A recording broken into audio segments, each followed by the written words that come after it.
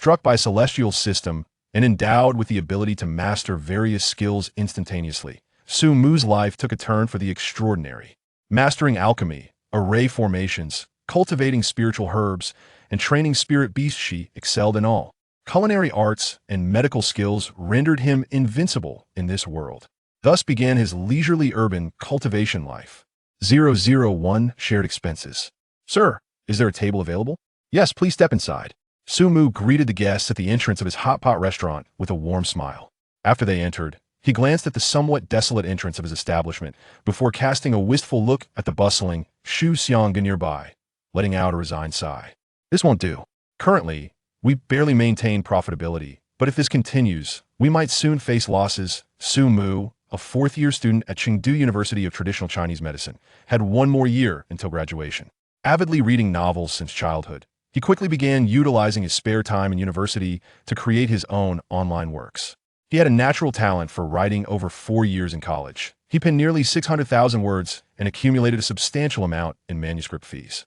In his senior year, he invested half of his earnings alongside a friend to open a hot pot restaurant named Four Seasons Hot Pot on a bustling commercial street adjacent to campus. An aspiring doctor who doesn't wish to be a writer is not a good chef. This saying might be a jest to others, but it aptly describes Su Mu. Balancing both writing and running a hot pot restaurant stemmed not only from passion, but also from necessity, given his current major in integrated Chinese and Western clinical medicine. This field is undeniably one of the most arduous and challenging among medical disciplines. When he first enrolled, he believed that studying both traditional and modern medicine would provide him with a competitive edge in the job market. However, upon delving deeper into the curriculum, he discovered it was far from his expectations. Integrated Chinese and Western medicine is one of the most demanding specialties. For instance, to study integrated Chinese and Western internal medicine, one must juggle 3 textbooks: integrated Chinese and Western internal medicine, Chinese internal medicine, and Western internal medicine. Some students became overwhelmed, truly losing their sanity in the process. Moreover, this specialty is one of the most challenging for employment. Even with fervent dedication to study, few institutions are willing to hire graduates. Many perceive students from this field as lacking depth. Su Mu heard numerous accounts from seniors in various disciplines facing similar situations. What is your major? Integrated Chinese and Western medicine?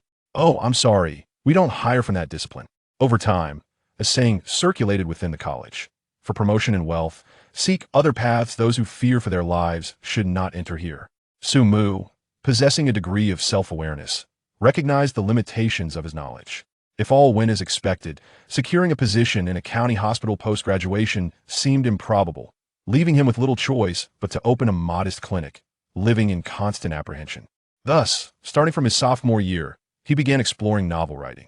However, the literary industry proved to be highly unstable, devoid of guarantees unless one achieved renown. It was hardly a sustainable endeavor. Hence, after saving enough, he opened his current hot pot restaurant.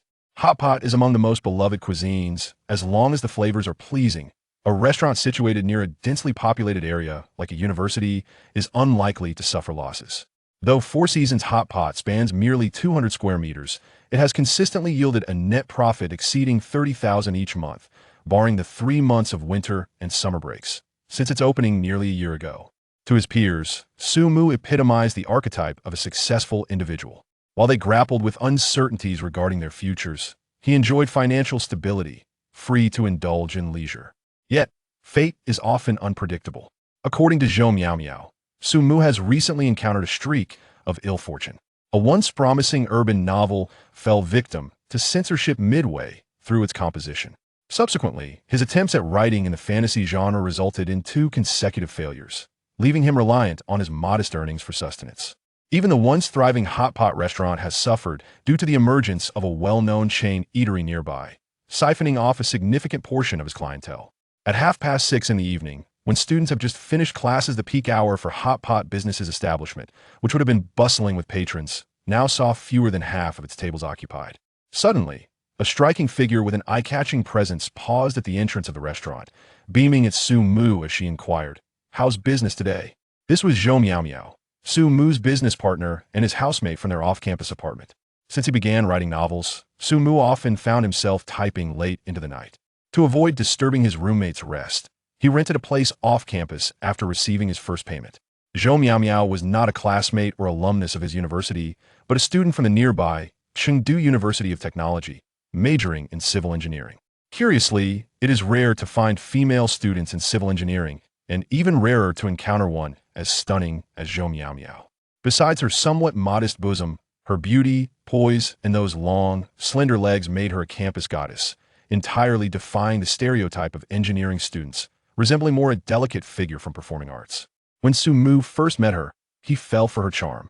She had claimed to be a student from the music academy, boasting a plethora of beautiful classmates.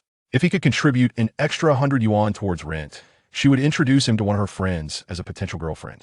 Su Mu, completely captivated by her beauty, naively succumbed to her ploy. Reflecting on this incident later brought him to tears. While she did introduce him to her classmates, he swore there were no beauties among them. Most were rather robust women, far from the enchantment he had hoped for. What else can I say? Same old story, Su Mu sighed. I told you our restaurant's name was unfit and affected our fortunes, but you didn't believe me. Why don't we consider changing the name to improve our luck? Zhou Miao suggested, standing at the door alongside Su Mu, greeting guests.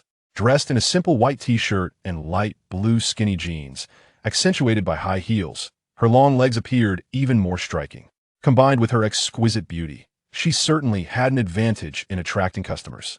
However, running a restaurant is not akin to running a massage parlor regardless of how lovely the proprietress may be. If the flavors and dishes fail to impress, it ultimately proves futile. Nonsense. Our business was thriving until Shuxianggu opened nearby, which is the real issue. Su Mu retorted, somewhat irritated. Zhou Miao seemed to have an affinity for superstition, dabbling in both Western astrology and Eastern feng shui with impressive skill, showcasing a talent for the mystical arts. Then how about we organize some activities, distribute coupons, or offer discounts? Zhou Miao proposed. That merely addresses the symptoms, not the root cause. While we might attract customers during promotions, what happens once they conclude? We return to square one, Su Mu countered, shaking his head in disapproval. After aimlessly chatting for a while without attracting any customers, Zhou Miao leaned in closer and whispered, "What if we visit Shuxianggu today to sample their offerings and discern what sets them apart from us?" Su Mu frowned at the suggestion, but ultimately gritted his teeth and agreed. Though it felt awkward to dine at a competitor's establishment, the necessity of understanding the opposition outweighed his reservations. Zhou Miao was no longer troubled upon seeing Su Mu's agreement. Her face radiated excitement and eagerness. She did not perceive dining at a competitor's establishment as disgraceful, rather. The prospect of indulging in culinary delights brought her immense joy, embodying the true essence of a food enthusiast. "We're still going Dutch," Zhou Miao added, a reminder of their financial arrangement. Having known each other for over 2 years, they had always maintained clear financial boundaries. After all, as business partners, even brothers must keep accounts clear. Although Zhou Miao had a somewhat materialistic demeanor and often took advantage of Su Mu, she was fundamentally a woman of principles. For instance, when dining out, she never permitted her gender to dictate that the gentleman should settle the bill. It was always a shared expense. The business at Shuxiang Pavilion was indeed thriving, even surpassing the peak of the Four Seasons Hot Pots monopoly. Upon their arrival, they found a queue of more than 10 tables waiting. This exemplified the advantages of franchised brands once established. They required little effort to attract patrons, thanks to their reputation and recognition. When Su Mu and Zhou Miao had contemplated opening their own establishment, they had considered affiliating with a recognized chain, yet the franchise fees for even moderately well-known brands were prohibitively high, leaving them with no choice but to learn from seasoned chefs and source quality hot pot bases from suppliers in the market. After nearly half an hour, their turn finally arrived. "The flavor is indeed superb, no wonder we can't compete," Zhou Miao remarked, furrowing her brows in contemplation before swiftly shifting her gaze to the pot, her eyes sparkling. "Let's eat first and discuss later." In no time, her plate was overflowing with food, and she called out, "Waiter, another serving of duck intestines and beef tripe." She was thoroughly enjoying herself, lost in the moment. Su Mu watched her with a mix of frustration and disbelief, thinking her lack of restraint was rather unbecoming. Nevertheless, he had to admit that the taste, service, and quality of dishes surpassed those of their own hot pot restaurant. Even with this understanding, the challenge of improving their own establishment remained painfully daunting. Is it truly necessary to close our doors for good? Su Mu pondered despondently. After nearly an hour of indulgence, Zhou Miao finally set down her chopsticks, declaring herself full, leaving Su Mu in disbelief at how her slender frame could consume so much. "I'll handle the bill. Just send me the WeChat red envelope later," Su Mu said, summoning the waiter to settle the account. To his surprise, Zhou Miao Miao suddenly exclaimed, "No need." In response to Su Mu's puzzled expression, Zhou Miao Miao calmly retrieved a 50% discount voucher from her bag and handed it to him, saying, "Here, use this to pay." Su Mu, bewildered, asked, "What is this?" "My meal payment, a 50% discount voucher. I received it when they opened and finally have a chance to use it. What a waste it would have been otherwise," she replied cheerfully. Su Mu's mouth twitched in disbelief. Was such a strategy even possible? 002, suddenly unleashing a golden finger. Holding the discount voucher, Su Mu could only sigh in resignation as he proceeded to settle the bill, preferring not to engage in a debate with her, having been taken advantage of by her on numerous occasions. "Goodbye." After settling the account, Zhou Miao Miao cheerfully bid Su Mu farewell, indicating she would not be returning home that night. Zhou Miao Miao was also a senior, but unlike Su Mu, whose major required 5 years, she would graduate this June. Recently, she had been busy submitting her thesis and preparing for her defense, so she typically returned to her dormitory to sleep at night. "Not goodbye," Su Mu replied irritably as they parted ways. After spending some time at his hot pot restaurant, Su Mu left around 9 o'clock when the establishment was nearing closing time. However, instead of returning to his rented apartment, he headed back to school. His recent novel had flopped, subscriptions were dismal, and after 2 months of struggle, he had hastily concluded it. Lately, Su Mu had been contemplating a new book but had not yet begun writing, allowing him the freedom to return to his dormitory without the need to type away at night. Returning to the dormitory at night, undisturbed by the need to write, was preferable to him. He was not yet a recluse who relished solitude. Having companions to chat, boast, or game with was far more enjoyable than being alone. Chengdu University of Traditional Chinese Medicine sprawled over more than 1,000 acres, boasting 3 athletic fields of first, second, and third. The first 2 fields were relatively close to the student dormitories, often bustling with activity. Basketball games, soccer matches, and joggers abounded. In contrast, the third athletic field was not only somewhat secluded, but also smaller in scale, making it difficult to spot anyone after dark except for couples on dates or solitary individuals. Su Mu approached the third athletic field, not for romance or solitude, but merely because it was on his way back to the dormitory from the commercial street. He lay back on the grass, gazing up at the starry sky, contemplating his new book. The business at the hot pot restaurant left him anxious, unable to devise a plan to turn things around. He hoped that with diligent effort in writing, he might escape his current predicament. "Perhaps I should abandon fantasy and return to urban themes," he mused. Initially, when he transitioned from urban stories to fantasy, many author friends warned him that the fantasy genre had become a realm for established writers, advising newcomers against it. Su Mu had dismissed their concerns, but after 2 consecutive flops, he began to understand their caution. Yet urban writing has its challenges. It's easy to encounter censorship, and many themes have been thoroughly explored. Reader preferences are increasingly difficult to satisfy. Genres like culinary narratives, medical dramas, and agricultural tales, which were once popular, have dwindled in readership. Su Mu felt a twinge of melancholy. Recently, live streaming narratives seem to be quite popular. Perhaps I should write a story about gaming live streams? My life with a beautiful female streamer could certainly qualify as realistic material. Zhou Miao Miao has taken advantage of me so many times. Surely she wouldn't mind me borrowing her character once? Let's make the protagonist an esports champion who returns to school, flaunting his skills and impressing the ladies, he thought. Indeed, besides being a university student, Zhou Miao Miao was also a contracted female streamer on a popular platform, streaming both gaming and outdoor content. This very reason was why she, like Su Mu, had to rent a place off campus as she couldn't stream from her dormitory. All right, in a couple of days, I'll start drafting the introduction. Unbeknownst to him, it was already 10 o'clock at night, and the once bustling campus had quieted down. The dormitory building would close at 11, so most students had already returned. As Su Mu prepared to leave the desolate third athletic field, he found himself entirely alone. Wow, a shooting star! Suddenly, he heard a girl's excited shout nearby. Instinctively, Su Mu looked up and indeed saw a streak of light, reminiscent of a shooting star, swiftly slicing through the dark sky. Quite beautiful. Make a wish, someone suggested. Su Mu chuckled and shook his head. Although he wrote novels and often delved into the fantastical, he was not a superstitious person. He dismissed the notion of making wishes on shooting stars, viewing them merely as scenic phenomena. However, As he continued to observe, a sense of unease washed over him.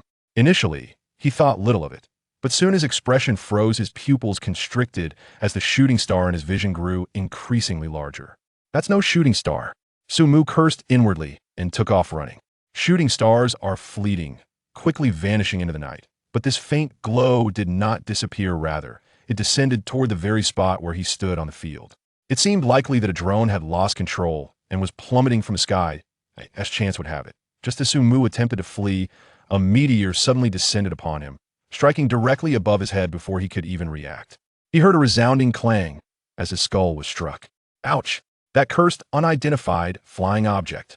He exclaimed, "Have I truly been plagued by misfortune lately?" Filled with indignation, Sumu promptly lost consciousness. His luck seemed utterly wretched, akin to getting food stuck in one's teeth while merely drinking cool water. Time passed how long? He could not tell until Sumu awakened. However, he was uncertain if he had truly regained consciousness. He stared blankly at the night sky, his expression frozen, his eyes devoid of clarity. Congratulations! You have obtained the exclusive inheritance of the Dragon Lord. A series of inexplicable red characters appeared in his mind, leaving Sumu bewildered. Beneath these characters was an interface reminiscent of a video game character's attributes, displaying a collection of perplexing information. Name: Sumu Cultivation, None Meditation Method. Purple Chi from the East level 0, Experience 0-100, Not Yet Commenced Cultivation Technique. Dragon and Tiger Power level 0, Experience 0-360, Not Yet Commenced. Affiliated Skills. Alchemy level 0, Experience 00, Upgrade available. Formation level 0, Experience 00, Upgrade available. Herbs level 1, Experience 00, Upgrade available. Spirit Beast level 1, Experience 00, Upgrade available. Gazing at the game-like interface that had manifested in his mind, Sumu pondered whether he was merely dreaming. It was absurd. It was utterly mundane. Thus, he resolved to perform a wake-up call, pinching his thigh forcefully to rouse himself from his slumber. He pinched quite hard. Suddenly, the sharp pain caused him to grimace and howl, springing upright from the ground. Yet the mental image remained ever present. The tangible sensation of pain accelerated Sumu's thought processes as he sought to comprehend the situation at hand. Firstly, it was clear he was not dreaming, he was undeniably awake. If it were a dream, he would not have felt such pain. Secondly, the interface in his mind was not a figment of his imagination, but a genuine phenomenon. Once Sumu managed to regain a semblance of calm, he discovered he could manipulate the interface with his thoughts, allowing it to vanish or reappear at will, truly resembling a character attribute screen from a video game. What on earth is happening? Sumu chuckled in disbelief. Had his head been concussed by that unidentified flying object, resulting in hallucinations? It hardly seemed plausible. With a surprisingly open mind, Sumu was not daunted by the unexpected interface. Rather, he found himself intrigued and began to explore its features. Given his familiarity with games, he was no stranger to character screens. This character interface is rather rudimentary and simplistic. The aesthetics are not worth mentioning, but the descriptions lack detail. A poor review indeed. Purple Chi from the East and Dragon and Tiger Power appear to be the primary techniques for enhancing cultivation and combat prowess. Yet, they are both at level 0, with experience also at 0, leaving me clueless on how to cultivate and what effects they impart. It is perplexing, yet intriguing. The various affiliated skills, however, seem quite fascinating. Their meanings are easily decipherable. Moreover, I wonder why there is no experience bar. It seems I can upgrade directly at this moment. Without further contemplation, Sumu opted to upgrade the affiliated skills. Ding! Congratulations! Alchemy has reached level 1. Ding! Congratulations! Formation has reached level 1. Ding! Congratulations! Herbs have reached level 1. Upon the successful upgrades of his affiliated skills, Sumu was suddenly taken aback. His hands instinctively cradled his head as an overwhelming influx of information surged into his mind. It felt akin to memorizing a text, yet the speed surpassed that of a normal person's comprehension by 1,000-fold, 1,000,000-fold, with each piece of information indelibly etched into Sumu's consciousness, impossible to forget. After a span of 3 minutes, the sensation of information overload gradually subsided. Yet, Sumu's astonishment lingered, leaving him in a state of profound contemplation. He began to grasp the magnitude of his circumstances. Is this the principle of from adversity comes prosperity? After enduring such misfortune, Have I suddenly awakened the legendary golden finger? Though it seems this golden finger is rather overwhelming. In the realm of cultivation, after upgrading the auxiliary skills, Su Mu's mind became inundated with a plethora of information. For instance, regarding medicinal herbs. Su Mu had previously studied both traditional and Western medicine for 4 years, granting him a fundamental understanding of various Chinese herbs. However, upon elevating the skill level to 1, his comprehension surged beyond 100-fold. He became acutely aware of the efficacy of each herb, the precise ratios for medicinal concoctions, and the ailments they could remedy. This newfound clarity was not only striking but also compelled Su Mu to trust the system. Now, his medical expertise escalated from that of an ordinary student from a second-tier university to that of a specialist. Even the esteemed researchers at schools or attending physicians at prestigious hospitals paled in comparison to Su Mu's prowess. After all, this knowledge of medicinal herbs was potent enough to facilitate transcendence. Even at level 1, it far surpassed the capabilities of ordinary practitioners in the mundane world. In addition to herbal knowledge, the realms of alchemy and formation techniques followed suit. Su Mu had never subscribed to the notions of the supernatural. Yet, with the upgrade of these skills, the foundational knowledge of the cultivation world became indelibly etched in his mind, as self-evident as the fact that 1 + 1 = 2. There was no doubt. If Su Mu had ample herbs at his disposal, he could concoct various level 1 elixirs. Should he possess the 5 elemental tools, he could establish formations imbued with supernatural power. It was astonishing, remarkably mystical, yet palpably real. Following the initial shock came an exhilaration and delight. As a web fiction author, he understood all too well what it meant to be bestowed with such a system. His life was primed for extraordinary enhancements, spiraling into an uncontainable ascent. With his current medical skills, he no longer had to fret over job prospects. Once he demonstrated his abilities, even the top-tier hospitals would be clamoring for him to join their ranks. Su Mu couldn't help but chuckle at the thought. No, he was now akin to a polymath. Not just a physician, he could excel in any profession. Calm down, calm down. Suppressing the exuberance akin to that of a sudden windfall, Su Mu continued to explore the system. Why had his auxiliary skills upgraded without any effort on his part? Moreover, even post-upgrade, the experience points for these skills remained at 0, with the subsequent upgrade option replaced by a prompt stating, "Please elevate the character's level to 1 before further upgrading." Slowly, Su Mu began to discern the reason behind this phenomenon. It was due to the grand inscription at the top of the character attribute interface. "Congratulations. You have received the exclusive inheritance of the Dragon Sovereign." The origin of this system and the reason for its sudden appearance remained elusive to Su Mu. However, one thing was certain. This system was the legacy of the Dragon Sovereign. It was unclear what motivated the Dragon Sovereign to impart his inheritance through such a unique method of enlightenment from afar. This mode of inheritance did not directly enhance Su Mu's cultivation. He would need to engage in diligent practice. Yet, all the auxiliary skills were bestowed upon him without the need for further learning. For instance, in alchemy, formations, and herbal knowledge, an ordinary individual devoid of cultivation could not possibly concoct high-level divine elixirs or establish formidable formations, regardless of their skill. Crossing even one level was considered commendable. Thus, the system imposed this limitation. Currently, with no cultivation, Su Mu could only elevate his auxiliary skills to level 1. Only after advancing his cultivation to level 1 could he further enhance his auxiliary skills to level 2.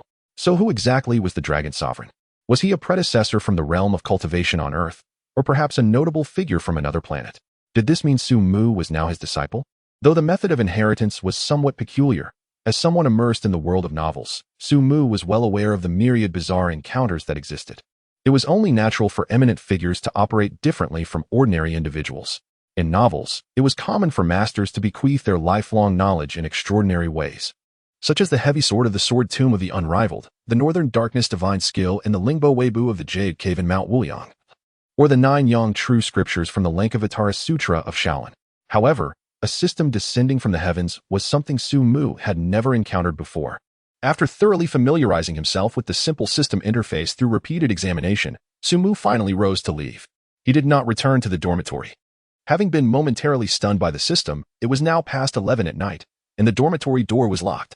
The dormitory manager, who recognized him, would likely open the door if he knocked, but he would be met with a lecture. Furthermore, having merely activated the auxiliary skills made Su Mu feel as though he had unlocked the door to a new world.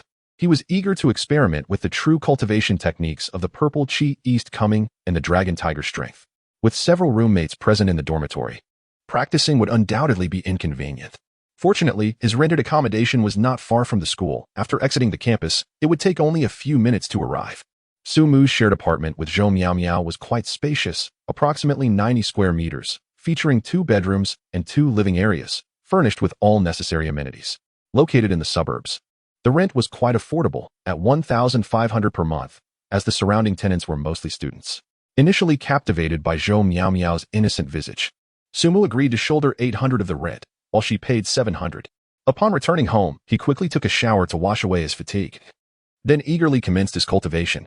The purple qi yeast coming was renowned throughout the cultivation realm as one of the most esteemed meditation techniques, with a high level of difficulty. For ordinary cultivators, it could take several months to even begin to grasp it. Yet for Su Mu, it was remarkably simple. He merely needed to concentrate and diligently follow the system's guidance. Breathing steadily, Su Mu closed his eyes, his expression serene. His initially excited emotions gradually settled into tranquility with each breath, and soon he sensed an indescribable energy. This seems different from what I imagined, Su Mu mused internally. In his understanding, the so-called qi cultivation involved absorbing the spiritual energy from the universe. Yet now, he discovered that following the method of the purple qi yeast coming, it was nearly impossible to absorb the so-called spiritual energy from the surroundings. The energy sensation emanated from his internal organs and various acupoints, manifesting as a thread of refined qi. As time passed, Su Mu's awareness of this energy remained somewhat nebulous, until the darkness began to fade, and the sky gradually brightened, revealing the first light of dawn in the east. Boom! As if drawn by some unseen force, when the morning light first touched Su Mu, a wisp of purple energy suddenly emerged from the universe. Instantly, the operation of the purple qi yeast coming accelerated, absorbing a strand of the nascent purple energy brought forth by the rising sun into his body, and his face was suffused with a violet hue. I've captured it, Su Mu exclaimed with delight. After meditating all night and merely sensing the elusive energy, he finally seized it and firmly controlled it, allowing it to flow through his meridians. Purple qi yeast coming, 1100, experience points 1. Was this akin to the legendary foundation establishment, cleansing the essence and refining the marrow? As long as I can capture this energy, it signifies my ability to cultivate qi, allowing me to transcend the mundane and step into the world of cultivators. Following this, would I not find myself cloaked in filth, exuding a foul odor, necessitating an immediate cleansing? This was how it was depicted in novels, after all. Upon their initial encounter with cultivation, ordinary individuals would expel impurities from their bodies, significantly enhancing their physical qualities and transforming into superhumans in an instant. Su Mu thought happily. However, before he could revel in his newfound joy, the harsh reality struck him, causing his expression to change dramatically as he painfully opened his eyes. The impurities within him had not been expelled, nor did he emit any foul odor. Instead, his stomach growled incessantly, as if he had been starved for 3 days and nights, with not a crumb remaining in his digestive system. The hunger Su Mu felt could no longer be simply described as mere emptiness. He imagined he could consume an entire cow. Astonishingly, it was not at all as he had envisioned. Could it be that he had embarked upon a false path of cultivation? Clutching his distended belly with both hands, Su Mu hurriedly leapt out of bed and dashed toward the kitchen. He needed to find something to satiate his hunger, lest he perish from starvation before reaping any rewards from his training. He prepared a pack of frozen dumplings filled with celery and pork, enough for 2, and devoured them ravenously, finishing them effortlessly. Yet, even after consuming this substantial portion, his stomach continued to grumble, still devoid of the satisfaction of fullness. Without pause, he boiled the remaining half-bundle of noodles, seasoning them with various condiments and topping them with leftover stir-fried pork from the previous day. He cleared the bowl, even drinking the broth, yet he remained unsated. Upon discovering a bowl of leftover rice in the refrigerator, he hastily scrambled an egg, chopped some scallions, and made himself a dish of fried rice. Although he still did not feel completely full after consuming a generous bowl of fried rice, the frantic sensation of ravenous hunger had subsided. What on earth was happening? Su Mu surveyed the remnants of his meal and pondered the abnormal hunger he had experienced, still feeling a sense of dread. Had he not acted quickly to eat, he might well have starved to death. It seemed that the path of cultivation was fraught with peril, akin to the risks of investing in stocks. One must proceed with caution. Taking a deep breath to calm his racing heart, Su Mu began to assess his physical condition, wondering if there were any other side effects aside from his insatiable hunger. After a while, he realized that apart from this hunger, he felt no other abnormalities. Furrowing his brow, he noted that, rather than experiencing any negative effects, the energy generated during his cultivation continued to circulate within his meridians, augmenting his veins, bones, muscles, and organs. My strength appears to have significantly increased, Sumu thought, clenching his fists and feeling the newfound power coursing through him. He then leapt lightly and found himself effortlessly brushing the ceiling with his fingertips. Had his jumping ability truly improved so drastically? Sumu's eyes widened in astonishment. Though he occasionally engaged in sports, such as basketball, he stood at just 175 meters tall with a rather average jump, barely able to touch the rim with all his effort. Now, however, dunking seemed like a trivial feat. Had his physical constitution truly undergone such a remarkable enhancement? The unexpected delight left Sumu momentarily bewildered, initially fearing he had merely cultivated a false path. He was astonished to find that, despite the unforeseen circumstances, the anticipated effects had indeed manifested. It was worth noting that Sumu had only trained for a single night, and he had barely scratched the surface of the purple chi eastward flow technique. If he were to accumulate the full 100 points of experience, what monumental transformations might await him? Surely he would transcend mortal limitations and enter the realm of the extraordinary. Wait a moment, I believe I have stumbled upon something significant. Sumu's eyes gleamed with realization. After a night of cultivation, he had gained 1 experience point. To elevate the purple chi eastward flow technique to level 2, he would require 100 experience points, which implied a timeline of 100 days. Could this be the legendary foundation-setting period of 100 days? In theory, it was plausible that Sumu could complete the foundation and elevate his character level to 1 within 100 days. However, the reality proved to be less straightforward. Having exhausted the vital essence he had accumulated over 2 decades during a single night of cultivation, he now found himself in a weakened state. Thus, he could not continue his training for the next few days. If he attempted to resume cultivation without replenishing his energy, it would surely lead to his demise. Was this perhaps the energy conservation law of the cultivation realm? Sumu's body had strengthened, yet at the cost of depleting all the vital essence he had built up over the years. This was also why, despite receiving the inheritance of the Dragon Master and being able to upgrade various ancillary skills directly, his cultivation required personal effort. No one could assist him in that regard. If he could gather the necessary herbs to refine a few vitality pills, he could resolve his current predicament. Sumu, well-versed in herbs and alchemy, knew precisely how to remedy his weakness. Unfortunately, without the necessary ingredients, he was powerless to concoct the pills.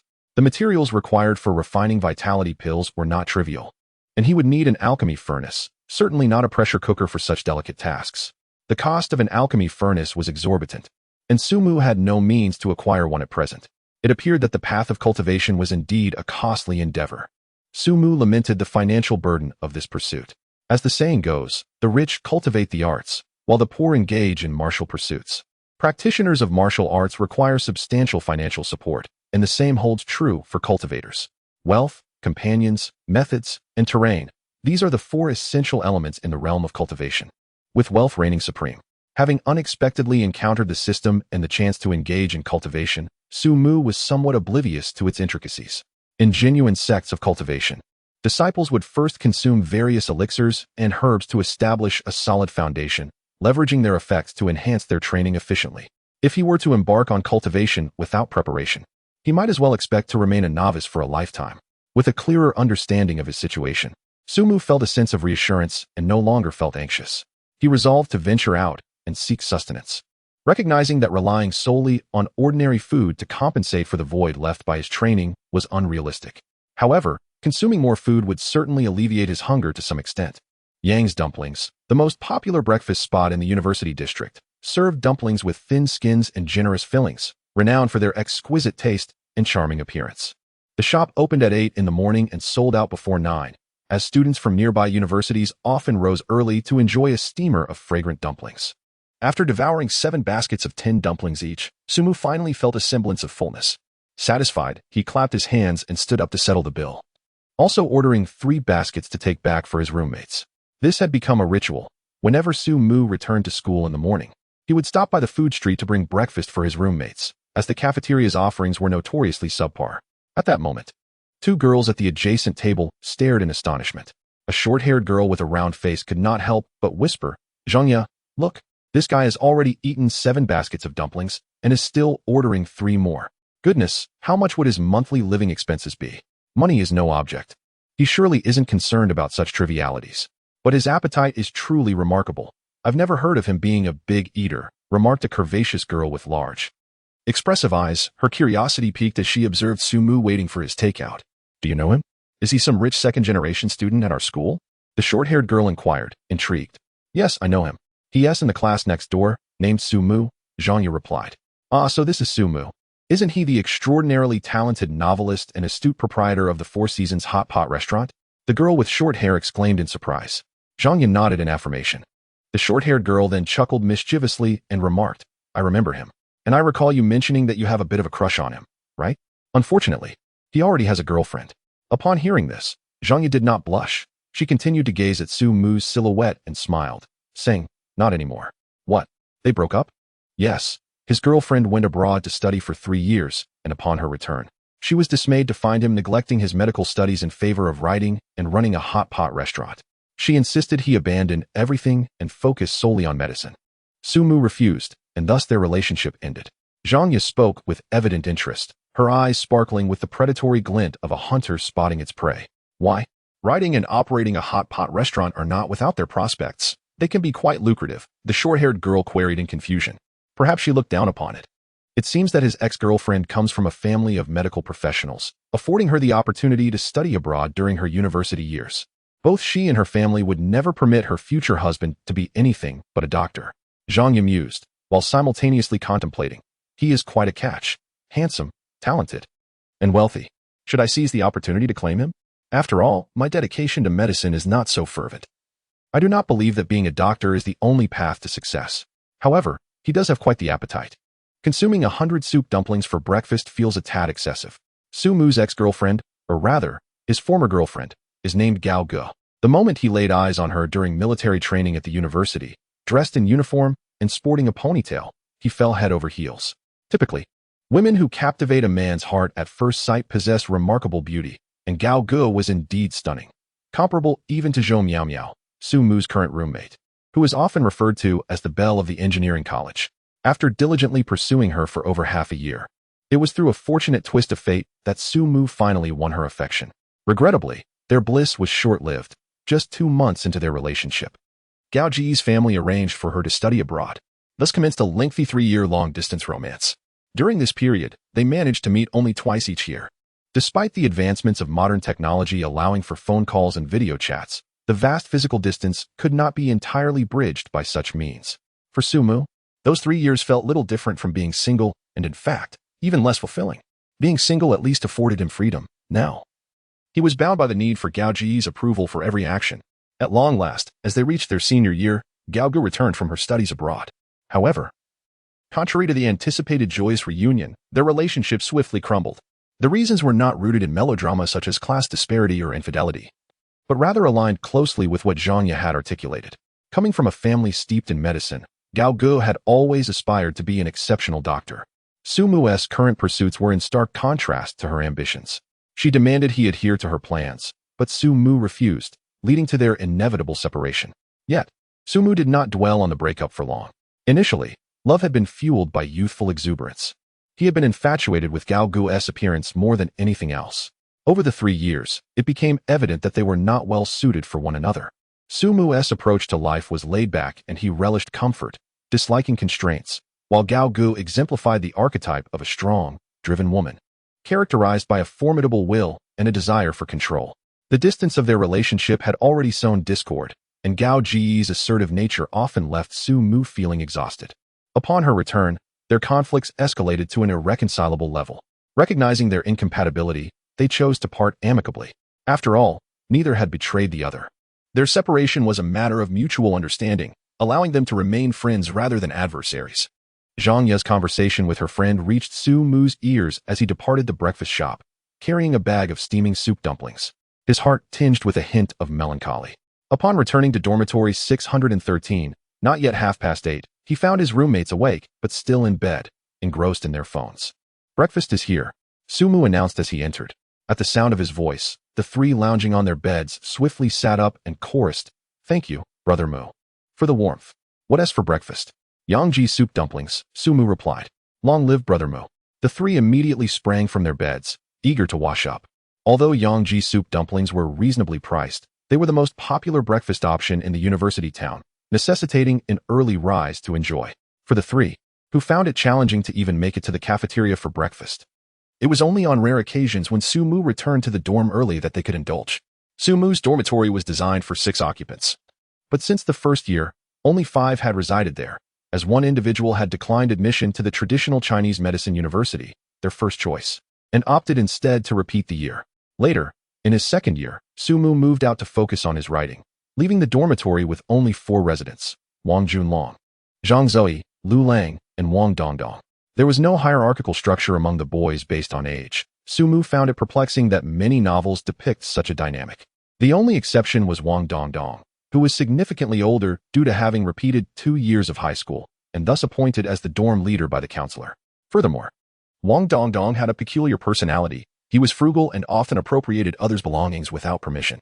Most notably, he had a troubling aversion to cleanliness, often going weeks without bathing in winter and several days in summer, leading to a stench that rendered the dormitory uninhabitable whenever he wore slippers.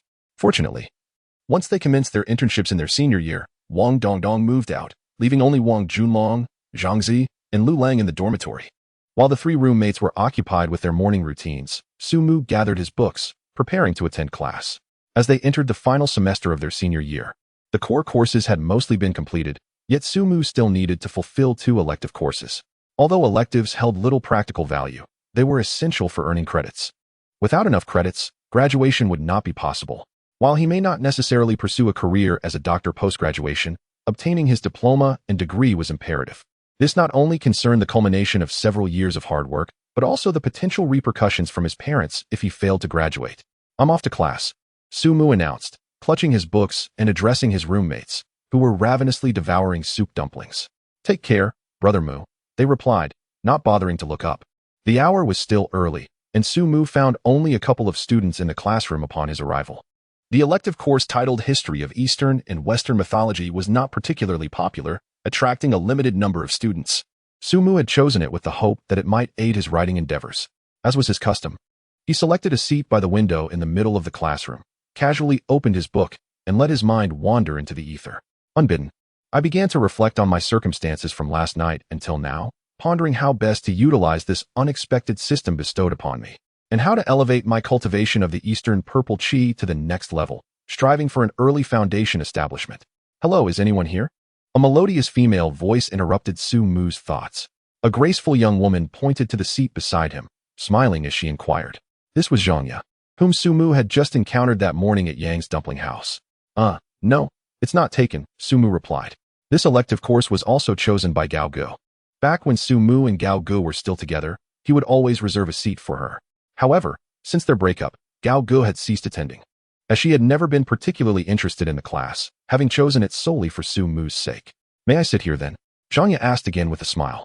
"No," Su-mu was about to respond when a cool voice from behind interjected on his behalf. Zhangya frowned, slightly displeased, and turned to see who had dared to disrupt her plans. Upon recognizing the newcomer, her expression shifted to one of awkwardness, and she forced a smile and nod before promptly seeking another spot. The newcomer was none other than Su-mu's ex-girlfriend, the renowned beauty of their year, Gao Gu. Although they had parted ways, they were still familiar with one another. As a stranger, Zhangya could hardly compete with Gao Gu for a seat. "It appears fate has eluded me," Zhangya thought, pouting inwardly. "Why are you here?" Su-mu asked Gao Gu, somewhat surprised. "I also enrolled in this course. Why shouldn't I attend?" Gao Gu replied with indifference. Her expression remained as cold and enchanting as ever, seemingly perpetually devoid of a smile, earning her the moniker of Ice Mountain Goddess among her peers. After settling into her seat, she glanced at Su-mu and asked, "What? Am I interrupting something important?" Su-mu waved his hand dismissively, saying, "I hardly know her, all right?" Not wishing to dwell on this topic, he pivoted the conversation, stating, "You must have come to discuss something today, right?" Gao Gu looked taken aback. "How did you know?" "I know you too well," Su-mu replied with a hint of annoyance. After 3 years together, he was well aware of Gao Ji's character. Cold and elite, she despised wasting time on trivial matters. And now she was interning at a prestigious hospital, her schedule packed with responsibilities. There was no way she would have the leisure to attend a course deemed unworthy of her time. After all, her grandfather had once been the vice president of Rongqing University of Traditional Chinese Medicine, and she had connections with half of the school's leadership. So she needn't worry about failing a course. "Humph," Gao Gu scoffed, turning her head to ask, "What have you been busy with lately?" "What else?" "The hot pot restaurant and writing," Su-mu replied. Gao Gu frowned at this, displeased. Are you really not planning to find an internship at a hospital? After 4 years of studying medicine, are you actually considering letting it all go to waste after graduation? Sumu raised a hand for a pause, exasperated. If you came here to discuss this, there's really no need for further conversation. We've talked this to death already. You understand my stance, right? Galgo pouted. That was in the past. Things are different now. Sumu chuckled in disbelief. What is different now? Just because we broke up? You think you have more right to dictate my choices? Galgo glared, her irritation evident. Do you think I want to dictate you? If it weren't for our past, I wouldn't care. After a moment's silence, she continued coldly. I found you an internship at the traditional Chinese medicine department of our university's affiliated hospital. You can report next week. Sumu raised an eyebrow in surprise. The affiliated hospital of Rongqing University of Traditional Chinese Medicine, also known as the Provincial TCM Hospital, was not just any hospital. It was a genuine Tier 3 hospital. Although it might not match the prestigious Shushi Hospital where Gao Gu was interning, it ranked among the top 5 in Rongqing. Even the academic elites would find it difficult to secure an internship there, typically reserved for graduate students. As for Su Mu, whose grades were average, such an opportunity seemed out of reach. Of course, with the system he had acquired, his skills in herbal medicine and alchemy had already reached level 1, making it easy for him to enter any hospital. However, others were unaware of Su Mu's current capabilities. Thus, Gao Gu's assistance in securing this position, regardless of her impressive lineage, surely required considerable effort. Thank you. Su Mu's tone softened somewhat, but really, I don't need it. I don't have plans for that right now. I barely have time to cultivate. Being a doctor is no small hardship, especially for an intern, effectively devoid of rights. Why not? Gao Gu nearly shouted, barely managing to restrain her emotions. Su Mu, don't be stubborn, and you needn't feel embarrassed. I'm not being stubborn or embarrassed. I genuinely have no intention of pursuing this. I have other matters to attend to, Su Mu replied helplessly. What else could you be busy with? I could overlook your stubbornness before, but now? Don't think I'm unaware. Your hot pot restaurant is struggling, scarcely any customers, and you might soon have to close. And your books? Haven't the last 2 performed poorly? If you don't stop these frivolous pursuits, what will you do in the future? If you miss this opportunity, don't even think about entering the provincial TCM hospital. Getting into the county hospital back home will be tough. Gao Gu spoke rapidly, unflinchingly exposing Su Mu's situation with a hint of disdain. She was forthright in her speech, expressing her thoughts without sparing a thought for others' feelings. Su Mu had initially assumed Gao Gu was acting out of concern, but her words provoked him. What man could tolerate being looked down upon, especially by an ex? Who says my hot pot restaurant is going to close? This is just a temporary slump. I'll soon be back on my feet, Su Mu declared, still being stubborn. Your hot pot restaurant could never compete with brand chains. Gao Gu retorted coldly. If I say I can, then I can. Su Mu asserted earnestly. It was not uncommon for doctors to switch to culinary arts. Indeed, many traditional Chinese medicine practitioners possess exceptional culinary skills. In fact, it was not rare for frontline attending physicians to resign and become chefs, just like Shang Xiangyin, the author of Tang Yi Jing, who was an outstanding chef. Understanding the properties of each herb and how to combine them is akin to the skills of a chef. Given Su Mu's current knowledge of various foods, enhancing the flavor of his hot pot would not be a challenge. And stop looking at me through colored glasses. Who says I can't enter a hospital? It's simply that I choose not to. If I wanted to, not only could I secure a position at our university's affiliated hospital, but I could easily get into Shushi Hospital too, Su Mu proclaimed with pride. Gao Gu looked at Su Mu with a mixture of pity and frustration, indignantly asking, what makes you so confident? Su Mu's lips twitched. He truly wished for this proud woman to realize just how remarkable the man she had overlooked had become. You'll see soon enough whether I speak the truth. In the end, Su Mu could only leave her with that statement. He was determined to manage his hot pot restaurant well, making her regret her words today. Su Mu, you've disappointed me greatly. I offered my help, yet you are so foolish. I hope you don't end up regretting this in the future. Gao Gu looked at Su Mu with a heavy heart, and after speaking, she left the classroom in a huff, neglecting her lessons. Feeling like a useless piece of mud that couldn't be propped up, Su Mu was both frustrated and helpless. Why couldn't they just believe in him? A few minutes later, Su Mu received a message from Gao Gu. The hot pot restaurant cannot continue. Remember to call me. You missed your chance at the affiliated hospital of the Traditional Chinese Medicine University.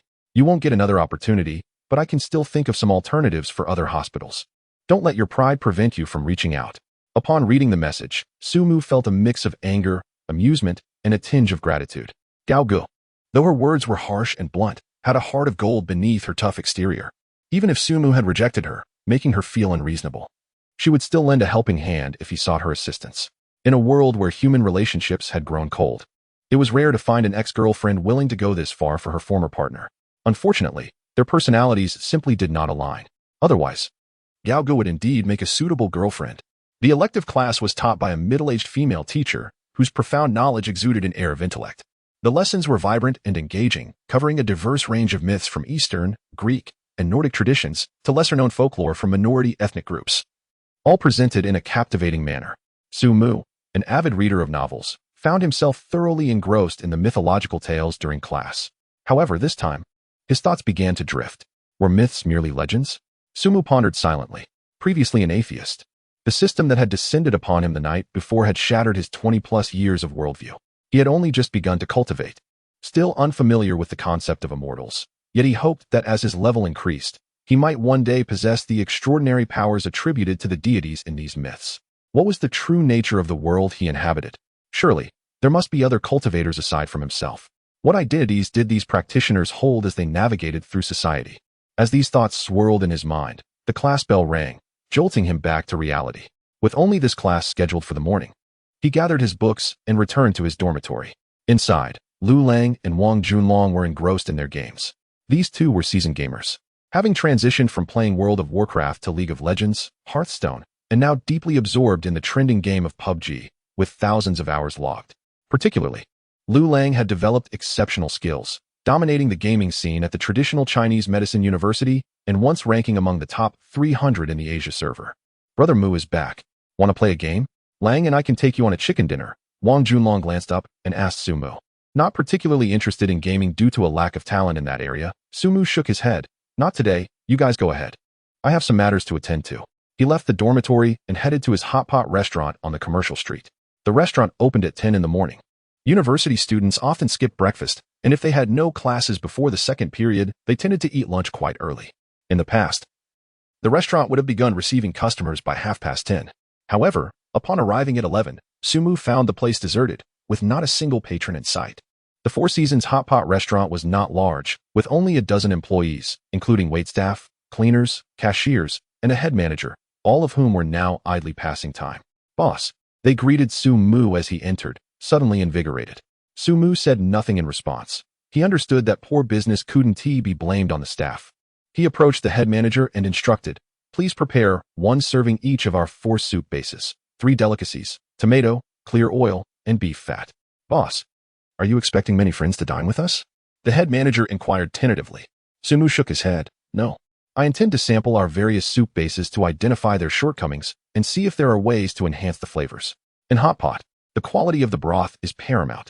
While the side dishes and dipping sauces are also important, they pale in comparison to the significance of the broth. Moreover, side dishes and sauces can be easily adjusted. A glance at other successful hot pot restaurants can provide ample insights. However, the broth is a secret formula that cannot be replicated. For instance, the nearby Shuxiang Yuan chain had superior flavors primarily due to their exceptional broth. All right then, the head manager replied, perplexed by Su Mu's intentions. Clearly skeptical that sampling the flavors would yield any improvement ideas. Could one really conceive of improvements simply by tasting? Was he a culinary deity? Su Mu was not a culinary deity, but as the owner, his words were to be respected, and the head manager complied dutifully. Soon, the various broth bases were presented, arranged neatly across 4 tables, each adorned with an array of vegetables and meats. Feeling hungry, Su Mu, who had only managed a meager breakfast, found his stomach grumbling after just 3 hours. Thus, in the astonished gaze of the staff, he began voraciously devouring from the first pot of spicy beef fat. After cultivating, he had indeed become a true glutton. The flavors were undeniably lacking. The peppercorns in the spicy beef broth were evidently insufficient, while cinnamon and sugar were overused. The proportions of ginger, scallions, and garlic in the 3 delicacies broth were dreadful, and the salt was slightly excessive. The tomato broth was a complete failure. With so many flaws, it was no wonder that it was the least ordered option among patrons. Of course, the side dishes were also subpar. As he criticized and consumed, Su Mu quickly polished off 5 portions of food, finally feeling satiated. Simultaneously, he analyzed each broth base, identifying their weaknesses and contemplating potential improvements. The solutions were not complex. Minor adjustments in the ingredient ratios and better heat control during preparation could easily elevate the flavors to surpass even the Shuxiang Yuan chain. However, a sudden idea crossed Su Mu's mind. He didn't want to settle for mere improvements, since he had acquired such a significant advantage. Aiming to surpass a small chain next door felt too unambitious. If he was to make improvements, they must be exceptional and stand out to truly warrant his remarkable advantage. Medicinal hot pot. Although Su Mu possessed an extraordinary palate, his true expertise lay in herbs and alchemy, a domain where few could rival him in the mundane world. Thus, if he were to create a medicinal hot pot, he could guarantee not only exquisite flavors that would leave diners enchanted, but also provide significant health benefits, potentially eliminating various latent ailments. With such a concept, the Four Seasons hot pot restaurant would undoubtedly thrive. He resolved to visit a herbal shop later to procure some herbs to experiment with in the broth, while also checking if he could gather the necessary materials for concocting the Peiyuan Dan. Su Mu silently praised his own ingenuity. The restaurant must flourish. Yet cultivation could not be neglected. Without the support of elixirs, the pace of his cultivation would be far too slow. Su Mu, did you consume all of this by yourself? What prompted such a binge? Are you all right? At that moment, Zhou Miao Miao walked into the restaurant. Her eyes widening in disbelief at the chaos across the four tables. Concern etched across her face as she looked at Su Mu, akin to a caretaker worrying over a child with special needs. 008 Dan Fong, I find myself feeling somewhat hungry, Su Mu sheepishly admitted. Consuming 4 hot pots alone, equivalent to the appetite of 6 or 7 adults, is indeed rather exaggerated. You say you're just a bit hungry? It seems as though you've been starved for 3 days and nights. Zhou Miao Miao exclaimed, her eyes wide in disbelief. Even the hungriest person wouldn't eat this much. An ordinary person would be stuffed to the brim. Realizing the gravity of the situation, Zhou Miao Miao ceased her jesting. Her expression now laced with concern as she gazed at Su Mu. Honestly, I feel something is off with you. Are you certain there is nothing wrong? Perhaps we should visit a hospital for a checkup? After all, I'm studying medicine and would certainly know if there was an issue with your health. Su Mu scratched his head and reassured her, don't worry, eating a lot is not an illness. While my appetite may seem excessive to ordinary people, it pales in comparison to true appetite champions. Isn't there a competitive eater in the live streaming community who can consume 8 pounds of plain rice without any accompaniments? But the crucial point is, you are not an appetite champion. You are merely an ordinary person. Zhou Miao Miao retorted. Actually, I am also an appetite champion. I just refrained from showcasing it in your presence for the sake of maintaining my image. You'll have to get used to it, as I no longer intend to hide it. Su Mu said with utmost seriousness. Are you truly all right? You aren't suffering from the fallout of a heartbreak, are you? Zhou Miao Miao remained unconvinced. Su Mu reflected on the fact that today's karaoke had indeed hit him hard, but he swiftly changed the subject, saying, let me tell you, I dined at Shu Xiang Yuan yesterday and realized that our hot pot flavor significantly lags behind theirs. We must find a way to improve, otherwise, our business will never thrive. Zhou Miao Miao, sometimes whimsical and at other times a bit scatterbrained, was easily diverted and soon forgot her previous concerns. She pouted, I know that, but what can we do? Our current hot pot base is the result of countless efforts and travels. It's nearly impossible to find a better recipe. Unless we, like Shu Xiang Yuan, join a brand franchise. Su Mu shook his head. No, after carefully tasting 4 kinds of hot pot flavors today, I believe there is room for improvement. Zhou Miao Miao inquired. How can we improve? Su Mu shared his thoughts. Have you heard of medicinal hot pot? Zhou Miao Miao shook her head, indicating she had not. Su Mu elaborated. Medicinal hot pot is a novel concept that has emerged in recent years, featuring unique characteristics. It incorporates herbs into the ingredients, harmonizing the fiery with the nourishing, inducing sweating post-consumption, and balancing the internal organs. It boosts energy and vitality while nourishing the blood and dispelling heat, creating a harmonious effect. There are far too many ordinary hot pot restaurants everywhere. Creating a signature hot pot would stand out. I am confident that we could easily surpass Shu Xiang Yuan. Zhou Miao Miao quickly interjected, somewhat annoyed. A signature hot pot is indeed a great path, but regardless of how unique it is, if the flavor is poor, it will be futile. Our regular hot pot doesn't even match Shu Xiang Yuan's taste. Adding random herbs will only result in an unrecognizable flavor, and our restaurant will truly face closure. Indeed, incorporating herbs into hot pot seems rather peculiar. Most people would likely shy away upon hearing about it, never even considering a taste. We can gradually experiment. I study traditional Chinese medicine and am well versed in the properties of various herbs. We could explore the recipe. Who knows what unexpected effects might arise? Su Mu humbly stated. However, his humility appeared as nonsense to Zhou Miao Miao, who delivered an unrelenting critique. Su Mu, I truly believe something is amiss with your mind. How can you entertain such fanciful ideas? Just refrain from such antics. If our business doesn't improve soon, we should consider joining a franchise. Elevating the flavor of our hot pot is of utmost importance. Her blatant disdain and disbelief were palpable. Sumu thought to himself, why do all these women share the same mindset? They don't believe a word of truth I say. Once I successfully create the recipe for the medicinal hot pot base, we shall see how they react.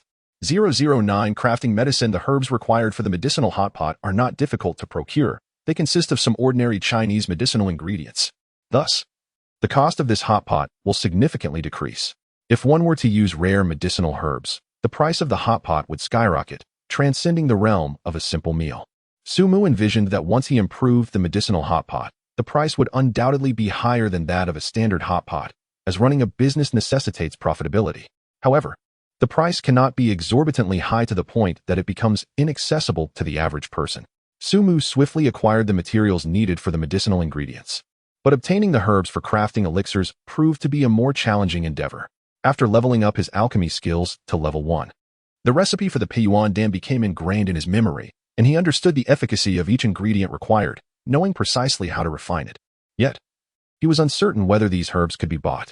A total of 32 ingredients are needed to concoct the Peiyuan Dan. Some are fairly common medicinal herbs like licorice, angelica, astragalus, and red peony, which are relatively inexpensive.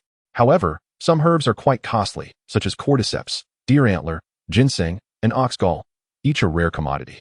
Moreover, the recipe has stringent requirements for these precious medicinal herbs. For instance, the ginseng must be wild mountain ginseng, as cultivated varieties are unacceptable, and it must have a certain age. Sumu inquired about the prices at the pharmacy. Generally, wild mountain ginseng over 30 years old is priced in the hundreds of thousands. As for the legendary ginseng over 100 years old, those are auctioned at prices reaching millions. Reflecting on this, Sumu felt a pang in his heart. Roughly estimating, even with the lowest budget, refining a single batch of Peiyuan Dan would cost at least 100,000. Given that one batch yields 5 pills, that is sufficient for 5 attempts at cultivation. In other words, to complete the foundational cultivation within 100 days, Sumu would need to refine the elixir 20 times, requiring around 2 million yuan. After visiting 3 traditional Chinese medicine shops, Sumu finally gathered all the materials necessary for refining the Peiyuan Dan. Upon seeing the meager balance remaining in his bank account, he couldn't help but sigh. No wonder it said that money can make the world go round. Even cultivating immortality requires financial resources. Without money, one cannot even embark on the path of cultivation. The earnings he accumulated over the past 6 months from the hot pot restaurant had nearly been spent in one fell swoop.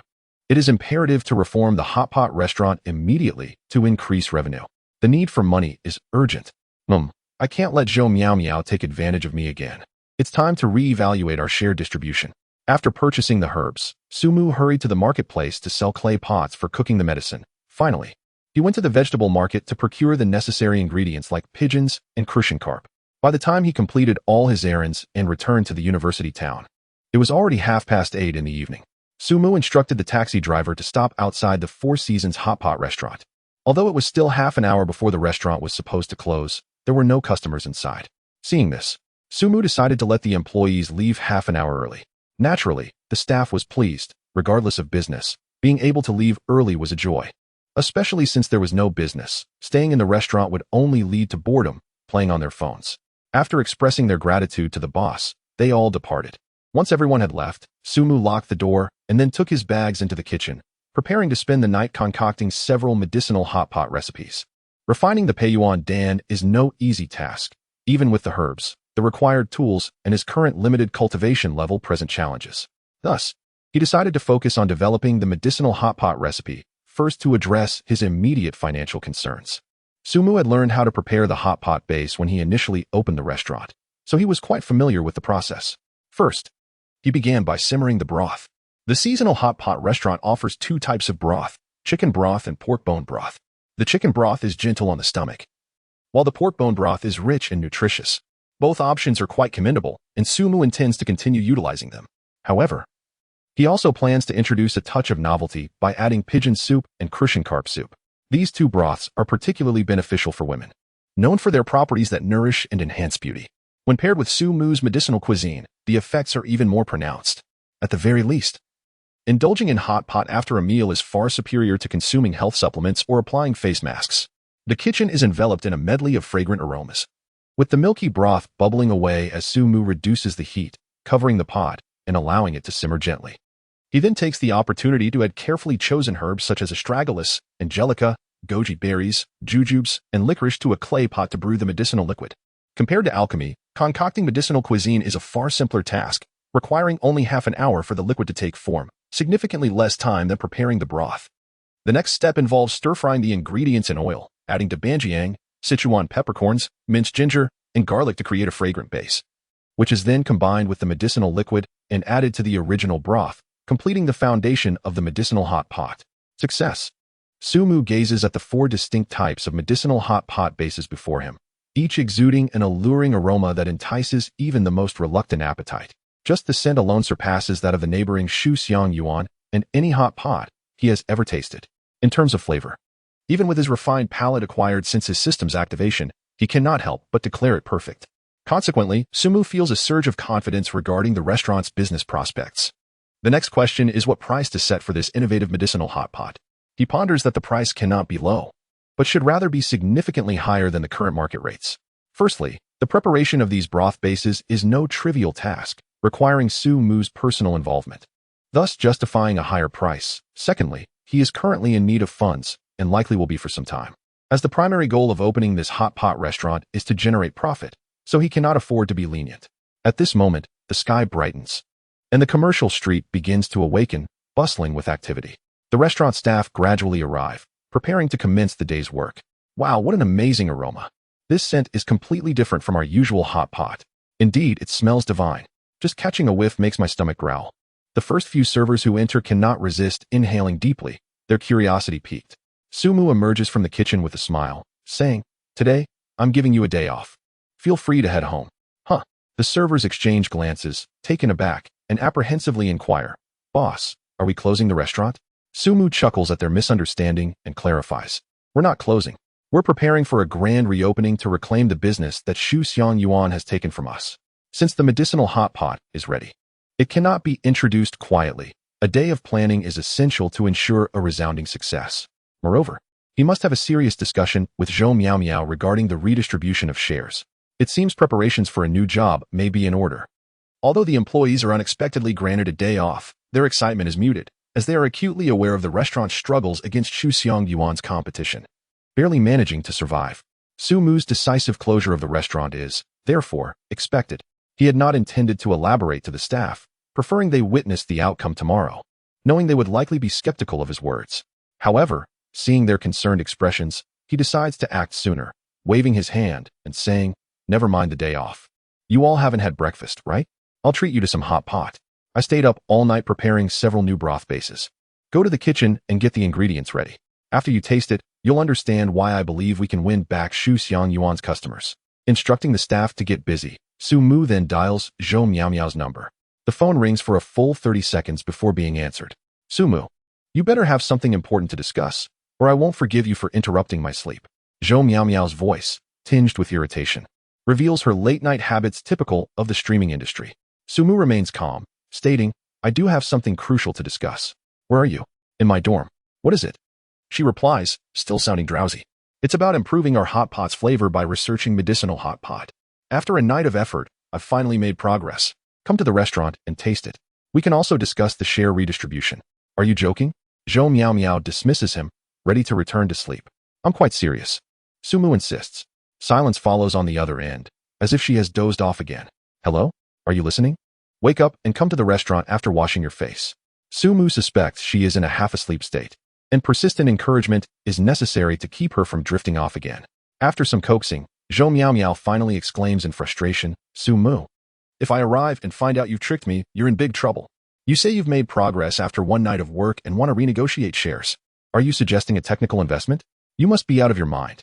Approximately 20 minutes later, Zhou Miao Miao arrives at the hot pot restaurant, which is impressively quick. One of her few commendable traits is her expeditiousness. Although she often wears light makeup, her routine is efficient, taking less than an hour to prepare. This, of course, is aided by her natural beauty. With her striking features, large eyes and fair skin, she requires little enhancement. Sister Miao Miao is here. The staff greet her cheerfully as she enters. Responding with a nod, she glances at the closed for business sign and curiously inquires, "Why are we closed today? Is something wrong with the restaurant?" The staff discreetly gesture towards Sumu, shrugging in resignation. Understanding the situation, Zhou Miao's irritation intensifies. How outrageous. Not only did he disturb her sleep, but he also closed the restaurant. Even if business is tough, one cannot simply shut down. She strides toward him, ready to confront him, but just then, the hot pot begins to boil. Sumu lifts the lid, releasing a cloud of steam, revealing the thick, white broth bubbling fervently. Instantly, a tantalizing aroma wafts through the air, stimulating her taste buds and igniting her hunger. What is that? It smells heavenly. Zhou Miao, embodying the true essence of a foodie, approaches with a mix of anger and wonder, her eyes sparkling with delight. Come, taste it and see for yourself, Sumu invites with a smile. Zhou Miao pulled out a chair and sat down, her gaze fixated on the bubbling hot pot, struggling to divert her attention. After considerable effort, she suppressed the urge to express her displeasure verbally, knowing that once she began to eat, her anger would likely dissipate. Before we indulge, you must explain what on earth is going on, she demanded with a stern expression. First, you called me in the middle of the night, disrupting my sleep, claiming you wanted to redistribute the shares. Now, you've inexplicably closed the restaurant. It seems you're not after more shares, but rather wishing to transfer your holdings to me. Am I right? Sumu remained silent, merely serving her vegetables and ladling a bowl of broth, then said, First, taste this. It's the medicinal hot pot I concocted last night. Did you truly create a medicinal hot pot? Zhou Miao exclaimed in surprise, her skepticism evident. And it smells so delightful? You haven't added any artificial flavoring, have you? She thought Sumu was merely jesting. After all, if he could craft a flavorful hot pot on his own, he wouldn't have been searching for base ingredients previously. With doubt lingering, she picked up her chopsticks to sample the dish. Then, wow, Zhou Miao forgot her initial agenda, her eyes sparkling with delight as she devoured the food with fervor akin to a ravenous wolf. She didn't need Sumu to serve her. She eagerly plunged her chopsticks into the pot, relishing every bite. The hot pot was a bit scalding, causing her to gasp. Yet the exquisite flavor compelled her to ignore the heat and indulge fully. As a self-proclaimed foodie, Zhou Miao had tasted many delicacies, but nothing compared to this medicinal hot pot. All previous meals seemed trivial in comparison. How can there be such delightful food in the world? Typically, she would maintain some decorum while dining, but this time, all restraint was lost. Sumu smiled at her unabashed enjoyment. Even a seasoned foodie like Zhou Miao couldn't contain herself, confirming the hot pot's undeniable allure. He too began to eat, his own hunger gnawing at him since he had yet to have breakfast. Hey, Sumu, don't you dare take my meat. I put it in, she exclaimed, shoving her chopsticks toward the pot. Why are you eating so much and so fast today? In the midst of their meal, they began to compete for food, resembling two famished spirits. Zhou Miao felt aggrieved. Ordinarily, Sumu's prowess in eating paled in comparison to hers, yet today, he exhibited remarkable stamina. Although they were in their own restaurant and could order more, as a true foodie, seeing her portion diminished felt like a theft of her hard-earned money, stirring an anxious feeling within her. After half an hour, Zhou Miao patted her now slightly swollen belly, feeling both satisfied and a tad regretful. How sinful. After consuming so much, how many steps must I take to atone? She mused. Indulgence comes at a cost. For women, the allure of exquisite cuisine is often at odds with the pursuit of beauty. Sumu, however, had no such concerns. His previous indulgences had led to weight gain. But now, with his ascetic practices, he required energy replenishment through medicinal pills, making weight gain a non-issue. Having satiated her appetite, Zhou Miao shifted her focus to serious matters. Sumu, is this truly your creation? She inquired tentatively. Yes, he nodded, indicating that further explanation was unnecessary. With confirmation, she fell into contemplative silence, processing the staggering revelation while also considering Sumu's earlier proposal regarding the restaurant shares. Having tasted the extraordinary flavor of the medicinal hot pot, even a seemingly frivolous woman like Zhou Miao recognized its significance. Moreover, she was frivolous. Her sparkling, expressive eyes conveyed her intelligence. With a sweet demeanor, she gently pleaded. Sumu, could you not reduce my shares? I can invest more money. Just name a fair price, and I want to negotiate. I believe a 50-50 split is ideal. As a former live streamer, she found it easy to charm and coax. Regrettably, Sumu knew her too well. He had been tricked too many times to fall for her charms again. No, he replied decisively. Really no? Zhou Miao said, moving beside him and playfully tugging at his arm. Appa, don't be so heartless. The beauty ploy was lost on him. Sumu maintained a composed demeanor, embodying the role of a principled gentleman. Then what about a 60-40 split? Zhou Miao suggested, biting her rosy lips. 1-9, Sumu replied firmly. 3-7, she countered. 1-9, 2-8, 1-9. Sumu, You heartless scoundrel. You unfeeling wretch. As Zhou Miao observed Su Mu's unwavering resolve, she recognized that her playful antics had failed. This man would not budge an inch. Resigned, she ceased her attempts at persuasion, returning to her true nature. Su Mu was not offended. Witnessing the crafty Zhou Miao flustered was a rare delight, a small victory after 3 years of cohabitation. 1 to 9, no objections, right? Su Mu asked with a smile. Zhou Miao puffed out her cheeks, wanting to protest, but found herself at a loss for words. Eventually, she conceded, no objections, no objections. Is that settled? In truth, she was not genuinely angry with Su Mu. She was astute enough to understand that with such a delectable recipe in his possession, he would not abandon her. Even a 1% share was generous, considering the immense potential of the hot pot's flavor. Had she been dealing with someone less scrupulous, it would have been impossible to remain involved. Thus, while she had complained moments ago, she inhaled deeply, quickly dismissing her discontent. With a playful glance at Su Mu, she remarked, I never imagined the once naive Su would become so astute, even resisting my charms. But still, I must express my gratitude. You could have partnered with anyone for such a lucrative venture, yet you chose to share a piece with me. I am truly touched. While she naturally wished for a larger share, her heart knew the importance of gratitude. A kindness received should be acknowledged, she mused internally. Zhou Miao's earlier desire for more shares stemmed from instinct rather than malice. She had playfully teased Su Mu so often it had become second nature. Why the sudden sentimentality? It feels so unfamiliar, Su Mu replied with a smile, relieved. He had feared Zhou Miao might misinterpret the situation, believing her 1% share was inadequate, leading to discord between them. After 3 years, he valued their friendship. With the air cleared, their conversation returned to a comfortable cadence. To be honest, where on earth did you acquire this medicinal hot pot recipe? The flavor is undoubtedly the finest I have ever tasted, not just among hot pots, but in all culinary experiences. Zhou Miao exclaimed, her face radiating joy as she savored the remnants of their delightful meal. Just as Su Mu was about to speak, she shot him a glance, interjecting, please, don't claim you spent an entire night perfecting it. Do you think I am merely a voluptuous and brainless vase? Being well endowed does not equate to a lack of intellect. Who would believe such a flimsy excuse? With that, she proudly adjusted her posture. However, despite wearing a rather low-cut casual floral dress, there was not a hint of cleavage to be seen. Su Mu responded, my dear lady, what gives you the audacity to label yourself as a mere chesty ornament? If you doubt that I devised this myself, consider it a precious secret passed down from my master. He explained, having inherited the system of the esteemed Yulong Zuanzhang, he could indeed claim to be a disciple. The art of alchemy and herbal knowledge were both legacies from Yulong Zuanzhang. Thus it was entirely reasonable to attribute the medicinal hot pot to his master's teachings. Your master? When did you acquire a master? And is it truly appropriate to commercialize your master's unique recipe in this manner? Zhou Miao inquired, her eyes widening with concern. Such an extraordinary recipe must be of immense value. If auctioned, it would surely fetch a price in the millions, wouldn't it? Indeed. Many of the leading hot pot chains in our country are valued in the tens or hundreds of billions. With the remarkable medicinal hot pot in your possession, it is certain to become the leading brand in the nation with time and effort. Of course, that requires extensive promotion, planning, and gradual expansion. One cannot expect to gain weight overnight by merely indulging in food, Su Mu reassured her.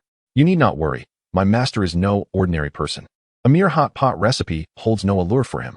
To him, even vast sums of money are but mere numbers. Su Mu spoke with conviction, pondering whether Yulong Zuanzhang still walked among the living. If he were still alive, possessing the ability to create a legacy system, he would likely be akin to a true immortal, and material wealth would hold no charm for him. Wow, you have such an impressive master. I never would have guessed. Zhou Miao remarked, intrigued. How old is he? What does he look like? Are you in need of a mistress? Su Mu sighed in exasperation, replying, can we maintain some decorum?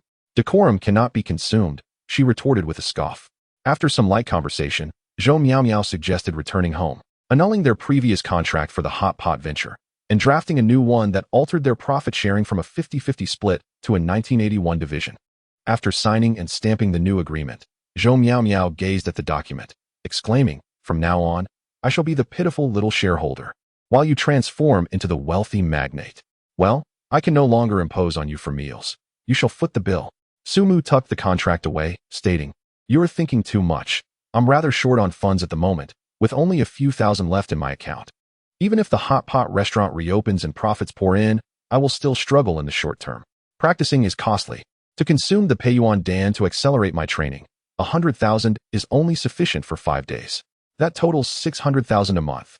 Furthermore, this was Su Mu cutting corners, using only the most economical materials for alchemy, without splurging on anything extravagant. To create the finest pills, such as those using century-old wild ginseng, would easily exceed several million. Even additional funds would fall short. Once again, it must be stated, only the affluent have the privilege to engage in cultivation.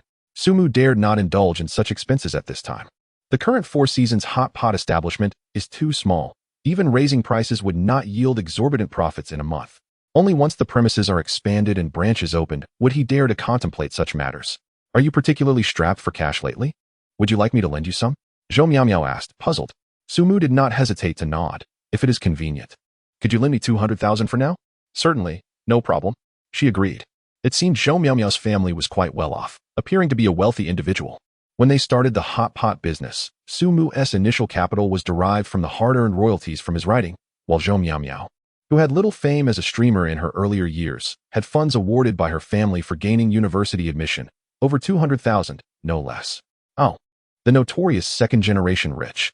Recently, however, Zhou Miao Miao switched to a new streaming platform and achieved some success, rapidly gaining popularity. If she became a prominent streamer, her earnings would surely surpass those of a struggling online author like Su Mu. I've transferred it, Zhou Miao Miao announced, quickly completing the transaction on her phone. Su Mu's account reflected an increase of 200,000. Despite her previous teasing, she had indeed been quite generous to him. Even in the past, if Su Mu had asked to borrow money, she would have done so without hesitation. Thank you. I will return it soon, Su Mu said gratefully. With this 200,000, he felt a temporary sense of relief. In addition to being able to refine the Peiyuan Dan a couple more times, he also intended to create other medicinal pills to enhance health for his parents and improve their well-being. While his father remained healthy, his mother suffered from several ailments, such as hypertension and knee pain. Though these issues did not hinder her daily life, they were certainly burdensome when they flared up.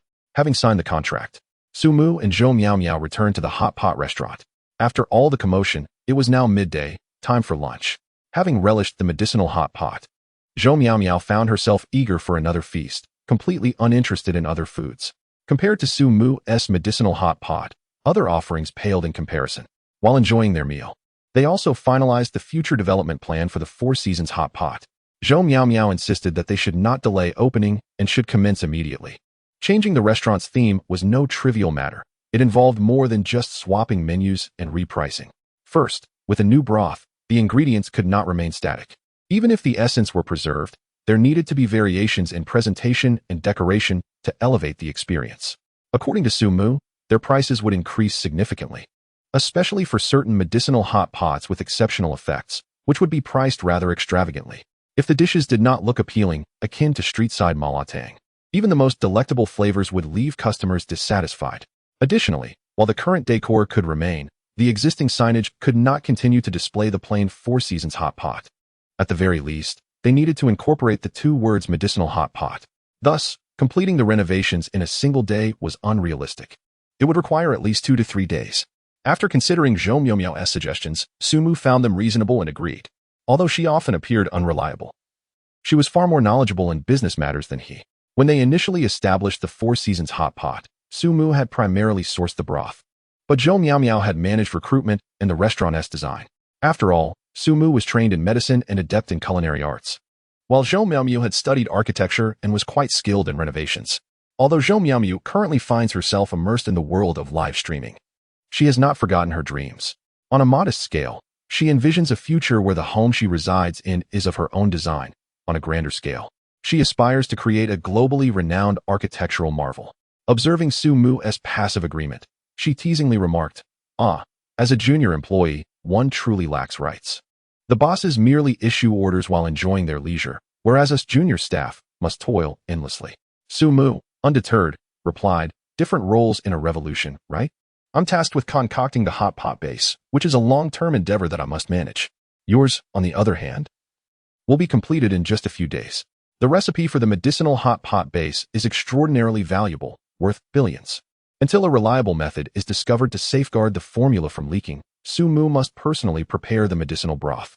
Once our current establishment is on track and our reputation spreads, don't you think we'll have to consider opening a branch?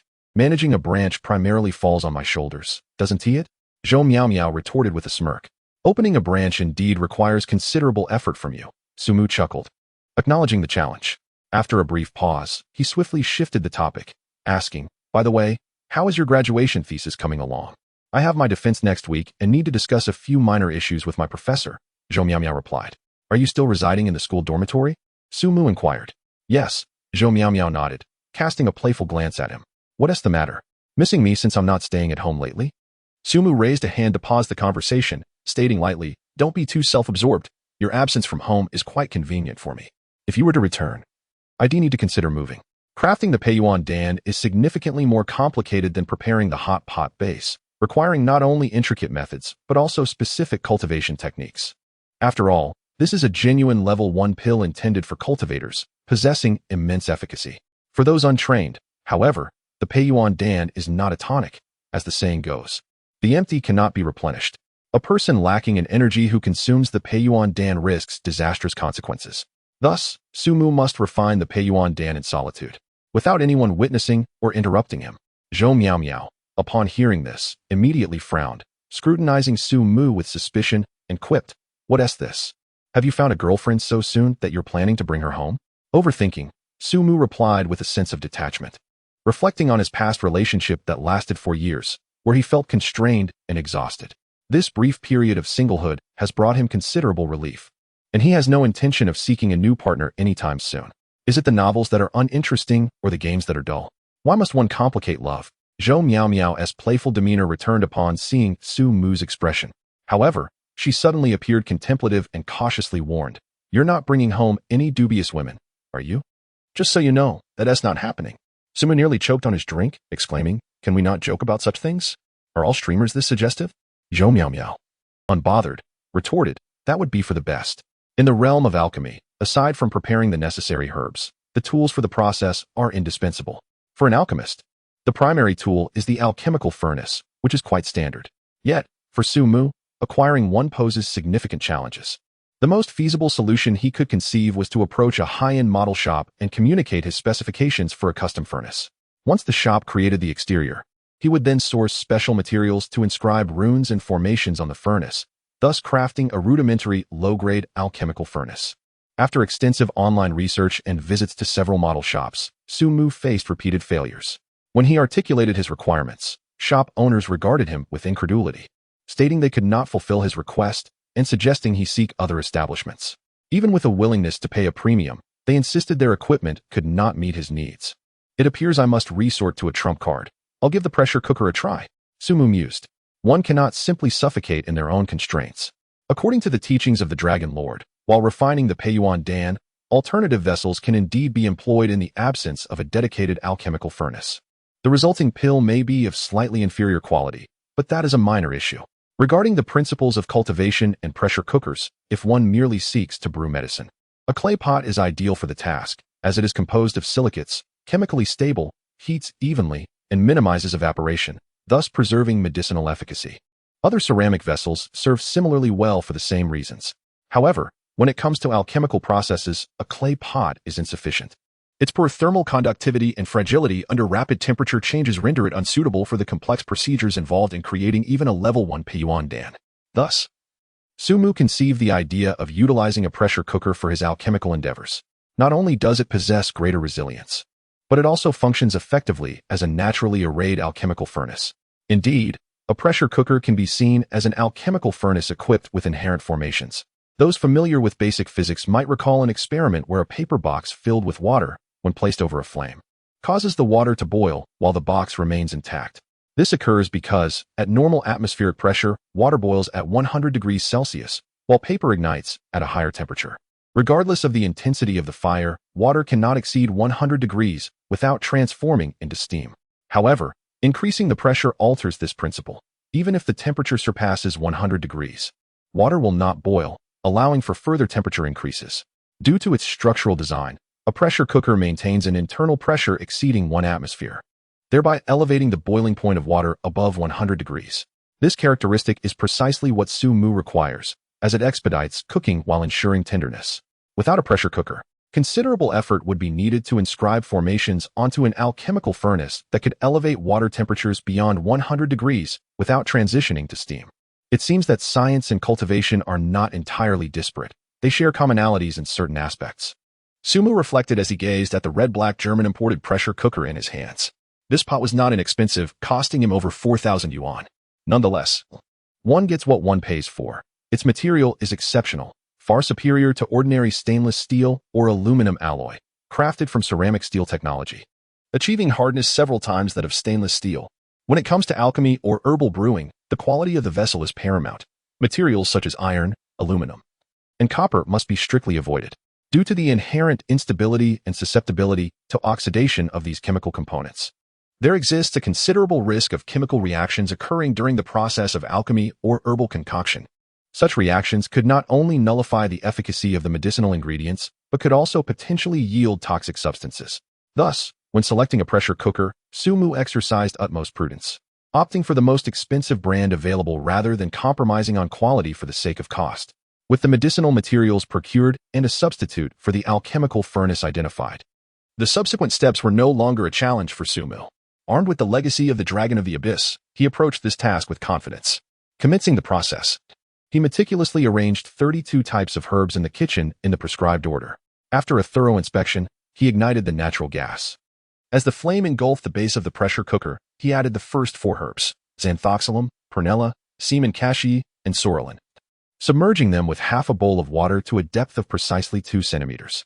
In the initial phase of the alchemical process, the high pressure of the cooker was unnecessary. A conventional lid sufficed, allowing the mixture to reach a rapid boil before transitioning to a gentle simmer. As 16 minutes elapsed, the liquid within began to evaporate, transforming into a viscous black colloid, a promising start that aligned perfectly with his expectations. Alchemy proved to be remarkably straightforward for Sumu. Although the system assured him that concocting the foundational elixir was uncomplicated, trepidation lingered as he engaged in his first practical application, especially with the absence of a genuine alchemical furnace, relying instead on a mere pressure cooker. Nevertheless, his method appeared sound. Next, he added 4 more herbs: luohongua, Buddha's hand, forsythia, and cassia seed. Sumu remained meticulously attentive, adhering strictly to the formula while adjusting the flame with precision. The advantages of modern technology allowed for effortless control of the heat, a stark contrast to ancient alchemical practices that relied on coal and wood, where managing the flame proved far more challenging. After several minutes, this batch of herbs dissolved seamlessly, and the cycle continued. Unbeknownst to him, nearly 4 hours had passed. Despite successfully gathering qi and stepping into the realm of cultivation, he felt weary. Yet, he could not divert his attention. The monotony of the process demanded his complete focus. This was merely the creation of a level 1 elixir, relatively simple. Should he attempt a more advanced concoction requiring true alchemical fire, the task would undoubtedly become more complex. Finally, during the 7th round, an unusual fragrance began to emerge, distinct from the aromatic scents of medicinal cuisine. While not particularly pleasant, it stirred a hunger within Sumu, a craving not for mere sustenance, but a deep-seated need for replenishment owing to his cultivation of the Ziki Donglai technique. Was this the essence of the foundational elixir? Even before its completion, it left him with an insatiable yearning. Sumu's eyes widened, fatigue momentarily forgotten as anticipation surged within him. After approximately half an hour, the black paste began to shimmer with a hint of red. Without hesitation, he added the precious ingredients: cordyceps, bovine bile, ganoderma, and wild ginseng, swiftly sealing the pressure cooker with its lid and ensuring a tight fit while maximizing the gas flame. The cooker hissed, and within moments, the pressure soared beyond normal levels, sending a plume of white vapor shooting up from the vent, nearly reaching a height of 30 or 40 centimeters. Would it explode? Sumu's brow furrowed with concern as his heart raced. The outcome of this endeavor hinged on this crucial moment. The concluding phase unfolded with remarkable speed, culminating in a resounding bang reminiscent of the explosive finale of popcorn popping on a street corner. Fortunately, the high quality of the pressure cooker prevented the lid from being dislodged, though the entire apparatus tipped precariously on the stove. Sumu instinctively grasped the handle, averting disaster. What emerged was the elusive 014 chocolate-flavored elixir. The sound from the pressure cooker made Sumu's heart skip a beat. Surely, this indicated the successful formation of the elixir. He could not be entirely certain, however. The nearly 5 hours of unwavering concentration had taken a toll, and the 32 herbs within were worth a considerable sum, almost $100,000. A failure would mean a complete loss, not even a splash to show for it. With the gas extinguished, he could not immediately open the cooker to assess his results. The internal pressure remained formidable, and a hasty opening could result in an explosion.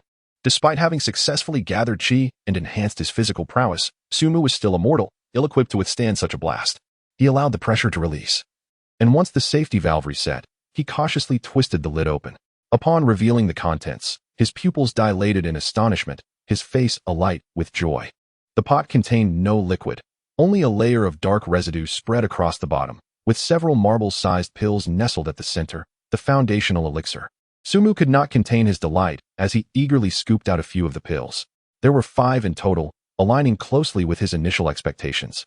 Though the exact amount was uncertain, the pills displayed a predominantly black hue, with faint streaks of dark red resembling veins coursing across their surfaces. According to the teachings of the Dragon of the Abyss, the elixir he had created was of the lowest grade in terms of color and appearance. Lacking the luster of purity, and its shape was somewhat flattened and oval. Even a novice alchemist would produce pills of superior aesthetic appeal. This outcome was to be expected. Given that he had utilized a modern pressure cooker instead of a true alchemical furnace, which inherently compromised the elixir's visual quality. However, Sumu reassured himself that appearance was secondary. As long as the medicinal efficacy remained intact, that was what truly mattered.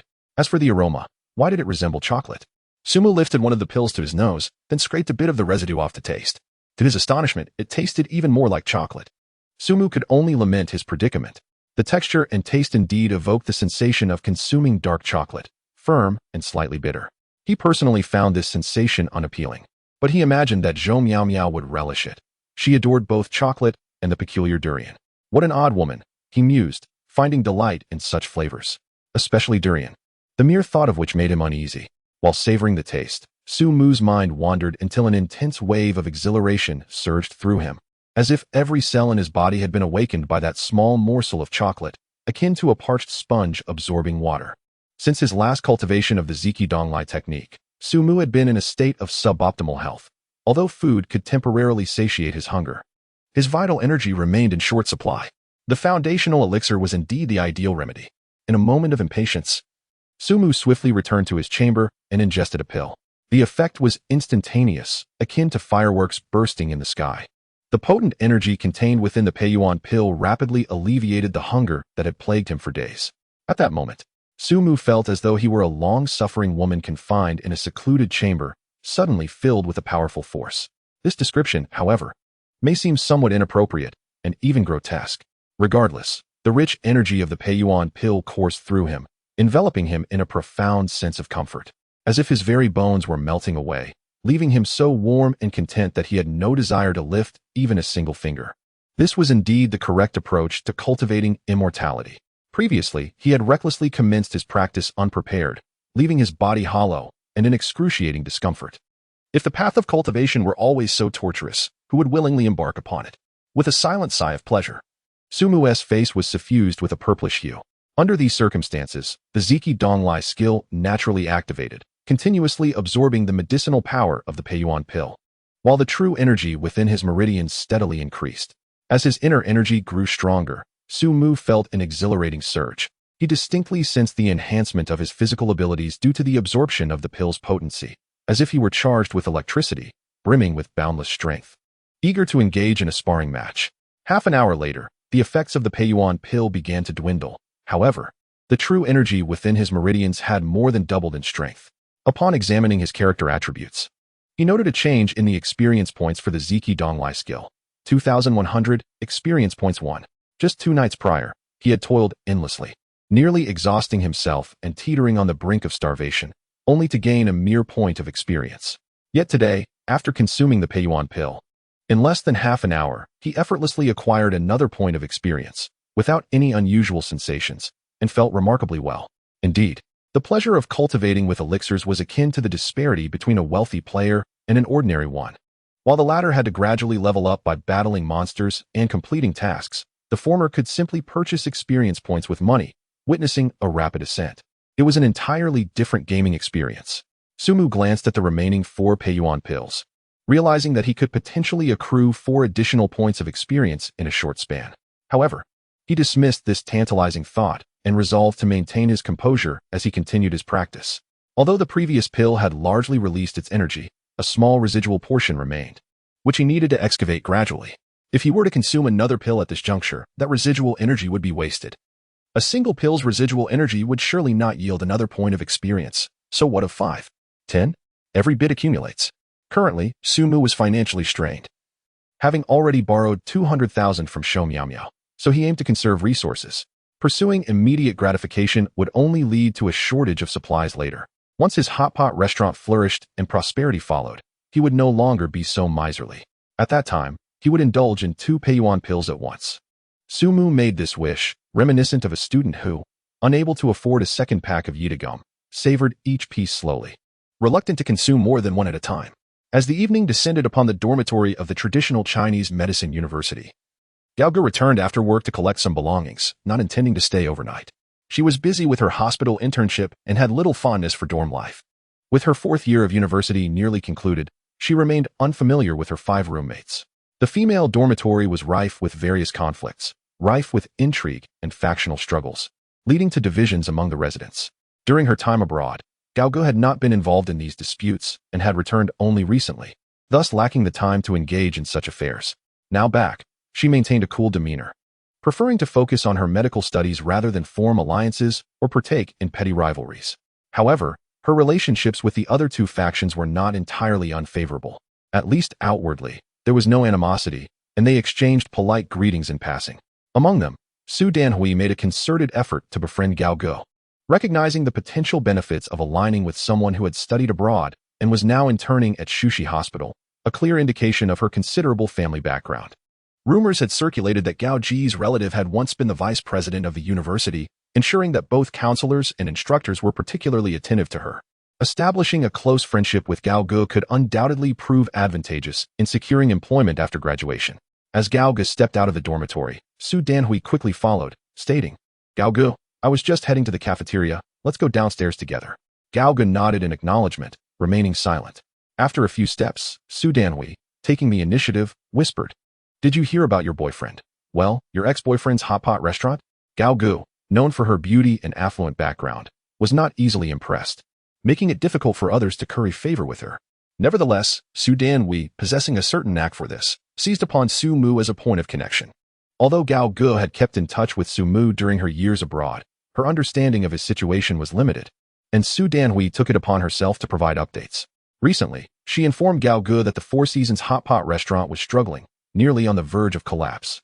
Gao Ge, though disapproving of such gossip, allowed it, as it posed no harm to anyone's interests. "Is the hot pot restaurant really doing poorly?" Gao Ge reminded her. "Not just poorly," Su Danhui countered, her tone shrouded in mystery. "His hot pot restaurant has closed." "Closed?" Gao Ji's eyes widened in surprise. Su Danhui, seeing her reaction, felt a surge of satisfaction. "Yes, I passed by during dinner yesterday and saw the establishment was shut, with a temporarily closed sign displayed." "Being temporarily closed doesn't necessarily mean it's shut down for good," Gao Ge replied with a furrowed brow. "There's more," Su Danhui insisted. "Not only is it temporarily closed, but the sign has also been taken down. It seems the restaurant is undergoing renovations. They might be leasing the space to someone else." Upon hearing this, Gao Ge found it hard to dismiss the information. If they had removed the sign, it could only mean one thing. If it's closed, why hasn't Su Mu called me? I told him he could reach out anytime if he had reconsidered. I could still help him with his internship at the provincial Chinese medicine hospital. Gao Ge thought, her frustration mounting. Why had she not realized before that he was a man who would suffer in silence for the sake of pride? Instinctively, she reached for her phone to call Su Mu, demanding an explanation for the situation. However, as she pulled out her device, she hesitated. Based on their previous conversation, she believed she understood Su Mu's current mindset. He likely felt that since they had broken up, he would not wish to accept any assistance from her out of pride. If I were to call him directly, it would likely yield the opposite effect. In the end, just like last time, Su Mu would stubbornly refuse to budge. Even when presented with the finest opportunities, he would still be unwilling to accept. I must devise another approach to coax him into compliance, Gao Ge pondered. Noticing Gao Ji's contemplative demeanor, Su Danhui tactfully remarked, "I'm heading to the cafeteria now, goodbye." "Goodbye?" Gao Ge forced a smile as he replied. Once Su Danhui had walked away, Gao Ge retrieved his phone and eventually dialed the number labeled Su Mu's mother. After a few rings, the call connected. Gao Ge pinched his own face, then donned a gentle smile, a stark contrast to the forced grin from earlier, and sweetly spoke into the phone, "Andy, it's me. Xiao Gao." Su Mu had spent 2 days fully absorbing the effects of 4 Peiyuan Dan, refining 5 pills, and now only 1 remained. Once he consumed the last one, he would have to visit the herbal shop again to procure more ingredients. However, these 2 days of seclusion not only saw a steady increase in his cultivation level, but also brought unexpected joy. Under normal circumstances, consuming 4 Peiyuan Dan would grant 4 experience points. Coupled with the initial 1 point from his first cultivation, the total should be 5 points for the Ziki Donglai Gong. Yet now, his experience in Ziki Donglai Gong had astonishingly escalated to 6,100. He had gained an extra point. This single point was the accumulated potency from each Peiyuan Dan. No wonder those cultivators in novels often seclude themselves for years or even decades. It turns out that cultivation can be so exhilarating. It's simply addictive. Regrettably, it consumes too many pills, making it unaffordable for the average person. If only I had the means, I would love to remain in seclusion to swiftly enhance my cultivation. Sumu lamented. With that thought, he prepared to consume the last pill in one go. He aspired to elevate his experience points beyond 10. Once his experience exceeded 10, according to the system's introduction, he could begin practicing the primary technique, the Longhu Dali Jinggang Gong, unlike the Ziki Donglai Gong, which enhances cultivation through meditation. The Longhu Dali Jinggang Gong is a combat technique, similar to swordsmanship, knife techniques, or boxing, meant to boost one's combat prowess in battle. Sumu held great expectations for this technique. However, just as he was about to consume the pill, his phone rang. The caller ID read, "Mom." Sumu's parents were both teachers, and he hailed from a scholarly family, making him quite well matched with Gao Gu, who came from a medical lineage. Of course, Sumu's family was not as prominent as Gao Ji's. His parents were ordinary middle school teachers in a small county. His father taught physical education, while his mother taught language and had been a homeroom teacher for over a decade. It is well known that PE teachers tend to have a more gentle and approachable demeanor, whereas homeroom teachers are usually quite strict. Sumu's parents were no exception, having exchanged roles of stern father and nurturing mother. At home, Sumu's mother held the highest authority, her words carrying significant weight. Both Sumu and his father wielded little influence, and when Sumu misbehaved as a child, he often found himself chased by his mother for a reprimand. She had set numerous rules for him to follow, such as a strict prohibition against early romantic relationships. Thus, throughout his high school years, despite having crushes on female classmates, he never dared to act on his youthful impulses and confess his feelings. Upon entering university, as the period of youthful infatuation passed, Sumu's mother underwent a complete turnaround in her attitude. Even before he had set foot on campus, she began encouraging him to pursue romantic relationships, urging him to be bold in chasing after any girl he fancied, almost as if she were eagerly anticipating his marriage and the prospect of grandchildren. Given this context, Sumu and Gao Ji's nearly 4-year relationship was bound to come to light, and Sumu's mother was already aware of Gao Ji's existence. Initially, she disapproved of Gao Gu, believing that her studying abroad and their long-distance romance were overly precarious and lacked a promising future, suggesting they break up sooner rather than later. However, after getting to know Gao Gu through video calls, Sumu's mother completely reversed her stance, coming to wholeheartedly approve of Gao Gu, almost considering her as her future daughter-in-law. Firstly, Gao Gu hailed from a respectable family, which was undeniable. More importantly, she was exceptionally accomplished. Gao Gu never exhibited a sense of entitlement due to her privileged background. She was well-mannered and always greeted Sumu's mother with a warm smile, maintaining a humble demeanor. She had worked diligently throughout her life, and her studies abroad were a testament to her strong capabilities. She was also remarkably beautiful. In Sumu's mother's words, it was truly a stroke of luck for her somewhat lackadaisical son to find such a remarkable girlfriend. The fact that Sumu and Gao Gu maintained a 3-year long-distance relationship without breaking up was largely due to his mother's constant reminders to cherish Gao Gu and remain focused. Sumu felt quite helpless, as it was a mystery why the usually aloof Gao Gu transformed into a cultured and gentle woman in the presence of his mother. "Mom, what is the matter?" Sumu cheerfully answered the call. His cultivation had been progressing smoothly, and he had even contemplated concocting some beneficial pills for health to bring back for his parents. His father, being a PE teacher, maintained a relatively relaxed schedule and exercised frequently, thus enjoying good health and showing no signs of being an old man nearing 50.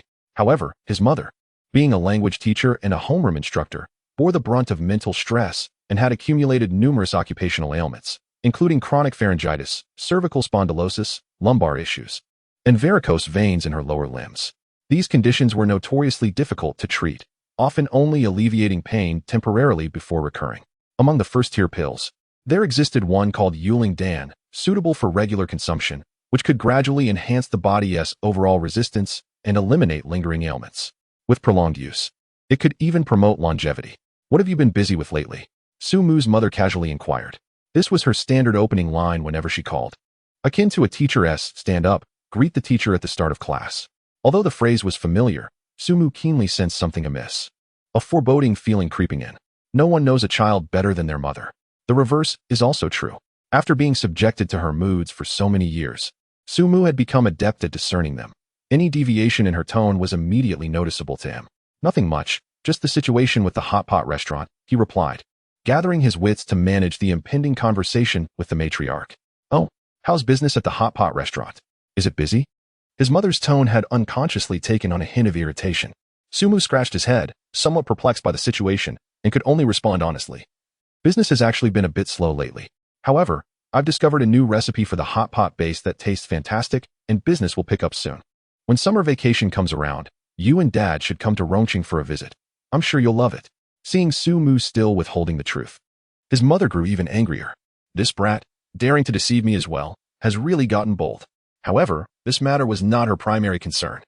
She decided to set it aside for the moment and shifted her focus. How have you and Xiao Gao been lately? Su Mu's heart skipped a beat. Could it be that Gao Gu had informed his mother about their breakup?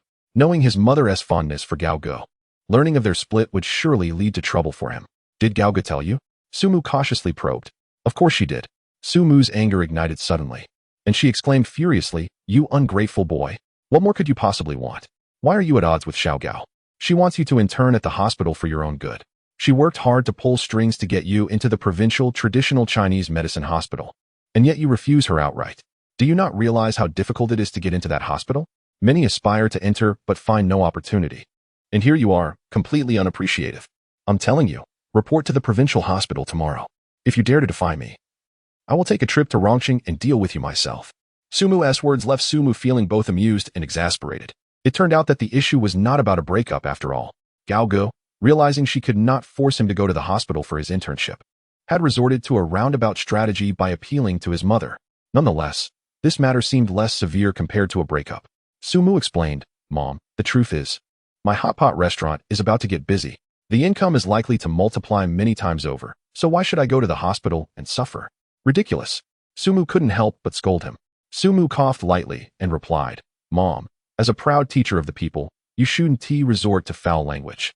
There is no such phrase as foul language but rather articulate expression, and you're the one who writes novels. As a language teacher." Su Mu was quick to correct her son's typos. After a moment, she realized something was amiss and laughed while scolding, "You little rascal. Are you trying to divert my attention? I see you're getting a little too cheeky. Stop using your hot pot restaurant as an excuse. It's already closed for business. And I know it. Why maintain your pride in front of your mother while spinning such tall tales? Closed for business?" Su Mu was taken aback, asking, "What do you mean, Teacher Han?" Su Mu's mother, named Han Baiying, was sometimes addressed as Teacher Han when he was at school.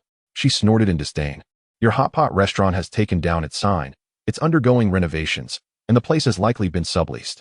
What else could that mean if not that it's closed for good?" "Ah, so that is the case." It seemed no one believed that the Four Seasons hot pot restaurant could rise from the ashes. Merely pausing operations for renovations had been misconstrued as a permanent closure. Once people form an opinion, it becomes exceedingly difficult to correct them. Su Mu's mother had accepted Gao Ji's assertion that his restaurant was indeed closed, rendering Su Mu's explanations feeble. The thought saddened him. How could his own mother not believe in him, opting instead to trust an outsider? The bond between mother and son had clearly weakened. "Teacher Han, my hot pot restaurant is not closed for good. It's preparing for a reopening. If you don't believe me, I could arrange a live video in a couple of days to show you," Su Mu offered. However, his mother dismissed him, stating firmly, "Even if your restaurant isn't truly closed and business picks up later, you must still intern at the provincial hospital. You cannot disregard Xiao Gao's good intentions. After all, running a hot pot restaurant doesn't necessitate your constant presence. You're merely a hands-off proprietor. Moreover, Xiao Gao is right. After 4 years of medical studies, you can't just give up. Life is long, and you ought to have some career planning. Idleness is not acceptable." Su Mu felt tears welling up. "Mom, you've been brainwashed by Xiao Gao. When I was writing novels and running a hot pot restaurant, you were so proud of me, bragging to your colleagues. Now, you look down on me, all because of Gao Gu." Su Mu thought indignantly, but he couldn't harbor resentment towards Gao Gu. After all, her actions stemmed from concern for him. even if it was a thankless endeavor. Fine, I'll report to the hospital tomorrow, Sumu conceded helplessly. He knew that if he refused, his mother's south temperament would drive her to Rongqing the very next day, chasing after him to give him a good scolding. Furthermore, if she encountered Gao Ge, news of their breakup would likely spill out, leading to a much larger predicament. Sumu would probably end up in deep trouble, facing relentless pressure from his mother to reconcile with Gao Ge. That's more like it, his mother nodded in satisfaction. Before hanging up, she reiterated, be sure to report. I will call tomorrow to check in. Understood, Sumu replied wearily. He decided to go to the hospital for a couple of days, considering it a life experience. Once the hot pot restaurant reopened, it would surely create quite a stir. By then, persuading his mother or the well-meaning Gao Ge would be much easier. And they would likely relent about his hospital internship. Working at the hospital was out of the question, never in his life. For now, he would just endure this situation and find a way out later. Sumu was resolute in this regard. He realized he couldn't afford to immerse himself in training during this period. He needed to slow down. Gazing at the last yuan dan in his hand, he thought about the upcoming obligations. With daytime hours occupied by the hospital, he would only have evenings for cultivation. He resolved to consume this last pill first. At the Sichuan Provincial Traditional Chinese Medicine Hospital, Sumu was no stranger to this tertiary hospital. He had passed by countless times, but had seldom ventured inside. The hospital was conveniently located across the street from the old campus of the Chengdu University of Traditional Chinese Medicine. As a student of the new campus, he often utilized the dedicated shuttle service between the two campuses. Unlike the typical 9-to-5 routine of most companies, hospitals opened as early as 7:30 in the morning, with the Sichuan Provincial Traditional Chinese Medicine Hospital opening its doors at 8. Knowing he would be interning, Sumu arrived punctually at 7:50, 10 minutes early. However, patients had arrived even earlier, with long lines already forming at several registration windows. Previously, Sumu had been among those waiting as a patient. This time, however, he came as an intern, which brought a different sense of purpose. Although he was merely an intern, he was still a doctor in training. After straightening his attire and thoughts, Sumu approached the information desk, ready to inquire about his assignment in the internal medicine department. There were two individuals at the desk, a tall, attractive young nurse and a slender male doctor wearing glasses. The doctor appeared to be sharing an amusing story with the nurse, who seemed only half interested, almost as if she wished to dismiss him. Unperturbed, Sumu politely greeted the nurse and stated his purpose. Before she could respond, the glasses-wearing doctor interjected, "You must be Sumu, the student from Chengdu University of Traditional Chinese Medicine here for your internship?" Sumu was slightly taken aback. "And you are?" "I'm Zhang Nan, the attending physician in internal medicine. Director Li briefed me about you and assigned you to my supervision." The doctor scrutinized Sumu with a playful, yet somewhat sarcastic tone. "You're quite impressive. Usually, we only get graduate students for internships. It's rare to see an undergraduate. To have Director Li personally take an interest and send you here this morning is even more uncommon." Sumu found himself at a loss for words. It should not be Director Li who is looking after him, but rather Gao Ji's concern for him has perhaps become excessive. Furthermore, the attending physician, Zhang Nan, seems to harbor a certain pettiness and displays a clear sense of disdain. It appears his own internship will not be particularly pleasant. However, Sumu remains largely indifferent. He never intended to stay at this hospital for long, and with no thoughts of transitioning from intern to a permanent position, his mindset is remarkably relaxed, devoid of pressure regardless of his actions. As for the disdain directed at his educational background and medical skills, Sumu remains unperturbed, undeterred by the disdainful gazes. With the system at his disposal, even if his herbalism skills are only at level 1, they are still sufficient. He can face off against not only a young attending physician but even seasoned professors without fear. "Come, let me share some points you should pay attention to during your internship, along with your primary responsibilities each day," Zhang Nan remarked, casting a cursory glance at Sumu before turning to walk ahead. As he strolled, he continued, "Firstly, you must never arrive later than me as you did today. You must be at the hospital by 7:30 every morning. Secondly, our hospital is not a small one. It is a tertiary hospital with strict regulations. Undergraduate interns are not permitted to attend outpatient clinics and can only intern in the inpatient department. Your daily tasks will primarily involve filing lab results, transcribing medical records, and conducting electrocardiograms, among other duties. However, with the advent of electronic medical records, only those pursuing graduate studies or higher are authorized to write electronic records and issue medical orders. Undergraduates must handwrite records to familiarize themselves with patients. As a student of medicine, Sumu is naturally aware of the fundamental rules of internships. While Zhang Nan's words may be unpalatable and uncomfortable, most of them are indeed grounded in reality.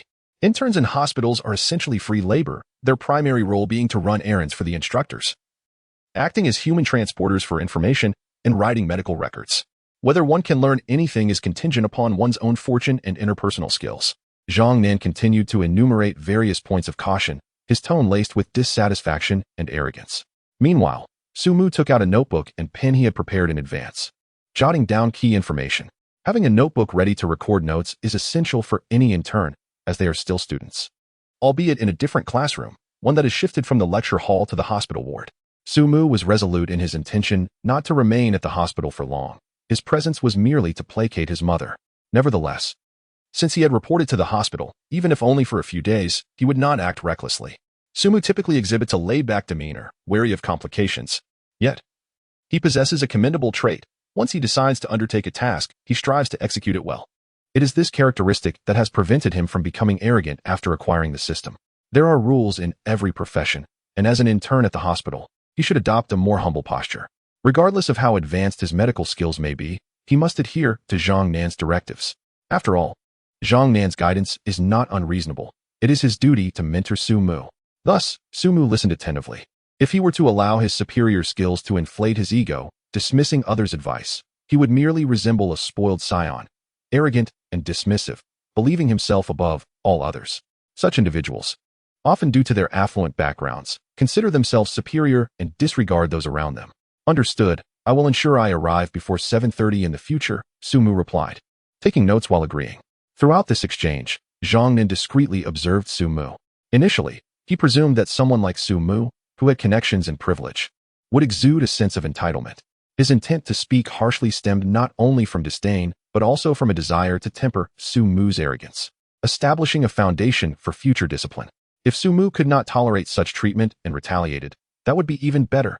He could then justify pushing Su Mu aside and requesting a different mentor from Director Li.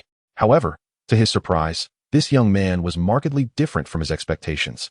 Rather than becoming incensed, Su Mu adopted a humble demeanor, promptly taking out his notebook to record notes. This attitude surpassed that of many regular graduate interns, prompting Zhang Nan to feel less resistant towards him. He particularly detests interns who are ignorant yet possess a bad temper. Such individuals are burdensome. If someone lacks skill but is diligent and eager to learn, that is acceptable. Skills can be cultivated over time, but character is irreplaceable. Unbeknownst to them, Zhang Nan's attitude towards Su Mu softened considerably, becoming less severe than at the outset. Work diligently, remain alert and proactive, and do not shy away from hard work. You will inevitably learn something.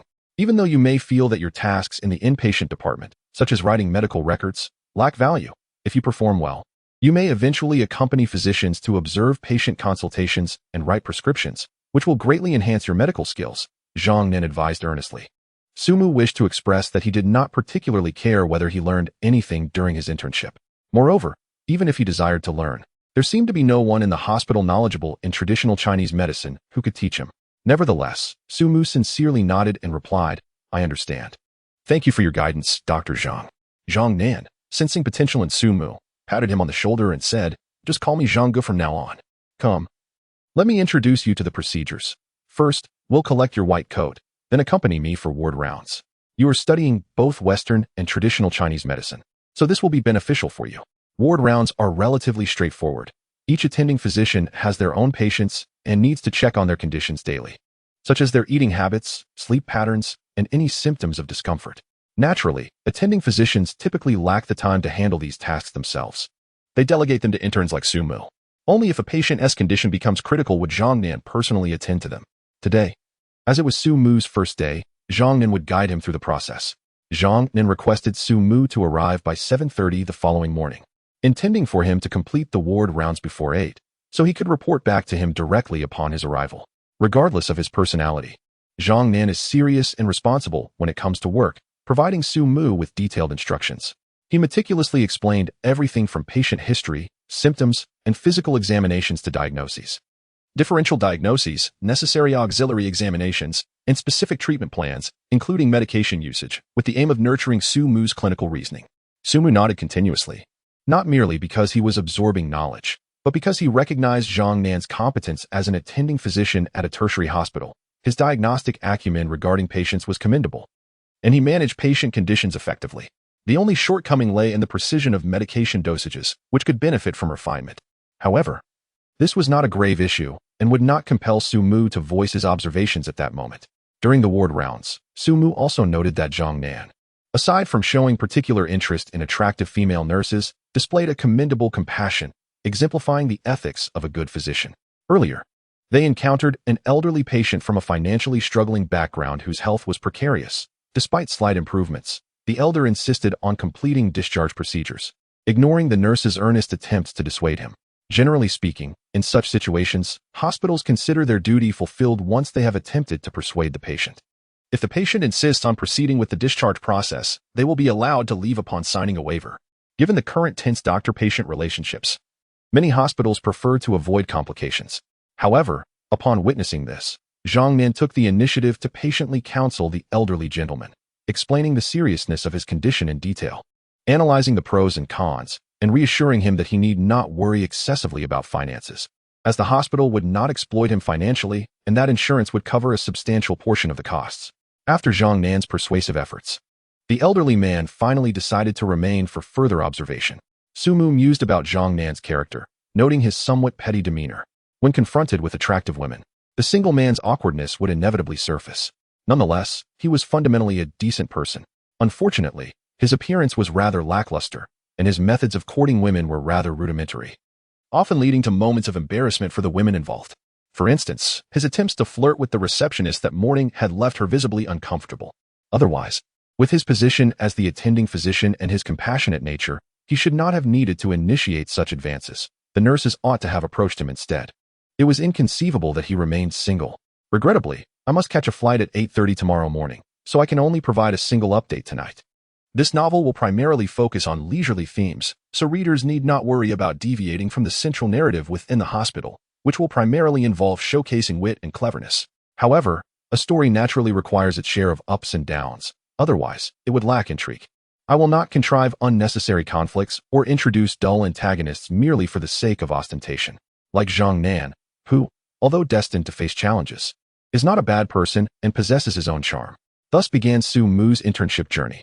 Rising early and retiring late, he arrived at the hospital by 7:30 each morning, only to leave after 7 in the evening. Weekends were non-existent, allowing for only a slight delay in morning arrival. Yet he was still required to conduct rounds and fulfill all responsibilities without exception. This was not solely the plight of interns. Even attending physicians like Zhang Nan could not escape this fate, with only a single day off at best. Only those who reached the level of expert professors enjoyed a somewhat more lenient schedule. Overall, being a doctor is undoubtedly one of the most arduous professions. Far from the ease that many perceive, Su-mu genuinely admired the medical profession, which only reinforced his conviction that he could never work in a hospital. As a lazy individual, he preferred to remain comfortably at home, indulging in leisurely pursuits. A noble and esteemed vocation was simply not suited for him, he thought to himself. After 4 consecutive days of work, Su-mu found his life filled with fatigue and monotony. The hospital frequently encountered unexpected incidents and a variety of peculiar ailments. Yet these situations were typically handled by attending physicians and experts, leaving no opportunity for an intern like Su-mu to step forward. Thus, his days passed without any excitement or opportunities to showcase his skills. The only noteworthy moment occurred when Su-mu excelled in basic diagnostic procedures, performing abdominal and thoracic punctures flawlessly, much to Zhang Nan's surprise and praise. These technical skills, such as intubation and puncture, rely heavily on practice rather than medical expertise. And most interns, even those pursuing advanced degrees, often fumbled through their initial attempts. However, if he could navigate his internship without incident, it would be considered a success. After all, he had resolved to leave the hospital as soon as the Four Seasons hot pot restaurant reopened and thrived. By keeping a low profile and remaining inconspicuous, he hoped to depart without any complications. If he drew too much attention or caused disturbances, leaving the hospital could prove troublesome. Speaking of the Four Seasons hot pot restaurant, Su-mu suddenly recalled that the renovations had been completed and that it was set to reopen tomorrow. As the principal stakeholder, holding a 90% share, he felt compelled to be present on the first day of operations. While conducting rounds, he pondered how he might request time off, contemplating the best excuse. Su-mu had not been heavily involved in the restaurant's renovations, as that was primarily the work of Zhou Miao. However, he and Zhou Miao had collaborated on setting the pricing and promotional activities for the grand reopening. The price of the new medicinal hot pot was somewhat steep. which might deter potential customers. Nevertheless, Su Mu was confident that if they could attract patrons on the first day, the subsequent business would thrive. After a busy morning, lunchtime finally arrived.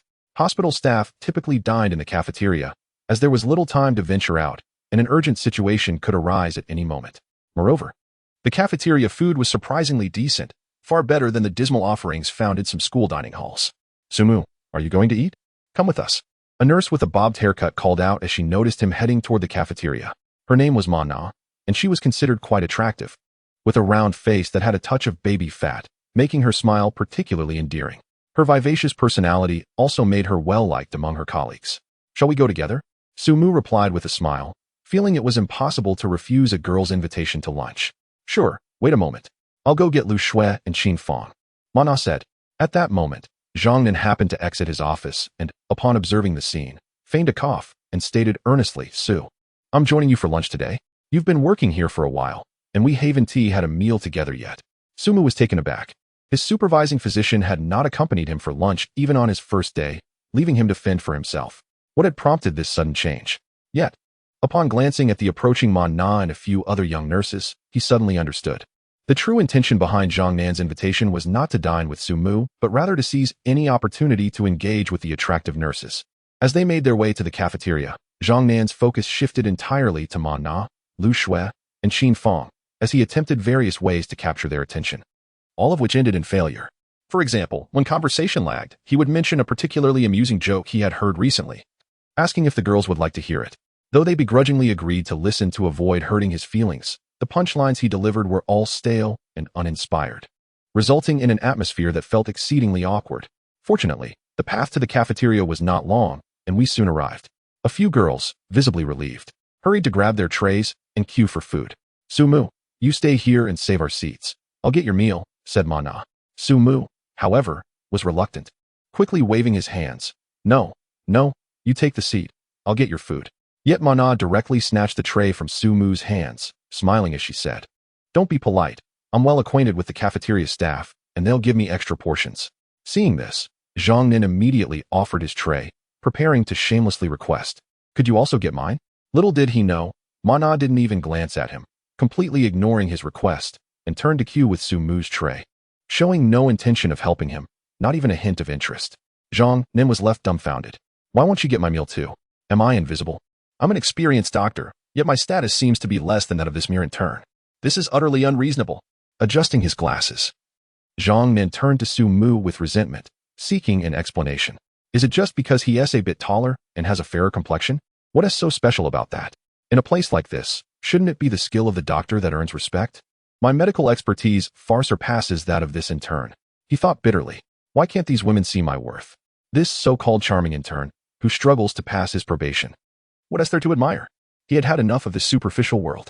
Thus, the impression Zhang Nin had formed of Su Mu over the past few days quickly turned sour. I need to find an opportunity to make this guy suffer a bit. I must show these shallow women that a truly capable man is the most admirable. Zhang Nin thought indignantly. He was determined to overshadow Su Mu in medical prowess and reclaim his sense of self-worth. In a moment of urgency, Su Mu found himself reflecting on his appearance, which he considered quite appealing, falling into the category of good-looking. While he might not stand out in a crowd, upon closer inspection, he could certainly be deemed handsome. His physique was well-proportioned, particularly after practicing the Eastern Qi cultivation technique, which had inadvertently given him defined abs, and he had even grown a little taller, nearing 1.8 meters. Moreover, his facial features were quite striking. His thin lips did not appear unfeeling, and while his eyes were not particularly large and were single-lidded, they possessed an undeniable charm.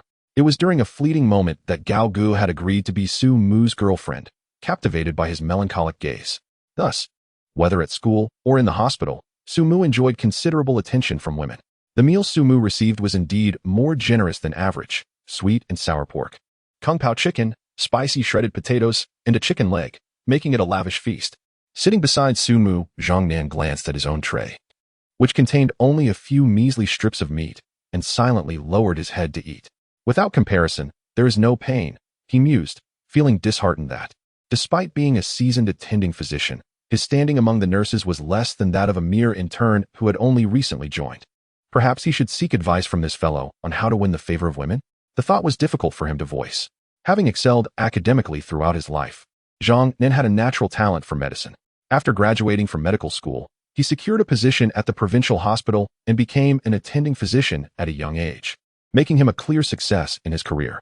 This had instilled a sense of confidence and superiority in him. So he was taken aback by the challenges he faced in the realm of romance.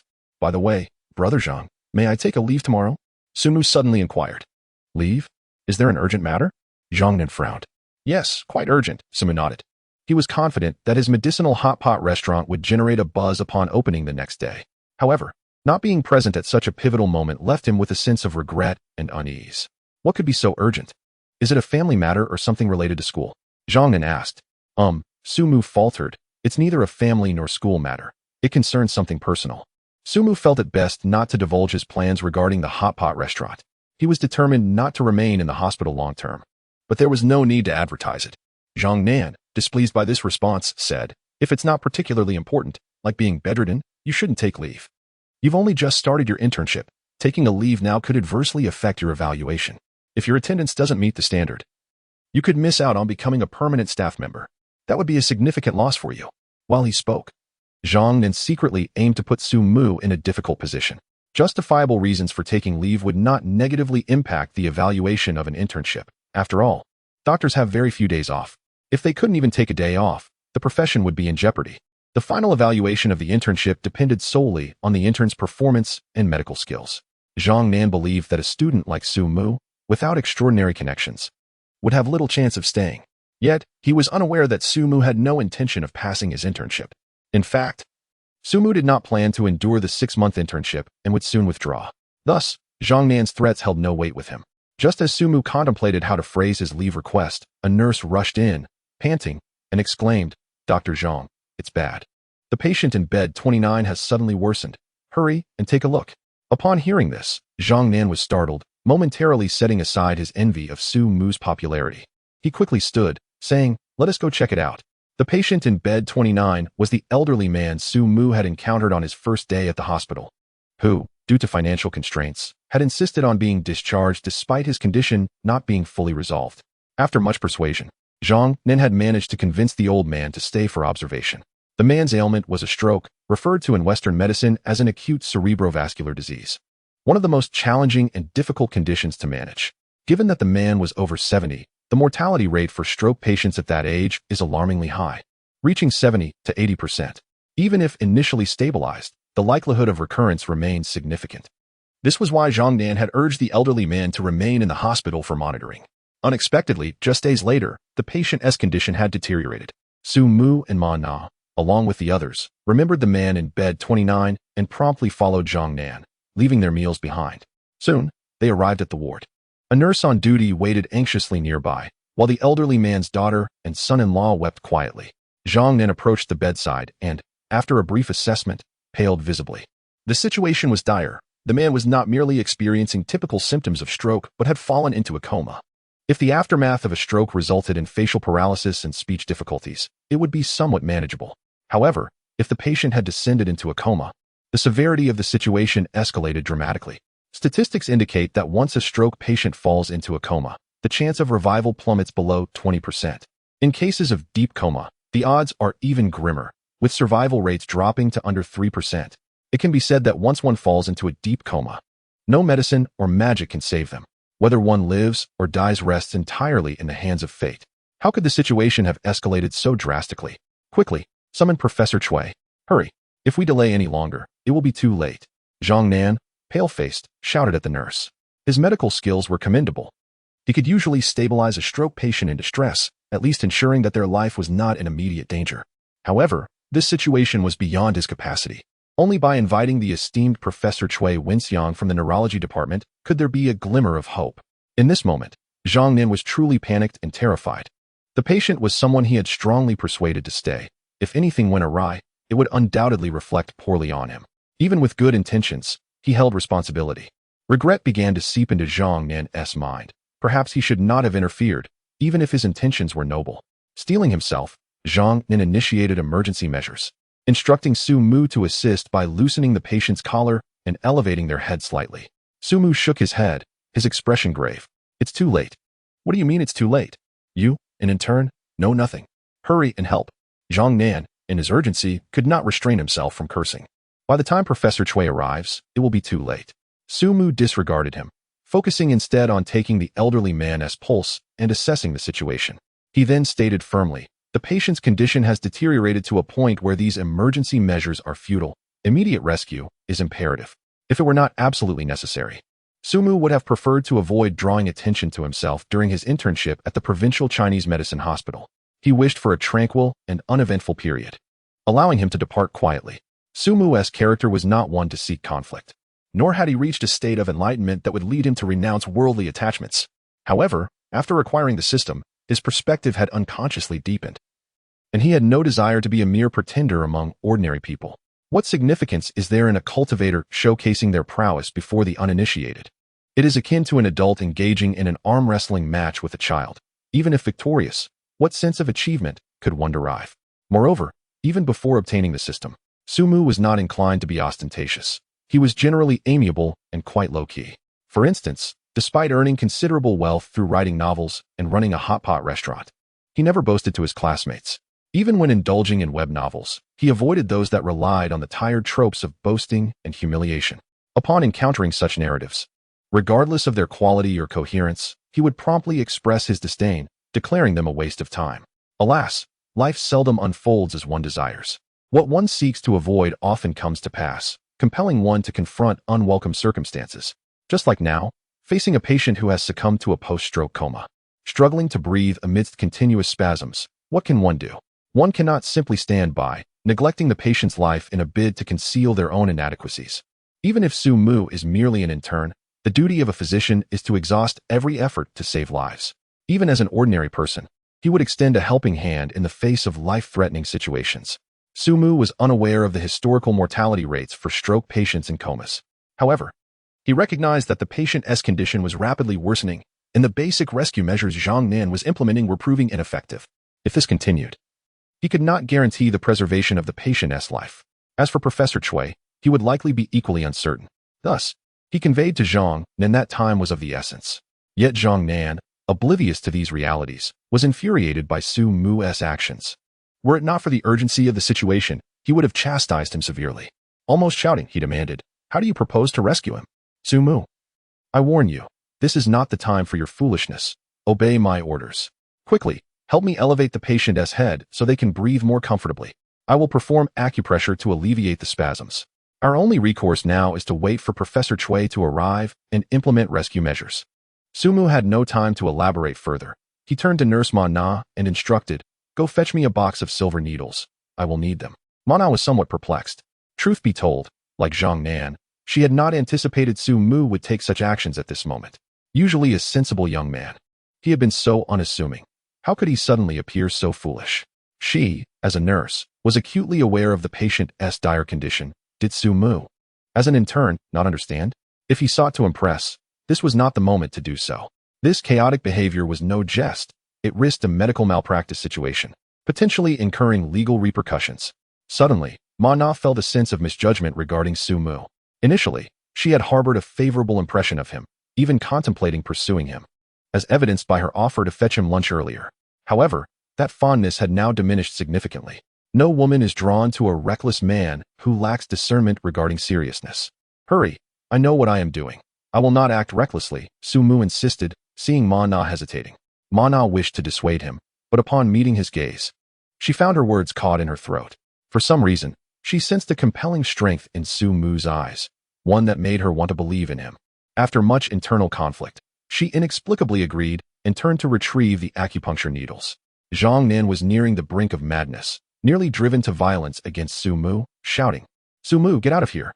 We will settle this later. Right now, don't create more trouble for me." In an era where Western medicine reigns supreme, and traditional Chinese medicine is often dismissed as quackery, it is undeniable that in treating certain ailments, the efficacy of traditional methods surpasses that of Western approaches. For instance, in cases of acute pancreatitis, the Chengqi decoction proves remarkably effective. In chronic pulmonary conditions, traditional Chinese medicine offers superior results, and for women suffering from dysmenorrhea, Western medicine is largely impotent, while only traditional remedies can provide relief. Yet, the number of true experts in traditional Chinese medicine is alarmingly low, with many merely scraping by. leading to widespread misconceptions that traditional practices are mere deceit, akin to ancient superstitions. The best treatment for facial paralysis and post-stroke sequelae is indeed the acupuncture techniques commonly employed in traditional Chinese medicine. Thus far, no Western medical intervention has demonstrated comparable effectiveness to acupuncture. However, the requirements for acupuncture are exceedingly high. In this case, Zhang Nin did not possess the qualifications to administer it. Hence, he could only summon Professor Cui, who had mastered the ancestral art of acupuncture to a legendary degree. Sought after by many prominent figures both domestically and internationally. Only with Professor Cui's presence could there be hope for saving the comatose stroke patient. As for Su Mu, he could remain where he was, out of the way, and should not even think about it. This was not disdain, it was simply common sense. Su Mu, I have brought the silver needles, Ma Na timidly announced. She felt conflicted, uncertain about her actions. Rationally, she knew she shouldn't provide Su Mu with the needles. Yet emotionally, she clung to a glimmer of hope, wondering if perhaps a miracle could occur.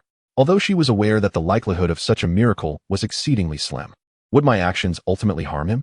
A pang of guilt surged within Ma Na, prompting her to consider reclaiming the needles. Very well. Su Mu disregarded the curious gazes of the crowd, directly taking the box and moving to a nearby table, where he skillfully began to sterilize the silver needles in preparation for acupuncture. Su Mu, what on earth are you doing? Don't act recklessly. Zhang Nin felt himself on the verge of madness, trembling slightly as he inquired while administering emergency massage techniques to the patient. Despite Zhang's escalating concerns, Su Mu appeared entranced, completely impervious to his pleas. He was genuinely about to perform acupuncture on the patient. What did it mean to be a naive newcomer, unafraid of tigers? What did it mean to be blissfully ignorant? What did it mean to be a lunatic? This was precisely the case. With an air of calmness, Su Mu replied to Zhang Nin, regardless of whether you believe me or not, I happen to possess the skill of acupuncture, which can effectively treat post-stroke sequelae. Now, I kindly ask Brother Zhang to help me restrain the patient while I administer the needles. Should any issues arise, I will take full responsibility, and you need not bear any burden. Everyone present will serve as witnesses. So let us begin. Shocking. So let us begin. Su Mu, holding the silver needles with a serious demeanor, declared. Zhang Nan, initially furious and ready to lash out, found himself momentarily stunned, his gaze wavering as he struggled to process the situation. Was this young man truly serious? Naturally, he remained skeptical of Su Mu's acupuncture prowess and its capacity to revive a comatose stroke patient. The number of traditional Chinese medicine professors capable of such feats in the country could be counted on one hand, all of whom had spent decades honing their craft, earning respect in the field. As for Su Mu's claim of mastering a technique that could treat post-stroke sequelae, it was hard to take seriously. Even if Su Mu hailed from a family steeped in traditional medicine, it was implausible for someone of his age to have acquired such expertise. Acupuncture, much like surgical procedures in Western medicine, required extensive practice and experience to attain mastery. Zhang Nan's momentary bewilderment stemmed from Su Mu's other statements about taking full responsibility. With everyone present as witnesses, this implied that if the patient were to perish, it would bear no consequence for him. If this were indeed the case, Su Mu, in his reckless bravado, would inadvertently be alleviating Zhang Nan's burden, taking the blame upon himself. After all, the elderly gentleman was on the verge of being discharged, only persuaded to stay by Zhang Nan's insistence. Had he not intervened, today's troubles would never have arisen. Yet, Zhang Nan struggled to reconcile his conscience. He knew full well that Su Mu was acting irresponsibly and would not save the patient. To shirk his own responsibility while allowing Su Mu to recklessly proceed was an act of unprincipled cowardice. Moreover, the patient was merely in a state of shallow coma, and with Professor Cui's imminent arrival, there remained a 2 to 3% chance of revival. Should Su Mu proceed with his reckless actions, the patient would likely face certain death. Such behavior was nothing short of a mockery of the patient's life and fundamentally contradicted the ethical principles of a physician. Ultimately, Zhang Nin could not abandon his integrity and gritted his teeth, stating, Su Mu, I implore you one last time, do not disrupt things here. The patient's condition is already critical, and a moment's inattention could result in loss of life, consequences that you cannot bear. This was his final attempt to dissuade Su Mu, the last opportunity he would offer. If Su Mu remained obstinate, he would cease his objections. He had already done enough. If Su Mu insisted on courting disaster, he could not be blamed, and his conscience would be clear. Mana, observing the tension, nodded anxiously, her words tumbling over one another. Yes, yes. Su Mu, please stop this at once. If a medical mishap occurs, the consequences are beyond your capacity to handle. Not only would you fail your internship, but your future prospects in any hospital would be bleak. Seeing the urgency in their expressions, Su Mu felt a mix of astonishment and gratitude. It was understandable for Mana to urge him to cease, but Zhang Nan's continued insistence caught him off guard. Especially after Su Mu had declared that he would take full responsibility, Zhang Nan still chose to counsel him.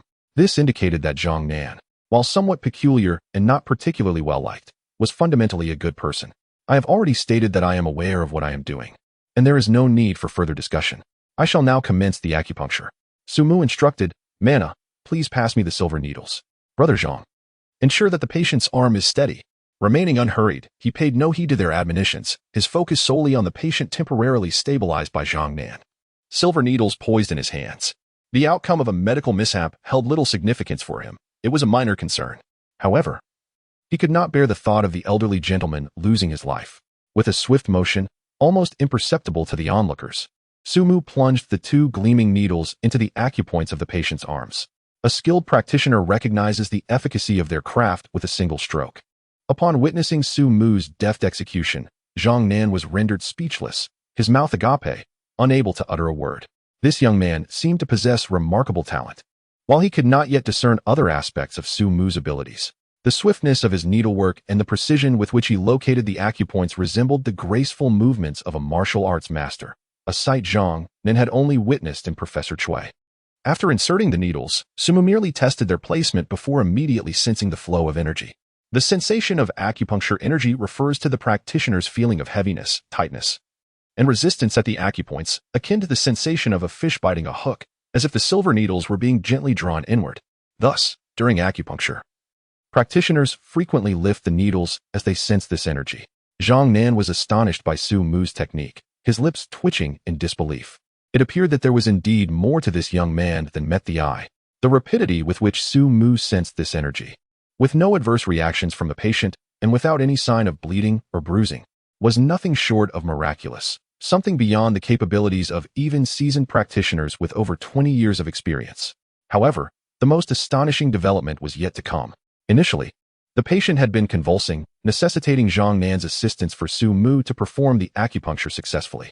Yet, within 3 minutes of needle insertion, the patient's convulsions began to subside, and he grew tranquil. This speed was nothing short of frightening. If it had been Zhang Nan in Su Mu's place, even with extraordinary effort, it would have taken at least 20 to 30 minutes to observe any improvement. Moreover, he lacked the confidence to intervene himself in such a case. Su Mu continued to insert needles at various acupoints: Sanli, Waiguan, Higu, Huantio, Zisanli, Fenglong, Kunlun, and Taichung. Each technique executed with such precision that Zhang Nan felt a flush of embarrassment, rendered utterly speechless. The single thought occupying his mind was whether this young man could genuinely revive a comatose stroke patient. Zhang Nan's eyelids twitched, a sense of his worldview crumbling around him. Approximately 10 minutes later, Su Mu exhaled deeply and requested a smaller, 1-inch silver needle from Mana, saying, "All right, Brother Zhang, you may release your hold now. I am about to treat the head acupoints." The previous injections had merely stabilized the patient. The next steps would determine whether he could be saved. If successful, the patient should awaken immediately. Zhang Nan, suddenly called upon, felt bewildered, unable to respond. At that moment, his mind was a whirlwind of thoughts, akin to a stampede of 1,000 alpacas, leaving him utterly disoriented. Who could have anticipated that Su Mu, an undergraduate intern, would turn out to be such an extraordinary talent? The acupuncture techniques he exhibited earlier were nothing short of a national treasure. If he had showcased his skills earlier, establishing himself within the provincial traditional medicine community would have been effortless, without the need for any internship evaluations. In fact, the Provincial Medical Association would likely have begged him to stay. Zhang Nan thought to himself, feeling both humiliated and ashamed. How foolish he had been to look down on Su Mu, intending to challenge him in medical practice. What a joke. From a position of anger and disdain towards Su Mu, Zhang Nan had unknowingly shifted to a place of respect, equating Su Mu's acupuncture prowess to that of esteemed Professor Cui. Perhaps Su Mu truly possessed the ability to save the patient. "Please, step aside," Su Mu reminded him once more. "Oh." Zhang Nan finally snapped to attention, hastily withdrawing his hand and retreating to the side, appearing somewhat awkward, akin to a student caught making a mistake in class. Unbeknownst to him, their roles had subtly reversed. He now observed Su Mu, the teacher, demonstrating his craft. Perhaps that minuscule chance of a miracle might truly manifest. With his eyes narrowed, Su Mu focused intently. drawing a deep breath as he deftly inserted the fine silver needles into several significant acupoints on the elderly man's head. The acupoints on the head are the most challenging in acupuncture. Typically, novice acupuncturists can practice on other parts of the body, but treating the head necessitates the presence of a teacher. Otherwise, it poses a life-threatening risk. The insertion must be shallow to avoid injuring the trachea. Zhang Nan and Ma Na, both of whom worked at the Provincial Traditional Medicine Institution, were well aware of these fundamental principles. Thus, even after witnessing Su Mu's remarkable acupuncture skills, they found themselves increasingly anxious, fearing that Su Mu might falter under pressure. However, Su Mu remained completely composed, unaffected by the tension that Zhang Nan and Ma Na anticipated. He was entirely focused, his demeanor no different from when he had treated other acupoints. The silver needles danced in his hands with remarkable speed, each movement fluid and graceful. What kind of prodigy is this? Zhang Nan, who had been watching like a dutiful student, was utterly astonished by Su Mu's display. He silently vowed that even if Su Mu ultimately failed to save the patient, he would not mock or belittle him. If the hospital sought accountability, he would unhesitatingly defend Su Mu. The failure to save the patient would not reflect Su Mu's lack of skill, but rather the inherent challenges of treating a stroke, a dilemma that stumps even Western medicine. Particularly in cases of comatose stroke patients, the mortality rate exceeds 80%. Even the renowned Professor Cui, one of the few traditional medicine experts in the country, would not guarantee a successful outcome. Therefore, even if Su Mu were to fail, Zhang Nan believed no one would dare to criticize him. At this moment, Zhang Nan was completely captivated by Su Mu's expertise. As Su Mu skillfully completed the acupuncture, he did not repeatedly withdraw the needles as before. Instead, he maintained his gaze on the patient's facial expressions and the subtle changes in his complexion, adjusting the needle's positions and depths accordingly, continuously modifying the flow of energy. Although the patient was in a coma, his body still reacted to the acupuncture, lacking the ability to solicit direct feedback from the patient. Su Mu had to rely on these minute changes to assess the efficacy of his treatment. His fingers moved gracefully, reminiscent of a musician deftly plucking the strings of a lute, creating a mesmerizing display that was beautiful yet enigmatic. Despite Zhang Nan's considerable knowledge of traditional medicine, he had never encountered such an unconventional acupuncture technique. The methods of energy intake, circulation, and release were utterly foreign to him. Little did Zhang Nan know that Su Mu was employing not only traditional acupuncture techniques, but also unique methods derived from his cultivation practices, utilizing internal energy to guide the needles. This was precisely why Su Mu felt such unwavering confidence in his approach. No matter how skilled a conventional physician might be, facing a comatose stroke patient left no absolute assurance of revival. Had Su Mu merely acquainted himself with the basic acupoints, pathologies, and medicinal properties, he would not have acted with such decisiveness. However, augmented by his cultivation of the purple qi emerges from the East technique, which had granted him 6 points of experience. Everything was transformed. While ordinary doctors relied on intuition to find the right energy flow, Su Mu could tangibly perceive and manipulate the patient's internal energy, effectively bypassing convoluted steps and addressing the core issue directly. He was unaware of the principles behind the healing techniques depicted in martial arts literature. Yet he felt that his acupuncture practice was akin to employing internal energy for healing. As time passed, Su Mu's initial ease gave way to fatigue, beads of sweat forming on his brow. Fortunately, Mana noticed and assisted him with a cloth. After 27 long minutes, the elderly patient's facial muscles twitched, his brows furrowing. Upon witnessing this, Su Mu promptly withdrew all the silver needles. With a sigh of relief, Su Mu placed the needles back into their box. Although he had anticipated that he could revive the patient given the shallow state of his coma, the actual process had proven far more challenging than he had imagined. Thankfully, he had navigated the crisis successfully. How is it? Ma Na inquired, assisting with the organized gathering of the removed needles, her eyes filled with uncertainty. In that moment, the entire ward fell into a hushed silence, every person poised in rapt attention, waiting for Su Mu to announce the outcome. Su Mu shook his head, remaining silent. Upon seeing this, everyone's spirits plummeted, assuming Su Mu had failed, and they expressed their regret. They had witnessed the miraculous nature of Su Mu's acupuncture and could no longer harbor any prejudice against him, only admiration. However, the inability to save the patient cast a shadow over their respect. Zhang Nan, quick to react, scratched his head and, with a mixture of emotions, stepped forward. Regarding Su Mu with a complex expression, it's not surprising that it didn't work. Even if Professor Cui were here, he could only try his best, and the success rate would still be quite low. So, Su Mu, don't be disheartened. Your acupuncture skills are truly remarkable. He intended to console Su Mu, fearing he would feel anxious or guilty over the perceived failure. Yet before he could finish, Mana suddenly gasped, her eyes wide with disbelief. The patient is moving. Moving? What is moving? Zhang Nan, still trying to concentrate on how to offer Su Mu polite words of comfort, felt bewildered by Ma Na's exclamation. Following her pointing finger, he glanced down at the patient and was instantly taken aback. The man, who had been in a coma and whom they had deemed beyond help, was slowly opening his eyes. What? Zhang Nan found himself at a loss for words, unsure of how to articulate the whirlwind of emotions surging through him. He had awakened? Just then, hurried footsteps echoed from outside the ward, and a white-haired elder rushed in, flanked by several doctors and nurses. As soon as he stepped through the door, he asked Zhang Nan, "Xiao Zhang, how is the patient?" The individual in question is Professor Cui Wenxiang, a venerable figure in the realm of traditional Chinese medicine, regarded as a titan among his peers. On this day, he was not in the hospital attending to patients, but upon receiving a call from the institution, he hastened over with remarkable speed, albeit it took him more than half an hour to arrive. "Professor Cui, you're here," Zhang Nan exclaimed, caught in a mix of emotions, unsure whether to laugh or cry. Glancing between Professor Cui and Su Mu, he remarked, "The patient has indeed been revived." Taken aback by Zhang Nan's uncertain tone, Professor Cui furrowed his brow. Revived? What transpired? Wasn't the patient in a coma due to a stroke's aftermath? He swiftly approached the bedside, scrutinizing the now conscious patient, and sternly questioned, "Xiao Zhang, you called me without thoroughly assessing the patient's condition?" Irritated, Professor Cui felt a surge of frustration. He had rushed over without even partaking in the lunch prepared by his spouse, only to find the patient unharmed, which would vex anyone.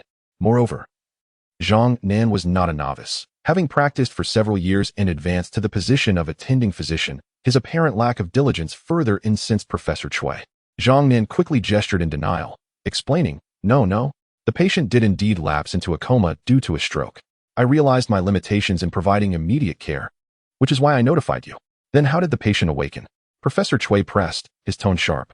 With a hint of exasperation, Zhang Nan gestured towards Su Mu, saying, "It was he, our intern Su Mu, who utilized acupuncture to revive the patient." Instead of calming down, Professor Cui's anger intensified. He scolded sternly, "This is no time for jest. Do you have any idea I rushed here without even eating? Xiao Zhang, you usually exhibit a steady demeanor. Why this unreliability?" Professor Cui, typically known for his amiable nature despite his serious appearance, was uncharacteristically riled up today. He rarely demanded special treatment or flaunted his status, adhering to the principle that he was merely a doctor, dedicated to the healing of others. Today, however, he felt justified in his ire, for the circumstances seemed utterly unbelievable. How could he trust that a mere intern could achieve what seasoned practitioners had failed to do? To be candid, while Professor Cui had hastened to the hospital without hesitation, it was driven by the instinct to save lives ingrained in his professional ethics, not by any certainty of success. "I hardly wish to believe this myself," Zhang Nan lamented, on the verge of tears. Though deeply impressed by Su Mu's skills, he felt a twinge of discomfort at the thought of Su Mu overshadowing him, causing his cheeks to flush. Now, with Professor Cui's skepticism, he felt compelled to recount the events that transpired, seeking corroboration from others who had witnessed Su Mu's acupuncture. This left Professor Cui uncertain. He scrutinized Su Mu, still reluctant to accept the incredible narrative. However, he refrained from further comment, opting instead to examine the patient's condition. As he bent down to take the patient's pulse, his expression shifted from solemnity to sheer astonishment. Upon his examination, it became evident that the patient had indeed suffered a relapse due to stroke-related complications. While the situation had stabilized, it was clear that the patient had only recently been rescued. The multiple acupuncture points on the patient's body bore marks of intervention. Undoubtedly, someone had employed acupuncture to save the patient. Yet, Professor Cui remained baffled as to how a young intern could accomplish such a feat. This revelation challenged his long-held beliefs, akin to an absurd fairy tale. After a moment of silence, he turned to Su Mu, his mouth agape, momentarily at a loss for words. Finally, he inquired, "Xiao Su, did you truly perform the acupuncture that revived him?" Faced with such doubt, Su Mu was unsure whether to feel proud or bemused, but he affirmed, "Yes, it was me." This confirmation left Professor Cui momentarily speechless. His skepticism lingered, yet he found himself at a loss for a means to verify the claim. Surely, he couldn't request Su Mu to perform acupuncture once more, for it would be impossible to find another stroke victim in a state of unconsciousness. At that moment, another nurse, Qin Fong, who had dined with Su Mu earlier, stepped forward, holding her phone with a hint of shyness. "Su Mu, I recorded a short video while you were performing acupuncture. I hope you don't mind.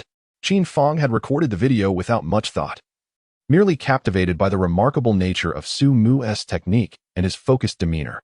She hadn't considered the implications of filming a medical procedure, even a routine one, as such content is rarely available for public viewing. Fortunately, Sumu was unconcerned about such matters and welcomed the opportunity to provide evidence, hoping to quell Professor Chui's incredulity. I don't mind. It would be beneficial for Professor Chui to see, Sumu said. Upon hearing this, Professor Chui's eyes brightened as he eagerly took the phone to view the footage. After watching a segment of Su Mu's technique, he was nearly brought to his knees. This lad defies belief. Is he a reincarnation of Huatua? No wonder he could awaken a comatose stroke patient. The esteemed professor, a top-tier master in traditional Chinese medicine, felt a profound sense of inadequacy. Xiao Su, from which institution did you graduate? Professor Chui asked, his voice trembling slightly. Roaching University of Traditional Chinese Medicine, Sumu replied candidly. Clearly, you did not learn acupuncture within a conventional academic setting. You must hail from a lineage of traditional healers. Who is your father, or what is your grandfather's name? Professor Chui probed further. Anticipating the line of questioning, Sumu replied, I do not come from a family of traditional medicine practitioners. My acupuncture techniques were taught to me by my master, whose identity I am sworn not to disclose. That sounds like a rather worn excuse, Professor Chui remarked, though it was effective in piquing his curiosity. Despite his overwhelming intrigue, Professor Chui ultimately decided against pursuing the matter further. Instead, he lavished praise upon Sumu, exclaiming, This acupuncture technique is truly extraordinary. I have lived for over 70 years and have never encountered such remarkable skills. Unbelievable, truly unbelievable. After a brief pause, he looked at Sumu with a warm smile, stating, It seems our hospital has indeed recruited a treasure. Xiao Su, you have accomplished a monumental feat. The hospital can fulfill one of your requests. Just name it, and I will personally convey it to the director. Zhang Nan, Ma Na, Qin Fong, and the others regarded Su Mu with expressions of congratulations. It was evident that Professor Chui's words indicated a desire to advocate for Su Mu's transition from intern to a permanent position within the hospital. Moreover, it appears that this individual is not merely an ordinary contractual worker, but rather one with a formal position. This is indeed a matter of great envy. Securing a formal position in a top-tier hospital is a dream cherished by countless medical students, and Su Mu has effortlessly achieved this. Upon hearing this, Su Mu was elated, his eyes sparkling with excitement as he inquired, Really? Professor Chui, with a twinkle of amusement in his eyes, encouraged him. Of course it is true. There is no need to feel bashful. Speak boldly of your desires. What do you wish for? Under the expectant gazes of the others, Sumu gleefully declared, I would like to request a day off tomorrow. The expressions of Professor Chui, Zhang Nan, and Ma Na froze, leaving them in utter bewilderment. Young Su, is such a request not overly simplistic? Tomorrow marks the reopening of the Four Seasons Hot Pot restaurant, and Sumu wishes to be present at the site. However, when he sought a leave of absence from Zhang Nan at noon, he was met with refusal. Just moments ago, he had been pondering how to ask for a day off, only to have Professor Chui present him with this opportunity. Fantastic. Beyond this, he could think of no other requests. He did not intend to remain at the hospital long term, so what else could he possibly ask for? Yet the others did not share his sentiments. They were utterly astonished by Su Mu's response. With such a clear hint from Professor Chui and such a splendid opportunity presented, to merely request a day off was simply absurd. Professor Chui could not help but gape, eventually closing his mouth after a long pause. After a somewhat awkward cough, he continued, Regarding your day off, I can approve that. You may take tomorrow off. However, this does not count as a request, and there is no need to report it to the director. Do you have any other requests? Feel free to voice another. Once again, all eyes turned to Sumu with anticipation. They all hoped he would choose to remain at the provincial traditional Chinese medicine hospital, thereby solidifying his position. With Su Mu's remarkable acupuncture skills, his continued presence would undoubtedly elevate the hospital's reputation and prominence. Though gaining entry into a top-tier hospital is notoriously challenging, large hospitals typically face a shortage of staff, as being overwhelmed is the norm. They simply struggle to find qualified doctors. Any skilled physician is welcomed with open arms by any top-tier hospital who would gladly desire more talent. However, disappointment was in store for them, as Sumu shook his head once more, stating, No, thank you for Professor Chui's kindness, but I have no further requests. Professor Chui's brows twitched in awkwardness, and he could only concede, Very well then. The others were equally speechless. Professor Chui does not readily grant favors, and to squander such an opportunity by merely requesting a day off was baffling. Was this fellow deliberately feigning ignorance? pretending not to comprehend the underlying implications of Professor Chui's words? Surely. Yet, upon reflection, it became evident that while Professor Chui's offer was a dream for others, it held little value for Su Mu. His extraordinary acupuncture skills could revive even comatose stroke patients, which hospital would not welcome him with open arms. For instance, upon learning of Su Mu's medical prowess, West China Hospital would undoubtedly extend an olive branch. While the provincial traditional Chinese medicine hospital is a top-tier establishment, it pales in comparison to a premier institution like West China Hospital. Professor Chui came to this realization and ceased further persuasion of Su Mu. Nevertheless, he internally resolved to find a way to retain this young talent. He was not concerned about Su Mu overshadowing him at the provincial traditional Chinese medicine hospital. After all these years, he had never been one to care for superficial accolades, and despite multiple invitations from foreign dignitaries to treat ailments, he never considered himself exceptional. His greatest passion lay in the pursuit of medical knowledge. He had believed himself to be at the pinnacle of his craft, finding it difficult to achieve further growth.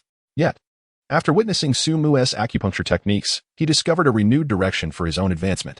Having successfully secured a day off, Su Mu felt quite pleased as he left the ward, intending to take a brief rest. The recent patient rescue had left him quite fatigued, and despite his superior physical condition, he was feeling the weariness. Attending physician Zhang Nen also sought a quiet space to calm his thoughts, but before he could slip away, Professor Chui summoned him to the office, indicating that he wished to discuss something. Professor Chui, what can I do for you? Zhang Nen inquired, somewhat apprehensive. Please, have a seat and do not be anxious. Professor Chui gestured toward a chair, and once Zhang Nen was seated, he spoke. I would like to understand how Su Mu came to intern at our hospital. Was it arranged by a school, or was it something else? It seemed he was not here to cause trouble for him. Zhang Nen exhaled in relief and replied, Su Mu graduated from the traditional Chinese medicine university, and our hospital rarely admits undergraduate interns. So, Su Mu's placement here was arranged by Director Li. At this juncture, Zhang Nen paused, somewhat embarrassed as he continued. When Director Li initially assigned me to mentor Su Mu, I was quite dissatisfied, thinking he had merely used connections to gain entry into the hospital. I never anticipated his medical skills would be so astonishing. Professor Chui nodded, appearing contemplative, almost as if speaking to himself. It seems that Li Dai does not always act with integrity, yet he has inadvertently done the hospital a great service this time. As the head of the traditional Chinese medicine department, Director Li did not possess a particularly good reputation. He sometimes engaged in favoritism and abuse of power. There were not just one or two individuals who had entered the provincial traditional Chinese medicine hospital through his influence. Thus, Gao Gu had sought him out to facilitate Su Mu's placement. Meanwhile, Professor Chui, being a man of principle, had never gotten along with Director Li. After finishing his thoughts, he noticed Zhang Nen still sitting there, awkwardly unsure of what to do, prompting Professor Chui to ask, where is Director Li now? I would like to speak with him to clarify a few matters. Typically, Professor Chui would not reach out to Director Li, but this time, for Su Mu's sake, he set aside his reservations. Zhang Nan expressed regret. Unfortunately, Director Li just went on a business trip a few days ago. He will probably return next week. Perhaps you could call him, Professor Chui? Professor Chui contemplated for a moment, then shook his head. No, that won't work. It's too difficult to convey everything over the phone. Once he returns, please inform me, and I will come to speak with him. Professor Chui was genuinely curious about Su Mu's background and was determined to uncover the details. Once he clarified these matters, he would strategize on how to retain Su Mu. If Director Li could manage to keep Su Mu at the hospital, he could easily overlook past grievances. What harm is there in setting aside old prejudices? In Professor Chui's view, if Director Li could attract someone of Su Mu's caliber to the hospital, any past misdeeds could be rendered inconsequential. At 8:30 p.m., Su Mu returned home. Upon opening the door, he found Zhou Miao Miao sprawled on the living room sofa, fast asleep. One of her hands dangled in the air, and several documents had silently slipped from her fingers to the floor. It was late May, and summer had already arrived, with temperatures in Rongqing soaring above 30 degrees, making it exceedingly hot. Zhou Miao Miao was clad in a trendy pair of white pumpkin shorts and a light chiffon blouse, presenting a cool and flattering appearance. Though her bust might be modest, her figure was undeniably commendable, standing at 169 meters and weighing just around 50 kilograms. She possessed a perfect hourglass figure with no excess flesh to be found. Her skin was as fair and tender as if it had just emerged from water, and her long legs, casually displayed, added to her allure, certainly meeting the criteria for leg play. Su Mu's roommate from dormitory 613, Lu Lang, had even taken up photography for a time to impress women, and he had helped numerous girls with their photo shoots. However, Lu Lang's ultimate aspiration was to one day photograph Zhou Miao Miao. Should that wish come true, he would willingly sacrifice 5 years of his life. Regrettably, Zhou Miao Miao was not in agreement. In her view, the online photography sessions, with their so-called angles and aesthetics, were merely a guise for pale blue photographs, which she found utterly unacceptable. Su Mu, upon seeing Zhou Miao Miao sprawled on the sofa in slumber, paused for a moment before quietly draping a blanket over her from the adjacent couch, muttering to himself, "If you're going to sleep, why not return to your room? Dressed so lightly, aren't you afraid of catching a cold?" Though it was quite warm during the day, a heavy rain fell in the evening, and the temperature dropped significantly at night. Zhou Miao Miao's sleep was light. As soon as Su Mu covered her with the thin blanket, she awoke, blinking her drowsy eyes. She gazed at Su Mu and remarked, "You're off work, I see." Following this, she instinctively wiped the corner of her mouth with her hand. Su Mu couldn't help but chuckle, saying, "No need to wipe. You didn't drool this time. Mind your own business."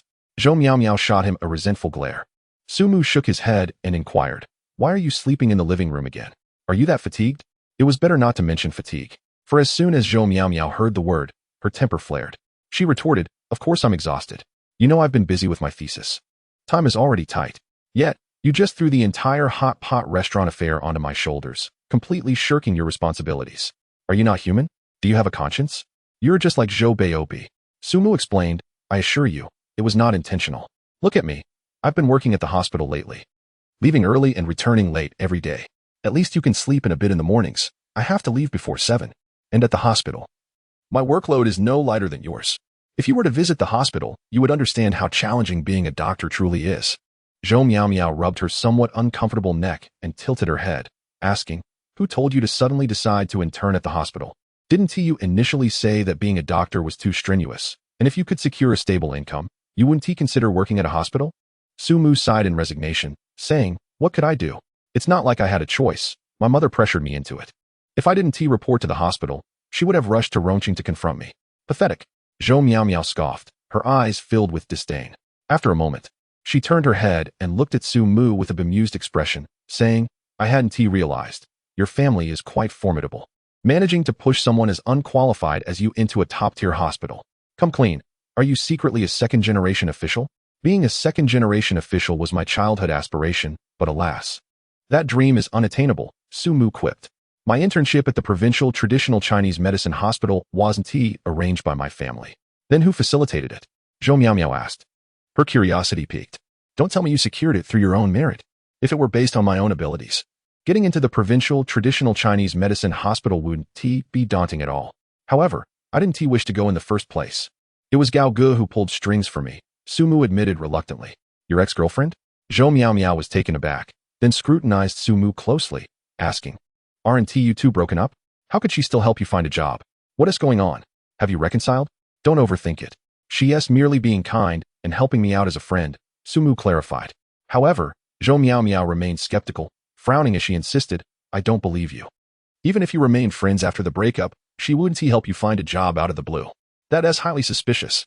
In my opinion, you both are rekindling old feelings." Su Mu quickly halted her train of thought and recounted the entire sequence of events, including how Gao Ge doubted his ability to resurrect the hot pot restaurant, mistakenly believing it had closed down and that he was unemployed. Knowing Zhou Miao Miao's inquisitive nature, he realized she could pester him for days if the matter remained unclear. After listening to Su Mu's explanation, Zhou Miao Miao finally accepted a portion of it, nodding thoughtfully.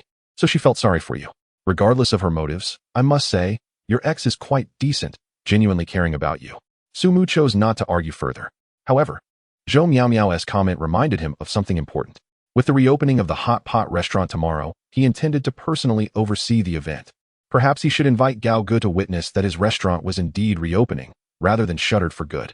Moreover, the restaurant's business was bound to thrive, and news of its success would spread rapidly. Upon realizing his potential for profit, Gao Ge would understand he wouldn't starve and wouldn't need to force him into hospital work anymore. Once she relented, he could persuade his mother, gaining his freedom to focus solely on his aspirations without enduring the hardships of hospital life. "I have to go. I'm heading back to my room."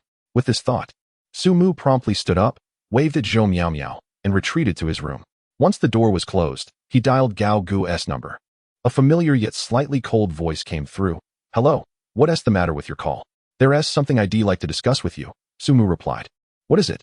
came the sound of rustling papers. It was late, and he speculated whether she was studying or reviewing documents.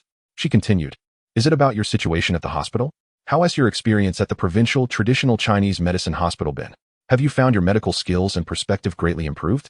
I must say, you should work diligently during your internship, as long as you don't cause any trouble. Even if your performance isn't stellar and your skills rank at the bottom among interns, I can still find a way to keep you at the provincial traditional Chinese medicine hospital." This woman had a penchant for viewing everything through her own lens. In her eyes, Su Mu's internship must be exceptionally challenging, and the chances of him securing a permanent position through his own merit were slim. Thus, she offered him reassurance, suggesting that as long as he performed well, he could likely succeed. She was confident she could persuade Director Cui to assist him. Su Mu, feeling quite helpless, said, "You've misunderstood. I don't need to perform well to stay at the provincial traditional Chinese medicine hospital. I simply don't want to." Su Mu's honesty displeased Gao Gu, who interrupted him with, "Su Mu, can you please stop boasting?" Su Mu's mouth twitched. Never mind. It wasn't he worth arguing with a woman. If she didn't believe him, so be it. He then got straight to the point. "The reason I'm calling is to invite you to the reopening of my hot pot restaurant tomorrow. Didn't you say it had closed down for good? When you see it tomorrow, you'll understand what is truly going on. Then you can judge whether I need to continue working at the hospital." His words were impactful, reflecting his confidence. As long as Gao Gu dared to come, he would find a way to change her perspective. Unfortunately, Gao Gu merely replied coolly, "I'm quite busy lately and won't have time to attend your restaurant's reopening. But I advise you to focus entirely on your hospital internship, regardless of whether your restaurant reopens or not. If you don't work diligently, you might not pass your internship, and your mother won't let you off easily." With that, she hastily hung up. It seemed Gao Gu still didn't believe Su Mu. He decided to wait a few more days. With the prowess of his medicinal hot pot, it wouldn't be long before Gao Gu discovered the truth. By then, when the restaurant's reputation flourished, she would surely be astonished. Thankful for the affection amidst the storm, and to our two esteemed patrons from 1986 who generously rewarded us with 1,000 starting coins. Our gratitude extends to the bookish friend, Luo Shun, for their kind contribution. 027 The grand opening of the Hot Pot restaurant at 10:30 in the morning. The newly renovated Hot Pot restaurant was ready for its grand opening. The old sign had been replaced with a new one proclaiming Four Seasons Herbal Hot Pot. A crimson carpet extended from the entrance to the edge of the street, flanked by an array of flower baskets standing over a meter tall, adorned with colorful lights and ribbons. Crucially, Zhou Miao Miao, well-versed in marketing strategies, enlisted 8 young and beautiful university students from an arts institution in the college town to serve as hostesses, dressed in matching red kipayos with high slits and high heels. These lovely ladies showcased their long, elegant legs, divided into 2 groups to warmly welcome guests at the entrance. It must be noted that while this tactic may not greatly appeal to female customers, it certainly attracted a significant number of male patrons who were drawn in by the allure of beauty. Furthermore, the restaurant staff had diligently distributed flyers around several nearby universities and bustling neighborhoods for the past 2 days. They also posted announcements on various online forums and social media platforms affiliated with these universities, ensuring that many locals were aware of the unique herbal hot pot restaurant opening on the commercial street. Those who presented the flyer would enjoy a generous discount of 60% off their meal. The combination of effective marketing, enticing gimmicks, and genuine discounts indeed lured a considerable crowd. As noon approached and the clock struck 11, Su Mu and Zhou Miao Miao jointly set off the celebratory fireworks, marking the official reopening of the hot pot restaurant. "We certainly did not make such a grand spectacle during our first opening, did we? Kudos to you, Zhou," Su Mu remarked, surveying the vibrant decorations around them. Zhou Miaomi replied, "During our initial launch, we lacked the confidence to believe we could sustain a thriving business. We were cautious about overspending on frivolous details. This time is different. No matter the initial investment, we need not worry about recouping our costs. Our vision for the hot pot restaurant is high-end. We must invest where necessary. Beyond flavor, we must elevate the ambience and ensure it is not too shabby." After the fireworks, Su Mu and Zhou Miao Miao stepped aside, and under the guidance of the welcoming hostesses, a steady stream of customers began to enter the restaurant. Welcome, welcome. The Four Seasons Hot Pot had garnered a respectable reputation over nearly a year, accumulating a loyal clientele.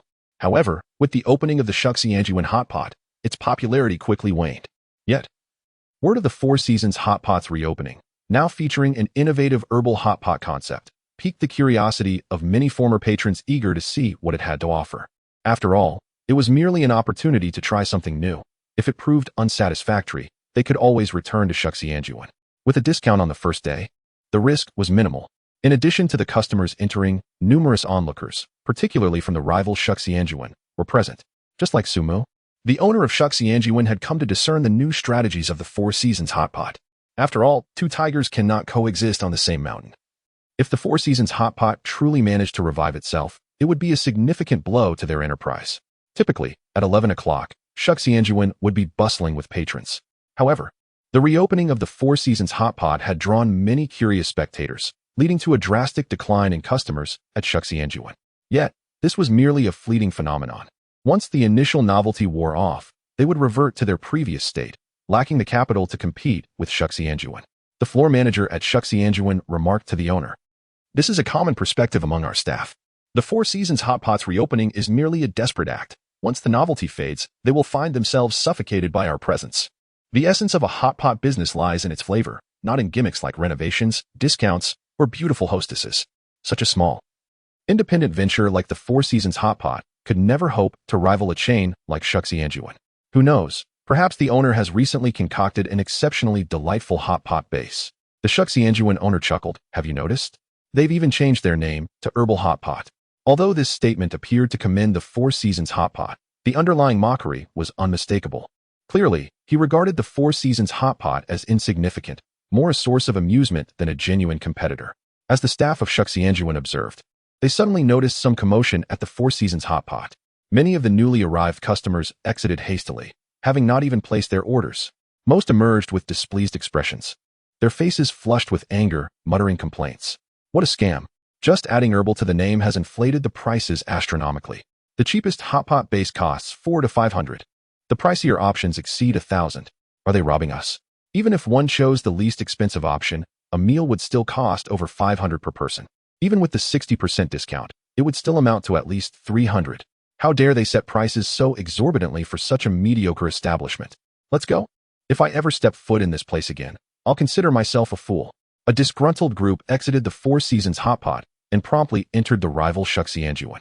While Shuxianjuan is a chain with commendable flavors and dishes, a meal there typically costs around $100 to $200 per person, even with generous portions of beef and lamb. The cost could easily drop below $100 if one opted for fewer meat dishes and more vegetables. After all, the cost of dining in Chengdu is relatively low, and hot pot is a common delicacy. Only establishments featuring imported steaks or seafood tend to be pricier. Even then, such places only charge $400 to $500 per person, slightly less than the Four Seasons herbal hot pot. Most patrons, upon entering a restaurant, might hesitate to leave upon seeing the menu, even if the prices are somewhat steep, often choosing to order less instead. However, the Four Seasons hot pot's prices were so outrageous that it incited anger, prompting many customers to leave after sitting down. This scene left the staff at Shuxianjuan momentarily stunned, before they erupted into laughter. Their rival was even weaker than they had anticipated. Truly, they had underestimated the situation. 028 A wedding garment for another, second update. The youth of today, they ought not to be so preoccupied with grand ambitions daily. Such reckless endeavors can only lead to ruin.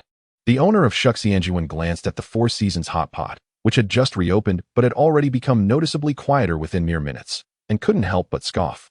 He had just inquired about the situation of their competitor from customers entering his own establishment and had received what sounded like a comical report. Since reopening, the Four Seasons hot pot had begun selling herbal hot pots, with the cheapest options for nourishment, stomach health, and digestion priced at $400 to $500, while the more luxurious choices for beauty and vitality soared above $1,000. And this was just for the hot pot base, excluding the cost of ingredients. Overall, it seemed the Four Seasons hot pot had not considered how to retain customers or improve its business. Instead, it had morphed into a charlatan's den. If this is not self-sabotage, then what is? Originally, the proprietor of Shuxiang Yuan believed that the reopening of the Four Seasons hot pot restaurant, following its renovation, might bring him some trouble. Perhaps even a desperate struggle for survival. Little did he know, he was utterly mistaken. After such upheaval, the Four Seasons hot pot would only meet a swifter demise. The already scant stable clientele would vanish entirely, migrating to become patrons of his establishment, Shuxiang Yuan. I would wager, within a week, the Four Seasons hot pot will surely shutter its doors once more. Who dares to bet against me? Someone scoffed. Isn't that blatantly obvious? What is there to wager? No, I'll take that bet. I bet it will close down in 3 days. Such a nonsensical hot pot restaurant could only attract wealthy fools unaware of how to spend their money. Even if some confused customers are lured in today, after tomorrow. No one will set foot in the Four Seasons hot pot again. In today's society, many affluent individuals exist, and numerous high-end establishments abound. While an average expenditure exceeding $500 may seem extravagant to ordinary folks, to many, it is still within their means. For instance, many Japanese dining establishments charge over $1,000 per person. However, the crux of the matter lies in the fact that others are indeed serving food worth that price, with ingredients flown in from overseas, incurring high costs. In contrast, the haphazard pricing at the Four Seasons hot pot is utterly laughable. Those who enter the establishment only to leave are cursing under their breath, enjoying the spectacle. Those who remain are also muttering in dissatisfaction. What kind of nonsense is this? Why is the broth so expensive? This is not medicinal hot pot. It's a monetary hot pot. I assent it. Is the broth infused with rare herbs like ginseng? Let us leave. Let us not eat here. The owner of this establishment must be out of their mind. With such ludicrous pricing, only a fool would dine here. With that money, I could enjoy a splendid meal at a fine Japanese restaurant or a French bistro. Only someone deranged would choose hot pot. Well, since we're already seated, let us not walk out. It would be too embarrassing to leave after sitting down. It's not as if we genuinely cannot afford it. Although the price is a tad steep, aren't they offering a 60% discount today? I calculated, and even after the discount, a per capita cost of over $200 or $300 is manageable. Let us consider it a taste test. If it's truly a ripoff, we simply 1T return. There will always be individuals who are very concerned about their image. Even if they are duped, they would rather not lose face. Commonly referred to as putting on a brave front. All right then, let us give it a try. However, I must inquire about the rationale behind such exorbitant pricing. Waitstaff. We'd like to order. The servers in the establishment had long been trained by Zhou Miao, and they had anticipated such a scenario before the opening. Therefore, they were not overly flustered or surprised, maintaining their smiles in the face of customers' displeasure and challenges, patiently explaining. Sir, the reason our hot pot broth is priced so high is that our ingredients are significantly more expensive than those of a typical hot pot. As you mentioned, we do indeed use many precious herbs. Of course, the most crucial factor is that the flavor of our hot pot is exceptional, truly unique in the world. Once you taste it, I assure you, you will find it worth every penny and will want to return. The server explained with a smile. They, like Zhou Miao, possessed immense confidence in the Four Seasons hot pot, having personally tasted the broth and knowing how extraordinary the medicinal hot pot is. Delicious food is justice. Thus, a slightly higher price is only reasonable. Worth every penny? The customer scoffed, retorting, if I find the flavor lacking after tasting, will you refund my money? I'm afraid that's not possible. The server appeared embarrassed, but quickly added sincerely. However, sir, rest assured, once you taste our flavors, you will not find it lacking in value. The customer chuckled, too apathetic to engage further, and began ordering, stating bluntly, don't worry. I'm only here for one meal. Anyone who comes to your restaurant again is a fool. Ultimately, despite the grandiose promotions and flyers distributed days in advance, on its opening day, the Four Seasons medicinal hot pot barely filled a third of its seating capacity. The vast majority of customers were deterred by the outrageous prices upon entering, instead flocking to the embrace of Shu Xiang Yuan. Consequently, business at Shu Xiang Yuan thrived even more than usual. By 11:30, well before peak dining hours, the restaurant was filled to capacity, and a queue had formed. It seems we owe our gratitude to the Four Seasons hot pot. Had they not advertised so vigorously, our business likely wouldn't be this prosperous. The owner of Shu Xiang Yuan laughed heartily. The saying, suffering and toiling for others' benefit, might be aptly applied here, someone chimed in. Without comparison, there can be no pain. Had the Four Seasons hot pot not caused such chaos, how could we showcase the superior taste and fair pricing of Shu Xiang Yuan? As for Su Mu and Zhou Miao, the owners of the Four Seasons hot pot, they appeared remarkably calm at this moment. In their view, the critical time had yet to arrive. The current number of customers in the restaurant meant nothing. They needed to wait a while longer. The customers' reactions after tasting the medicinal hot pot would be the true determinant of their success or failure. Finally, for the first table that completed their order, the milky broth began to bubble. Simultaneously, a refreshing and exquisite aroma wafted through the air, reminiscent of being in a forest after a spring rain, filled with freshness. Mushrooms, bamboo shoots, wild fruits, fresh yet enchanting. This was enough to captivate the attention of a few previously disgruntled customers who had been dismissive. 029 It's so delicious. This aroma could invigorate one's spirit, much like spring rain awakening the slumbering earth, enticing food fragrances awakening the body. The previously uninterested stomach, stimulated by this aroma, began to churn, unable to resist its gurgling protests. How fragrant! Not only did the patrons at this table involuntarily exclaim, but even those at the adjacent table cast envious glances, drawn in by the delectable scent. What kind of broth did you order? It smells incredible. I've dined at nearly every hot pot restaurant in Rongqing, and never have I encountered such a distinctive aroma. Just the scent alone has me salivating. Did you order the most expensive broth, the health and beauty pot? A nearby customer, intrigued by the aroma, inquired thoughtfully. Such a delightful fragrance from the broth must indicate that the flavor is equally superb. Now they began to understand why the Four Seasons hot pot dared to set such high prices after its reopening. It turns out they had their reasons. Just as the staff had claimed, the taste was indeed unique in the world, astonishingly delightful, guaranteeing a worthwhile experience. The most expensive? The respondent appeared momentarily stunned, then shook their head, replying, "No, we merely ordered the cheapest, the stomach-nourishing and lung-clearing pot, priced at 560. Upon seeing the menu's exorbitant prices, I didn't wish to be a fool, so I chose the least expensive to sample the flavor." Upon hearing this, the other customers were astonished. This is just the cheapest broth? Such an astonishing aroma. If this is merely the least expensive option, then it truly isn't expensive at all. This is not merely worth the price. It is clearly a value beyond measure. Unconcerned with the trivial details, seeing the broth bubbling and inhaling such an enticing fragrance, the patrons began eagerly cooking their ingredients, unable to resist the temptation to indulge. Soon, the other table's broths began to steam, bubbling energetically, one after another, reaching a boiling point. The aromas wafting through the establishment are no longer singular, but rather a harmonious blend of diverse fragrances, spicy, savory, and exquisite variations of the hot pot, each more delightful than the last.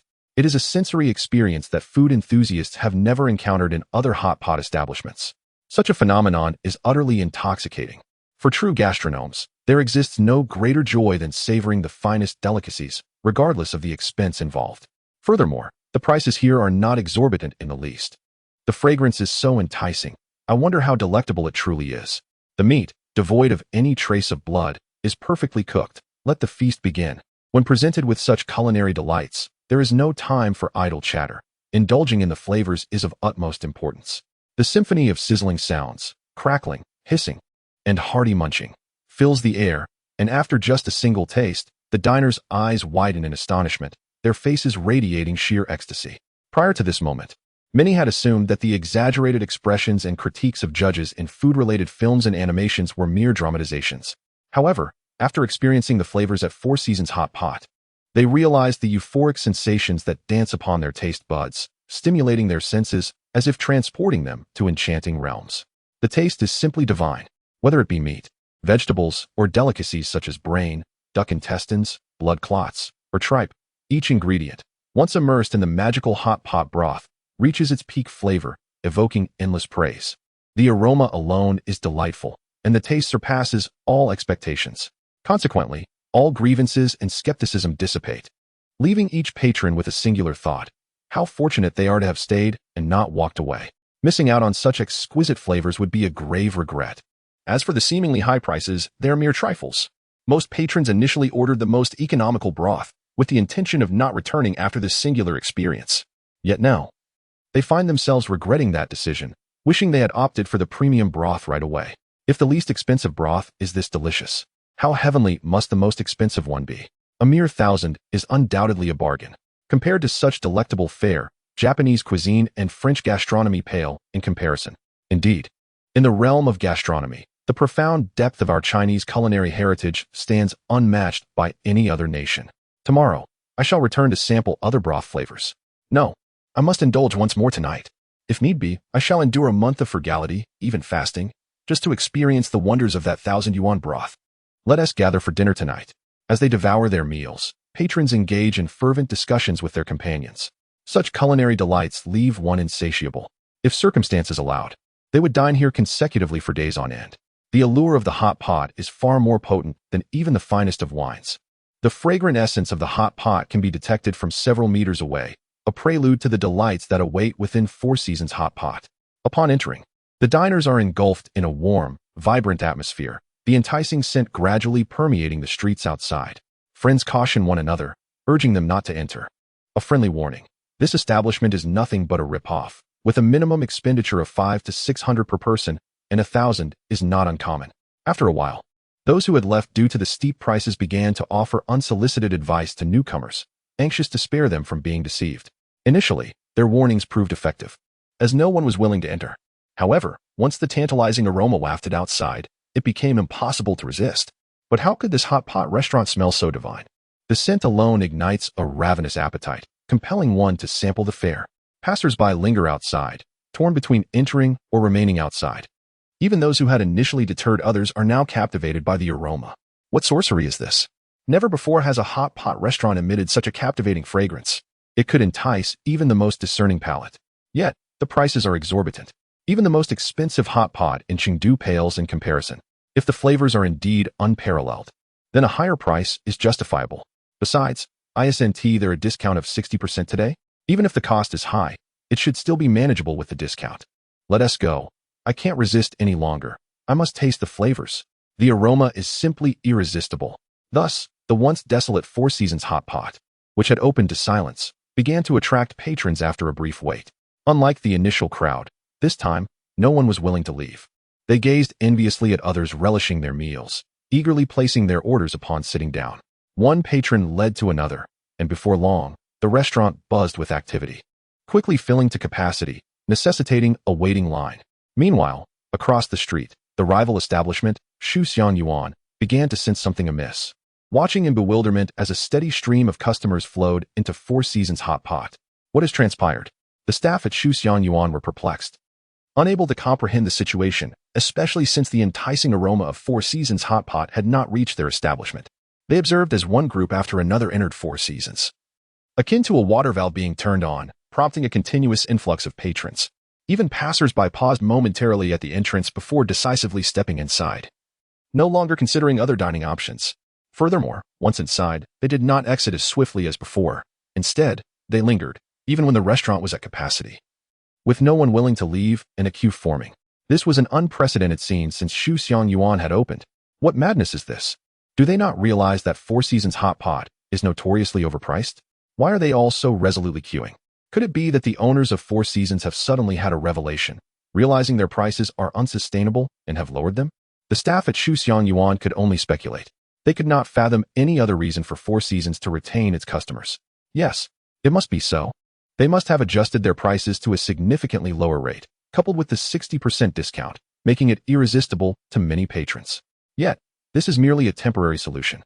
The two owners of Four Seasons are ordinary university students, lacking the capital for such a price war. Promotional activities can only sustain them for so long.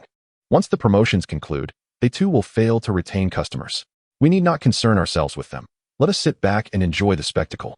However, it seems they may last longer than 3 days. Perhaps they could endure a week or even half a month.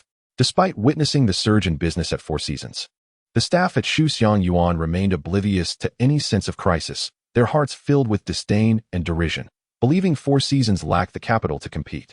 Until gradually, the number of customers at Shuxiang Yuan dwindled, while the queue outside Four Seasons continued to grow. "Excuse me, how long is the wait for a table for two?" a customer inquired. "Hello, there are 23 tables ahead of you. You will need to wait approximately an hour and a half. Would you like a number?" The attendant replied. "An hour and a half?"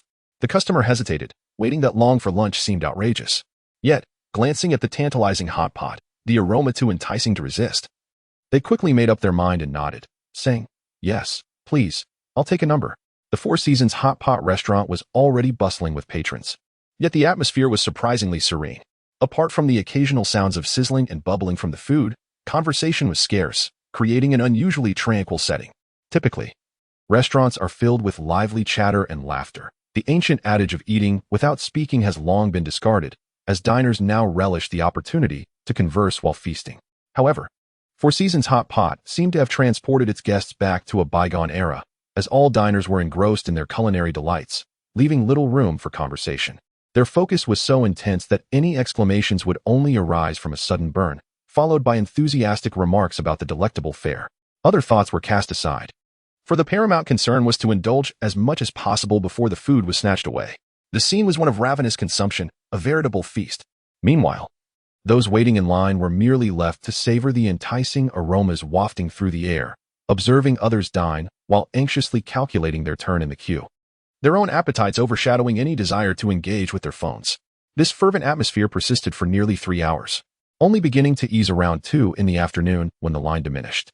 At this point, it was clear that the grand opening had been a resounding success. Sumu observed the continuous flow of customers with a satisfied smile.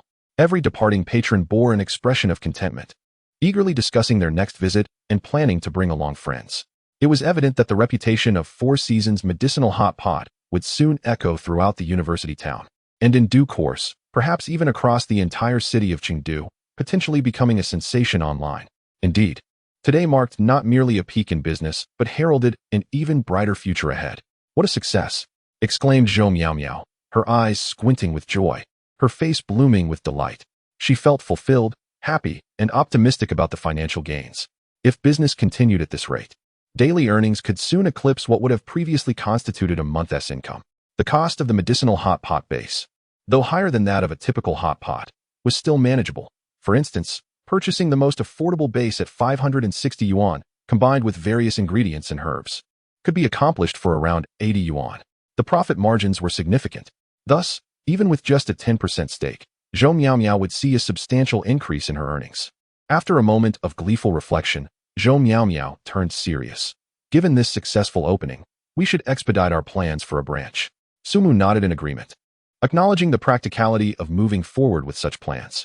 Zhou Miao Miao, a savvy businesswoman, was eager to expand, while Sumu, burdened with a debt of 200,000 yuan, had no objections to increasing revenue.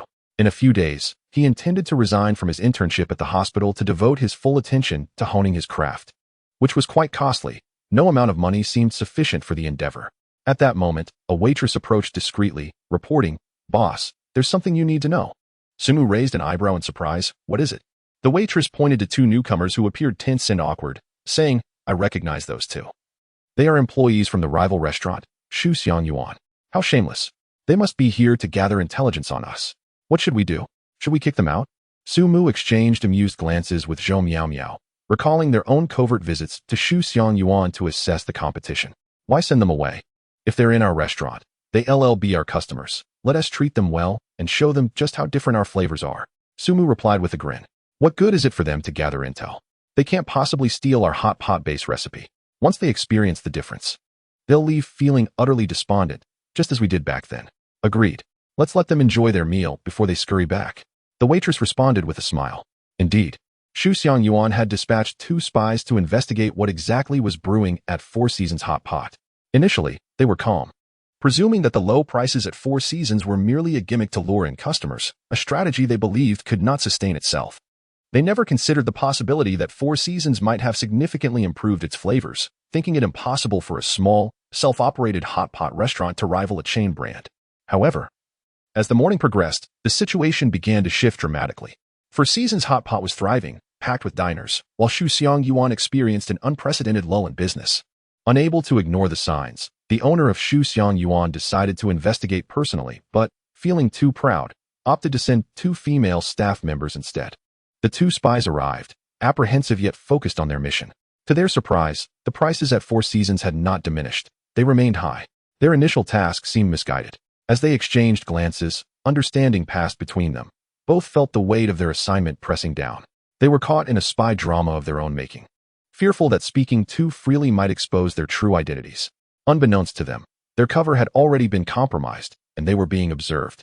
Just as Su Mu and Zhou Miao Miao had once disguised themselves as ordinary patrons at Shu Xiang Yuan, they too were under scrutiny. The prices, exorbitant by their standards, seemed akin to extortion, yet they were puzzled as to why so many customers were willing to dine here. As they surveyed the room, the enticing aromas wafting from neighboring tables began to unravel their skepticism. The scent was intoxicating, nearly irresistible. Few could withstand the temptation to sample such delightful dishes. They soon decided that even if the prices were steep, the experience would be worth it.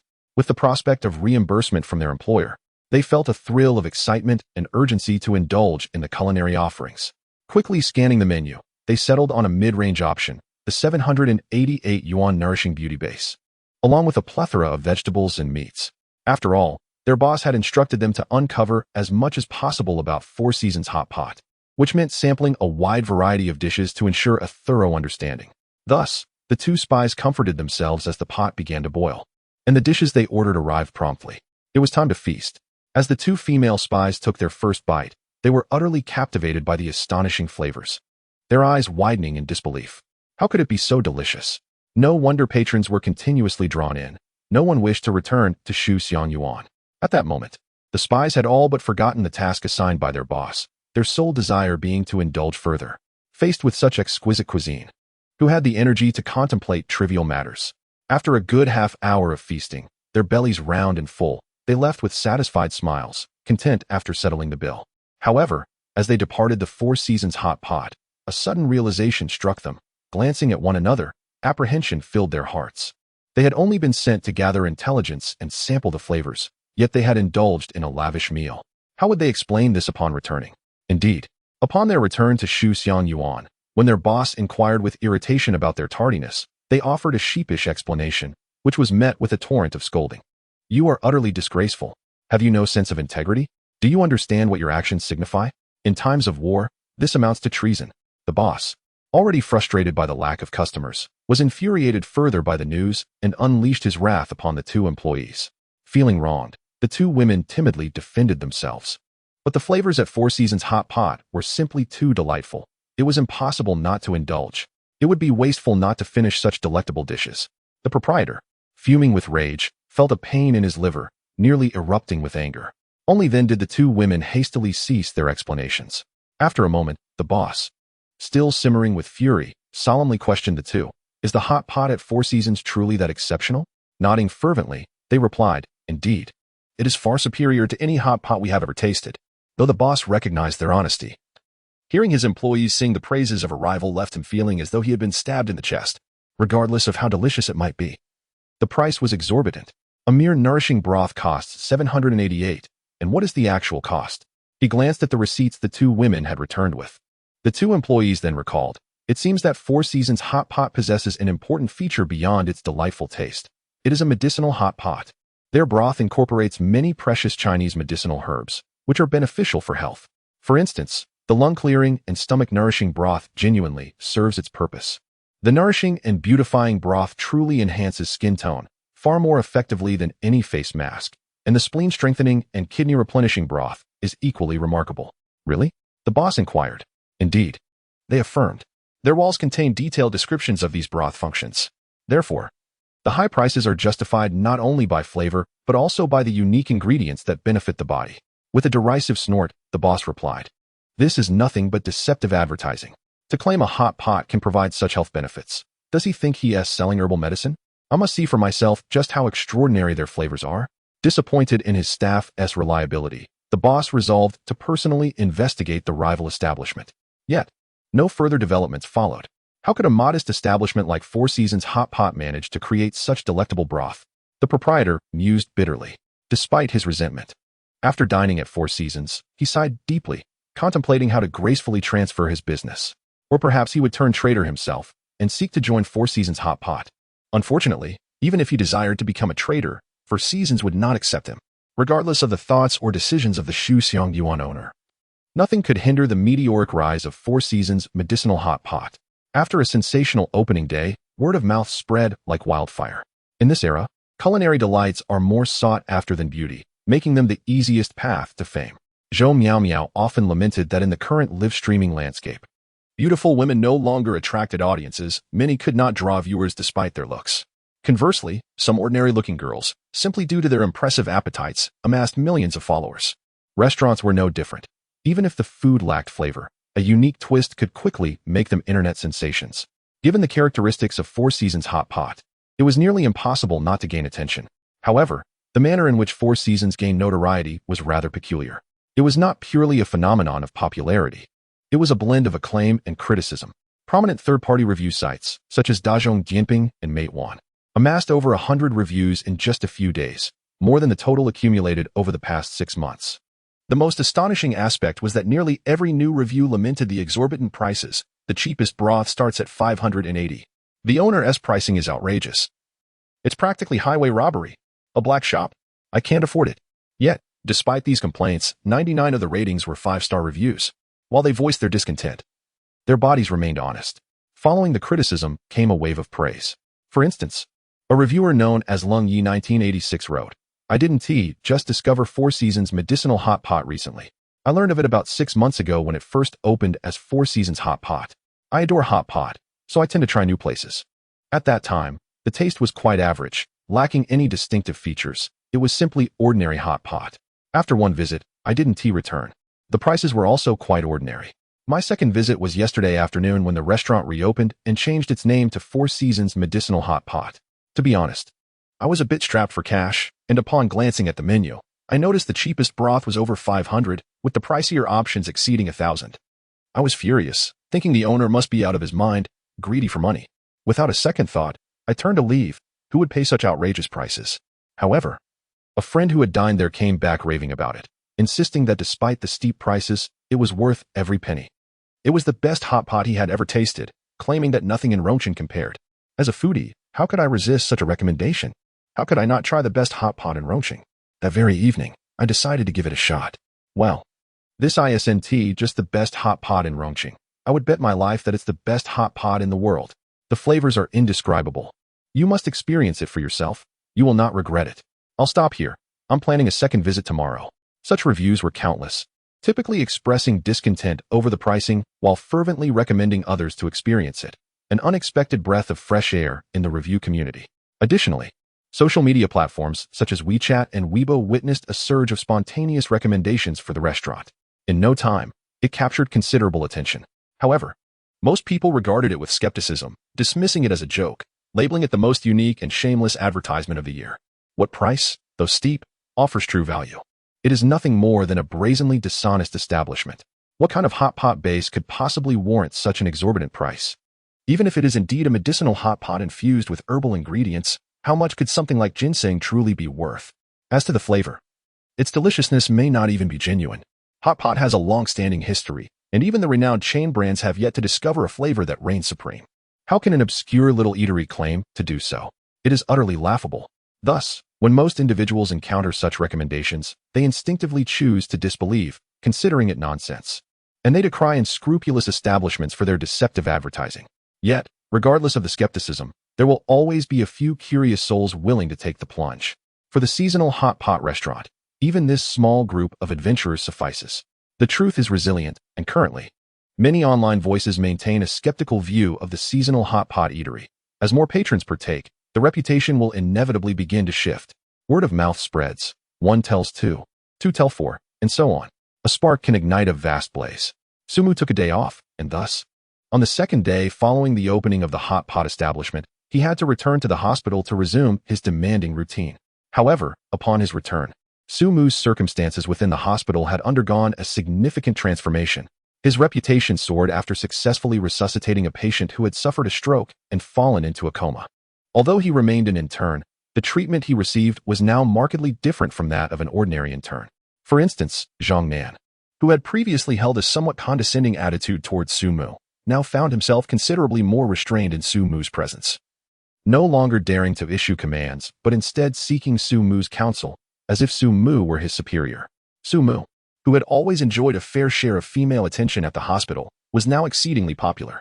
Nurses from other departments would seize their breaks to visit the internal medicine ward, eager to catch a glimpse of the legendary intern. Previously, Sumu's duties consisted of little more than ward rounds, jotting down case notes, and running errands. Now, he was able to consult with patients and prescribe medications.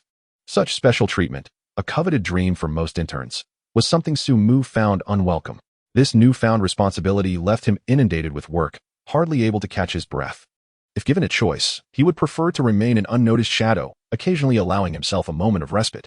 After a long day, Sumu lost count of how many patients he had seen and how many complex cases he had resolved in the inpatient department. Exhausted, he turned to Zhang Nan and remarked, "Brother Zhang, didn't you mention that there are regulations preventing an undergraduate intern like me from seeing patients and prescribing medications?" Zhang Nan shook his head earnestly, replying, "That rule applies only to typical interns. Your medical skills have transcended those limitations." Breaking the rules was not something he desired. Sumu chuckled wryly, saying, "Perhaps we should refrain from bending the rules. If the hospital leadership were to find out, it might lead to complications." Zhang Nan reassured him, "Don't worry, that's not an issue. Professor Cui has already sought permission from the hospital leadership, and they have granted it. After all, if you can save a stroke patient from a coma, What illness is beyond your capacity to diagnose? If you're unqualified, then who in the province's traditional medicine community is? Su Mu fell silent, internally vowing, in 3 days, this weekend, I must meet with Gao Gu to discuss my departure.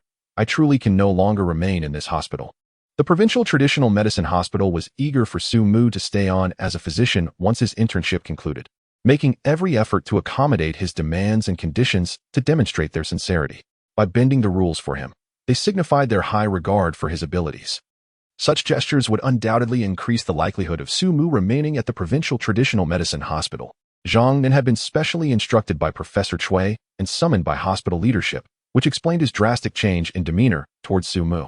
Otherwise, even if he were completely awed by Su Mu's skills, knowing his own abilities paled in comparison, he would have maintained a certain decorum and not displayed such unreserved deference. Regrettably, they remained unaware of Su Mu's true feelings. Their actions, rather than having a positive effect, only intensified his desire to flee. Thus, 3 days passed, and the weekend arrived. Su Mu planned to meet with Gao Gu today to expedite the conclusion of his internship at the provincial traditional medicine hospital. Regardless of the circumstances, he needed to persuade this woman. Coincidentally, the head of the internal medicine department, Li Dai, who had been away on business, returned to the hospital today. In his 40s, Li Dai appeared remarkably youthful, seeming barely in his 30s. He took great care in his appearance. Even after several days away, he returned looking fresh and well-groomed, his short hair lending him an air of vitality. As soon as he stepped into his office, he had yet to attend to any matters when the door was pushed open from the outside. "Professor Cui, what brings you here?" Li Dai exclaimed, surprised to see the elderly gentleman enter. Li Dai and Cui Wenxiang had never seen eye to eye. Cui believed Li Dai's character and medical ethics were questionable, both in his approach to treatment and in his management style. For instance, when treating patients, his first consideration was often their financial situation, whether they could afford expensive surgeries or medications, rather than focusing solely on how to heal them. When confronted with a patient with a dire prognosis, he would hesitate, fearing it might tarnish his reputation. Cui found such tendencies disgraceful, considering Li Dai unworthy of the title of doctor. Conversely, he admired Zhang Nan, having witnessed him consistently prioritize patient care. Moreover, Li Dai was known to form cliques within the hospital, cultivating his own loyal followers and treating the institution as a political arena. Cui disapproved of this as well. When the position of head of internal medicine was contested, Cui had openly cast a vote against Li Dai. Nevertheless, Li Dai managed his department quite well and had the necessary credentials, ultimately securing the position. Li Dai's feelings toward Cui Wenxiang were decidedly unfavorable, although Cui held no administrative power over him at the provincial traditional medicine hospital. His status as a renowned figure in the national traditional medicine community compelled Li Dai to treat him with respect and courtesy. He even sought to change Cui's opinion of him, hoping to mend their relationship. Otherwise, given Cui's influence, he could make Li Dai's life difficult by spreading unfavorable rumors, which would undoubtedly harm Li Dai's career and future. In recent years, Cui had never set foot in Li Dai's office. Thus, Li Dai was understandably apprehensive, fearing Cui might be there to cause trouble. With that thought in mind, he quickly rose to invite Cui to sit. Cui waved his hand and got straight to the point, saying, "Directorly, I am here regarding one of your interns, a young man named Su Mu." Su Mu? The name sounded familiar to Li Dai as he quickly searched his memory, soon arriving at a conclusion. Su Mu. It seems that not long ago, teacher Gao Heqian's granddaughter, Gao Gu, sought my assistance in arranging an internship at the hospital. It appears that this individual is merely an undergraduate student from a traditional Chinese medicine university and lacks any remarkable past experiences. According to protocol, she should not qualify for an internship at the provincial traditional Chinese medicine institution. However, Gao Heqian is a highly esteemed elder in the field of traditional Chinese medicine, his skills rivaling those of Professor Cui. Furthermore, Gao Heqian once held the position of vice dean at the medical school, having mentored numerous disciples. His standing in the field surpasses that of Cui Wenxiang, granting him significant influence. Therefore, when his granddaughter Gao Gu approached me for help, I, Li Dai, had no choice but to comply, especially since I had once been a student of Gao Heqian. Out of both personal loyalty and ethical obligation, I had to lend my support. Unfortunately, after facilitating Gao Ji's arrangements, I was soon dispatched on a business trip, and I had yet to meet Su Mu at the hospital. I merely arranged for my subordinate, Chief Physician Zhang Nan, to attend to her. Could it be that this in turn, Su Mu, has caused some trouble in recent days, prompting Professor Cui to investigate? I pondered anxiously. Regardless, Su Mu was admitted through my connections, and should any issues arise, Cui Wenxiang would undoubtedly hold me accountable, which would indeed be quite troublesome. Unbeknownst to Cui Wenxiang, I was entangled in a web of thoughts. He straightforwardly stated, I heard from Zhang Nan that Su Mu was specially invited to our hospital by you. This Zhang Nan dared to betray my trust. Upon hearing this, I was instantly filled with indignation and resolved to address the matter with Zhang Nan later. Cui Wenxiang's expression turned serious as he continued, I wish to understand the nature of your relationship with Su Mu, and what exactly is his background. Most importantly, do you believe, directly, that Su Mu can remain with our provincial traditional Chinese medicine institution after his internship? What? I was taken aback, caught off guard. This was entirely different from my expectations. Professor Cui wishes for Su Mu to stay at our hospital after his internship? I hesitantly inquired. In my view, Su Mu was merely an undergraduate. His chances of securing an internship here were already slim, let alone the prospect of remaining afterward. Otherwise, Gaoge would not have sought my assistance through unofficial channels. Yet now, even the stern and unyielding Cui Wenxiang seemed to advocate for Su Mu. At all costs, we must retain Su Mu at our hospital. His presence could elevate our institution's standards and enhance our influence on a national scale, Cui Wenxiang asserted with unwavering seriousness. Had I not known Cui Wenxiang for many years and recognized his no-nonsense demeanor, I would have assumed he was jesting. The notion that retaining an intern could elevate the standards of a tertiary hospital and increase its influence was simply ludicrous. My mind struggled to comprehend the situation. Was Gaoge playing a prank on me by recommending a prodigious talent? Seeing my astonishment, Cui Wenxiang, clearly perplexed, queried, Are you unaware of what kind of young man Su Mu truly is? I admitted my ignorance, eager to understand. What has transpired? What makes Su Mu so special? I pressed. Cui Wenxiang, taken aback, found it hard to believe. He assumed that since I had used my connections to bring Su Mu into the hospital, I must have known him well and recognized his exceptional medical skills. Clearly, this was not the case. I was still the same Li Day, having brought Su Mu in for reasons that were less than honorable. Yet, by a fortunate twist of fate, we had indeed welcomed a gem into our institution. Cui Wenxiang proceeded to recount the series of events, explaining how Su Mu had successfully revived a comatose stroke patient. This was accomplished by a mere university intern? I was utterly incredulous, exclaiming, How could that be? It must have been a coincidence. As the head of the traditional Chinese medicine department, I understood the significance of reviving a comatose stroke patient. I knew my own skills fell short of such feats. And even the esteemed Professor Cui would not dare claim certainty in such matters. This is no coincidence. Besides successfully rescuing the comatose stroke patient, I have also suggested to the leadership that Su Mu be allowed to see patients in the outpatient clinic and prescribe medications. I have reviewed his prescriptions. Each one is impeccable, with no discernible flaws. In fact, I found several of his prescriptions to be quite enlightening, Cui Wenxiang lamented. He had initially thought that while Su Mu excelled in acupuncture, he might falter in diagnosis and prescription. However, the evidence proved otherwise. After reviewing the prescriptions over the past few days, Cui Wenxiang felt that Su Mu's knowledge of pharmacology was on par with his acupuncture expertise. This was indeed alarming, suggesting that Su Mu's medical skills had reached an extraordinary level, surpassing even his own. Retaining such talent would undoubtedly be a tremendous boon for the hospital. Yet, Li Day remained skeptical and intended to voice further doubts, but Cui Wenxiang promptly shared a video of Su Mu performing acupuncture during the rescue of the stroke patient. After some time, I underwent a myriad of expressions, my eyebrows twitching as I exhaled deeply, finally calming my mind before returning the phone to Cui Wenxiang. Now do you believe? Cui Wenxiang inquired. I nodded in agreement. I am eager to know how you managed to recruit Su Mu. What is his background? Cui Wenxiang asked with curiosity. Upon hearing this, I couldn't help but feel both amused and exasperated. I had indeed brought him in solely due to Gao Ji's recommendation. However, I certainly would not state this so bluntly. My mind raced to craft a narrative that would benefit me. Such an excellent opportunity must be seized to enhance my own reputation. Quickly organizing my thoughts, I stated, this young man was recommended to me by Professor Gao Heqian, my former teacher. She mentioned that although Su Mu is only an undergraduate, his medical skills are remarkable, and even her grandfather, Professor Gao, has praised him on multiple occasions. She asked if I would consider admitting Su Mu despite the usual standards. Upon hearing that even Professor Gao regarded this young man highly, I readily agreed to bring Su Mu on board. At this juncture, I paused, reflecting with a sense of awe, yet I never anticipated that Su Mu would prove to be this extraordinary, truly surpassing all expectations. Half-truths and clever fabrications flowed seamlessly. Cui Wenxiang, unaware of any discrepancies, nodded thoughtfully. So it is indeed related to Gao Heqian? However, Su Mu cannot possibly be one of Gao Heqian's disciples. I am well aware of Gao Heqian's medical prowess. It would be improbable for him to produce such an exceptional apprentice. After pondering for a moment, he set the matter aside. He returned to the main issue. So, do you have confidence in securing Su Mu's position in our hospital? Without hesitation, I replied, absolutely. Simultaneously, I secretly mused that since this young man had come in through Gao Ji's connections, he must have a desire to remain at the provincial traditional Chinese medicine institution. Even if Su Mu were reluctant, I would find a way to ensure his continued presence. Chui Wenxiang believed that retaining Su Mu would greatly benefit the provincial traditional Chinese medicine institution, as Su Mu might also contribute to his own medical growth. However, I regarded this as a significant advantage for my own career, enhancing my reputation and influence within the hospital. After all, in the future, when people spoke of Dr.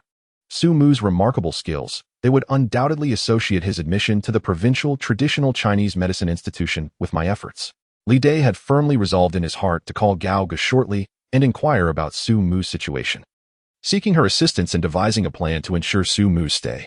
At that moment, Gao Ge was being summoned by Su Mu for a face-to-face discussion at the Four Seasons Hot Pot restaurant. The choice of venue was deliberate. Su Mu aimed to dispel Gao Ji's misconceptions by allowing her to witness firsthand the exquisite flavors and thriving business of the restaurant, thereby proving her wrong. Not long ago, Gao Ge had openly criticized Su Mu, accusing her of clinging to pride while struggling to keep the hot pot restaurant afloat and refusing her help. Furthermore, she had been misled by rumors claiming that the Four Seasons Hot Pot had closed its doors for good. Now, the tables had turned, hadn't they? Setting down her chopsticks, Gao Ge dabbed her mouth with a napkin, feeling a twinge of embarrassment. How could she have anticipated the delightful transformation of the restaurant's cuisine? Even for someone like her, who wasn't particularly a foodie, she couldn't resist indulging in a hearty meal. As for the restaurant's business, it was evident. If Su Mu were not the owner, patrons would queue for hours, perhaps even 2, just to secure a table during peak hours. Are you full? Su Mu inquired with a smile from across the table. Gao Ge nodded. Delicious, isn't it? Su Mu pressed further. Again, Gao Ge nodded. The business must be thriving then? Su Mu continued. She nodded once more. Just as Su Mu was about to revel in her victory, Gao Ge shot her a glance, her cheeks flushed, indicating that if Su Mu continued to gloat, she would retaliate. Su Mu could not help but chuckle heartily. It was a rare sight to see Gao Ge flustered. After being together for so long, moments of her embarrassment were few and far between. Observing her flustered state, Su Mu shifted the conversation, asking, "So, can I finally stop working at the hospital?" Gao Ge pouted, dismissively retorting, "If you don't want to go, then don't. Given your medical skills, you wouldn't even pass the internship at the provincial Chinese medicine hospital. If you're not keen on staying, it certainly makes things easier for me." This was not entirely true. While Gao Ge spoke lightly, she felt a pang of regret. Honestly, no matter how successful Su Mu's hot pot restaurant became, she never wished for him to remain merely a hot pot owner. To her, being a doctor was the most meaningful pursuit, and running a restaurant seemed a waste of potential. Unfortunately, she understood Su Mu's stubborn nature. Their previous arguments had nearly led to a breakup, leaving little room for negotiation. She gradually accepted that she could not impose her vision of his future on Su Mu. Deep down, she hoped the restaurant would falter, compelling him to return to the hospital and enhance his medical skills. Even if Su Mu's abilities were currently lacking, he could still learn and improve. With her family background, assisting Su Mu in advancing his career was not an insurmountable task. Thus, Gao Ge did not wish for things to be easy. She genuinely desired to help Su Mu find a way into the provincial Chinese medicine hospital, rather than allowing him to take the easy route of doing nothing. As for Su Mu, he chose not to clarify anything. If Gao Ge believed his medical skills were subpar, then let her maintain that misconception. In this regard, Su Mu had no desire to explain, as long as he could leave the hospital. "Thank you," Su Mu said sincerely. Gao Ge cast a cool glance at him and coldly replied, "Do you really not want to be a doctor? Why did you choose medical school in the first place?" Su Mu smiled. "Actually, I don't have an aversion to the medical profession. During my internship, when I saved a critically ill patient, I felt quite happy and accomplished." "Wait," Gao Ge interrupted, puzzled. "You saved a critically ill patient during your internship at the provincial Chinese medicine hospital?" Su Mu scratched his head, realizing he had misspoken, and quickly corrected himself. "Not exactly. I was merely assisting, but I did see the attending physician save a patient on the brink of death, and it felt great." Gao Ge nodded. His explanation made sense. She understood the hospital's dynamics. Given Su Mu's current skills and status, even with her help to enter the provincial Chinese medicine hospital, he wouldn't qualify to treat patients. "Since you felt great, why aren't you willing to be a doctor?" she asked, somewhat exasperated. "Because it's exhausting," Su Mu replied matter-of-factly. "The internship has been incredibly tiring and busy. You know I prefer a leisurely lifestyle. This hectic profession isn't suitable for me." I chose medical school because I didn't realize how demanding being a doctor would be, and my parents thought it was a good profession, so I filled out my application. You're just lazy, Gao Gu bluntly pointed out, her voice icy. If you don't want to pursue it, that's fine. You have no talent in medicine, and combined with your laziness, you won't achieve anything in that field. Leaving the hospital might be the best choice for you. Su Mu, however, was not offended. He was accustomed to Gao Ji's sharp tongue and soft heart. He smiled. I'm glad you understand. You won't report me to my mom, will you? Gao Gu replied coolly. Don't worry, I won't mention it again. Initially, she had called Su Mu's mother out of concern, fearing he wouldn't accept her help due to pride after hearing rumors about the restaurant's closure. Now that the restaurant was thriving, she had no reason to inform on him. When do you plan to tell your mom about our breakup? She inquired. Su Mu sighed. Not just yet, all right? If I tell her now, given her personality, she'll drive me crazy and might even bother you. Suit yourself, Gao Gu said, seemingly indifferent. If there's nothing else, I'll take my leave. Let me see you off. Su Mu offered. Just as they stood up and had yet to exit the hot pot restaurant, Gao Ji's phone rang. Upon checking, she was surprised to find it was Director Li from the Provincial Chinese Medicine Hospital. Curiosity piqued, she wondered why Li Day was calling her. Had Su Mu reported his resignation? Or had he gotten himself into some trouble during his internship? Gao Gu shot Su Mu a bewildered glance before answering. Hello, Uncle Li. What prompted you to call me? I just finished eating, and I'm all ears. At first, her expression remained unchanged. However, as the conversation unfolded, her demeanor shifted. Disbelief washing over her face as she exchanged incredulous glances with Su Mu, repeatedly exclaiming, No way. This must be a mistake. How could this be? Su Mu. It's impossible. Clearly, Li Day had relayed Su Mu's impressive performance at the Provincial Chinese Medicine Hospital to Gao Gu. In her eyes, he was a former boyfriend who struggled with mediocre medical skills and lacked talent, barely able to pass the internship, now seemingly transformed into a sought-after talent by the hospital. Thus, Gao Gu was far more shocked by this news than Li Day himself, who only knew Su Mu as an intern. In contrast, Gao Gu felt she knew him intimately. Su Mu held little regard for the 3 fundamental skills in medicine. So how could she possibly have revived a patient who had succumbed to a stroke and fallen into a coma? Just moments ago, she was deriding Su Mu, believing that his departure from the hospital would save her from dealing with troublesome matters. Yet now, a complete reversal had transpired. Xiao Gao, you previously asked Uncle Li to arrange for someone to intern at the Provincial Chinese Medicine Hospital, and he readily agreed. Now, Uncle Li is imploring you to assist in keeping Su Mu at the hospital. You cannot refuse him, can you? Li Day's words were unequivocal, employing the term implore directly, leaving Gao Gu with no room to decline. Gao Gu felt somewhat disoriented, unsure of how to respond. In terms of culinary skills, she had misjudged Su Mu, never expecting him to create such exquisitely delicious hot pot, which left her utterly embarrassed.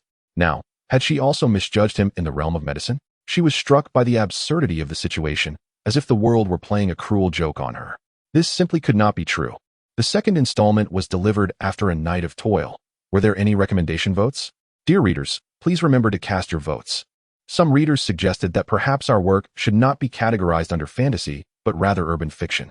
Unfortunately, once a contract is signed, alterations are nearly impossible. Nevertheless, we possess the golden key of cultivating immortality, and although the urban elements are somewhat prevalent, it could still be considered within the realm of fantasy. As it involves modern-day cultivation, Gao Gu, in a daze, hung up the phone, her thoughts in disarray, questioning her very existence. After years of interaction, she was absolutely certain that Su Mu's medical skills were unremarkable. Not only did he lack any exceptional talent in comparison to her, but even among the ordinary students at Roching University of Traditional Chinese Medicine, Su Mu was merely average, nothing outstanding. However, as the head of internal medicine at the Provincial Chinese Medicine Hospital, Li Day had no reason to engage in such jesting, did he? What on earth had transpired during Su Mu's internship at the hospital? Are you all right? Su Mu vaguely heard snippets of the phone conversation and felt equally helpless. Today had unfolded smoothly. After witnessing the bustling business at the Four Seasons Hot Pot restaurant, Gao Gu had ceased her insistence that he work at the hospital. Why then? At this crucial moment, had she called? Su Mu now felt a twinge of anxiety. If Gao Gu were to discover that his medical skills had significantly improved, reaching a level that even a medical prodigy like her could hardly fathom, would she reconsider her earlier sentiments? After all, in Gao Ji's eyes, being a doctor was the most meaningful pursuit in the world. Previously, when Su Mu's skills were mediocre and devoid of talent, Gao Gu had reluctantly permitted him to drift. Now that his abilities had soared to extraordinary heights, the circumstances were decidedly different. Your director Li from the hospital mentioned he wishes to see you. Gao Gu, still reeling from the news, muttered in disbelief. She needed more time and further evidence to process what Li Dai had just disclosed. Our internal medicine director Li? Su Mu was taken aback. He had heard much gossip about this director Li during his internship, but had yet to meet him, as it seemed he was currently away on a business trip. However, Su Mu had gleaned some information from Zhang Nan, learning that his special recruitment to intern at the Provincial Chinese Medicine Hospital was due to Director Li's personal endorsement. Thus, Gao Gu must have sought Director Li's assistance to secure her position at the provincial hospital, which implied they were acquainted. Yes, Director Li has already departed the hospital and will arrive shortly. Gao Gu nodded, her previously dazed expression finally clearing as she eagerly asked, Su Mu, what on earth has happened? Why does Director Li proclaim that your medical skills are astonishing, even reviving a patient from a stroke-induced coma? How is this possible? A patient in a coma due to a stroke. This is a universally recognized challenge with a mortality rate exceeding 95%.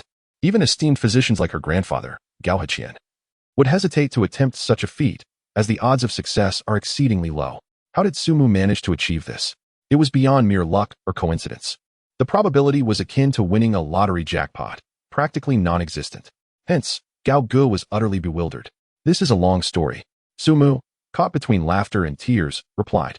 Gao Gu, her emotions flaring, instinctively grasped Su Mu's hand, her eyes wide with intensity as she questioned, I simply want to know, is this really true? Su Mu, with no other recourse, nodded and confirmed, yes, it is true. There was no way to conceal this matter any longer. He could only be honest with her. Nevertheless, regardless of the circumstances, even if Director Li himself arrived, Su Mu had resolved to leave the hospital and would not alter his decision. You truly revived a patient from a stroke-induced coma. Gao Gu nearly shrieked, her usually composed demeanor shattered, completely at a loss. Su Mu had not confirmed this. He still suspected that Director Li might have been jesting. Now that Su Mu had acknowledged it, it seemed undeniably true. The magnitude of this revelation was overwhelming for her. Su Mu gently patted her shoulder, attempting to calm her. Gao Gu murmured, when did your medical skills reach such heights? How was I completely unaware of this? Su Mu, half seriously, half jokingly explained, in the years you spent studying abroad, I fortuitously became a disciple of a master. He imparted his profound knowledge to me, and thus my medical skills flourished. Gao Gu gazed at Su Mu in silence. Had this been before, she would have vehemently dismissed such an explanation. In the realm of traditional Chinese medicine, the concept of a master-disciple relationship exists. Even though her grandfather had many students, most could only be considered as pupils, not as true disciples. To officially take on a disciple requires strict criteria and rituals, adhering to many ancient customs. However, it seemed implausible that Su Mu could have become a disciple so effortlessly, merely through coincidence, into a master of such exceptional caliber. It was akin to stumbling into a cave and discovering a legendary martial arts manual. Yet, the reality before her left no room for doubt. I shall tentatively believe you. But if your medical skills are indeed so remarkable, why have you never mentioned it to me? Gao Gu questioned, anger evident in her voice. Su Mu shrugged. You never asked. Gao Gu glared at him with palpable resentment, wishing she could strike him down. How foolish she had been. Worrying about Su Mu's future and going to great lengths to secure him a placement at a reputable hospital. Once there, she fretted over his abilities. Anxious he might fail to pass the probationary period, all the while contemplating ways to ensure he could remain at a good institution. Yet this scoundrel not only failed to appreciate her efforts, but concealed such a monumental secret. Had she known of his extraordinary medical prowess, she would have had no cause for concern, let alone the provincial hospital. Even at Shushi Hospital, with Su Mu's current skill level, gaining entry would be a mere formality. Moreover, once inside, his treatment and recognition would far exceed her own. She was merely the granddaughter of Gao Heqian, a standout among her peers. Yet Su Mu's displayed abilities were on par with, if not superior to, her esteemed grandfather. Are you finding amusement in my plight? Gao Gu asked through gritted teeth. Su Mu feigned innocence. I truly am not toying with you. When you first approached me to intern at the provincial hospital, I mentioned that my medical skills were considerable, and gaining entry would not be difficult. Not only the provincial hospital, but even Shushi Hospital would be a breeze. At that time, you simply did not believe me and accused me of boasting. At that moment, who would take your words seriously? Gao Gu retorted with indignation. Su Mu shrugged in response. Am I to be blamed? After several deep breaths, Gao Gu finally subdued her urge to lash out and coldly asked, so, even if your medical skills are now extraordinary, you still have no intention of remaining at the hospital as a doctor? Su Mu ceased his jesting demeanor and regarded Gao Gu with a serious expression, nodding earnestly. Gao Gu, seemingly already anticipating this response, displayed no surprise. However, upon reflecting on another matter, she gazed at Sumu with a hint of expectation and tentatively suggested, "What if you do not remain at the provincial traditional Chinese medicine hospital, but instead join us at the Shushi hospital?" Sumu, puzzled, inquired, "Is there a difference? Your Shushi hospital might be even busier than the provincial hospital." Gao Ji's brows furrowed in frustration, feeling exasperated and unwilling to continue the conversation. It was not until her phone rang again that she muttered, "Director Li is so eager to see you. He must want you to stay at the provincial hospital. Brace yourself and think of a way to handle it." Upon hearing this, Sumu finally exhaled in relief and smiled, "As long as you don't insist I stay." "I'm fine." Gaoga scoffed. "If I wanted you to stay, would you listen?" Gaoga naturally wished for Sumu to remain at the hospital as a physician, preferably at Shushi Hospital, where she worked. After all, Sumu's medical prowess had inexplicably risen to an unparalleled level within the field of traditional medicine, rivaling that of her grandfather. Such exceptional skills should not go to waste in any other pursuit. Was there anything more meaningful than being a doctor? Saving lives and alleviating suffering? No. Thus, Gaoga fervently hoped that Sumu would reconsider his current path, rather than waste his youth in idleness. Yet, she was acutely aware that this was improbable. Her former boyfriend was generally easygoing, but he held firm to his principles, and when it came to matters of principle, he found it difficult to compromise. Previously, she had urged Sumu to enter the hospital out of concern for his future, fearing he might struggle to find his footing if his business venture faltered and he could not secure a position in the hospital, resulting in a life unraveled. Now, however, she recognized that Sumu could excel in any field he chose. Even in the medical realm, which she held most dear, he was perfectly capable without her worry. He simply did not wish to pursue it. If she continued to stubbornly dictate the course of his life, they might end up unable to maintain even a friendship. Understanding this, Gaoga came to terms with the situation. Director Li's request was beyond her power to fulfill. Whether Sumu remained at the provincial hospital was ultimately his decision. "Xiao Su, are you truly not considering staying at the provincial hospital? Your medical skills are too exceptional to waste on anything other than being a doctor." Director Li expressed his urgency. As the head of the internal medicine department, he held significant status and influence, having received countless requests over the years. Once someone entered the hospital, regardless of their stature, they had to heed the directives of the physicians. Therefore, Director Li seldom found himself in the position of asking for favors, as it was usually others who sought his assistance. Yet today, he had adopted a notably humble stance towards the young Sumu, only to be met with a resolute refusal. There was no alternative. Sumu's medical talents were far too vital to him. If he could secure such a talent, his standing at the provincial hospital would undoubtedly rise significantly. Moreover, he shared Gao Ji's sentiment that Sumu's decision to not pursue a career as a physician would be a tremendous loss to the medical community. Firm in his resolve, Sumu replied apologetically, "Director, I appreciate your kindness, but the work in the hospital is simply not suited for me." Director Li gazed at Sumu, wanting to say something but unsure of how to articulate it, feeling a profound sense of frustration. Here was a vibrant young man, yet he seemed so averse to hardship and toil. Where had his fighting spirit gone? Though he had climbed to the position of department head through some less than honorable means, he had genuinely persevered in his youth, often surviving on only a couple of hours of sleep. To expect a doctor to avoid exhaustion was unrealistic. There is a famous movie quote, "With great power comes great responsibility." This sentiment fits perfectly when describing a physician. The higher the medical expertise, the more burdensome the responsibilities, leading to an increasingly hectic schedule. Many complex conditions that others could not treat would fall squarely on their shoulders. Although it appeared that hospital experts and professors enjoyed more leisure time, with weekends free from overtime and nominal holidays, the reality was different. In emergencies, they had to rush back to the hospital, with holidays often canceled. For instance, during the emergency treatment of a stroke patient, even Professor Cui Wenxiang, at 70 years of age and not on duty, had to abandon his meal and hurry to the hospital upon receiving the call. In his efforts to retain Sumu at the provincial hospital, Director Li was willing to concede to any condition except for the notion of leisure. While he had considered allowing Sumu to hold an honorary position, serving as a professor without the obligation of daily attendance, only calling upon him when needed, this was challenging to implement. The requirements for professorship in hospitals differed from those in academia. One needed to publish a substantial number of papers in reputable journals and possess adequate qualifications to ascend the ranks. Like Director Li himself, who had achieved the position of department head without even being promoted to associate professor, Sumu's medical skills undoubtedly exceeded those of any professor, and he was fully capable of serving as an honorary professor, but the industry's regulations were rigid, leaving Director Li powerless. Xiaosu, why not reconsider? You need not rush to respond. Take a few days to think it over, Director Li urged earnestly, almost pleadingly. Since becoming the head of internal medicine, he had never adopted such a humble approach. Gao Gu, witnessing this exchange, felt a complex mix of emotions. Director Li was a prominent figure in the medical community of Rongqing. When she initially sought his help to have Su Mu intern at the provincial hospital, she had to exert considerable effort, ultimately leveraging her grandfather's influence to gain his cooperation. Now, he disregarded his status and instead begged Su Mu to stay.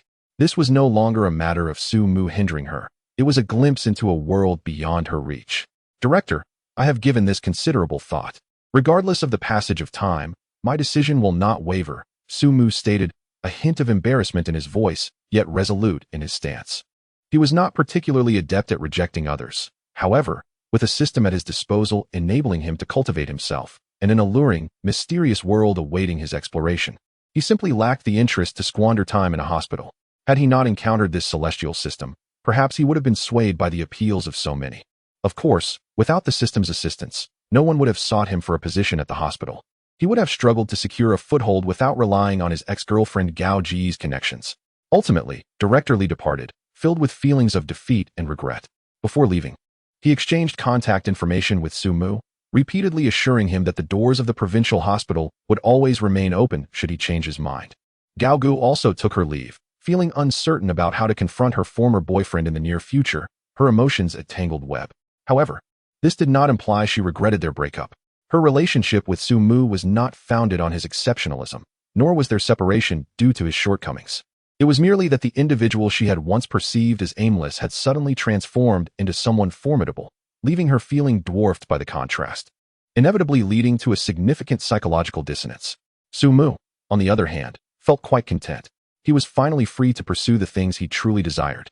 He nearly let the narrative lapse, but given that today is Children's Day, a holiday dedicated to children, taking a day off was warranted. Surely, the adult readers would understand, wouldn't they? In the stillness of the night, within a certain residential complex adjacent to the university town, a suppressed yet slightly trembling moan resonated from a particular building. It was Su Mu, having just concluded his cultivation. After resigning from his internship at the hospital, Su Mu had finally regained his freedom. With most students already engaged in internships, the university had only scheduled 3 or 4 classes each week, and skipping classes was hardly a concern. Thus, apart from periodically preparing various hot pot broths for the restaurant, he found himself with ample time. Most of his days were devoted to alchemy and cultivation. Having completely absorbed the medicinal power of a single elixir, Su Mu opened his eyes after his moan. As he stood up, a series of faint cracking sounds emanated from within his body, a subtle yet distinct difference compared to previous sessions. His brows arched in surprise as he keenly sensed this change, a wave of joy surging within him. Following his departure from the hospital, he had eagerly concocted another batch of Peiyuan pills, successfully producing 5 elixirs, just like the first time. Over the past few days, he had consumed 3, leading to a significant enhancement in his Ziki Donglai cultivation, with his experience points quietly rising to 10,100. He had completed 1/10 of the foundational stage. If the foundational period were divided into 10 levels, Su Mu had finally attained the first level, achieving a modest accomplishment. Therefore, this session of cultivation felt remarkably different. Not only was the sensation of comfort more intense, but there was also a hint of qualitative change. Cultivation was indeed enjoyable and fulfilling. It was infinitely better than toiling away in the hospital. As he continued to cultivate, Su Mu felt increasingly validated in his resolute decision to leave the hospital. How could foolish mortals comprehend the joys of cultivating immortality? Upon reaching 10 experience points in Ziki Donglai, he recalled that he could now practice the primary technique of Long Hu Dali Jing Gang Gong. Stopping his cultivation, he accessed the character attribute interface in his mind. Indeed, the primary technique that had previously been displayed in black text was now illuminated, allowing Su Mu to explore the mysteries and methods of this technique. Though the name Long Hu Dali Jing Gang Gong seemed rather crude and replete with a distinctly rustic flavor, evoking images of Buddhist monks, Su Mu felt he had no right to be choosy. The inheritance system granted by his master, the Yulong Zuns, offered no alternative primary techniques. He could only practice this one. Cultivation is broadly divided into 2 principal components, one being meditation methods like Ziki Donglai that enhance one's cultivation level, and the other being techniques that augment combat power. Su Mu's true energy was no longer weak, and his physical attributes had improved significantly. However, due to the absence of a primary technique, He remained uncertain about his actual combat strength. In truth, aside from his enhanced physical capabilities, Sumu found himself not much different from an ordinary person, as he lacked the knowledge of combat and the abilities and supernatural powers expected of a cultivator. He placed all his hopes on the Longhu Dali Jingang Gong to bring about a transformation. He wondered if mastering this technique would eventually grant him the legendary powers to move mountains and drain seas. Yet, upon carefully reviewing the introduction to Longhu Dali Jingang Gong, disappointment washed over him. It was merely a close combat technique. Sumu scoffed. Although Longhu Dali Jingang Gong encompassed various elements, including fist techniques, palm techniques, finger techniques, leg techniques, and body techniques, the essence of Longhu Dali indicated that once mastered, the practitioner could strengthen their muscles, enrich their bone marrow, and significantly enhance their physical strength. If Sumu possessed a base strength of 1 unit, utilizing this technique could potentially allow him to exert 2 or 3 units of strength. With advanced mastery, achieving 10 or more units of strength would be well within reach. The term Jingang and the technique's name evoked a connection to Buddhism for Sumu, as it could reinforce joints and bones, invigorate the body, and even fortify internal organs. In simple terms, it promised exceptional defensive capabilities and resilience. Was this not akin to the practice of martial arts, reminiscent of the iron shirt technique? While this technique was undeniably practical and, when perfected, could yield considerable power and a solid defense, it bore no resemblance to the grandiose visions Sumu had of moving mountains, traversing vast distances, and vanquishing foes from afar. If he were to engage in combat, it seemed he would have to confront opponents head-on. In comparison, Sumu preferred a more graceful approach, one that involved soaring through the air. If all else failed, he wouldn't mind learning a sword technique either. Despite his grievances, a sense of anticipation lingered. Having just unlocked a new skill, Sumu disregarded the late hour and promptly descended the stairs, eager to find a suitable location to practice the Longhu Dali Jingang Gong. Unlike meditation, which could be performed in solitude, practicing this technique required Sumu to physically engage in punches and kicks, making it impractical to simply sit in his room.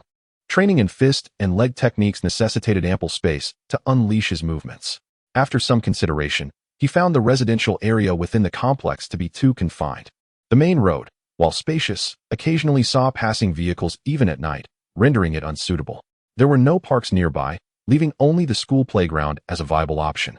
As long as he wasn't a particularly large individual, he could easily slip through the gaps. With a steady pace, Sumu arrived at the school, and to his relief, the openings were still there. He was unsure whether the school had neglected repairs or if the patches had simply been torn anew, but he effortlessly squeezed through. Now, it was time to begin. Choosing a dimly lit corner, Sumu took a deep breath, conjuring the visualizations of the Longhu Dali Jingang Gong in his mind. Standing at attention, he let his arms hang naturally, feet shoulder-width apart, with palms turned inward and thumbs pressing against the middle segments of his index fingers. The remaining 3 fingers curled against his palms, and wrists bent back as much as possible. He then adjusted his hands outward while tightening them, extending his arms to the side, pushing the bases of his palms outward, and bending his fingers back. With each movement, Sumu felt his true energy surge. And as he executed each punch and kick, powerful tendons were activated, sending a strong sensation along his spine. Not merely executing techniques. A profound understanding of the essence of the technique began to dawn upon him, reminiscent of the feelings he experienced when upgrading various auxiliary skills, albeit with less clarity. The auxiliary skills could be fully grasped instantly, but the primary technique required Sumu to engage in practical application to enhance it. 1, 2, 3, for his movements were slow, almost reminiscent of Tai Chi, but Sumu recognized that these techniques were far from mere showmanship. He could acutely perceive the strength they wielded. With a thunderous clap, his palm struck out, creating a resonating sound in the air. As he stomped his foot, the ground shook beneath him. Sumu felt an illusion that, even if an elephant stood before him, he could bring it to its knees. However, this training could not be sustained for long. By the 8th breath, Sumu was already overwhelmed with fatigue and promptly ceased his efforts.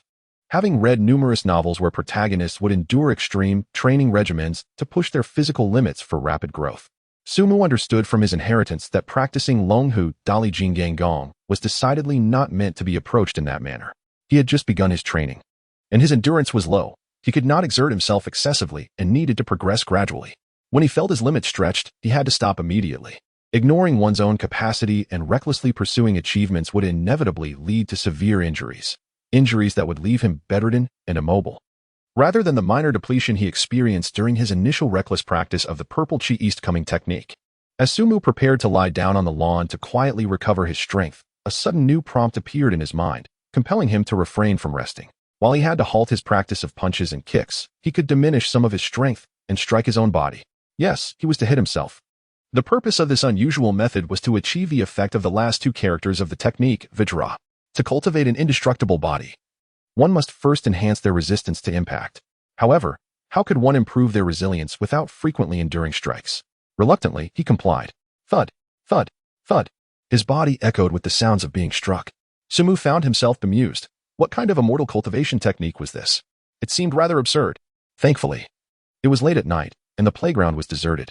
If anyone were to witness this, he would surely be deemed insane. Striking oneself required method and finesse. Following the system's instructions, Sumu discovered that while the initial pain was excruciating, it soon morphed into a tingling sensation, becoming less uncomfortable. Eventually, he even found it somewhat pleasurable. Could it be that this technique harbored a hidden feature for cultivating masochism? Sumu felt a pang of alarm. What if he became so accustomed to being struck that he would feel discomfort without it? Although this chapter was a bit lengthy, he had only updated once today, leaving him feeling quite ashamed. He had hit a creative block and needed to gather his thoughts. After completing his self-strikes, Sumu's resistance to impact increased rapidly under the stimulating sensations. The most immediate effect was that his previously exhausted body had regained significant vitality, allowing him to continue his training. Thus, he practiced once more. Boom, boom, boom. The air seemed to compress, generating waves of sound that echoed with faint explosive sounds. His waist twisted to its limits, stretching his spine in all directions. Following this remarkable transformation, Sumu found that his strength had surged dramatically, yet without overburdening his body to the point of collapse. In truth, even an ordinary person could unleash unimaginable power if they mastered the appropriate techniques. However, such power would be constrained by the limits of their body. If the force exerted exceeded what their muscles and bones could endure, they would incapacitate themselves before even harming another. But the Dragon Tiger Strength Vajra technique was different. It presented no such concerns. Even a mortal yet to establish their foundation could possess the strength to shatter mountains and split rocks. Of course, this came with the prerequisite of properly channeling one's chi. Both elements were indispensable, akin to the martial arts secrets in novels that required both external techniques and internal cultivation. Sweat flowed and dried. Sumu was unaware of how much time had passed, but the night sky gradually lightened, revealing a hint of dawn. He finally concluded this slightly embarrassing practice. I told you, this vulgar name technique cannot be anything of quality. Why couldn't they provide me with a more sophisticated and elegant primary cultivation method? Lying on the grass of the playground, Sumu gasped. Yet, despite his complaints, his eyes sparkled with surprise. The Dragon Tiger Strength Vajra technique, though somewhat distant from his ideal of immortal cultivation, still filled him with joy. After a night of practice, he had naturally cultivated a sense of combat awareness. Mastering various techniques and understanding how to leverage his strengths, his confidence soared, and he felt like a martial arts expert, capable of taking on 10 opponents with ease. Suddenly, he longed for a sparring partner to test his skills. Previously, as he embarked on his foundational training, although he possessed the true chi of a cultivator, he had felt like a fool with a treasure he did not know how to use. Now, he had finally acquired the key to unlock that treasure, understanding how to wield its power. At this moment, Sumu could truly consider himself a cultivator. As he lay on the lawn, he absent-mindedly stroked his chin, only to notice something amiss. The stubble he had shaved yesterday had inexplicably grown over an inch long. Over an inch of facial hair was no longer mere stubble. It was quite conspicuous. Sumu had never allowed his beard to grow this long, as it contradicted his clean and sharp image. He typically shaved as soon as stubble appeared. Generally, only middle-aged men would sport such facial hair. How could it grow so much in just one night? It defied logic. Sumu was astonished. Based on his previous hair growth rate, even a week without shaving would not yield such length. Sitting up, he patted his head and muttered, "Has my hair grown significantly as well? Could it be that this Dragon Tiger Strength Vajra technique also had effects on hair loss?" Clearly, the abnormal growth rate of his beard and hair was linked to the technique, prompting Sumu to quickly access the system interface for a detailed examination. After a while, he discovered the cause. It turned out that a side effect of practicing this technique could significantly replenish kidney energy. The vigorous hair growth was merely an ancillary effect. To remedy kidney deficiency, and without sugar, this function is impressive, Sumu murmured excitedly. However, he quickly restrained his enthusiasm, clearing his throat and self-rationalizing. This function is of no use to me. It's rather superfluous. My kidneys are robust and need no supplementation. He felt somewhat guilty. For some middle-aged balding men, This technique would be a dream come true. Not only could it address hair loss, but it also remedied kidney deficiency, and without sugar. Truly, it was an effective remedy for kidney deficiency, sugar-free. Unfortunately, only cultivators could practice this technique. If ordinary people could also train, it would surely be immensely popular. Sumu contemplated finding time and resources to simplify the Dragon Tiger Strength Vidra technique, enabling ordinary individuals to practice it. There was no need to retain all its effects. As long as it could address kidney deficiency, that would suffice. If this technique could be successfully formulated, it would undoubtedly be a treasure trove, rivaling his medicinal hot pot. The sky gradually brightened, and lights flickered on in the distant student dormitories. The tranquil school was about to bustle with activity, and soon, diligent students would arrive at the playground for morning exercises. Sumu hastily tidied up and prepared to head home for a shower, shave, and a haircut. His hair had grown so much that it had ruined his previously stylish appearance. Would he now have to visit the barber every time he practiced? It seemed rather tedious. Sumu thought wistfully. If only he could grow long hair like a woman, a few extra centimeters would go unnoticed, sparing him from concern. It appeared that women were quite suited to practicing the Dragon Tiger Strength Vidra technique. Sumu was lost in his own thoughts, unaware that if a certain girl practicing the Dragon Tiger Great Strength Diamond technique were to discover his musings, it might well lead to his demise. He focused solely on the matter of hair, neglecting the issue of facial hair entirely. For men, long hair might be a mere aesthetic concern, but for women, the thought of a fair and lovely girl sporting a stubbly chin is simply unthinkable. Have you pondered the plight of a woman who must carry a razor in her bag wherever she goes, while other girls touch up their makeup in the restroom, and she, on occasion, retreats to the bathroom to shave in secret? Infuriating. In the same city, a girl with a ponytail, clad in a practice outfit, had just concluded her training. Habitually, she touched her chin, and upon feeling the familiar roughness, her facial nerves twitched involuntarily, making her want to howl at the sky in frustration. She vented her annoyance by furiously punching the air before hastily retrieving a mask from her pocket to cover her chin, rushing off in a flurry.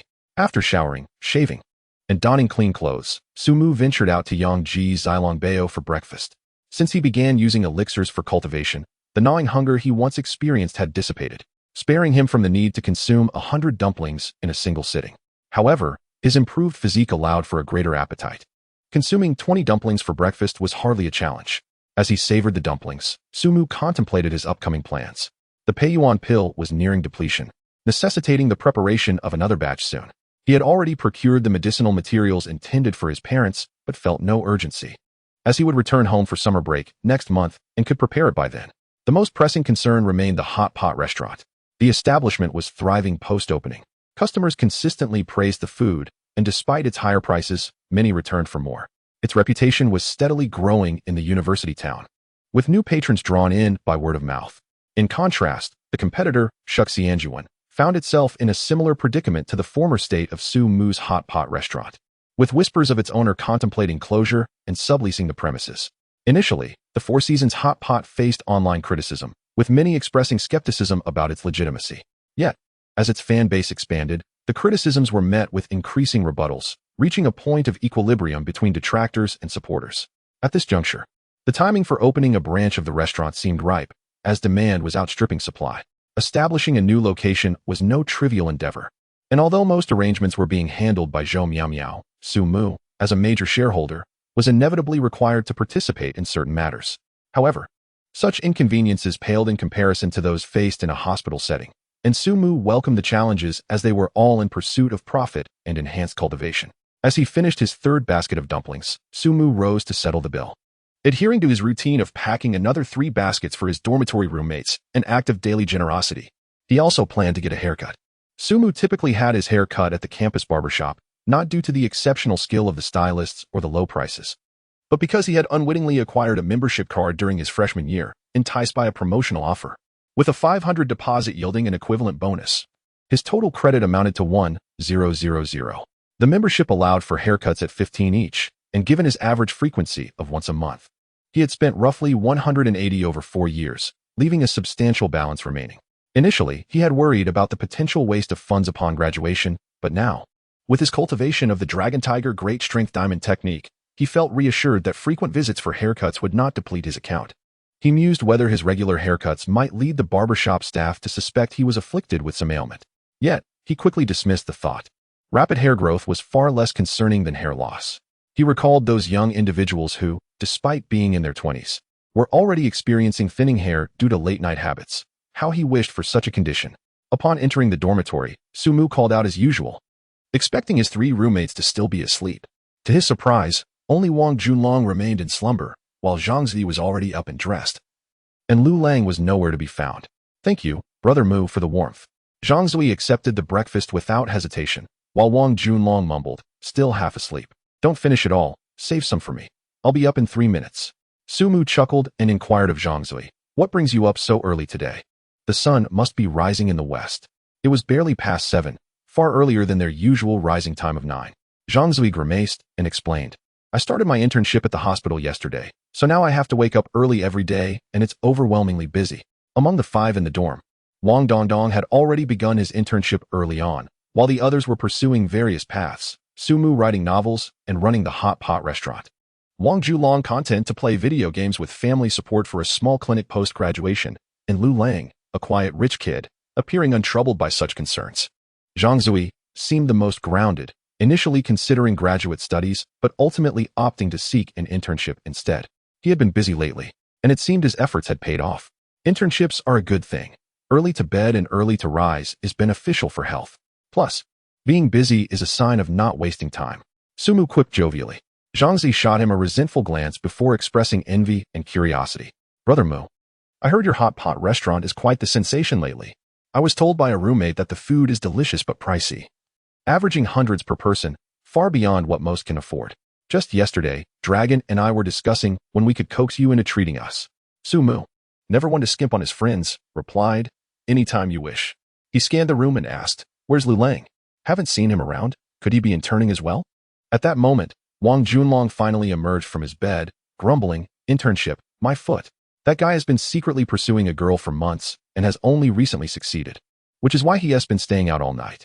Damn it, even my beloved game of PUBG has been neglected. Zhang Zi nodded.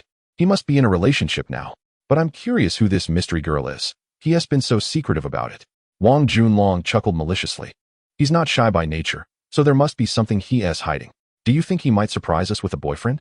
Zhang Zi theatrically gasped. Hearing you say that gives me chills. I've noticed some strange looks from Lu Lang toward us. Wang Junlong suddenly snapped his fingers, old Zhang. Remember when you left your underwear out on the balcony? I think I saw Lu Lang sneaking it away. Get lost. Zhang Zui could no longer endure the humiliation inflicted by the unscrupulous Wang Junlong, who had succeeded in nauseating him. In a fit of anger, he shouted in defense. Did you not say that my underwear was blown downstairs by the wind?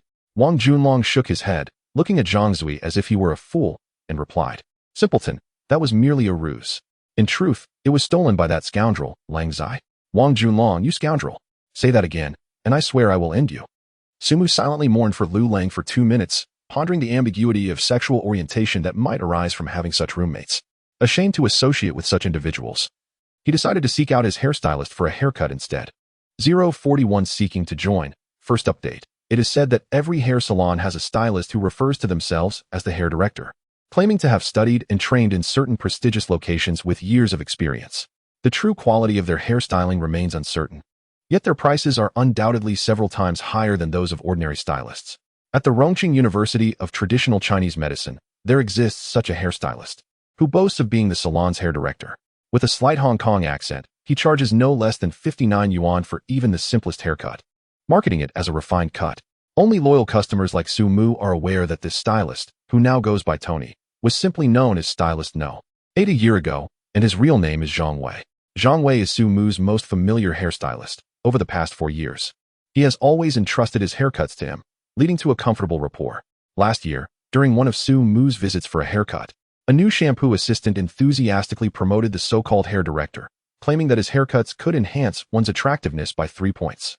With an abundance of funds on his membership card that he might not exhaust before graduation, Sumu decided to indulge himself and experience what a 59 yuan refined cut felt like, curious about the difference from a regular haircut. To his surprise, when the haircut commenced, he discovered that the hair director was none other than his familiar stylist number 8, Zhang Wei. Sumu's astonishment remains vivid in his memory. He incredulously asked, "You're the teacher?"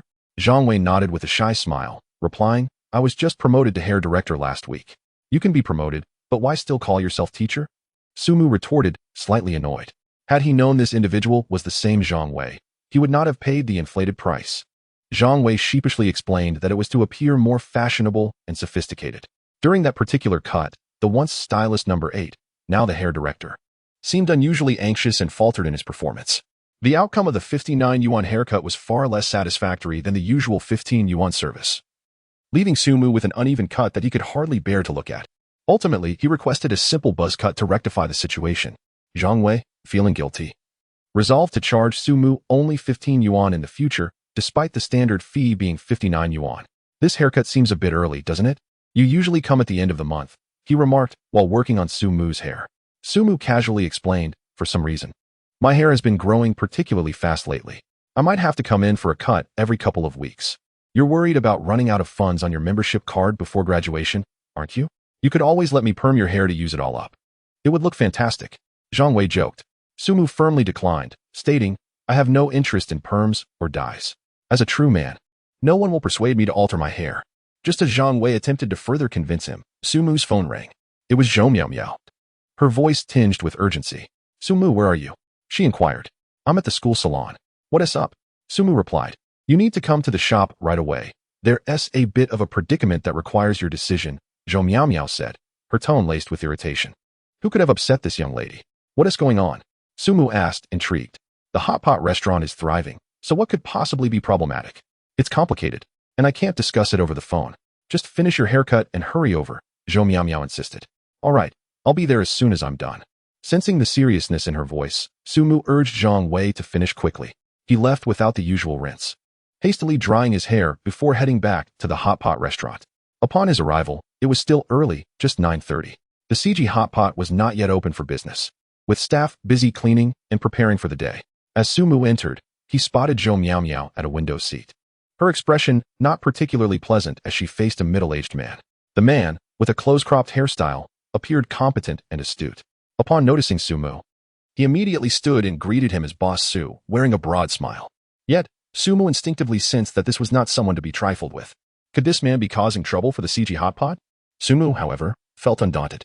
He did not believe any situation could pose a threat to the restaurant. Nor did he think there was another hot pot establishment capable of rivaling it. If it were a private threat, that would be even better. Sumu was eager to find a suitable sparring partner, having recently honed his skills in the Dragon Tiger Power technique. Indeed, young heroes emerge from the youth, and Boss Su is truly remarkable. The middle-aged man complimented, impressed by Sumu's ability to run a successful hot pot business at such a young age. Sumu politely shook his hand and inquired, and you are? At that moment, Zhou Miao Miao interjected with a cold snort, stating, he is Boss Pan from the neighboring Shuxiang Yuan. Boss Pan from Shuxiang Yuan. Sumu was momentarily taken aback, having considered numerous possibilities but never expecting this. Why would the owner of Shuxiang Yuan seek him and Zhou Miao Miao out? Hadn't he heard that the establishment was closing down? How could he be causing trouble for the CG hot pot and upsetting Zhou Miao Miao? What brings you to the CG hot pot, Boss Pan? Sumu asked, bewildered. To be honest. The middle-aged man continued with a friendly demeanor. I have tasted the offerings of your CG hot pot, and it is simply exquisite. In my entire life, I have never encountered such delectable hot pot. Therefore, I am fully aware that no other restaurant can compete with yours. Sumu nodded, responding so. Boss Pan intends to close Shuxiang Yuan and is here to bid farewell. If that is the case, you are indeed too courteous. Boss Pan appeared slightly embarrassed, but shook his head, saying, actually, I believe the CG hot pot has immense potential, which is why I wish to join you.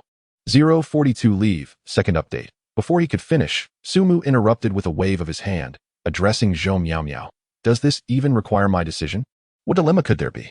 Just decline if it's not desirable. We never planned to open a franchise, only to establish a branch. Zhou Miao Miao responded helplessly. I initially refused. But Boss Pan has more to say.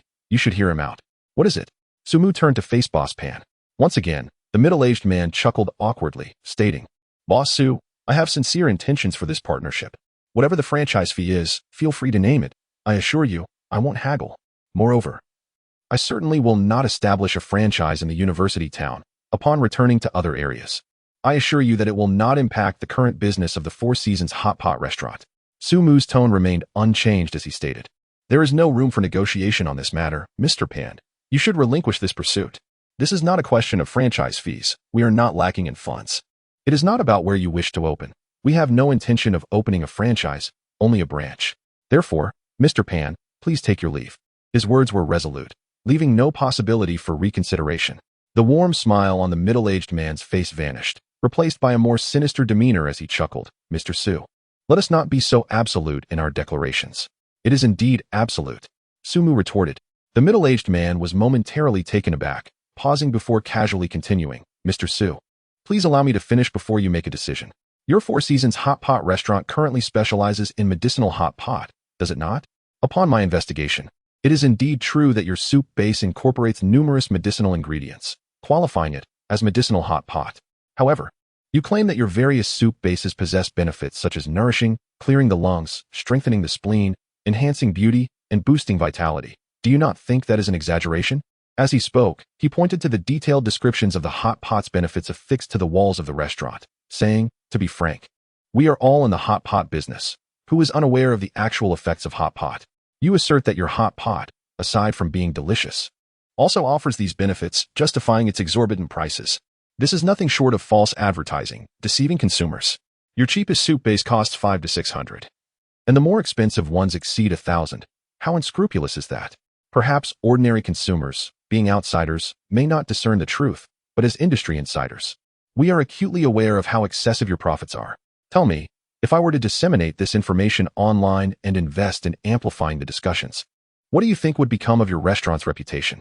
Furthermore, even if customers were oblivious to these matters and still succumb to cravings, I could easily report you to the relevant authorities for suspected false advertising, which would undoubtedly lead to certain punitive measures, would it not? There are numerous precedents for such cases in the culinary industry. The middle-aged man spoke fluently, as though he had prepared thoroughly for this visit to the Four Seasons hot pot restaurant.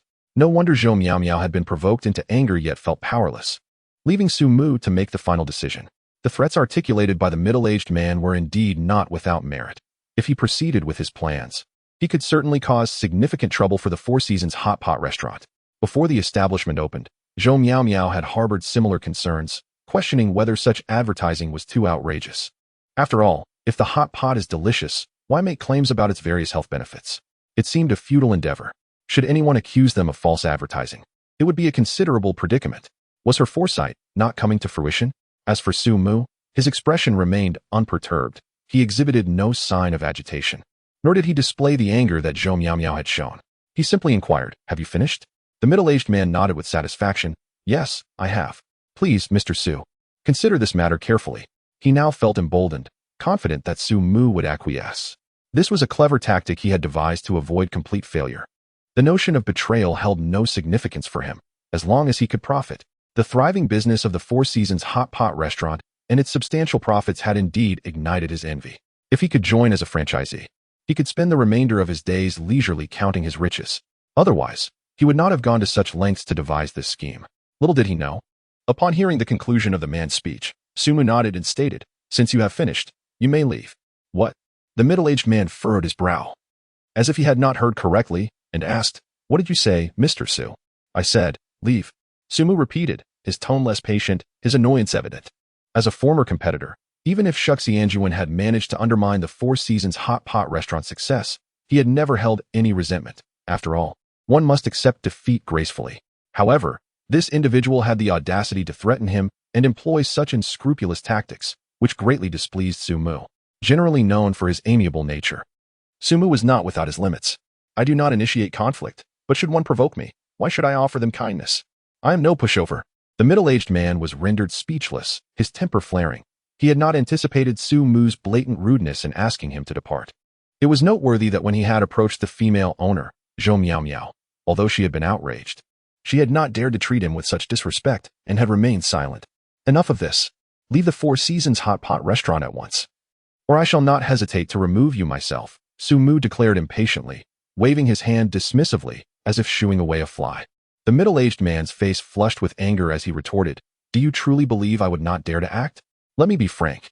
If you refuse to allow me to franchise, tarnishing your Four Seasons hot pot's reputation would be effortless. If I suffer, you shall not fare any better.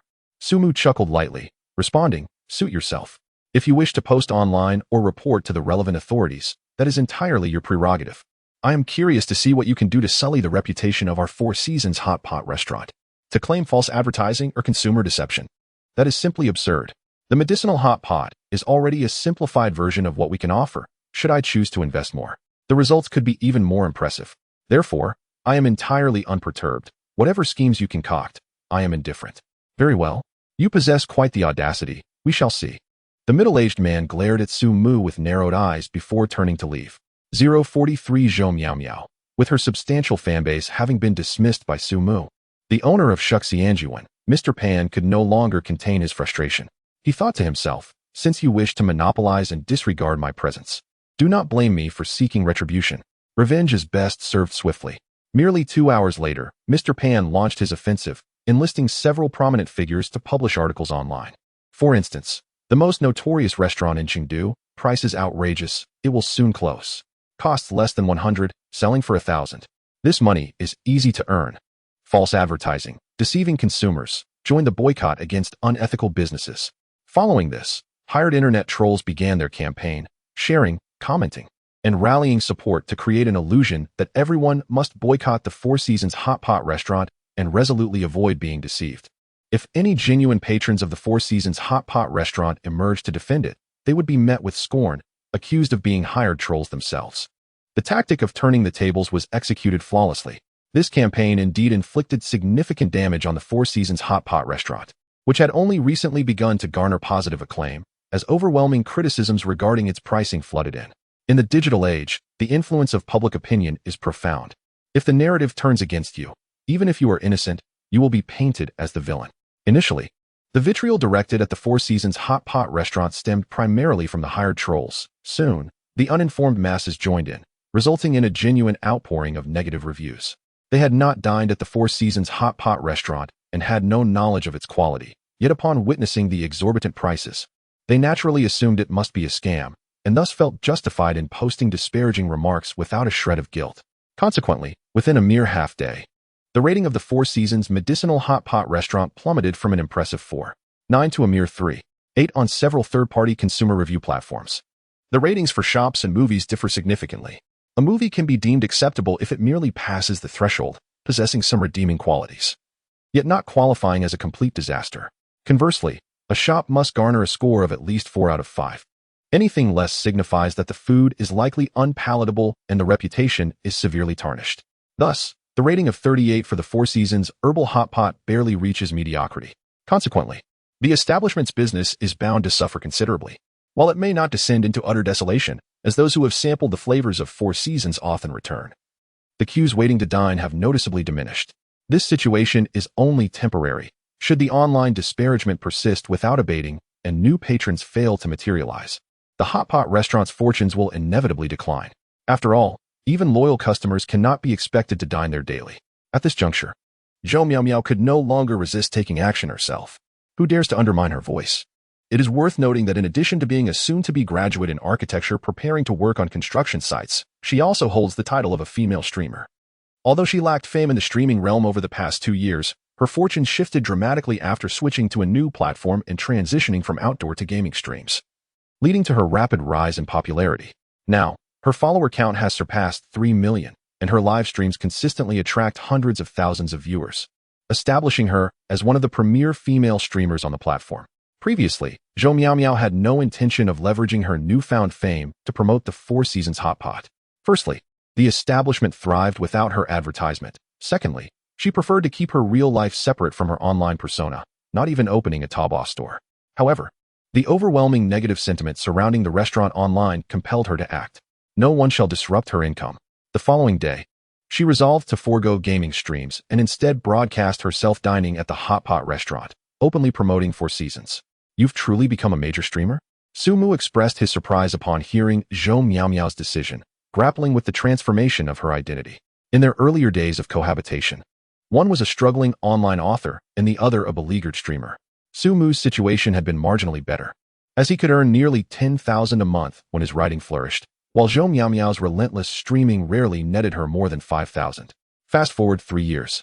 Su Mu had become an unsuccessful author, whereas Zhou Miao Miao had blossomed into a prominent streamer. Of course, Zhou Miao Miao replied with a proud smile, brimming with confidence. Just wait and see how popular I am now. My fans are incredibly loyal and will surely respond well to my promotion. Su Mu, not particularly interested in the streaming world and having recently been engrossed in his training, was oblivious to Zhou Miao Miao's recent developments. A few minutes later, as she prepared to begin her stream, the hot pot base arrived, and she enlisted Su Mu's assistance, launching her live broadcast. Hello, dear viewers. Surprised? Delighted? Today, your most beautiful and adorable Meow Meow streamer is online at noon. Aren't you just thrilled? Zhou Meow Meow greeted her audience with a smile, smoothly delivering her opening remarks. Her streaming persona, Meow Meow the Little Overlord, cleverly plays on her name while adding a playful touch. The reason for her shift to gaming streams lies in her usual broadcasting hours, which typically commence after 8 in the evening and extend until the early hours, making midday streams a rarity. Now, can you guess where I am? She prompted. Su Mu, standing nearby with a phone in hand, observed the live stream's dynamic. Eager to witness her popularity, almost instantaneously, the viewer count surged, reaching tens of thousands within moments. Is it truly this impressive? She has indeed become quite the streamer. Su Mu marveled, taken aback by the swift influx of viewers, indicating Zhou Meow Meow's formidable fan base. It appeared that he need not intervene, with her soaring popularity. Reversing the Four Seasons Hot Pot's reputation should prove manageable. After all, the restaurant had strong fundamentals, with a little guidance and someone to speak on its behalf. The negative comments could easily be mitigated. Curiosity piqued, Su Mu opened the chat to gauge the audience's reactions to Zhou Meow Meow's promotion of the restaurant. To his astonishment, he was nearly brought to laughter by the peculiar nature of the comments flooding the chat. A chorus of "No, it's unacceptable" dominated the screen, with at least 3 or 4 messages echoing this sentiment, reminiscent of synchronized replies in a forum. Other comments were equally irreverent, such as, "Good afternoon, old woman. Have you eaten yet? Not gaming today? Looks like the homebody has ventured out. Is Meow Meow finally planning to get breast augmentation? Live stream the surgery. Your audience is rather unique." Su Mu couldn't help but remark, observing the comments. "You told me your viewers were exceptionally well-behaved and kind. How thick-skinned can you be?" He recalled how, during their earlier days of cohabitation, merely referring to Zhou Meow Meow as a princess would send her into a frenzy. Yet, somewhere along the way, she had developed an immunity to such remarks. Zhou Meow Meow, though aware of her audience's nature, feigned ignorance, her cheeks reddening slightly. She continued, "By the way, allow me to introduce a friend. He is my loyal fan, the one who only watches my streams." With that, she turned the camera towards Su Mu, who was engrossed in reading the comments. Before the stream commenced, Zhou Meow Meow had inquired if Su Mu minded appearing on camera, as he was neither shy nor lacking in charm, and out of curiosity about the streaming world, he had agreed.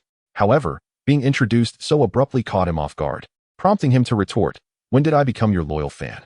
I actually prefer Xuanzai."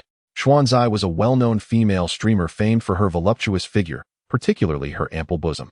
The comments in her stream contrasted starkly with those in Zhou Meow Meow's. While hers echoed disapproval, Xuanzai's were filled with civilized admiration. Hearing Su Mu's words incited Zhou Meow Meow's ire. "Su Mu, you scoundrel!" she exclaimed, though the stream's lively comments made her laugh despite the frustration.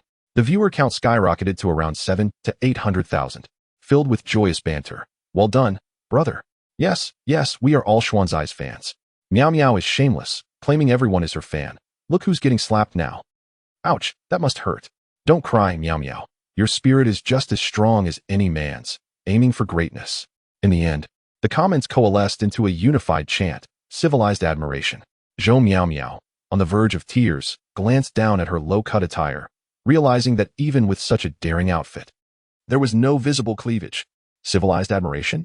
What a joke. Fortunately, this is not her first experience with playful teasing from fans. Her heart has long since transformed from that of a sensitive girl into that of a steadfast and resolute individual, impervious to such trivial attacks. Clearing her throat, she skillfully redirected the narrative, switching her phone's camera to the rear-facing lens, aimed at the steaming hot pot before her. Can you guess where we are? That's right. Today, Meow Meow is stepping into the role of a food vlogger. Today, she is eager to lead everyone through an exploration of the much-debated, exorbitantly priced Four Seasons herbal hot pot. She intends to discover whether its flavors truly justify the hype. With that, Zhou Meow Meow and Su Mu began placing ingredients into the bubbling pot, all while monitoring the barrage of comments flooding the live stream. Four Seasons herbal hot pot? I've never heard of it. Is it famous? Meow Meow studies in Chengdu, so it must be a local hot pot restaurant, right? Although the recent surge in attention was due to Mr. Pan's orchestrated marketing, the majority of the billion-plus population remained oblivious to the existence of Four Seasons hot pot. Of course, a minority had caught wind of it in the past few days. Isn't this hot pot restaurant notorious for being the worst in Chengdu? With cheap broths costing 500 to 600 and the expensive ones exceeding 1,000, it does seem quite a ripoff. Didn't someone say the flavors are excellent? It's supposedly the best hot pot in Chengdu and worth the price. Nonsense. Those praising the taste are likely paid shills. As a true Chengdu native who grew up on hot pot, I refuse to believe that a little-known restaurant could possibly be that good. Enough bickering. Once Miao Miao tastes it, we'll know just how it really is. Indeed, Miao Miao is a seasoned foodie. The restaurants she previously recommended have all been splendid. Trust her taste. Anticipation built as countless comments flooded in within a mere minute. While many viewers instinctively deemed the prices exorbitant and suspected foul play, few openly called for a boycott of Four Seasons hot pot. This reflects the rational mindset of a typical observer, unlike the shills or those reveling in chaos online. Hundreds of thousands tuned in to witness Show Miao Miao's evaluation of the hot pot's flavor, yet she remained unhurried, stating, to ensure authenticity in this experience, I will refrain from commenting for now. Rising from her seat, she scanned the bustling dining hall and added, I will conduct an interview with a table of guests to hear their thoughts on the flavors. Selecting a table occupied by 3 young women, she approached them with a polite smile and inquired, Ladies, may I interview you? The trio, engrossed in their meal and savoring every bite, looked up in confusion at the phone Zhou Miao Miao was holding. Interview? About what? Zhou Miao Miao explained. Recently, there have been numerous negative comments about Four Seasons hot pot online, claiming it is the most unworthy culinary experience in Chengdu. Therefore, I initiated a live stream to uncover the truth about its flavors. Initially reluctant, the 3 women's demeanor shifted upon hearing Zhou Miao Miao's intent to vindicate Four Seasons herbal hot pot, and they promptly set down their chopsticks. After dabbing their mouths and adjusting their appearances for the camera, after all, a woman's appearance is paramount, they began to embrace the interview. If you were to interview us on other topics, we might not be interested. But concerning Four Seasons hot pot, we feel compelled to speak out. With a hint of indignation, they expressed, I cannot fathom why there are so many disparaging remarks about Four Seasons hot pot online. As customers who have dined there 3 times within a week, we can honestly say that it is far from the dreadful portrayal online. If a true food lover fails to experience it, they will undoubtedly regret it for a lifetime. For food enthusiasts, the failure of a delightful dish to receive its due recognition, marred by slander, feels akin to tarnishing one's inner goddess. Such injustice cannot be tolerated. Consequently, the recent surge in negative sentiments about Four Seasons hot pot has left informed customers incensed. However, their individual voices are too weak to counteract the tide of negativity, and their rebuttals are quickly drowned out. Zhou Miao Miao beamed at their passionate defense and playfully probed, but isn't the price of Four Seasons hot pot quite steep? What are your thoughts? Indeed, it is quite pricey. After each meal, we often lament the toll on our wallets. The 3 women nodded in agreement. Yet, they swiftly pivoted. Addressing the camera, however, it is absolutely worth it. Such delectable hot pot is deserving of its price. Dear viewers, please disregard the unfounded rants of those who have never dined here. If you ever have the opportunity, you must try Four Seasons herbal hot pot. In a moment reminiscent of an elementary school student's conflicting opinions, Zhou Miao Miao had just lamented the high prices when she fervently extolled their worth, advocating passionately for others to experience it. This was the mark of a true fan, genuinely captivated by the flavors of Four Seasons herbal hot pot and eager for others to partake in its delights. Much like fervent fans of celebrities, they tirelessly promote their idols, yearning for wider recognition, even if it brings them no personal gain, simply basking in the joy of shared appreciation. Zhou Miao Miao, delighted by their enthusiasm, thanked the 3 women. Thank you for your time. The trio waved off her gratitude and continued to encourage viewers, if any Chengdu locals are watching, you should definitely come to the university town and try it out. After experiencing Four Seasons hot pot, you will find all other hot pots rather lackluster. Once they finished, Zhou Miao Miao turned the camera back to herself and asked, what are your thoughts? Almost immediately, the comments section exploded with reactions. All 3 ladies are stunning. I adore the one with the blonde hair and big eyes. Leave the old women out of this. We want more of the 3 ladies. Can someone get me the phone number or WeChat of the blonde lady? If you do, I'll send a rocket. Zhou Miao Miao, observing the comments, couldn't he help but feel a mix of amusement and exasperation. Hey, that's too much. Who asked about how the 3 ladies look? And just because they're pretty, does that mean I'm not? I'm asking for your thoughts on their comments. Laughter erupted in the live stream, and the conversation took a playful turn for a while. It was only after some time that serious responses began trickling in. Most viewers expressed skepticism. Still unconvinced, this can't be real. Are these 3 ladies really not hired by you or the restaurant? Such high prices, yet they claim it's worth it? That cost is several times higher than a typical hot pot restaurant. Zhou Miao Miao scoffed lightly. I knew you wouldn't believe it. So let us interview another table. This time, she chose a family of 3, a couple dining with their young son, likely around 10 years old, and a primary school student. She decided against interviewing more young women. The audience had proven to be rather indiscreet. While she might not have minded such antics during her solo streams, she was wary of Su Mu's presence today. She felt that continuing in this manner would tarnish her image in his eyes. "Hello, may I interview you?" Zhou Miao Miao approached them, politely stating her intention to gather their opinions on Four Seasons hot pot. The couple was agreeable and readily accepted the interview. A middle-aged woman remarked, "Our home isn't actually in the university town. We reside in the eastern part of the city. We specifically drove for over half an hour to dine here, so I need not elaborate on the exquisite flavors of this hot pot restaurant. Truly, I have sampled hot pot from no fewer than 50 establishments. Yet I have never encountered one that could rival the deliciousness of this place. I cannot fathom why this restaurant has remained obscure. It's not part of a chain. I sincerely hope that in the future, more branches of this seasonal hot pot restaurant open in Chengdu, so my family won't have to travel such distances to indulge. As for the prices, they are slightly on the higher side, but considering the cost of Japanese cuisine, it's quite reasonable. It seems this couple isn't particularly constrained by finances." Zhou Miao Miao nodded in satisfaction, her mind racing. She turned the camera towards a child who was blissfully devouring his meal, his mouth smeared with grease, and asked, "Young one, do you find this hot pot restaurant delectable?" The child, unperturbed, quickly nodded after swallowing a large piece of meat, exclaiming, "It's absolutely delicious. I was just telling my mom that I want to come here every week. But she said if I score above 95 in both Chinese and math on my final exams, she'll take me here weekly." He paused, his face scrunching in frustration. "But scoring 95 in math is really tough." While one might speculate that the adults could be hired to promote the restaurant, a child's endorsement carries far more weight. Typically, children do not feign their enthusiasm. Consequently, the viewers in the live stream, initially skeptical, were suddenly filled with curiosity, bombarding the chat with comments. "Is it really that good?" Even a primary school student is enamored. "What does the world's most delicious hot pot taste like? I'm craving to try it." Seasonal medicinal hot pot. Located in Chengdu's university town, right? Are there any local friends willing to team up to sample it? Let us head there now. Who knows? We might even run into Miao Miao. With the child's enthusiastic endorsement, Zhou Miao Miao found little need for further persuasion. The curiosity of the hundreds of thousands of viewers had been piqued, eager to taste the hot pot's flavors. Perhaps for those outside Chengdu, it would just be a dream. But locals would certainly consider making the journey. After the live stream, Zhou Miao Miao planned to compile these interviews into a video and share it across various forums, seeking assistance in spreading the word. At that point, it would not be so easy for the hired detractors to distort the truth. "Thank you, little brother. You're truly adorable." Zhou Miao Miao beamed, affectionately ruffling the boy's hair. Little did she know, the boy shyly looked at her and replied, "Big sister, you're very pretty too." Haha. Zhou Miao Miao grinned with delight, unable to contain her joy, and eagerly addressed the viewers. "Did you hear that? Children do not lie. Their words are the truest. It's universally acknowledged that I, Miao Miao, am beautiful. Anyone who says otherwise is simply envious of my allure." Indeed, Zhou Miao Miao was quite beautiful, save for one aspect. However, her fan base could be quite harsh, leaving her feeling a tad insecure. Just as she was basking in her joy, someone in the live stream chimed in. Children's aesthetics differ significantly from those of adults. Typically, primary school students find only their peers attractive. They don't perceive beauty in middle schoolers. This child likely thinks you're pretty because your beauty resembles that of the girls in his class.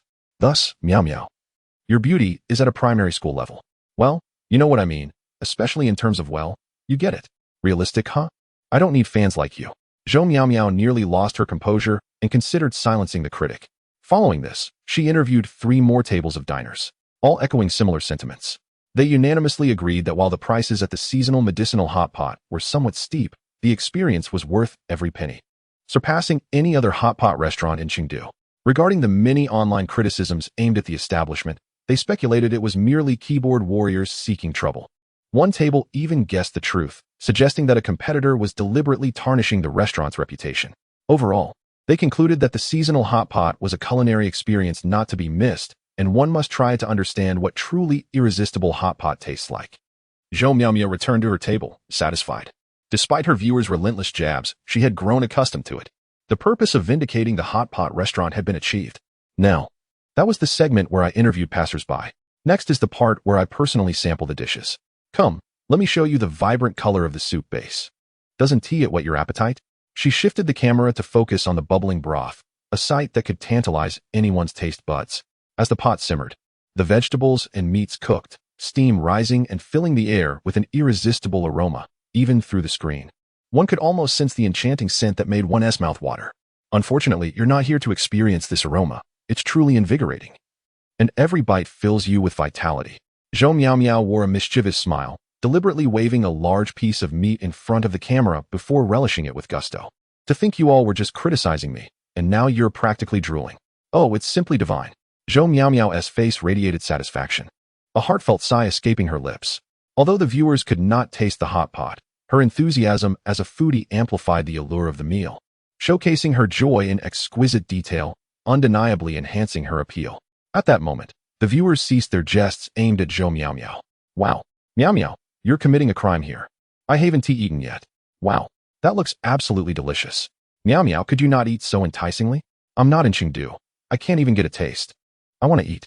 I want to eat. Many expressed they were already on their way. Following this build-up, the majority of the hundreds of thousands of viewers had shifted their perception of the seasonal hot pot, believing it to be a restaurant of merit rather than the disreputable establishment described online. Moreover, local viewers, compelled by curiosity, were taking action, heading out to experience the cuisine for themselves. Of course, this eager contingent was only a small fraction, yet given Zhou Miao Miao's substantial fanbase, even 1,000th of her audience equated to hundreds of potential patrons. Thus, what had initially seemed a slow evening for the seasonal medicinal hot pot transformed into an extraordinary surge of business, with longer lines of eager diners waiting outside than in previous days. This was merely a temporary effect. The deeper ramifications were yet to unfold. The hired detractors that Boss Pan had employed continued to flood various forums, attempting to malign the seasonal medicinal hot pot.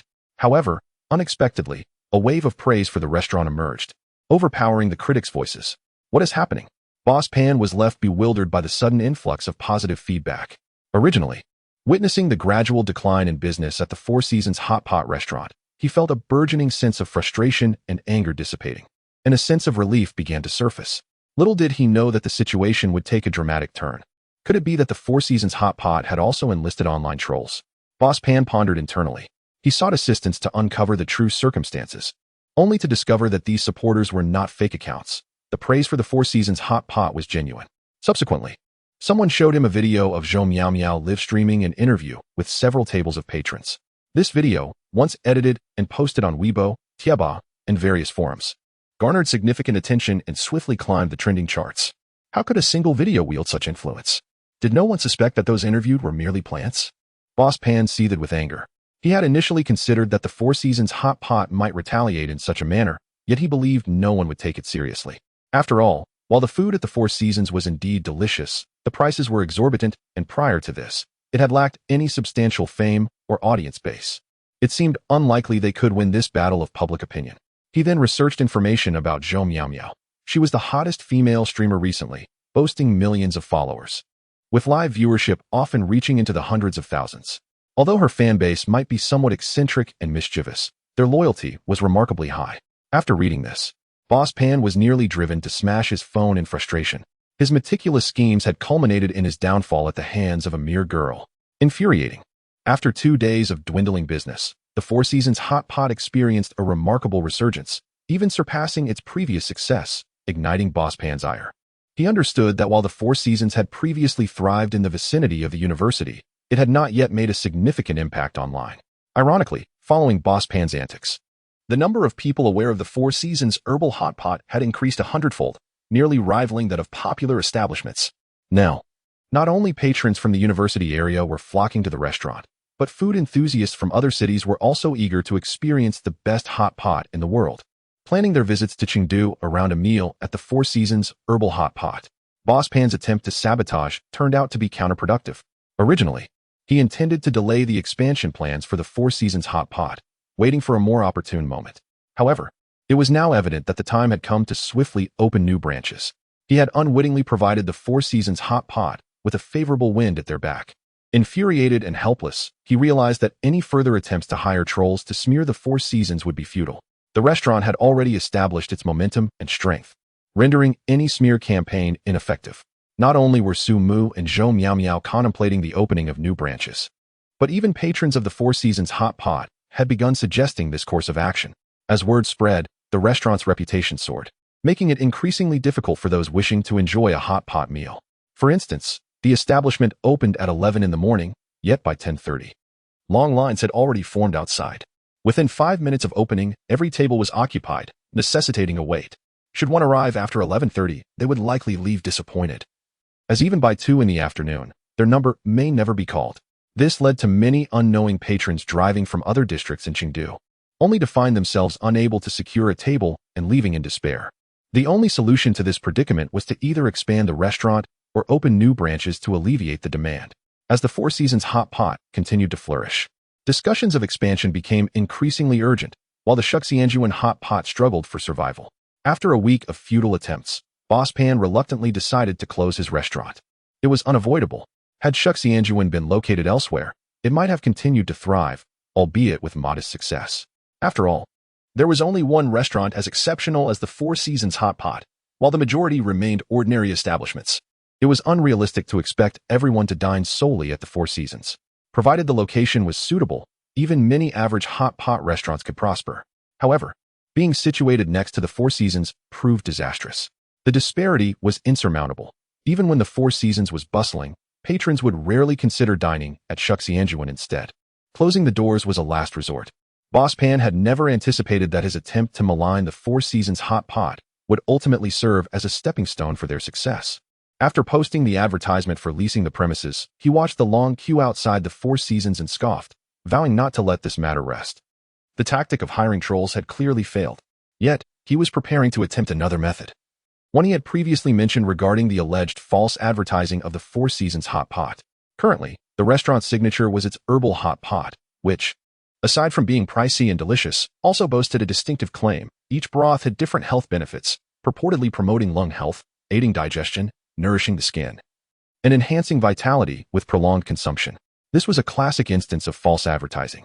The laws concerning unfair competition in the country explicitly state that if a business uses advertising or other methods to create misleading false claims about its products, regulatory agencies may order the cessation of such unlawful activities, mandate the rectification of impacts, and impose fines ranging from 10,000 to 200,000 yuan based on the severity of the situation. Many porridge shops and specialty restaurants utilize similar advertising slogans to attract customers, and typically, few take notice. After all, exaggeration has no tax implications, and customers rarely believe such claims.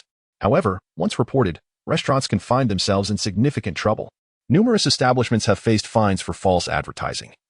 Although such issues are generally not treated with urgency by the relevant authorities unless they pertain to food safety. Even upon receiving complaints, they may not act swiftly, or may even disregard them entirely. Boss Pan, lacking influential connections and merely possessing some wealth, could not leverage any governmental ties. Thus, he resolved to take the tedious route of persistent complaints, hoping that if he continued to press the issue, the relevant authorities would eventually take action. It was a war of attrition, requiring patience and the investment of time. Of course, even if the authorities ultimately intervened, the Four Seasons hot pot would merely face fines and be required to cease false advertising, allowing it to continue operations without major disruptions. As long as the quality of the food remained unchanged, the restaurant's reputation would likely remain intact. Yet, causing even a slight inconvenience would satisfy Boss Pan's desire for revenge. Thus passed the month of June in silence. Shuxianjuan closed its doors, and the premises were leased out, now transformed into a clothing store. Boss Pan covertly reported the Four Seasons hot pot for false advertising, but had yet to receive any updates. After all, in this country, unless issues are deemed significant, the relevant departments typically respond slowly. Consequently, the Four Seasons hot pot continued to thrive, with demand far outstripping supply. As the month drew to a close, Zhou Miao Miao gazed at the financial report of the hot pot restaurant, which had reopened a month ago. Her beautiful eyes sparkled with delight. After studying it for a while, she could no longer contain her excitement and asked Sumu, "Can you guess our revenue for this month?" Sumu chuckled and replied, "It should be around 6 million. Zhou Miao Miao, taken aback, widened her eyes and inquired, "How do you know that? Have you been checking the accounts daily?" Sumu shook his head, exasperatedly responding, "What is there to check? A rough calculation suffices. Our hot pot restaurant isn't large, including the kitchen. It totals only 200 square meters, with a maximum capacity of 116 guests. However, it's unlikely to be fully occupied, as many 4-person tables are often occupied by just 2 people, and 8-person tables typically accommodate only 5 or 6. Thus, under normal circumstances, our restaurant can comfortably serve around 80 guests at full capacity. With an average spend of 500 yuan per person, that amounts to 40,000 yuan. Since hot pot dining tends to take a while, each batch of guests usually takes about an hour and a half. We operate for 8 hours a day, allowing us to serve approximately 5 batches daily. Therefore, our daily revenue is about 200,000 yuan, leading to a monthly total of 6 million. After hearing this, Zhou Miao nodded in agreement, her expression filled with admiration. You calculated correctly.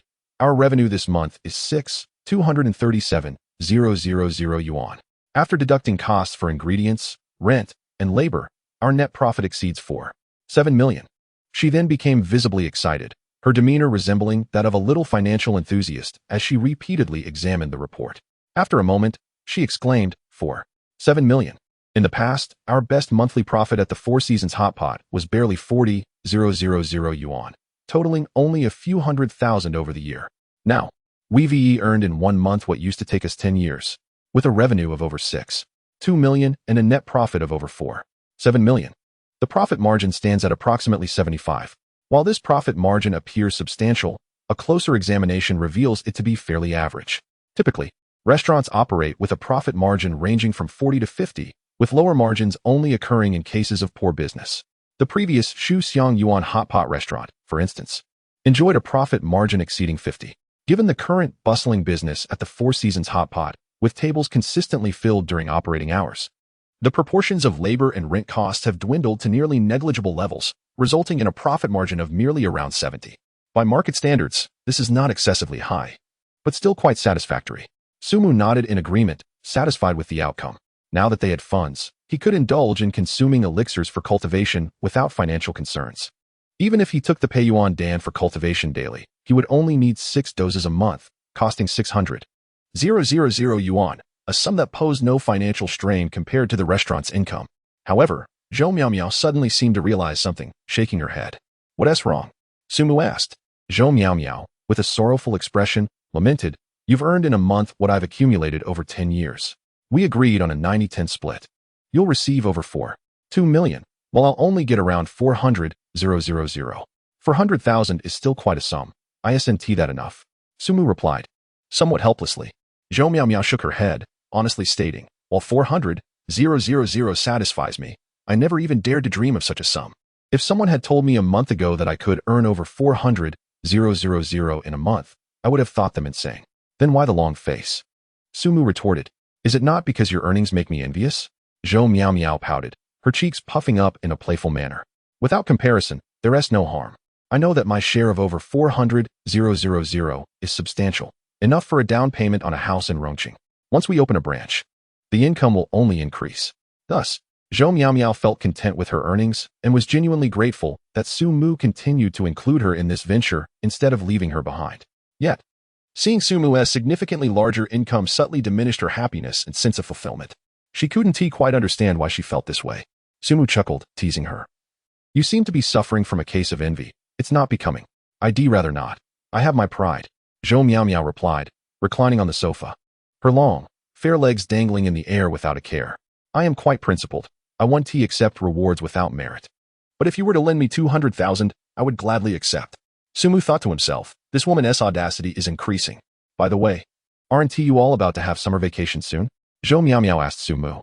This year marked her graduation. She had recently received her diploma and degree certificate, bidding farewell to her student days and stepping into the workforce. However, Sumu, studying medicine, still had another year before graduation. Sumu nodded, saying, The day after tomorrow marks the end of finals, and then we'll have our break. Will you be going home for summer vacation? Zhou Miao inquired. I'll visit home after the exams, but I probably won't stay long. I'll return to Rongqing soon, Sumu replied. He intended to visit not to supplement his parents financially, both teachers who maintained a comfortable living, but to give them some elixirs. His parents had no extravagant hobbies, and teaching was a profession they genuinely enjoyed. They wouldn't retire simply because he had earned money. Zhou Miao then asked, What about you? Now that you've graduated, do you have any plans? At this, Zhou Miao perked up, sitting upright on the sofa with earnestness. I have already secured an internship with a construction company and am eager to see what it's like. A construction company? The kind that works on site? Sumu responded, somewhat incredulous. Yes. Zhou Miao nodded. her expression filled with anticipation. She was quite different from Sumo, who preferred a more relaxed lifestyle and had no desire to work in a hospital due to its demanding nature. Conversely, Zhou Miaomiao believed life should be vibrant and diverse, and she wished to experience everything possible. For instance, her venture into becoming a streamer stemmed from her belief that it was an intriguing pursuit. However, she did not aspire to be a strong, empowered woman like Gao Ge. Gao Ge has always possessed a clear and unwavering ambition since childhood, dedicating herself wholeheartedly to the pursuit of medical knowledge, and once she sets her mind on something, she never looks back, displaying remarkable focus. In contrast, Zhou Miaomiao enjoys exploring various interests. If she finds an activity amusing or intriguing, she indulges in it for a while, but if it fails to captivate her, she promptly abandons it. Sumo understands Zhou Miaomiao fairly well, so he refrains from persuading her, merely expressing his concerns. You have daily live streams, and our hot pot restaurant is about to open a branch. Are you certain you can manage working at the construction site as well? Not a problem, Zhou Miaomiao replied, contemplating. I can reduce my streaming time. 2 hours each evening will suffice. Opening a branch isn't overly complicated. Once we select a location, we have the experience for renovations and just need to coordinate contacts. It won't hinder my work at all. Moreover, she mused, having studied architecture for 4 years at university, it would be a waste not to gain some first-hand experience at a construction site. Fine, Sumu conceded, somewhat helpless. But why does it feel like you're deliberately trying to provoke me with your words? Seemingly sensing Sumu's thoughts, Zhou Miaomiao burst into a sly smile, saying, Don't overthink it. I'm not talking about you. To be honest, I don't mind if you are, Sumu retorted, Humph. Mere mortals cannot fathom the thoughts of a noble cultivator. Yet, the image of a vivacious female streamer, clad in a hard hat while working at a construction site, covered in dust yet radiating charm, struck him as quite alluring. Why is that? He pondered. I must still cast my votes. Zhou Miaomiao's determination to work at the construction site was resolute, and she wasn't opting for office roles like cost estimation, finance, or secretarial work. As an engineering graduate specializing in civil engineering, she intended to be on the front lines, akin to a technician. Sumu knew that no amount of persuasion would dissuade her from this path, so he merely offered a friendly warning. It's already July, and the outdoor temperature is 34 degrees. Aren't you worried about your delicate skin turning into charcoal after a couple of days in the sun? Zhou Miaomiao dashed back inside, clattering around. When she emerged, she sported a safety helmet, donned some protective clothing, wore sunglasses, and carried a plethora of bottles, presumably various sunscreens and sprays. In her right hand, she wielded a portable electric fan, which provided a refreshing breeze. I came prepared, she declared proudly. When it comes to sun protection, I will ensure perfection. I refuse to become a charcoal briquette. At worst, I'll just have to forego wearing pretty clothes, high heels, and makeup while on site. Zhou Miaomiao demonstrated a commendable sense of priorities and an understanding of decorum. She recognized that working at a construction site necessitated an appropriate attitude, while applying sunscreen was acceptable. Arriving in flamboyant attire with heavy makeup would only invite ridicule. Sumu was impressed by her thorough preparations. It seemed he had worried unnecessarily. Zhou Miaomiao admired her appearance in the mirror and, in a moment of self-admiration, asked Sumu, What do you think of my outfit? I feel quite beautiful. Surely, I will stand out as a striking figure at the construction site. Sumu couldn't help but steal several glances before candidly responding. In a place filled with burly men, any female presence is virtually a national treasure. You men, Zhou Miaomiao scoffed, teasing Sumu without hesitation. Your gaze just now was clearly admiring. You cannot fool me. Sumu, flustered, quickly pretended to check his phone, wondering how she had become so perceptive. The following morning, armed with her meticulous preparations, Zhou Miaomiao headed to the construction site, while Sumu returned to campus to continue his final exams. This semester, he had 5 subjects to complete, having already taken 3. Today he faced one exam, with another scheduled for the next day, after which he would be free for summer break. Despite his somewhat distracted university life, writing novels, and running a hot pot restaurant, Sumu maintained respectable academic performance, largely due to the oversight of his ex-girlfriend, Gao Ge. He often found himself on the brink of receiving scholarships, ranking above average academically. Conversely, his dorm mates, like Lu Lang and Wang Junlong, often relied on him to pass notes during exams, awaiting their opportunity to copy answers. Over the course of his 4 years in college, Sumu did fail one course. But it was not a professional subject. Rather, it was a public course on moral education and legal foundations, known colloquially as moral studies, in which he scored a mere 39. This incident had become a rather embarrassing chapter in his academic history. At Rongqing University of Traditional Chinese Medicine, many subjects were notoriously difficult to fail, yet one course stood out as unique. boasting a century-long record of 0 failures, moral studies. The implication was that, in its 100 years of existence, no student had ever failed this subject due to its open-book exam format and lenient grading practices.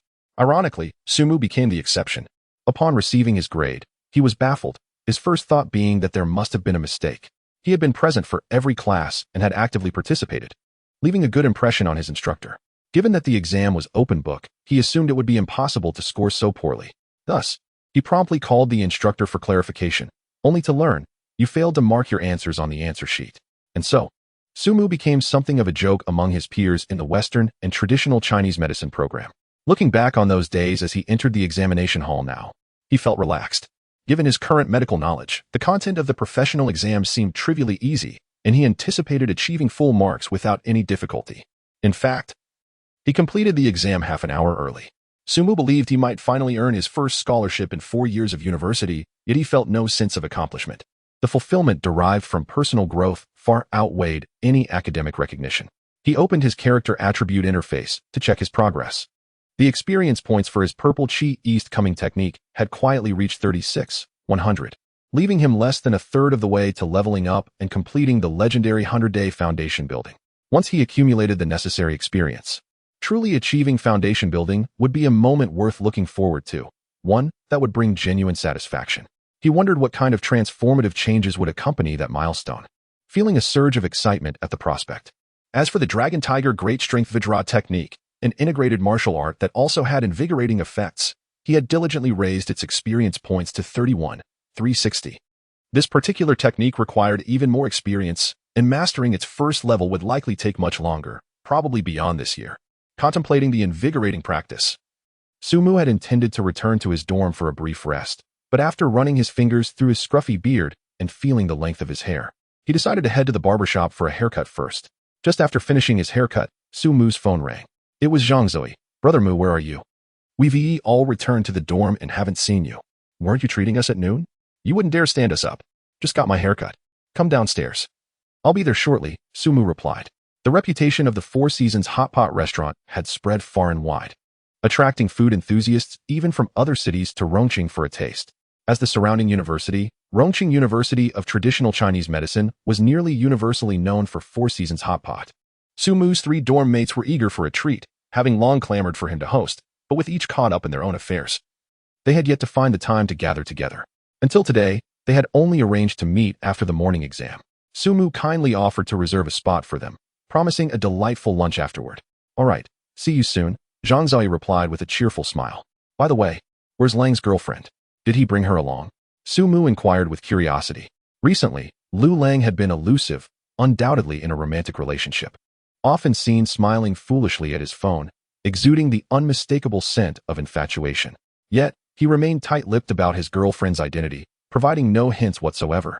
Sumu, Wang Junlong, and Zhang Zoe had been diligently working together to uncover the mystery surrounding Lu Lang's girlfriend. "No, we'll interrogate him thoroughly at the dinner table," Zhang Zoe declared with determination. "If he remains tight-lipped, we won't let him eat." Upon arriving at the dormitory entrance, Lu Lang, Wang Junlong, and Zhang Zoe were already waiting for Sumu. Lu Lang faced the relentless questioning from Wang Junlong and Zhang Zoe with commendable resolve, opting to attend alone without his enigmatic girlfriend. "Let's go. We can interrogate him while we eat. Trust me, he won't be able to resist the delicious offerings at my hot pot restaurant," Sumu grinned. Lu Lang, dismissive, retorted, "You can torment me all you want, but I want to say a word." "Young man, I hope you maintain that conviction," Sumu remarked, patting him on the shoulder with a knowing look. If it were an ordinary hot pot restaurant, with Lu Lang's current determination, he could likely endure just watching the other 3 eat without partaking himself. However, the Four Seasons hot pot restaurant was anything but ordinary, and the tantalizing aromas wafting through the air would surely be torturous to resist. "Let us wait and see," Lu Lang proclaimed with an air of defiance, as if to say, "You 3 can ridicule me all you wish, but I will remain silent. Let us go," Zhang Zi and Wang Julong urged, their teeth gritted in frustration. The commercial street was not far from the school. A leisurely 10-minute walk brought them to the Four Seasons hot pot restaurant. Unexpectedly, just a few steps into their journey, they encountered the uniquely unconventional Wang Dongdong from dormitory 613. In university, it was not uncommon to find an eccentric character like him, untidy, penny pinching, and prone to using his roommate's belongings. He was often reclusive and out of sync with the group. Wang Dongdong seemed to embody all these traits, resulting in minimal interaction with his roommates over the past 4 years, particularly since moving out during their senior year. He hadn't returned to the dormitory in months. Accompanying Wang Dongdong was a petite yet relatively attractive woman, holding his hand, which suggested a sweet romantic connection, presumably his girlfriend. As both parties approached, they failed to notice each other until they were nearly face to face, leading to an awkward moment. Despite being classmates who had shared a dorm for 3 years, their infrequent communication made the encounter somewhat uncomfortable. Su Mu and his friends waved in greeting, saying, "Dongdong, is this your girlfriend?" Wang Dongdong seemed momentarily taken aback, processing the question before nodding and responding, "Are you all going to eat?" "Yes, we are," Su Mu replied, and while they all nodded in agreement, an unspoken understanding prevailed. None of them extended an invitation for Wang Dongdong to join. This was not merely due to their strained relationship. They were acutely aware that even if they invited him, he would likely decline. Over the 4 years of university, Wang Dongdong had never attended any gatherings, including the class's collective events, his excuse always being financial constraints and an indifference to socializing. "We have something to attend to. We'll be on our way," Wang Dongdong replied hastily, pulling his girlfriend along as they hurried away. Once they were out of earshot, Wang Junlong exclaimed in shock, "Wow, even Wang Dongdong has found a girlfriend? What's the world coming to? Why am I still single?" Indeed, it was surprising that someone with Wang Dongdong's introverted and unkempt demeanor, who rarely practiced personal hygiene, could attract a partner. Lu Lang, assuming the role of the sage, advised, "Young man, you spend all your time gaming or reading novels, cooped up in your dorm. It's no wonder you haven't found a girlfriend.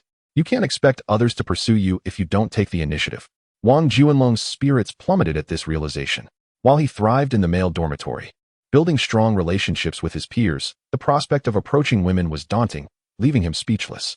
Having endured some teasing from Lu Lang, he seized the opportunity to retort, "Brother Long, Wang Dongdong has a girlfriend now. You're the only one in dorm 613 who has dated anyone. You need to hurry. We only have a year until graduation. Surely, you don't want to remain a bachelor until the end."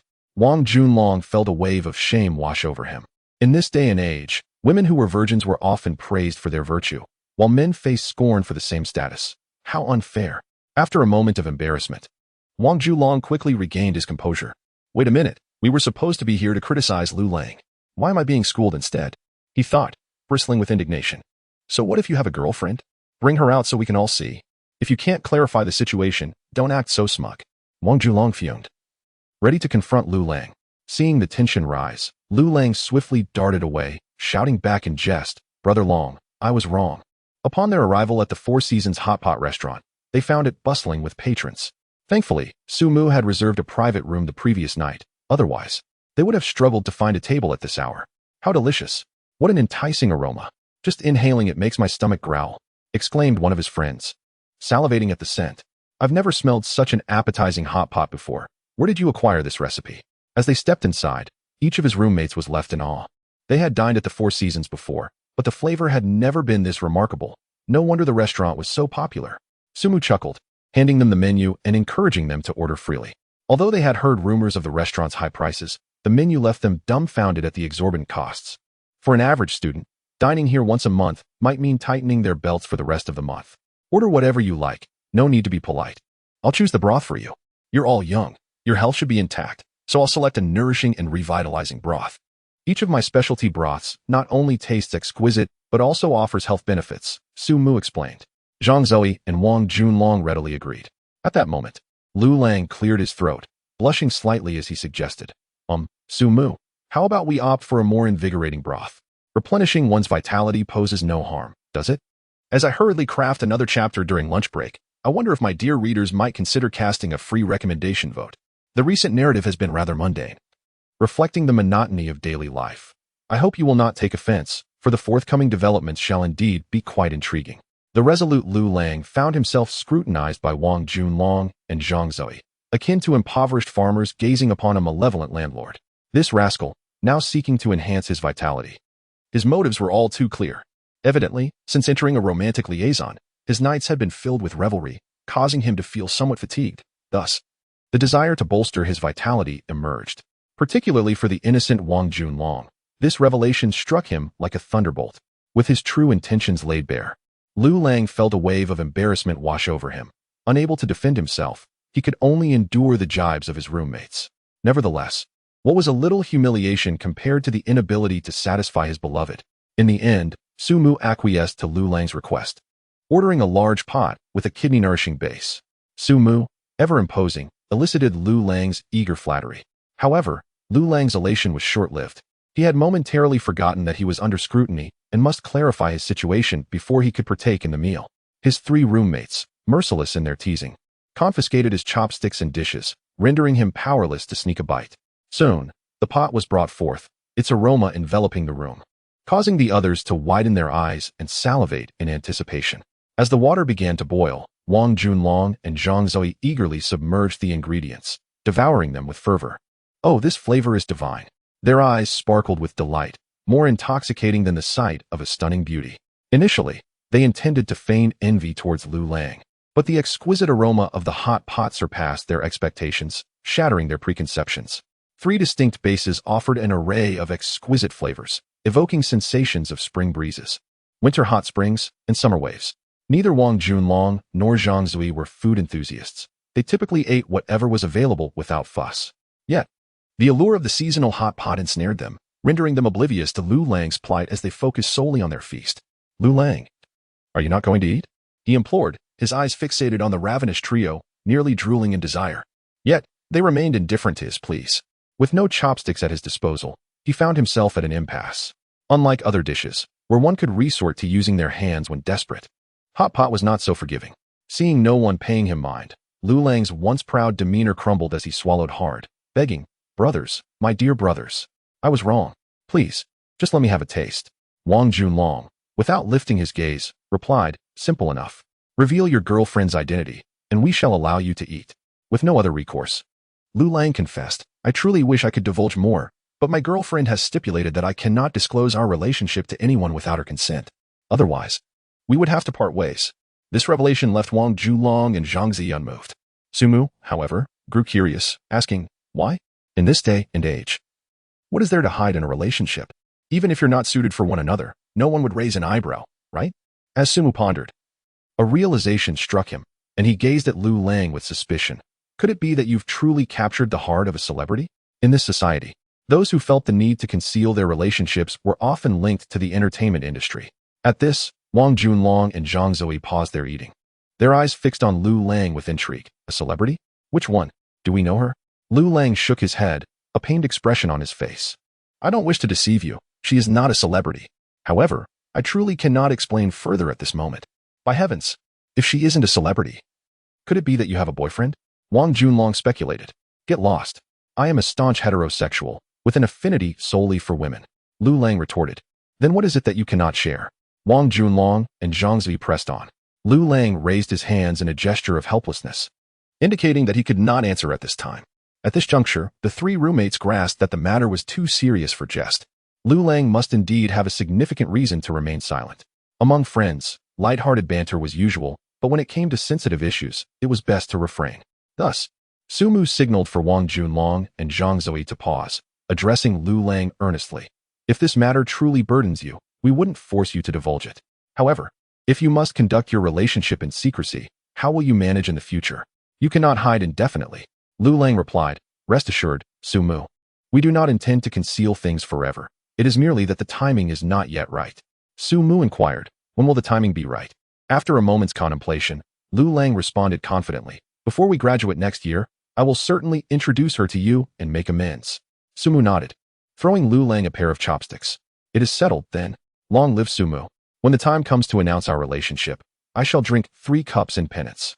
Lu Lang rejoiced, eagerly grabbing the chopsticks and diving into the pot. "Oh, this is delicious. I have never tasted such exquisite hot pot in my life. We need more ingredients," he exclaimed, his lips trembling from the heat. Su Mu, Wang Junlong, and Zhang Zui couldn't help but chuckle at his exuberance. Wang Junlong teased, "His demeanor reminds me of someone." "Whom?" "Wang Jingza. Oh, the one from Transforming who, upon transitioning from the city to the countryside, disdainfully declared he would rather starve than eat anything there, only to later shamelessly exclaim how delicious the food was?" "Exactly." Wang Junlong nodded, laughing. "Did not Lu Lang just say he didn't care about food, regardless of what we do? He is indeed a man of principle." Yet now, Look at him devouring everything like a glutton. Indeed, our resolute Lu Lang. As Lu Lang buried his face in his meal, he refrained from responding to the jests, simply snorting in annoyance, silently vowing, "You three rascals, enjoy your arrogance while you can. When I reveal my relationship, you will be envious beyond measure. Just wait, and you shall kneel and sing my praises." After a satisfying feast, the 4 occupants of dormitory 613 reclined lazily in their chairs, their bellies distended with contentment, akin to having entered a state of bliss. What a delectable experience! "This is the finest hot pot I have ever tasted," Lu Lang exclaimed, his heart swelling with sincerity. Though he had eaten last, he had consumed more than all but Su Mu, who, due to his cultivation, required a substantial amount of sustenance. Lu Lang, fixated on the vitality-enhancing properties of the broth, had primarily indulged in that particular offering. At last, having already indulged in a hearty meal, Su Mu suggested that if one wished to nourish the kidneys, it would be prudent to drink more of the broth from the hot pot. Thus, this fellow stubbornly consumed 2 more bowls of soup. Upon finishing, he gazed at Su Mu with wide eyes and exclaimed, "Brother Mu, your kidney-nourishing hot pot seems to work wonders. I feel significantly revitalized." Su Mu, witnessing this, could only chuckle in disbelief and advised, "You ought to exercise some moderation. If you truly damage your foundation, no amount of food will suffice to restore it." Lu Lang, who typically did not appear overly famished, was left pondering the extraordinary allure of his girlfriend that could ensnare him so completely. Zhang Zui remarked, "No wonder Brother Mu is so averse to hospital internships. Now I comprehend. With such a formidable hot pot recipe in hand, achieving wealth is merely a matter of time, rather than enduring the hardships of working in a hospital." Since starting his internship, he had been returning home daily, lamenting the lack of rights for doctors and the exhausting nature of the job, especially for interns, who lived worse than dogs. Lu Lang mused aloud, "Brother Mu, given the booming business of your hot pot restaurant and its pricing, your monthly revenue must be at least 4 million, right?"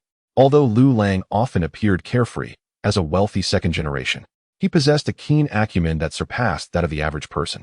Su Mu nodded vaguely, not divulging specifics, merely stating, "About that." Zhang Zui and Wang Junlong gasped in astonishment. They had perceived the Four Seasons hot pot as delicious and prosperous, undoubtedly profitable. Yet they could not fathom a reliable figure like Lu Lang. Thus, the revelation of 4 million struck them with tremendous impact, leaving them speechless. Lu Lang, however, remained unfazed. He understood that the current earnings were merely the tip of the iceberg. In due time, Four Seasons hot pot would undoubtedly open branches, expanding its reach exponentially. Once it ascended to the status of a premier hot pot chain, its revenue would likely be calculated in the billions. Therefore, the present millions were but a drizzle. Curiosity piqued within him regarding the cost and profit margins of such high earnings, yet he recognized that such information was a closely guarded secret. Outsiders were not privy to it. Even if he inquired, Su Mu might reveal the truth, but he refrained from asking, displaying his discernment. Lu Lang chuckled, "In any case, our dormitory 613 is set to welcome a true landlord. When we dine at your restaurant, surely we could secure a 50% discount." Su Mu pondered for a moment and replied, "How about this? I'll have the manager remember your faces, so whether you 3 come in alone or bring dates, you'll receive a 30% discount." Su Mu had never been stingy with friends. Given the current profitability of Four Seasons hot pot, treating his dorm mates to meals posed no burden whatsoever. However, he recognized the necessity of maintaining some rules in business. Otherwise, it would be challenging to sustain operations. Therefore, offering them a 30% discount was already a generous gesture, considering that the restaurant's profit margin hovered around 75%, making such a discount a loss. "How wonderful! Long live Brother Mu!" Wang Junlong and Zhang Zui exclaimed with delight. Given the current prices at Four Seasons hot pot, they knew they could hardly afford it. Even dining just once a month would be a strain, especially on a day like today, where they recklessly ordered 3 broth bases and an array of meats and vegetables. Each person would easily exceed 1,000 yuan. Even with frugality, a minimum of 500 yuan per person was necessary to feel satiated. However, with Su Mu's discount, they estimated they could enjoy a splendid meal for merely 1 to 200 yuan each. This price was still acceptable. Lu Lang, keenly perceptive, deduced Su Mu's profit margin from his words, estimating it to be in the 70% range, hence the 30% discount. A profit margin of that caliber, with a monthly revenue of 5 million, would yield over 300,000 in earnings. 300,000. My brother Mu has truly struck gold. Lu Lang silently marveled. After their meal, Wang Junlong, Zhang Zui, and Lu Lang returned to their dormitory, while Su Mu headed back to his rented apartment. Coincidentally, Zhou Miao Miao was at work on a construction site, allowing him the opportunity to concoct the Jade Spirit Pill. Both the Jade Spirit Pill and the Cultivating Essence Pill were first-grade elixirs, yet their effects varied greatly. The potency of the Cultivating Essence Pill was robust, significantly enhancing the cultivation speed of practitioners. However, for ordinary individuals, its effects could be perilous, potentially leading to death from an inability to absorb such a potent essence. In contrast, the Jade Spirit Pill was much milder, and while it was generally disregarded by cultivators due to its limited efficacy, it served as a miraculous remedy for common folk, capable of alleviating numerous ailments, except for severe diseases like cancer. Nevertheless, it was a simple cure for Su Mu's mother's chronic throat inflammation, cervical spondylosis, lumbar disc disease, and lower limb varicose veins, which were occupational ailments. Tomorrow would mark the last examination of the semester, heralding the onset of summer vacation for the 4th year, and Su Mu planned to return home. Preparing the Jade Spirit Pill in advance would allow him to present it to his parents, aiding in the restoration of their health and mitigating underlying issues. Although the efficacy of the Jade Spirit Pill paled in comparison to the Cultivating Essence Pill, its crafting was no less complex, making it less appealing to practitioners. Fortunately, as a first-grade elixir, its creation did not require any special flames or intricate formations to commune with the essence of the universe, presenting no challenge for Su Mu. In the kitchen, he meticulously arranged the various herbs needed for alchemy, placing them in order on the counter. The water in the pressure cooker had begun to boil. Let us commence. Su Mu adeptly added the herbs into the pot. The crafting of elixirs had become second nature to him, executed with unwavering confidence and poise. The Jade Spirit Pill required 37 distinct ingredients, and if all went smoothly, it should be completed within 4 hours. Since Zhou Miao Miao would not finish work until 6, he had ample time to finalize the elixir before her return. Carefully, he added the ingredients, starting with the drunken fish herb, ground ear herb, and broad mountain yam, maintaining a systematic approach. Although crafting elixirs posed no difficulty for Su Mu, the process demanded absolute concentration, necessitating constant vigilance to monitor time and the changes in the liquid, adjusting heat accordingly. As time passed, he continued to add snow lotus, Hisho Wu, and polygonatum, batch after batch, gradually depleting the herbs on the counter, all merging into the pressure cooker. Unbeknownst to him, 3.5 hours had passed. The liquid within the pot thickened to a near gelatinous consistency. Unlike the Cultivating Essence Pill's dark hue tinged with crimson, the Jade Spirit Pill, true to its name, radiated an amber hue, resembling pure, translucent fat within the pot. At this juncture, a peculiar fragrance began to waft through the air, subtle yet delightful. If a woman carried such a pill on her person, she would require no perfume, as its scent would surpass even the finest brands like Chanel or Dior. The medicinal liquid solidified into an amber consistency, and the fresh, elegant aroma signified that the Jade Spirit Pill was nearing completion. Su Mu, his eyes slightly fatigued, gazed into the pot with satisfaction. Although this was his first attempt at crafting the Jade Spirit Pill, the progress was remarkably smooth, under his wealth of alchemical experience. There was no first-grade elixir he could not produce. The next step is the formation of the elixir.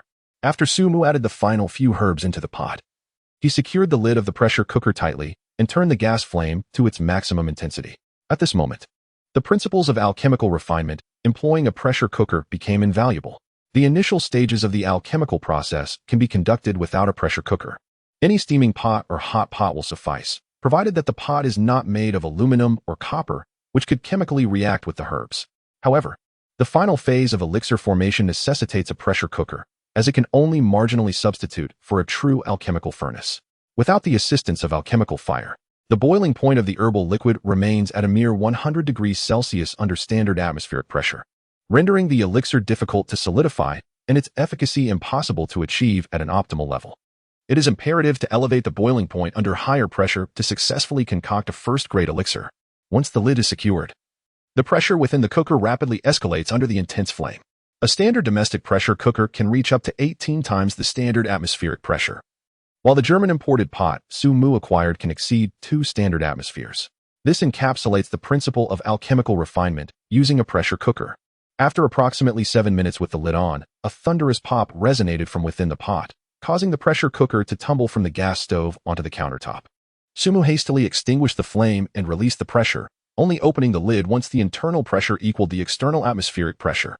As anticipated, apart from a small residue of herbal dregs, there lay 9 crystalline elixirs within. 9 completed products, quite commendable. Su Mu nodded. Tipping all the elixirs out and tossing one into his mouth, closing his eyes to quietly savor its effects.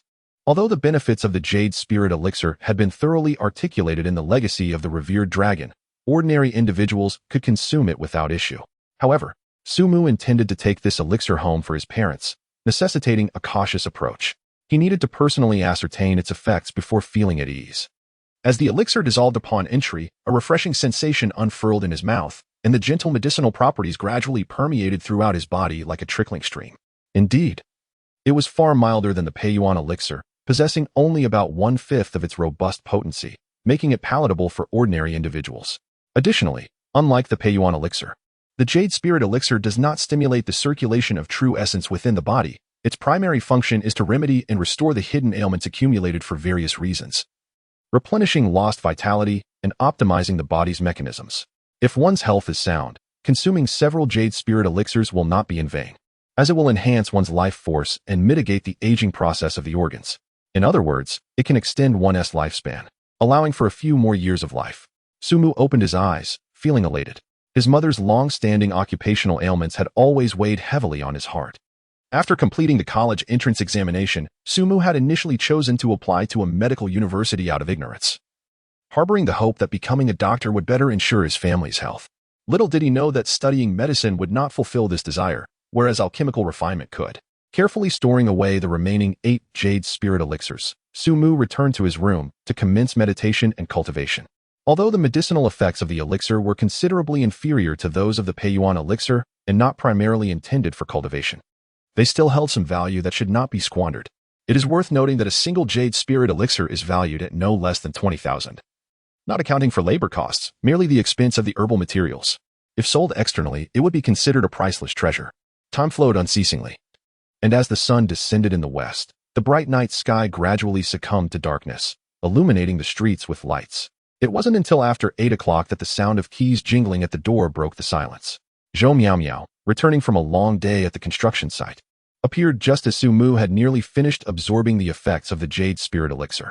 The experience points for the purple chi rising in the East technique remained unchanged at 31,100. Ceasing his cultivation, he opened the door to find Zhou Miao Miao, covered in dirt, holding a hard hat, with a few smudges marring her otherwise fair complexion, standing at the entrance, tiredly changing her shoes. She had left that morning full of vigor, yet returned home utterly exhausted. Wasn't the workday supposed to end at 6? Why are you home so late? Sumu inquired, glancing at the wall clock. I had to work overtime, Zhou Miao Miao replied, having finished changing her shoes and removing her blue sun protective jacket to reveal a simple white t-shirt underneath. Examining her arms and neck, Sumu noted that her sun protection had been effective. She remained fair and unburned. How was your first day at work? Sumu asked with a smile. Yet, Zhou Miao Miao, resembling a zombie, brushed past him and headed straight for the bathroom, waving her hand. I'm too tired to talk right now. Please lower the temperature of the air conditioner in the living room and freeze some drinks in the fridge for me. Thank you. Clearly, she had worked hard at the construction site today, to the point of being unable to converse. As of now, there have been 74 patrons for Zhou. Today's recommendation votes total 1,700. I never dared to imagine that our book would receive such overwhelming support, unleashing such immense power. I am deeply grateful to all the esteemed supporters. It truly moves me. After finishing her shower, Zhou Miao Miao, with damp hair, curled up on the sofa like a lazy cat, took a sip of chilled Sprite, and sincerely exclaimed, I'm not afraid of you laughing at me, but this afternoon, while at the construction site, I envisioned this very scene countless times, leaning against the air conditioner on the sofa, sipping a drink, doing absolutely nothing. It's the happiest moment in life. Zhou Miao Miao languidly spoke, having regained some strength and no longer appearing as drained as when she first returned. Is that all you aspire to? Sumu scoffed. You've never worked on a construction site, so you have no idea how grueling it is. Zhou Miao Miao retorted. On my first day, I happened to encounter peak work hours, and I was like a machine, constantly moving behind my foreman. I've managed quite well, many praised me, saying they didn't expect such a pretty girl to be so hardworking, resembling a television star. Sumu was speechless and asked, since you're so exhausted, do you plan to continue? Of course, I intend to persist. At the very least, I'll see through the internship period before deciding my future, Zhou Miao Miao affirmed. Not afraid of exhaustion? Don't you miss the comfort of air conditioning and drinks? Sumu continued to inquire.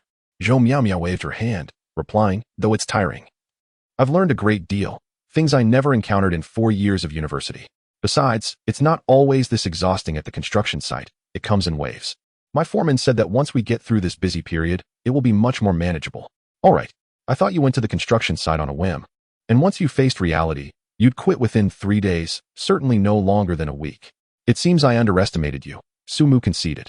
He hadn't anticipated that this woman could endure hardship so well, which surprised him. Right? I'm quite impressive, aren't I?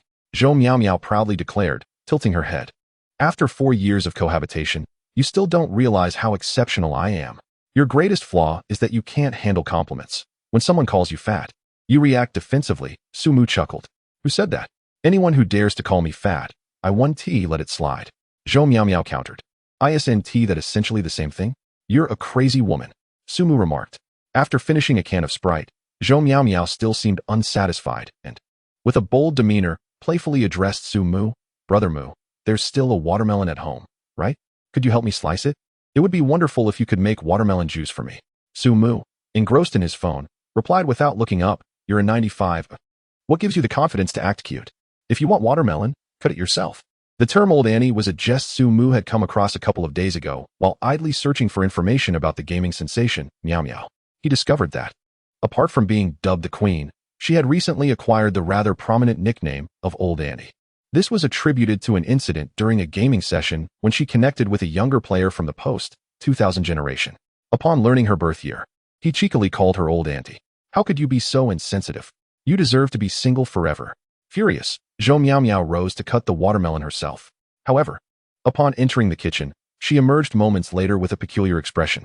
Then, like a curious puppy, she began sniffing around, seemingly perplexed. What are you doing? Sumu inquired. Bemused. After a while, she approached Sumu, tugged at his shirt, and took a whiff, immediately turning irate. Confess. While I was away, which woman did you bring home? Sumu, utterly bewildered, retorted, What on earth are you talking about? I have no idea what you mean. Zhou Miao Miao, hands on her hips, seethed. You're trying to deny it. Do you think I'm a fool? There is an unfamiliar scent of perfume in the house that isn't from any of mine. If it's not from another woman you brought home, then what is it? Gradually, Sumu began to grasp her implication. It dawned on him that the scent lingering in the room was from the elixir he had concocted, still faintly present. Her sense of smell was remarkably acute. The aroma had dissipated considerably, yet she could still detect it. However, before Sumu could articulate an explanation, Zhou Miao Miao, with narrowed eyes, pulled a long hair from his shoulder. Her anger escalated as she stammered. Didn't we agree, when renting, that we wouldn't bring the opposite sex home? You've truly disappointed me. Disappointed my foot. Sumu snatched the hair from her hand, retorting, Look closely. The length and the dyed tips resemble your own. He then retrieved another strand from the floor, presenting it to her for comparison. Furrowing her brow, Zhou Miao Miao scrutinized the strands and realized that they indeed matched her own in length, thickness, and smoothness, making it highly probable that it was hers. It seems it really is mine, she conceded. Not seems, it's a certainty. Embarrassed, Zhou Miao Miao quickly regained her composure, asserting, Even if the hair is mine. The perfume scent surely isn't. You can't deceive me. I've never used a fragrance like that. Confess, what brand of perfume does that wild woman use? It smells fantastic. Despite her irritation, Zhou Miao Miao was genuinely curious about the fragrance. The subtle scent was delightful and not overpowering, making her wish to purchase it. Sumu, however, said, You should check the kitchen trash. It smells even better. After concocting the elixir, he had discarded the remnants in the trash, which currently exuded a pleasant aroma. I'm having a serious discussion here, Sumu. Stop joking around. Zhou Miao Miao scolded sternly. Sumu, uninterested in further explanation, brought the kitchen trash out for her to smell. Initially, she scrunched her nose in distaste, waving her hands dismissively. Yet, after a moment, she realized something was amiss. The trash indeed released a faint but pleasant scent. Curiosity piqued, she leaned in to take a whiff. Oh, it does smell rather nice. Is that the perfume scent? She mused, lowering her guard while eyeing the remnants in the trash. Sumu, what is this? Have you not only developed medicinal hot pot recipes but are now venturing into perfume making as well? Where are the samples? I'll gladly be your experimental model. Zhou Miao Miao's thought process wandered far from the original topic. Perfume? This is a special herbal concoction I made, akin to the base for medicinal hot pot, Sumu replied, somewhat exasperated. Oh, it's not perfume? What a pity. Zhou Miao Miao expressed regret, for she was quite fond of the aroma. Sumu glared at her. Before you lament, how do you explain your unfounded accusations? Zhou Miao Miao paused, then suddenly slapped her forehead. Oh dear, I almost forgot to cut the watermelon. I'm off. With that, she dashed back to the kitchen. Sumu sighed, bemused. Women's intuition could be frighteningly accurate at times, yet at others, utterly nonsensical. However, perhaps refining the elixir-S formula for a perfume could yield remarkable results? After completing the last subject of the final exams, summer vacation officially began tomorrow. If anyone wished to leave early, they could do so this afternoon. However, before that, the grade advisor convened students from several classes in the auditorium for a meeting. The 4 residents of room 613 sat in the back row of the lecture hall, discussing their summer plans. Sumu intended to return home. Wang Julong had gone home every winter and summer vacation for the past 4 years, never once staying on campus, and this time was no exception. Zhang Zui had begun an internship and would be working at the hospital throughout the summer, opting to remain on campus. As for Lu Lang, he had also never stayed on campus during winter or summer breaks, but this time he chose to stay, likely due to his girlfriend. Later, Brother Mu and Brother Long. Please help me and Longzi move our things, Zhang Zi requested. During winter and summer vacations, most dormitories would close, prohibiting residents. Students remaining on campus would be concentrated in 1 or 2 dormitory buildings for easier management and to prevent safety incidents from occurring due to scattered housing. Unfortunately, the dormitory assigned to students staying on campus was typically located in the old campus area, not the new campus where Su Mu and the others resided, necessitating a bus ride and making moving more cumbersome. Not a problem, Wang Junlong signaled in agreement.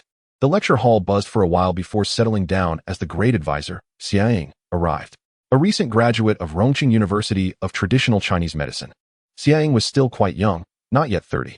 Among the male students in the Chinese and Western medicine program, she was considered a dream figure.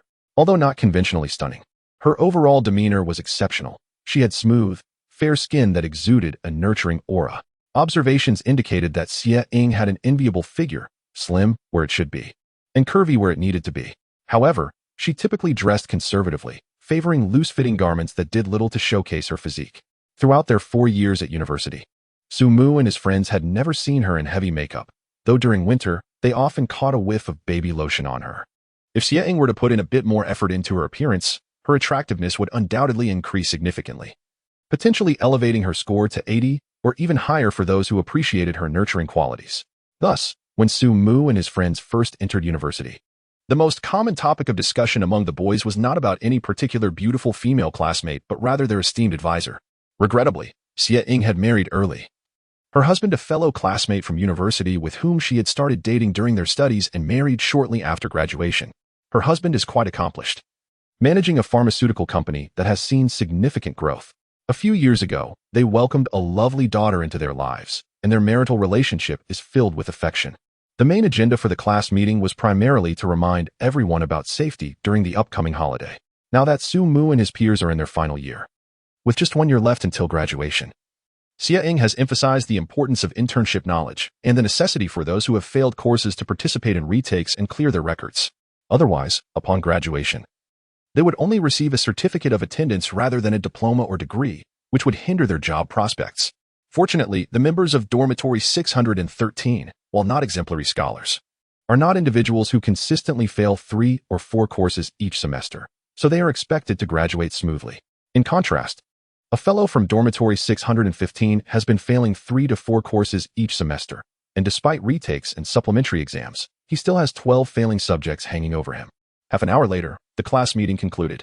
As the members of Dormitory 613 merged with the crowd towards their dormitory, Wang Julong remarked, "Have you noticed that Teacher Xia seems to have become quite beautiful recently?" Zhang Zui nodded in agreement, stating, "Her complexion has certainly improved, and she smiles more often."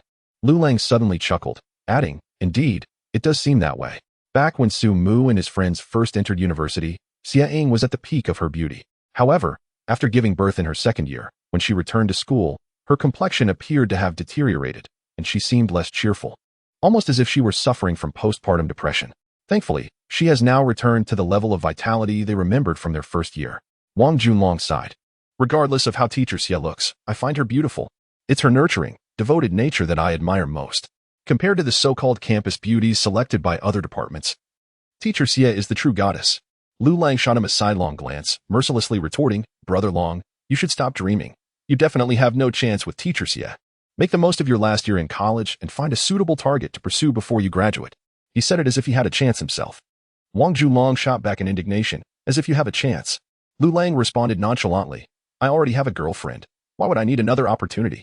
I've long since stopped thinking about such matters. I'm just kindly advising you. Brother Long Wang Jun Long, as a single man, took another hit, feeling dejected. Longzi, why have you become so pretentious since you started dating? You can't go 3 sentences without mentioning your girlfriend. Is it really necessary to flaunt your affection? Sumu and Zhangzi chuckled at the exchange. The playful banter between Wang Junlong and Lu Lang has become a source of amusement for the 613 dormitory. Just as the 4 were about to exit the classroom building, a voice called out from behind. Sumu, wait a moment. It was the voice of their instructor. Xiang. The 4 turned around, feeling a bit anxious since they had just been discussing her. Teacher Xia, are you looking for me? Sumu inquired. Xiang nodded, saying, come with me to the office. I need to discuss something with you. Sumu was a bit surprised. What could this beautiful instructor want to discuss with him? Throughout 4 years of university, he had had little interaction with her. All right, he replied, quickly waving goodbye to his 3 roommates before following Xia Ying to the faculty office building. Once they had walked a distance, Wang Junlong whispered urgently, what do you think Teacher Xia wants with Mugu? Zhangzi speculated, it must be about the hot pot restaurant. I remember when Teacher Xia found out about Mu Ji's novel, she spoke with him. Now that the hot pot restaurant is so popular, she probably wants to know more about it. What's there to know? The restaurant is booming, and Mu Gu's worth must be in the millions now. Does she really need to worry about his academic performance? There must be a special reason. Wang Junlong chuckled. Let's not jump to conclusions. We'll find out what it is once Mu Gu returns, Lu Lang replied, rolling his eyes. He then secretly glanced back at Su Mu and Xia Ying's retreating figures, furrowing his brow in confusion. As they made their way to the faculty office building and entered the elevator, one of only 2 in the entire university, the other being in the library, Xia Ying pressed the button for the 5th floor instead of the 3rd. Sumu was puzzled. He was certain that her office was on the 3rd floor. Teacher, where are we going? Aren't we headed to your office? Sumu couldn't help but inquire. Oh, we're not going to my office. Xia Ying seemed momentarily distracted, her gaze avoiding Sumu's as if she felt a bit shy. Sumu found this peculiar. Actually, it's not me who needs to speak with you. It's our Dean Wu, she clarified. But don't worry, he is not calling you for any wrongdoing. It seems he wants to commend you. After a brief pause, Xia Ying curiously asked, have you been in contact with Dean Wu recently? Why would he want to see you? Sumu was equally perplexed and shook his head. I think I only saw him during our orientation 4 years ago. I haven't encountered him since. That's strange, Xia Ying remarked suspiciously. Just then, the elevator chimed, signifying they had arrived at the 5th floor. Xia Ying smiled. Let us go? Dean Wu is waiting for us in his office. We'll find out what it's about once we go in. Dean Wu, around 50 years old, maintained a lean and efficient appearance without any signs of middle-age spread. Sumu had met him once before, so he was somewhat familiar with his demeanor. However, during the opening ceremony 4 years ago, Sumu had found him quite stern and authoritative, often speaking in bureaucratic terms. After all, most leaders tend to share similar characteristics. They knocked before entering the office. Dean Wu, I've brought Sumu to see you, Xia Ying announced. Ah, you've arrived. Xiao Xia, please come in and take a seat, Dean Wu said, standing up to greet them warmly. He then turned his attention to Sumu, asking, so you must be Sumu, the student? Both Sumu and Xia Ying were taken aback. Dean Wu's demeanor was in stark contrast to his usual stern image. Not only Sumu, but even Xia Ying typically approached such authoritative figures with trepidation, akin to students before a teacher. However, Sumu was no longer the same person he once was. With the support of a system, his mindset had evolved significantly. Hello, Dean Wu, I am Sumu. He replied confidently. Dean Wu stepped closer, surveying Sumu with a look of astonishment, exclaiming, I never expected our Chinese medicine program to have such an outstanding student. Xiao Xia, why have I never heard you mention Sumu before? Xia Ying was momentarily taken aback by Dean Wu's first statement, her expression reflecting confusion. Is Sumu really considered an outstanding student? And it has surprised Dean Wu? She thought to herself. Sumu was well aware that she began her journey as a web novelist in her sophomore year. She had even approached Sumu for a conversation regarding this matter. Dean Wu, typically indifferent to literature and novels, was unlikely to be one of Sumu's admirers. Additionally, Sumu had opened a hot pot restaurant, which initially struggled to attract customers. However, just yesterday, she learned of the latest news. Sumu's restaurant had become incredibly popular, with astonishing business soaring to unprecedented heights, now generating over 3 million a month, and poised to reach a valuation in the billions in the future. This revelation left Xia Ying astonished and reflective. Yet, she recognized that such fortune was a result of the student's own efforts and had nothing to do with her role as a teacher. So she had no intention of discussing it with Sumu. Could it be that Dean Wu had heard this news and sought out Sumu for that reason? However, this seemed improbable. After all, as the head of the medical school, the scale of Su Mu's business and earnings was of little concern to him. Based on Xie Ying's understanding of Dean Wu, he took pride in the number of internationally renowned physicians and professors he had mentored. He did not place much value on wealth. Thus, Xie Ying felt perplexed, unable to fathom what could possibly prompt Dean Wu's admiration for Su Mu. However, upon hearing this remark, Su Mu surmised a possible explanation. Perhaps Dean Wu had caught wind of something from the provincial hospital?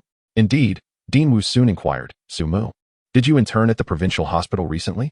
Su Mu nodded, letting out a resigned sigh internally, wondering how the news had traveled to the school. Xie Ying, astonished, asked, Su Mu, did you manage to secure an internship at the provincial hospital? It's quite difficult for our classmates to do so, isn't it? As a counselor, she was well aware of the students' circumstances. Typically, graduates facing employment in hospitals encountered significant obstacles. Even the most outstanding students, who received scholarships annually, struggled to gain entry into top-tier hospitals unless they pursued postgraduate studies.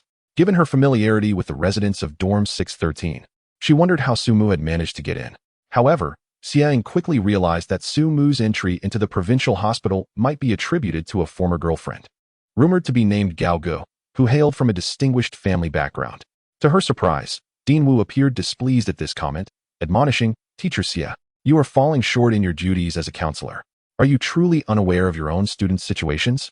With Su Mu's medical skills, securing a position at the provincial hospital should present no challenge at all. Currently, the provincial hospital is eager for Su Mu to stay, but he is reluctant. Xie Ying's expression transformed into one of utter bewilderment. She was thoroughly confused, unable to comprehend the situation, which starkly contradicted her understanding. She was well aware of the circumstances surrounding Dorm 613. Dean Wu shook his head in disappointment, sternly critiquing, had no one informed me. I would have been oblivious to the existence of such an outstanding student in our college. Feeling a twinge of guilt, Su Mu quickly interjected to defend the beautiful counselor, stating, Dean Wu, this is not Teacher Ste's fault. I have intentionally kept this to myself and told no one, so it's only natural that she is unaware. Dean Wu's expression softened considerably upon hearing Su Mu's words. He earnestly remarked, Su Mu, it is not right for you to hide your talents. When you possess such remarkable abilities, you should showcase them. Frankly, in my many years at this institution, mentoring numerous cohorts, you stand out as the most exceptional student I have encountered.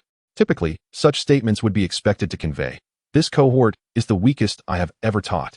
I am unafraid to tell you that this cohort of readers is the most outstanding I have ever met. The number of patrons has reached 94, just 6 short of breaking the 100 mark. What does this say about your excellence?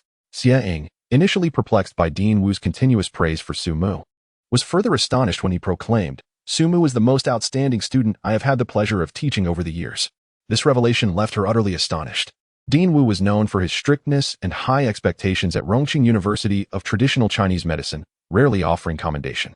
Many of his former students had gone on to achieve remarkable success as some of the nation's top physicians. Yet, none had ever received such unequivocal affirmation from him. What on earth is happening between Su Mu and Dean Wu? Xie Ying inquired, her mind swirling with confusion. Just as Su Mu was about to explain, Dean Wu interjected. Upon hearing Su Mu admit to intentionally concealing his medical prowess and not showcasing it within the school, Dean Wu's demeanor towards Xie Ying softened considerably as he stated, this matter traces back to my visit to Professor Cui Wenxiang at the provincial hospital last week. It turned out that the news of Su Mu's internship at the provincial hospital did not originate from the internal medicine director, Li Dai.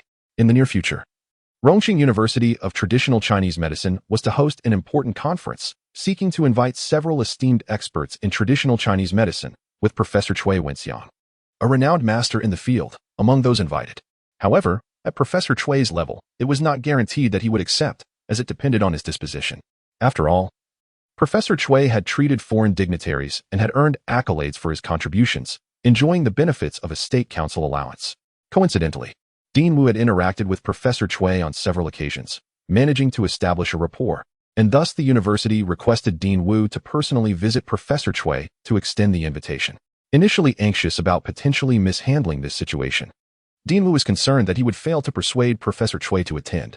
In fact, Professor Cui had been quite busy recently and had no intention of participating in events he deemed superficial, which offered little actual benefit to the development and promotion of traditional Chinese medicine.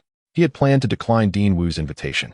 However, Upon Dean Wu casually mentioning his position as the dean of the Integrated Chinese and Western Medicine Department, Professor Chui's attitude shifted drastically. The conversation naturally transitioned to Su Mu. When Dean Wu first learned of Su Mu's situation, he reacted similarly to Xia Ying, completely taken aback. How could a student who had yet to graduate possess such remarkable medical skills that even Professor Chui held him in high regard? It seemed absurd. Yet, Professor Chui was not joking. He had initially intended to refuse attendance, but upon hearing about Su Mu, he reconsidered his decision, indicating his desire to attend.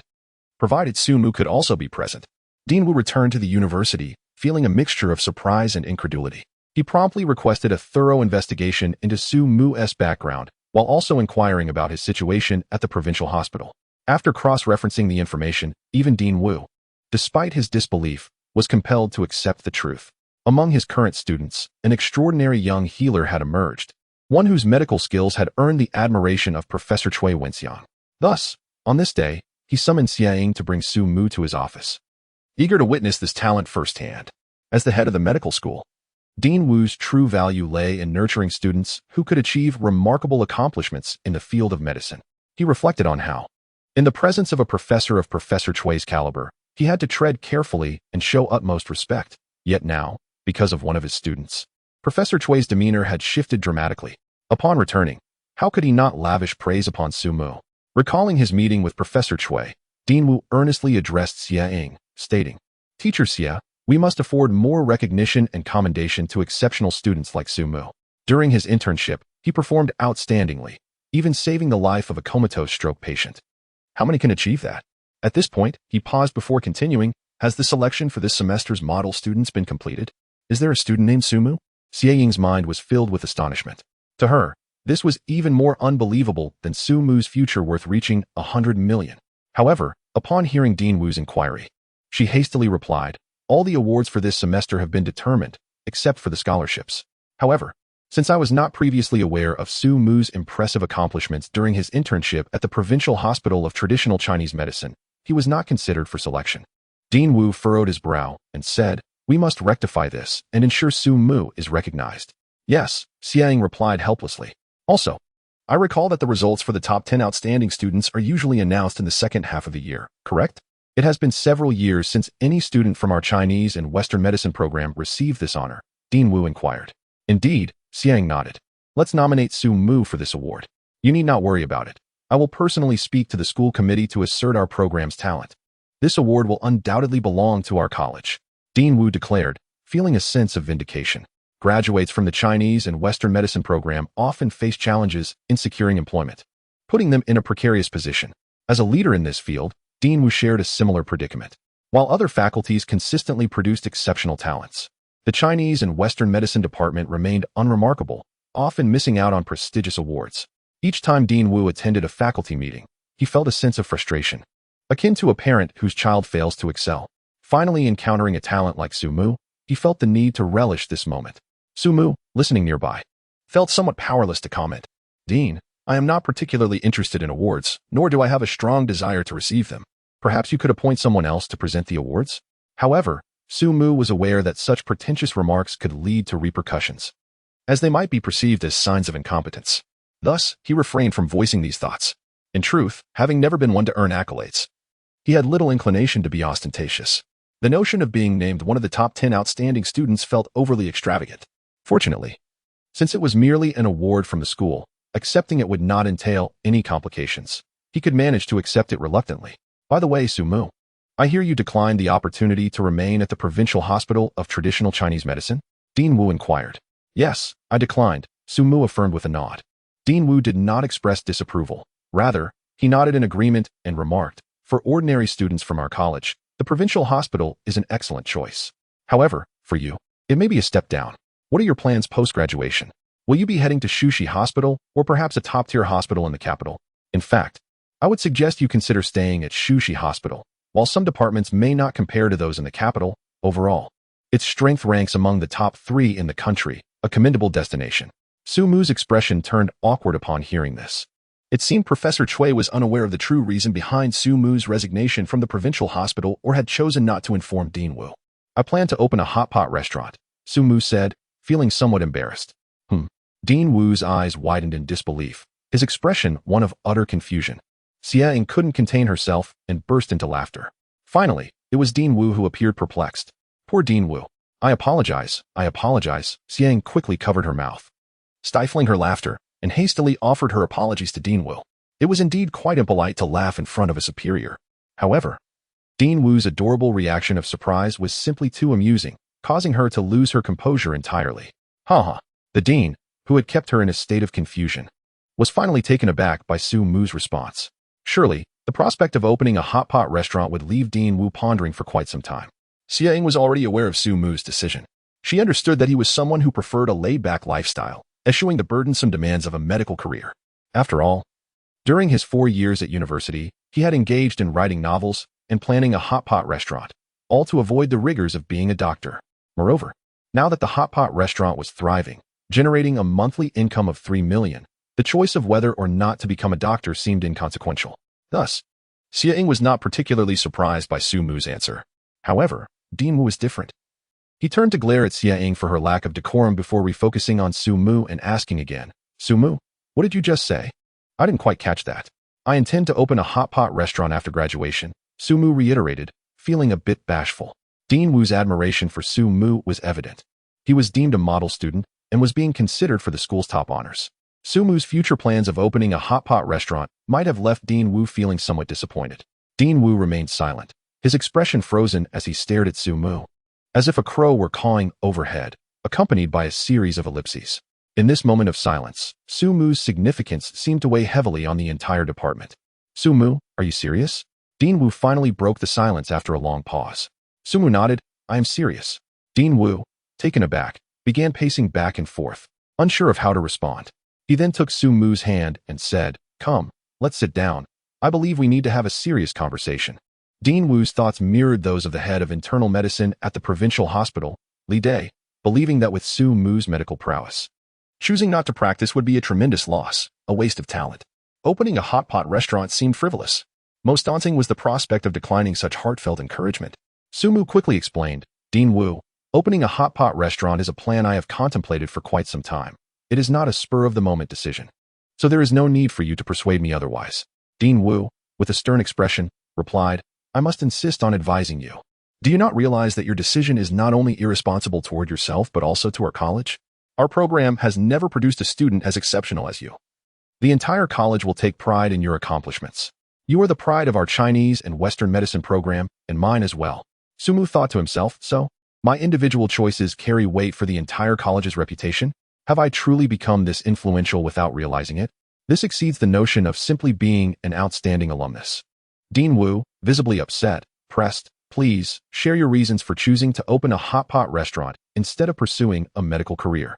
Su Mu candidly replied, I find being a doctor to be excessively exhausting, leaving no time for personal interests. I prefer a more leisurely lifestyle. Excessively exhausting? A leisurely lifestyle? Dean Wu continued, his face stern, dismissing Su Mu's reasoning. Such justifications are utterly unconvincing. Living in this world, particularly in a modern city, how can one truly attain leisure? A busy life can be viewed as fulfilling.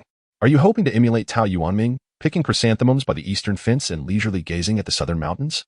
Unless you retreat from urban life and dwell in the mountains, it is simply unattainable. Su Mu was taken aback by Dean Wu's eloquence. His reasoning was compelling and persuasive. His argumentative prowess surpassed that of Director Li and others. Su Mu realized he could no longer rely on this excuse, so he pondered and said, I can earn a substantial income from my hot pot restaurant, allowing me to live comfortably without having to practice medicine. A lucrative hot pot business. Dean Wu chuckled coldly. What type of establishment is most prevalent in Rongqing? Hot pot restaurants dominate the market. In the city of Chengdu, how many hot pot restaurants close each day due to poor business? Su Mu inquired, Director Wu, do you know? I, Director Wu, found myself momentarily speechless by Su Mu's retort, but I quickly regained my composure and exclaimed, I do not know. However, I do not need to know. While it is indeed possible to earn a profit running a hot pot restaurant, the income of a physician is not insignificant either. Look at your classmates. Newly graduated doctors earn very little, which is typical for ordinary physicians. If you truly require financial assistance, consider the West Sichuan Hospital. With your medical expertise, you can certainly negotiate favorable terms. I assure you, with various benefits and allowances combined, an average monthly salary will exceed 30,000. Perhaps overwhelmed with excitement, Director Wu spoke rapidly, adding, and that is merely at the outset of your career. After a few more years, and with a higher title, your compensation will be even greater. The income is beyond your current imagination. Sumu shook his head, responding, I can earn 3 million per month running my hot pot restaurant. Well, and this is just the beginning. My income will certainly increase substantially. Director Wu, who had been so eloquent moments ago, suddenly fell silent as if time had been paused. His lips twitched as he asked, wait a moment. You claim your hot pot restaurant generates a monthly income of 3 million? Pure profit, you say? Sumu nodded affirmatively. Yes, 3 million. Pure profit. A heavy silence enveloped the office. The sudden stillness was palpable. Director Wu remained quiet for a moment, then took out his phone, inquiring, what is the name of your hot pot restaurant? I will look it up. Clearly, he did not believe that Sumu's newly opened hot pot restaurant could possibly generate 3 million monthly, so he intended to verify the claim. It's called Four Seasons Herbal Hot Pot, located on the commercial street of our university town.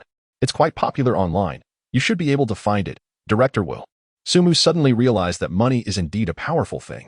Not only is it essential for cultivation, but having financial resources can also resolve many unnecessary troubles in life. Director Wu searched for the information Sumu provided. 2 minutes later, having finished his inquiry, he quietly put away his phone, rendered speechless. He found himself at a loss for words. A monthly income of 3 million. And this was only the initial stage. How could I, with a mere 30,000 monthly salary, attempt to persuade him? This conversation had effectively reached a dead end. Sumu, noticing Director Wu's complex expression, sighed dejectedly. You may leave for now. I will reach out to you again if needed. Xiaoxia, you should also take your leave. Director Wu needed a moment of solitude. Brother Mu, what did Teacher Xia want you for in the office? As soon as Sumu returned to his dormitory, Wang Junlong curiously approached him. It wasn't Teacher Xia. It was our college's Director Wu who wanted to speak with me, Sumu replied honestly. Director Wu? Wang Junlong was astonished.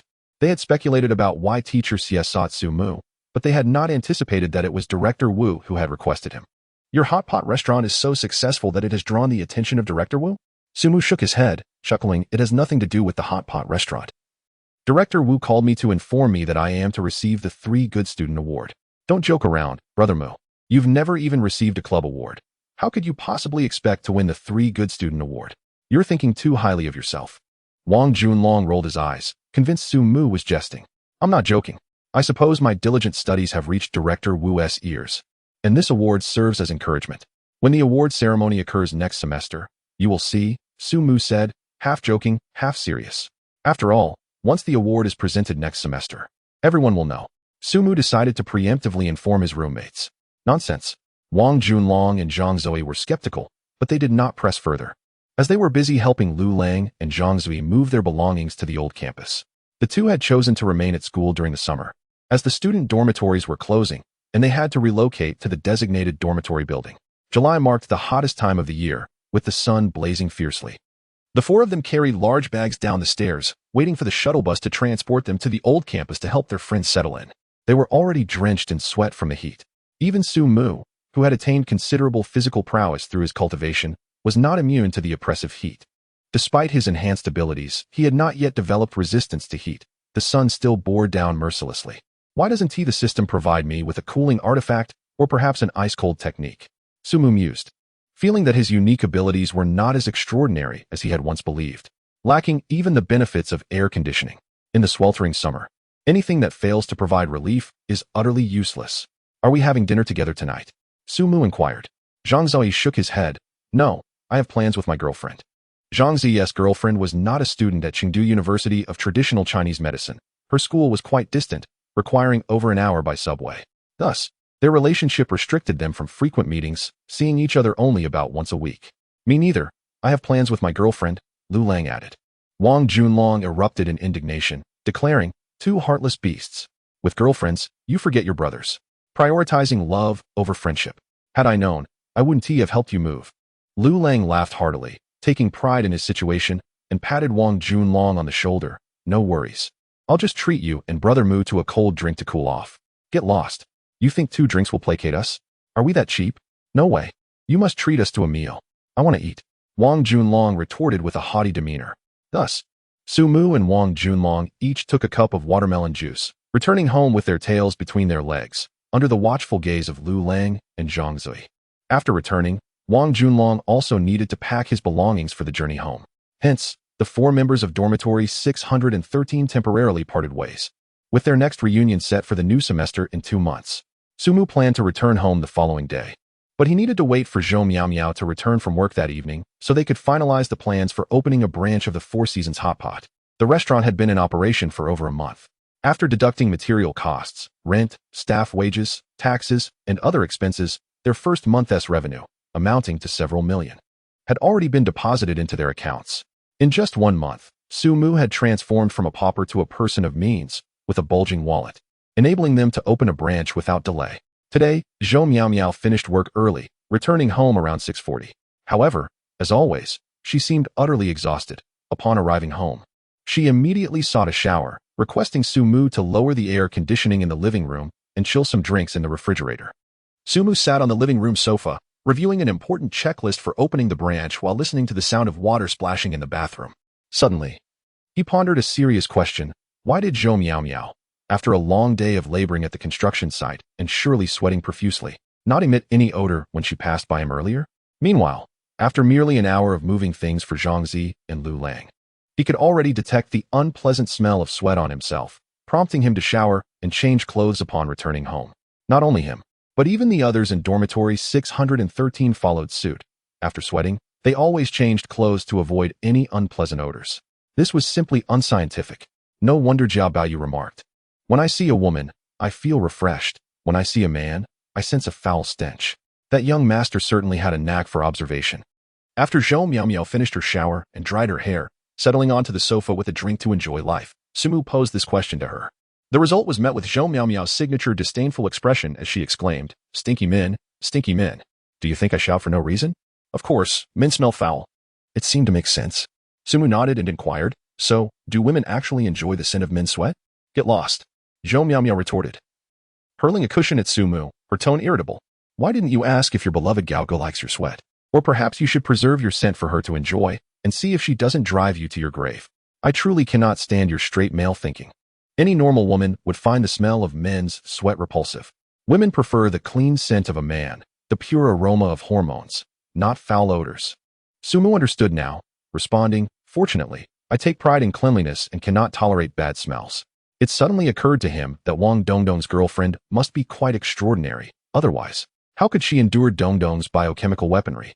Zhou Miao shot Sumu a glance and scoffed, "If you were not clean, would I have cohabited with you for so many years? I would have moved out long ago." After their playful banter, the two shifted their focus to serious matters. They had selected a location for their new store in the bustling commercial district of the city, aiming to make the Four Seasons Herbal Hot Pot brand a household name in Chengdu. Next, they needed to enlist the help of an agent to scout suitable storefronts. Sumu and Zhou Miao primarily discussed the intricate details of opening the new branch. Just as their conversation grew animated, Sumu's phone rang. It was his mother calling. "Son, have you finished your final exams? When are you coming home?"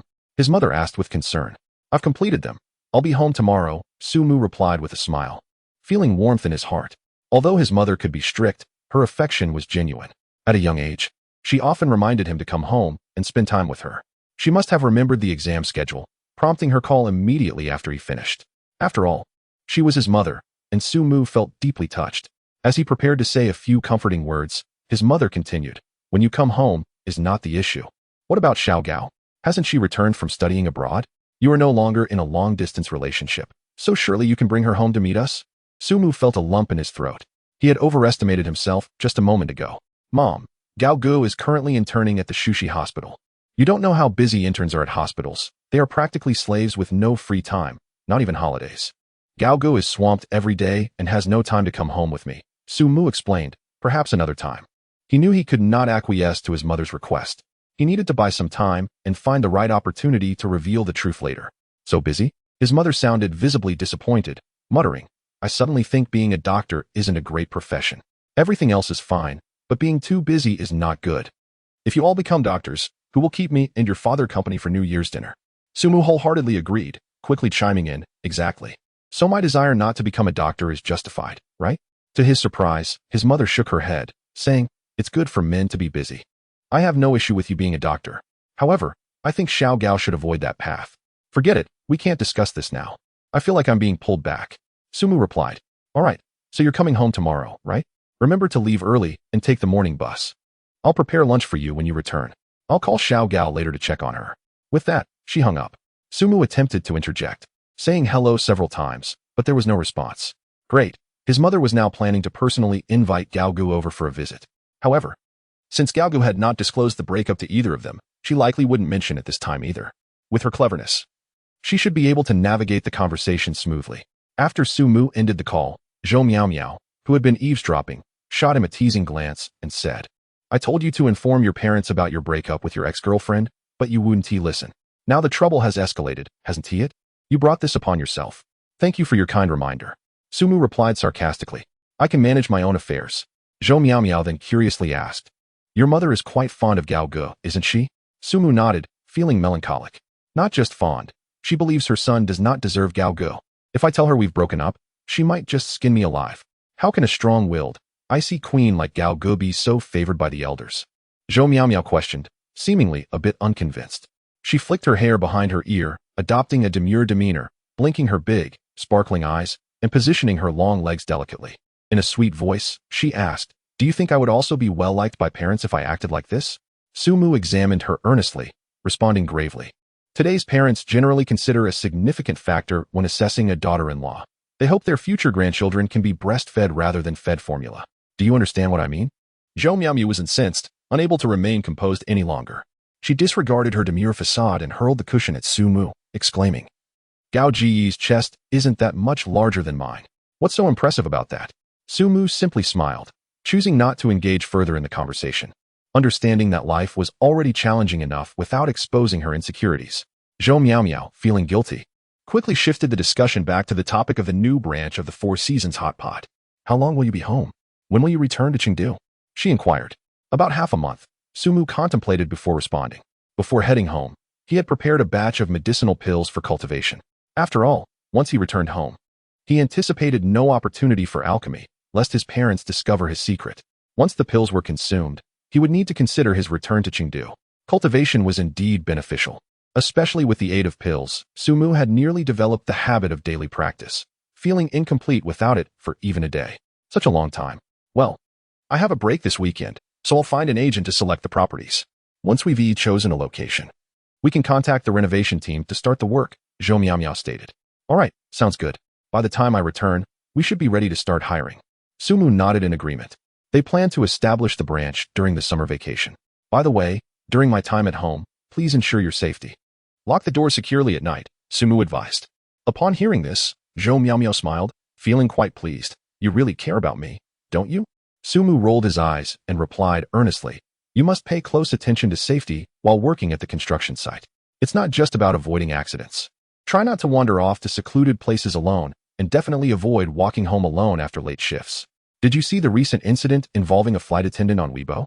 Sumu had hardly been online lately, and he only discovered the news yesterday, which had already lost its fervor. Such tragic events concerning young women made Sumu quite anxious. Zhou Miao Miao felt somewhat touched and nodded seriously, stating, I understand. Don't worry.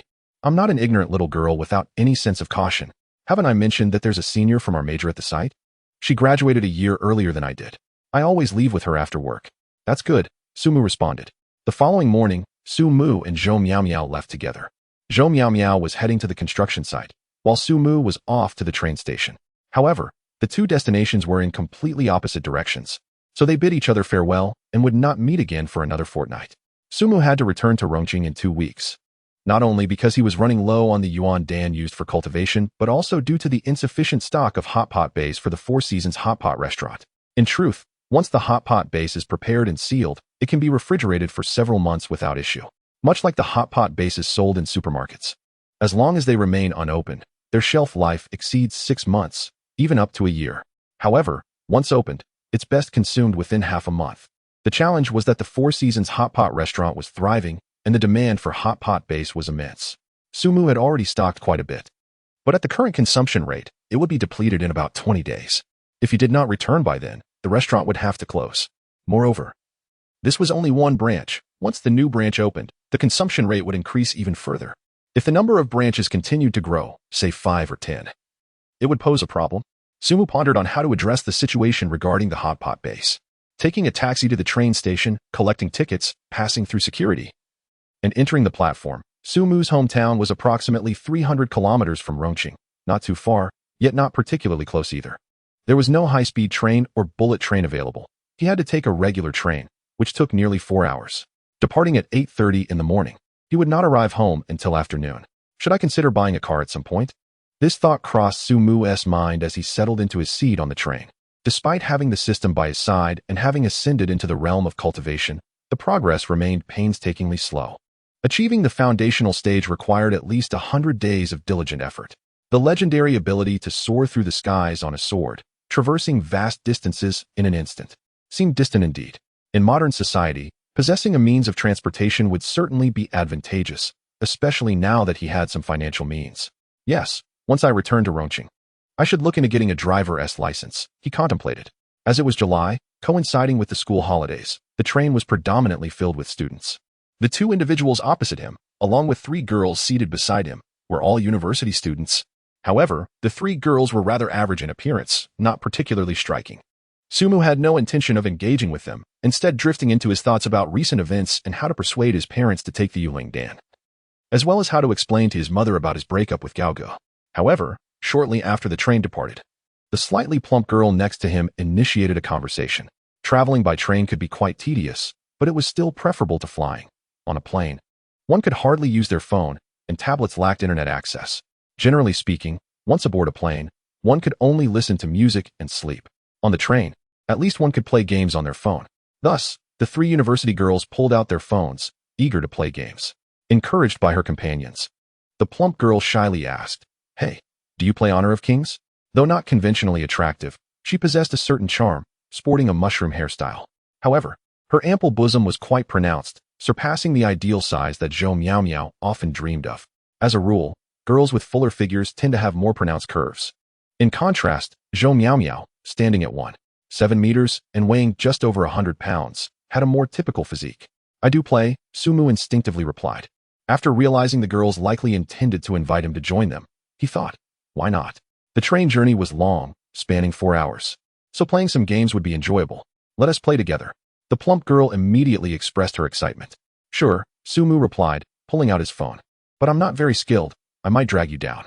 The plump girl dismissed his concern. "No worries. We're all quite skilled. We've been playing since the game was released over 2 years ago, so we're experts. We'll guide you." The 2 girls opposite eagerly nodded in agreement.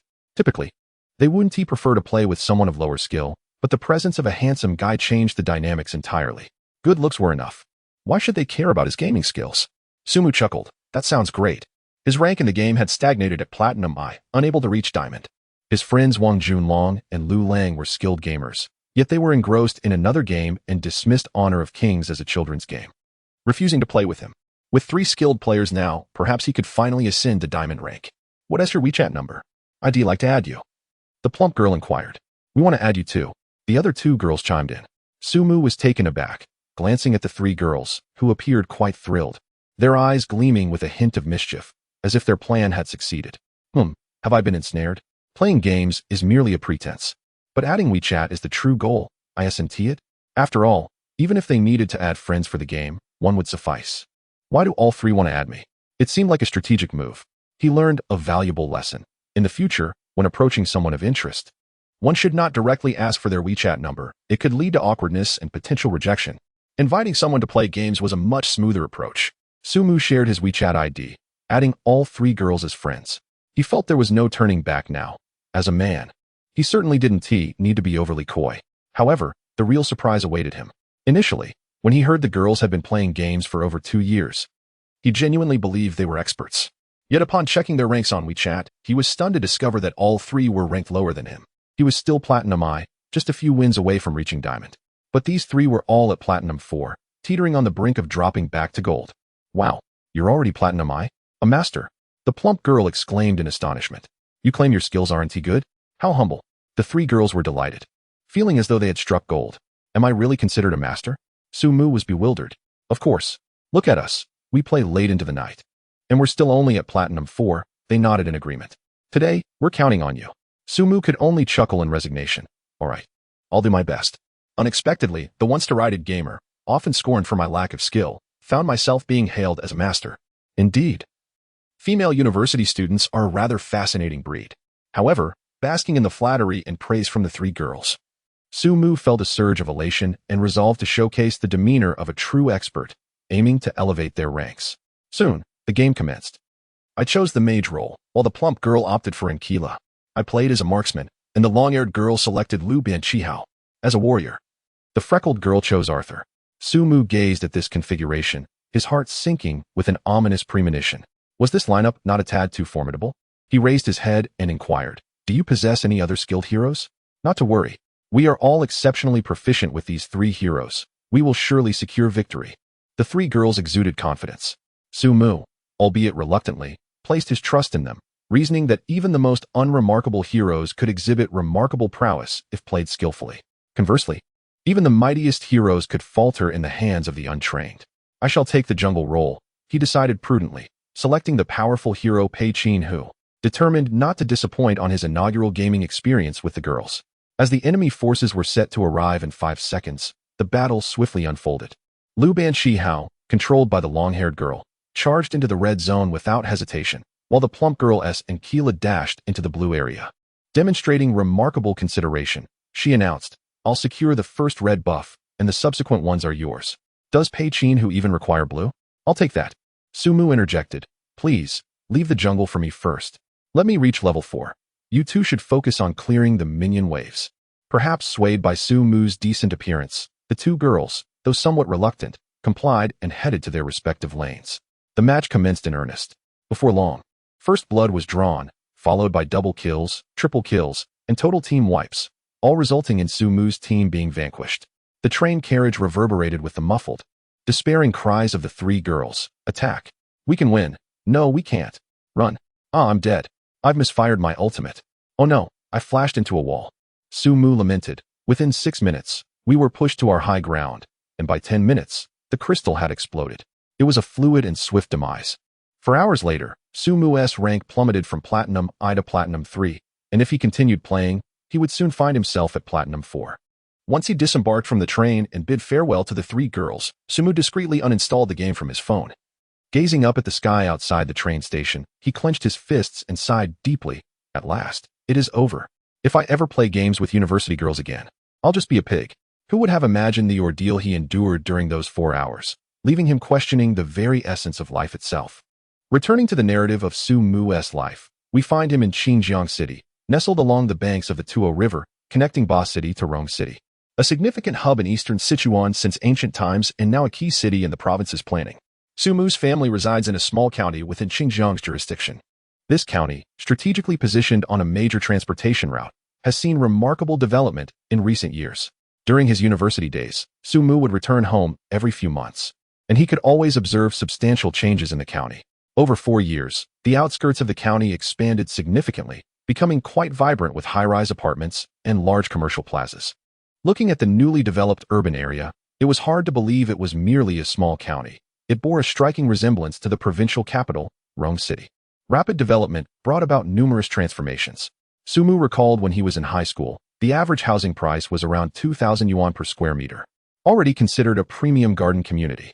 Now, the average price in the county had soared to nearly 5,000 yuan per square meter, an increase of over 100. His mother, possessing remarkable foresight, had courageously invested all their savings and borrowed significantly from relatives and friends to purchase a spacious 140 square meter apartment in the most desirable area of the county, near a yet-to-be-completed development. Many family members had criticized her decision at the time, deeming it impulsive and short-sighted. Su Mu's parents were both ordinary teachers, one teaching language and the other physical education, unable to supplement their income through tutoring as their science colleagues did, relying solely on their meager salaries. Had the housing market collapsed, their efforts would have been in vain. Many of their relatives' children had mockingly derided Su Mu countless times over this matter. Yet, time proved his mother's wisdom. The property's value had now exceeded 7,000 yuan per square meter. The house they purchased for under 300,000 was now worth over 1 million. This remarkable turnaround would undoubtedly be a source of pride for Su Mu's mother for decades, particularly when encountering relatives who had once ridiculed her. She never missed an opportunity to boast about the recent surge in her property's value. Despite owning a prime property, Su Mu's family chose not to reside there. Instead, They lived in an old two-story house with a yard left by Su Mu's grandfather. Although the neighborhood appeared somewhat dilapidated and lacked vibrancy, its location was quite favorable. Merely a 10-minute walk from the bustling commercial pedestrian street, and close to the county's best high school, facilitating convenient commutes for Su Mu and his parents. Hence, after acquiring the new house, the family opted to remain in the old one. As Su Mu's mother often stated, the new house would serve as a wedding gift for Su Mu when the time came. Even after several years, the house she purchased remained among the finest and most valuable properties in the county, a true gem. She frequently boasted to Su Mu, "Son, if you wish to develop in the provincial capital after graduation, you need not worry about housing. The proceeds from selling our house can easily secure you a decent place in Rome City." Providing a solid foundation for Su Mu's future marriage through her prudent investment had always been a source of immense pride for her. However, had she known her son now earned over $300,000 a month, she would have felt a mix of joy and astonishment, perhaps even a tinge of disappointment, realizing that her once coveted property would soon lose its significance. "I'm home," Su Mu exclaimed cheerfully as he pushed open the gate to the yard.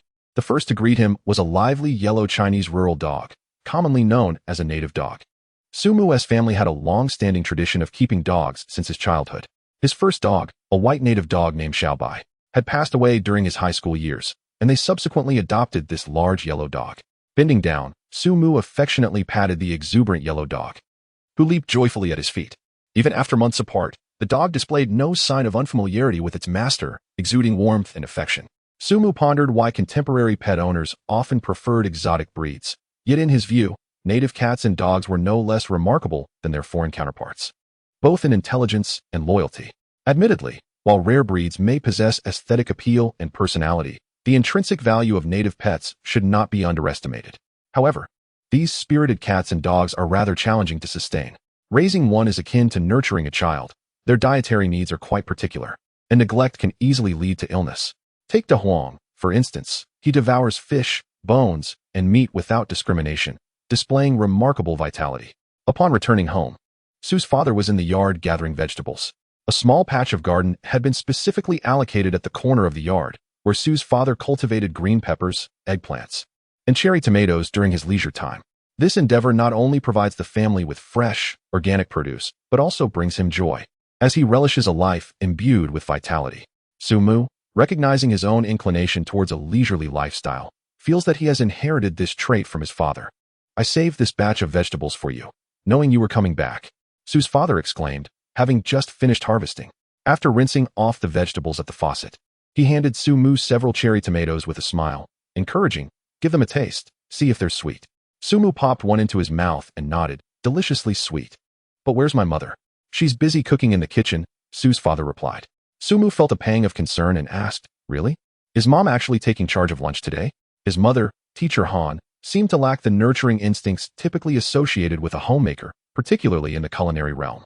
Throughout his upbringing, Su's father had been the primary cook, while Teacher Han's culinary skills had stagnated at a rudimentary level. Stir-fried tomatoes, instant noodles, and fried rice were the extent of her repertoire, and none were particularly palatable. Recalling the few occasions when his father was absent and his mother had taken him out to eat, Su Mu felt a sense of dread. "Your mother seems to be going through menopause lately. Her mood is quite unpredictable," Su's father murmured. "I've never heard of a menopausal woman suddenly wanting to cook. For decades, she showed little interest in it. Why now?" Glancing at the kitchen, where the smoke was noticeably thicker than usual, and hearing Teacher Han cough intermittently, Su Mu grimaced and asked, "So, is lunch still edible?" Chuckling, Su's father reassured him, "Your mother will whip up one dish, kung pao chicken. I'll handle the rest." Su Mu sighed in relief. "That's a relief." Su's father then lamented, "You're fortunate. Your mother has made that dish a dozen times. Each time with me as the taste tester, gradually improving it. Now, it's barely acceptable." Su Mu could vividly imagine his father's plight as the reluctant guinea pig for his mother's culinary experiments and sincerely expressed, "Dad, you've endured a lot." Setting aside his backpack, Su Mu entered the kitchen alongside his father. Despite the kitchen being equipped with a range hood, the air remained thick with smoke and the sharp scent of spices, leaving him puzzled about how Teacher Han was cooking.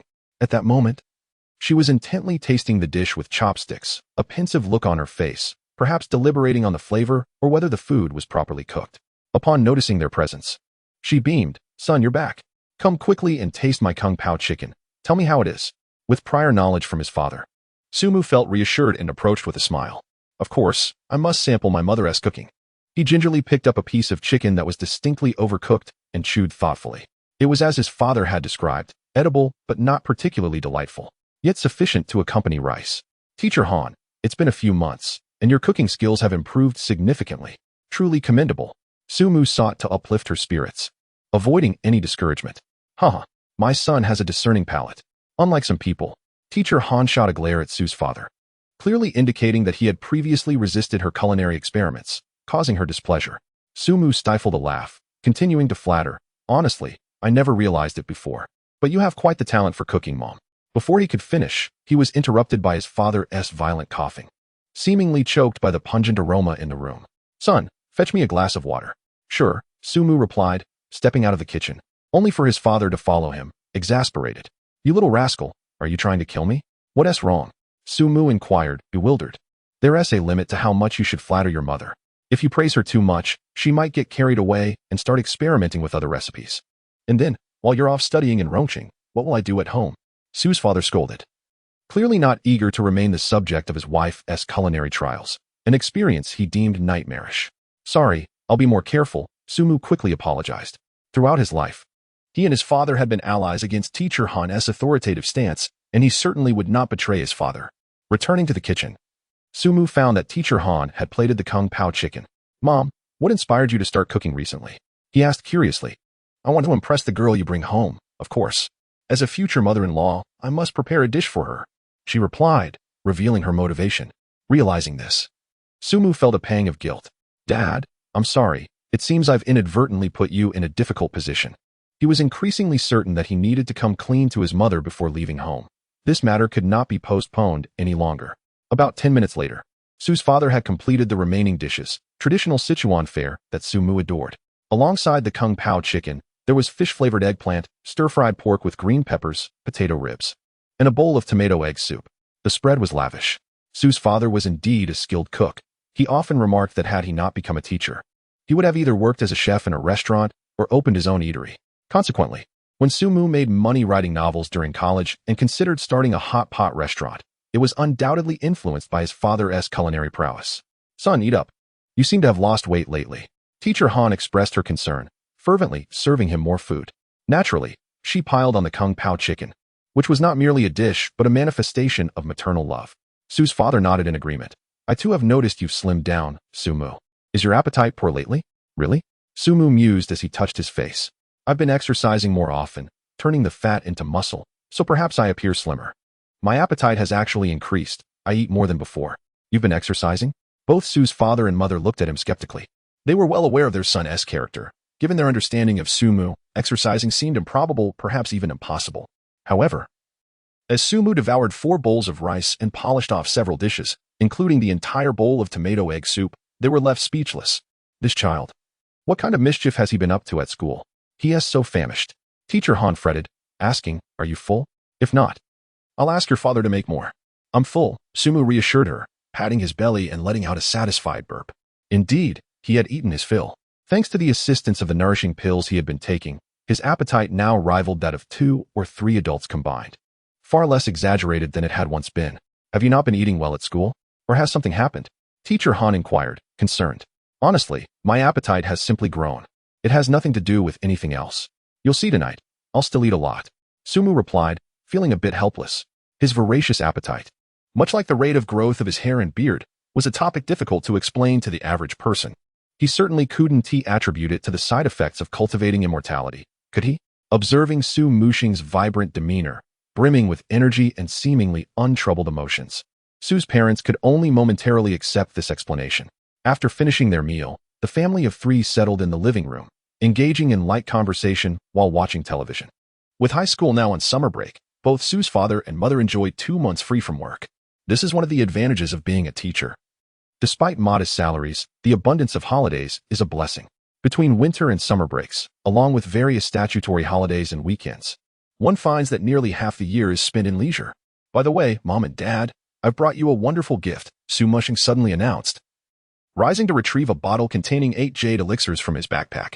This was his primary objective upon returning home, to have his parents consume the jade elixirs to enhance their health, particularly for his mother, who had long suffered from occupational ailments, Prompt relief would bring her considerable ease. What is this? Sue's mother asked, her initial delight waning as she furrowed her brow upon inspecting the bottle. What does this inscription say? It seems to be in some Eastern language. I can't decipher it. What exactly is inside? The bottle, which contained the jade elixirs, had been specially acquired from Zhou Miao Miao. Previously, she had experienced a bout of acne and sought out several bottles of a highly praised Eastern beauty supplement, which she kept after using. Su Mushing had appropriated the bottle to store the elixirs. This is a health supplement that a classmate acquired during a trip to the East for his parents, aimed at anti-aging, skin whitening, and improving overall health. It's currently quite popular online, particularly beneficial for middle-aged and elderly individuals. So, I asked him to buy me a bottle as well. Each bottle contains 8 capsules. You and Dad can each take one weekly, and after a month, you'll notice significant improvements in your health, Su Mushing explained, disguising the true nature of the elixirs with a plausible pretext. Oh, a health supplement? Is it akin to those brain-enhancing products? The initial excitement of his mother quickly diminished upon hearing it was merely a supplement. As a dedicated educator, her discernment surpassed that of the average middle-aged woman, leading her to be skeptical of the so-called health products available online. However, recognizing her son's good intentions, she inquired with a smile, imported, it must be quite expensive, right? Not too bad, just a few hundred yuan, Su Mushing replied after a moment's contemplation. If he claimed it was excessively pricey, his mother's frugal nature might compel her to request a return. A few hundred yuan seemed a reasonable amount, neither too extravagant nor too meager, thereby ensuring she wouldn't discard it or refuse to consume it. 8 capsules for just a few hundred yuan? That's rather extravagant. You ought not to spend money so frivolously. If your father and I need anything, we can purchase it ourselves, Sue's mother admonished, primarily believing such health products to be useless, preferring instead to invest in clothing.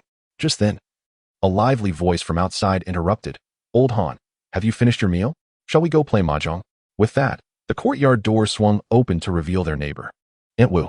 Of a similar age to Sue's mother, the neighbors maintained a cordial relationship, often gathering for games of mahjong during their free time.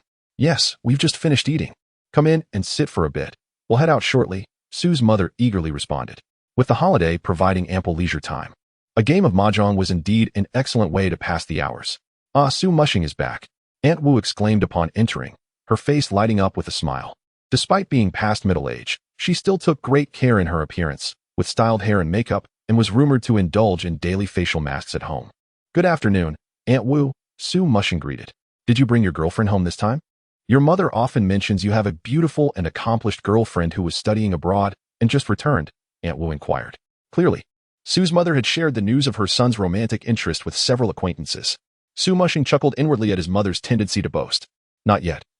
She interjected with a hint of dissatisfaction. She works at Shushi Hospital and is quite busy, so she doesn't have time to come back. While feigning disappointment, she was, in fact, reveling in the pride of her son's choice of partner. Working at Shushi Hospital? That's truly remarkable, Aunt Wu remarked, her admiration evident. Shushi Hospital ranked among the top 3 hospitals nationwide in comprehensive strength, and anyone with a modicum of knowledge understood the prestige of working there. At that moment, Aunt Wu noticed the bottle in Sue's mother's hand and curiously asked, "What is that you have there?" "This. My son specially had this health supplement brought back from the East. It purportedly has anti-aging and skin whitening effects. It's rather costly, several hundred yuan for just 8 capsules. Old Wu, you are quite particular about your skincare. Would you like to try one?" Sue's mother said with a hint of pride. Su Mushing nearly leaped from the sofa in astonishment, beads of cold sweat forming on his brow. "Oh, dear mother, please don't flaunt it. Are you really offering this to someone else? Do you think this is just a trivial product?" It wasn't that Su Mushing found the jade elixirs excessively expensive. Rather, he was concerned about the immediate and remarkable effects they could have on those who consumed them. If his parents were to use them, he could explain their origin and request their discretion. But if shared with outsiders, and they experienced the benefits, what then? Fortunately, Aunt Wu, confident in her own choices, responded with a dismissive wave. "No need. I prefer not to use products from the East. My skin is quite sensitive, and I only use skincare items that my son brings back from Europe. Those are truly effective. Other brands make me fear a potential allergic reaction." As time progresses and technology advances, urban dwellers in high-rise apartments increasingly find it difficult to experience the adage that distant relatives pale in comparison to close neighbors. Not only do those living directly above or below remain strangers, but even those residing across the hall often do not engage in greetings when encountering one another. What was once a relationship characterized by frequent interactions has seemingly been severed by mere walls. After purchasing their new home, Sue's family chose not to relocate, preferring to remain in their old neighborhood, largely due to this sentiment. The bonds forged over decades in their community bore a resemblance to familial ties. In recent years, as affluence has grown, the dynamics have shifted considerably. If one were to rewind back 20 years, it was common for neighbors to share homemade meals with one another, creating a sense of familial warmth. For example, Su Mushing recalled countless visits to Aunt Wu's home during his childhood, where he would enjoy her hospitality. However, even the most amicable neighbors inevitably fell into the habit of comparison, measuring their lives against one another. From daily necessities and household appliances to children's academic achievements, educational institutions, career paths, and even marital prospects, anything that could be compared was scrutinized. Though Comrade Han Baiying was a dedicated educator, she too was not immune to this trend. Su Mushing often found himself reprimanded for not measuring up to the children of others. Thus, when he began dating a commendable girlfriend, his mother took great joy in sharing this news while playing cards, boasting to her friends. When Aunt Wu inquired about Gao Guo's situation, Han Baiying eagerly mentioned that he was employed at Shushi Hospital, masking her pride as a complaint. Yet Aunt Wu was no stranger to the competitive nature of their exchanges, lamenting her own son's marital status, while simultaneously boasting of his commendable job and high salary. Devoting oneself entirely to work without engaging in romantic relationships, at a young age, one has already ascended to an executive position in a foreign enterprise, earning a monthly salary exceeding tens of thousands, and an annual income surpassing $1 million. Wu Ai, with her penchant for beauty and adornment, often receives premium skincare and cosmetic products from her son, who seeks to appease her and reduce her nagging. Upon noticing the health supplements in Su Mu's hands, Wu Ai sees the opportunity to impart her wisdom, saying earnestly, "Old Han, it's best to consume such health products sparingly, despite the rampant hype in the market. Most of them are mere deceptions, just like those so-called miraculous products like Brain Platinum and Golden Partners. Do you genuinely believe they are effective? There are numerous reports of health supplements causing more harm than good, leading individuals to hospitals instead." Su Mu was left speechless. Who would have thought that the esteemed Yulingdan would be likened to Brain Platinum and Golden Partners? Observing Su Mu's reaction, Wu Ai quickly added, "Little Mu, please don't take it personally. Ani speaks candidly, but means no offense. You're still young, and perhaps don't fully grasp the implications of health supplements. It's advisable to avoid purchasing such items for your parents in the future, as they not only waste money, but may also jeopardize one's health." "No worries. I'll be cautious in the future," Su Mu replied with a smile. Thus, he found himself the subject of disdain. Su Mu chuckled at the absurdity of the situation. However, he genuinely didn't mind. The intricate social dynamics among older women were not something he engaged in, not even in the past with his father. Initially, he had been concerned that Su Mu's mother might gift the Yulingdan to someone else, pondering how to prevent it, but to his surprise, it appeared she held no regard for it. The schemes of middle-aged women were truly unfathomable. While Su Mu and his father were indifferent, Teacher Han felt quite displeased. Thinking, "Whether my son likes the product is my concern. Who are you to look down on him? Son, I think this health supplement you bought is quite good. I'll try one tonight. I'm sure it will make me look younger," Su Mu's mother provocatively asserted. Wu Ai couldn't help but laugh, replying, "All right. Old Han, give it a try and see if it truly makes you younger. If it does, I'll have my son buy some for me too." Clearly, Wu Ai was skeptical. In truth, Teacher Han herself was also doubtful. She had never used health supplements, and had it not been for Su Mu's gift, she likely would never have considered them. "You can't buy it even if you wanted to," Teacher Han huffed, inadvertently speaking a truth. The Yulingdan was indeed elusive, unattainable even for those with ample wealth. After some conversation, Teacher Han and Wu Ai, this pair of affectionate rivals, headed to the Mahjong parlor to play. Sichuan province is humorously dubbed the Mahjong province by netizens, and it is not without merit. From the provincial capital of Chengdu to small counties and even rural areas, whenever people find leisure, they indulge in Mahjong and card games. Establishing a tea house or Mahjong room anywhere guarantees a steady stream of business. Su Mu and his father remained at home. After dinner, nearly an hour later, Su Mu's father began brewing tea. He had little interest in Mahjong, and rarely partook in smoking or drinking, except during necessary social engagements. His greatest passion, aside from tending to his garden, was brewing tea.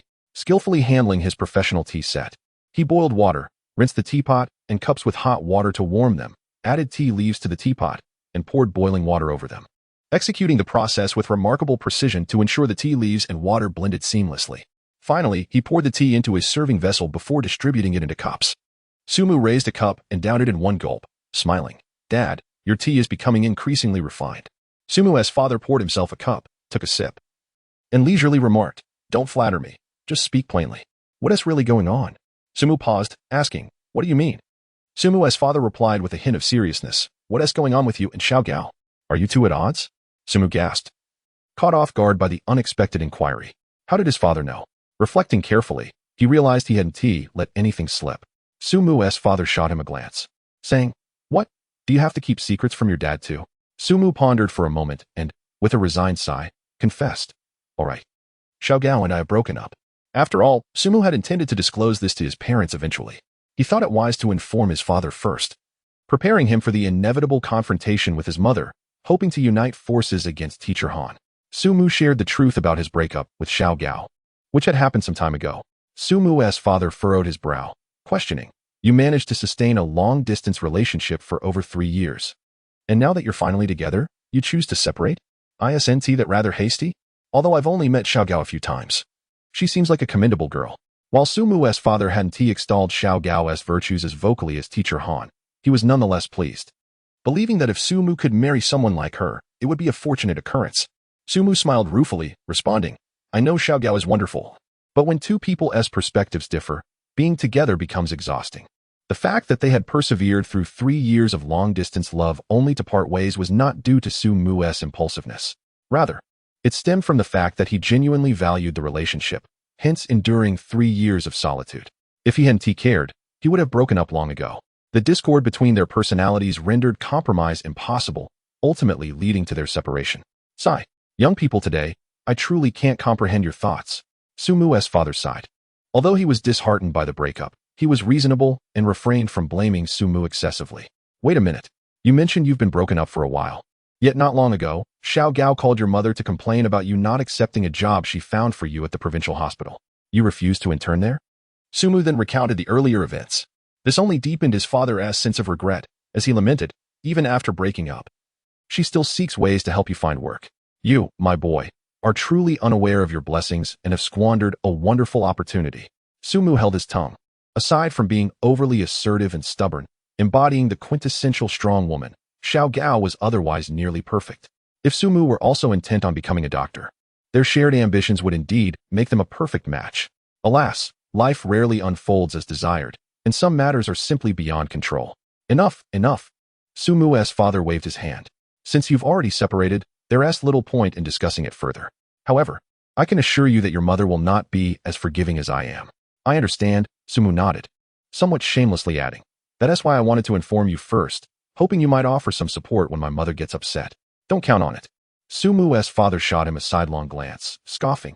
"If I hadn't asked, would you have volunteered this information? I suspect you'd keep it from both me and your mother." Sumu chuckled and remained silent. After a moment, he curiously inquired, "By the way, Dad, how did you figure out that something was off between me and Xiaogao?" Sumu's father smiled with satisfaction. "Do you think I'm as oblivious as your mother? During dinner, your mother asked about Xiaogao several times, and your behavior was quite peculiar. You avoided eye contact and stuttered when answering. Later, when Aniwu mentioned Xiaogao, you looked awkward as well. If nothing were amiss, you wouldn't act that way." Upon hearing this, Sumu couldn't help but exclaim that the elder remains the spiciest. This exemplifies the wisdom of a mature, middle-aged man. At home, it often appears that Teacher Han holds the most authority, seemingly knowing everything. Yet, unexpectedly, it is Teacher Su who is the true powerhouse hidden behind the scenes. One must not underestimate. After this incident, Sumu suddenly felt that his previous characterization of the Yuling Dan as an imported health supplement seemed somewhat inappropriate, reflecting a lack of maturity in his considerations. Today could have turned out quite differently, had it not been for Aunt Wu and his mother's mutual comparisons and jabs at each other. His mother would have undoubtedly given away a Yuling Dan today. For Sumu, a single Yuling Dan is not exorbitantly expensive. Its cost is merely a bit over 10,000, a sum he can easily afford. However, if the secret of the Yuling Dan were to leak, it would be a matter of great significance. Sumu could not guarantee that Aunt Wu would keep it a secret as his parents would. He is acutely aware of the immense value of the Yuling Dan. If one were to discover the formula and master the art of alchemy, it would surpass the value of the current medicinal hot pot by far. After all, this is a genuine elixir from the realm of cultivation.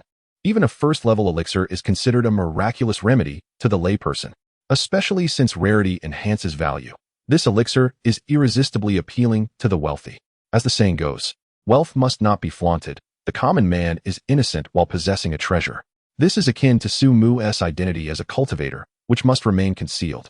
If his identity were to be exposed, he would either be confined to a psychiatric hospital or subjected to dissection for research purposes. Fortunately, Su Mu never intended to maintain this deception indefinitely. After all, once his parents consume the Yuling Dan, the effects will soon become evident, and their physical transformations will be strikingly apparent. Su's father and mother are no fools.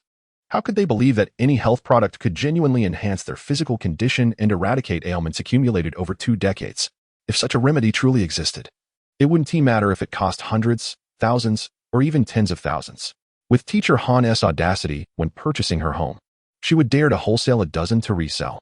Thus, after his parents consume the Yuling Dan, he plans to reveal part of the truth to them. At the very least, they must understand the immense value of these 8 pills, how precious they are, and that they must not be treated casually like some common health supplement. As for why Su Mu referred to it as a health product purchased by a classmate from the East, the reasoning is simple. Imagine telling your parents, "Mom, Dad, I recently acquired a mystical technique and crafted several elixirs that can bolster health and taste delightful. Come and try." Do you think they would choose to believe you and willingly consume it, or would they prefer to discipline you? They would certainly think their child has lost his mind, as if he were a sovereign from ancient times, infatuated with alchemy. Therefore, Su Mu must first coax them into consuming it. Once they witness the effects, he can then disclose the truth, and even if they are surprised, they will have no choice but to believe him. Before 6 in the afternoon, teacher Han returned from playing mahjong. It was rather early. During summer in Xinjiang City, darkness usually falls around 8 in the evening. So the mahjong players typically conclude their games around 7. Why had she returned so soon? Su's father inquired. Teacher Han appeared somewhat dejected, her face drooping as she lamented. My luck was terrible. I lost over 500 this afternoon. Moreover, Aunt Wu spent the entire afternoon boasting about her cosmetics and skincare products, mentioning how many wonderful things her son had purchased for her, and she even joked about our son's health supplements. How could I possibly continue playing under such circumstances? I hastily concocted an excuse to leave early. Saying this, she took out the bottle of Yuling Dan and prepared to consume one. They say my son is clueless, frivolously buying things and wasting money. My son is in medical school, surrounded by classmates who are also studying medicine. Could he possibly be foolish enough to make such purchases? Teacher Han looked at Su Mu and inquired. Unable to contain his laughter, Su Mu replied, "It's definitely not a foolish purchase. You will understand once you take one." His greatest concern had been how to persuade his parents to consume the Yuling Dan, but it seemed that matters were progressing far more smoothly than he had anticipated. Aunt Wu was indeed a fortuitous ally. Su's mother placed the pill in her mouth, simultaneously pouring water to wash it down, proclaiming, regardless of its effects, "Tomorrow I shall declare it immensely effective. 1 pill will make me 2 years younger. It is far more beneficial than her expensive cosmetics. That will infuriate Aunt Wu, won't it?" Before she could finish her statement, her words abruptly ceased, and a strange expression appeared on her face. As a teacher devoted to educating the masses, Teacher Han, although sometimes indistinguishable from ordinary middle-aged women, possesses a broader perspective. She has always held little interest in health products, believing that proper dietary habits are far more effective for health maintenance. However, while she might dismiss something her son gifts her as inferior, she cannot tolerate others disparaging it. Thus, when Aunt Wu made light of Su Mu's health supplements, Teacher Han was incensed. She resolved that even if the 8 health pills her son brought home proved to be utterly ineffective, she would still claim they were remarkably potent. One must not show weakness. Yet, she never anticipated that upon placing the slightly peculiar amber pill in her mouth, it would melt away like ice cream, requiring no water to wash it down. Simultaneously, an indescribable sensation unfurled in her mouth, quickly flowing down her throat and into her abdomen. How to describe it? It was incredibly pleasant, utterly delightful. Teacher Han had never tasted such exquisite candy, or rather, such delightful health supplements. It was refreshing, with a hint of mint, yet far gentler than mint itself. The energy bursting forth from the pill felt exponentially more revitalizing than sipping an ice-cold beverage on a sweltering summer day. In that instant, it felt as if numerous impurities within her body were being cleansed, leaving her feeling astonishingly refreshed. How could this be? The once gloomy Teacher Han widened her eyes, gazing at Su Mu and her husband with an expression of disbelief. She wished to speak, but was overcome with a desire to refrain from opening her mouth, fearing that the exquisite sensation might dissipate. Thus, she resorted to pointing at her mouth, gesturing excitedly, utterly elated. Su's father, observing his wife's peculiar demeanor, mistakenly assumed she found the flavor unpalatable and inquired, "What's wrong? Is the taste off? If it's not good, hurry and spit it out." He extended the trash can towards Su's mother. Sumu was left exasperated. Spoiled. Teacher Su, how could you ever think of that? Naturally, Su's mother wasn't about to spit it out. She was even reluctant to speak, fearing it would waste the experience. So, she shot her husband an annoyed glare, kicked the trash can aside, and handed the bottle of pills to Su's father, silently urging him to partake as well. Although Teacher Han occasionally exhibited a bit of dominance, favoring a one-sided approach at home, she would never indulge herself with good things. Often, she would prioritize her husband and son. Teacher Su could easily interpret his wife's intentions, bemusedly accepting the medicine while muttering, "What is going on? Is it really that delicious?" Sumu nodded, saying, "Dad, you will understand once you take one." Su's father, not overthinking it, swallowed a pill himself. Then, an exhilarating chill coursed through him, lifting his spirits. The typically composed and serene Teacher Su found himself, alongside Teacher Han, enveloped in a state of silence, their expressions utterly captivating. How could something be so wonderful? Even if this pill does not offer improvements to health or anti-aging benefits, can one really deem 100 yuan per pill excessive, considering the exquisite experience it provides? It took a full 5 or 6 minutes for the effects of the Yuling Dan to be fully absorbed. Although the body remained enveloped in a delightful sensation, the medicinal taste no longer lingered in the mouth, allowing for conversation without concern of any unintentional disclosures. "Son, what brand of health supplement did you purchase? It tastes incredible." Teacher Han inquired eagerly as she settled beside Sumu. Sumu cleared his throat and smiled broadly. "Isn't it delicious? Feels great, doesn't it? Now I can reveal the truth." "What do you mean?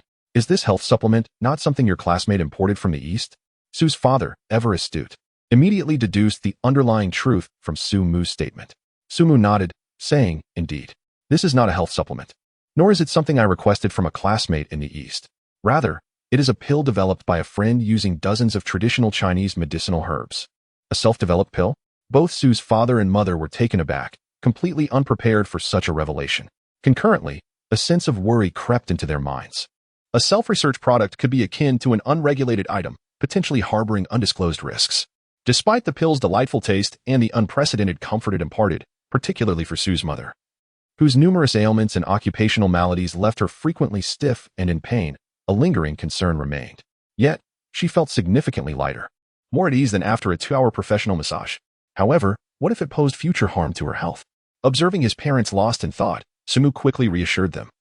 "Although this is a product my friend developed, it has undergone numerous clinical trials and poses absolutely no side effects. It is restorative and will only benefit your health.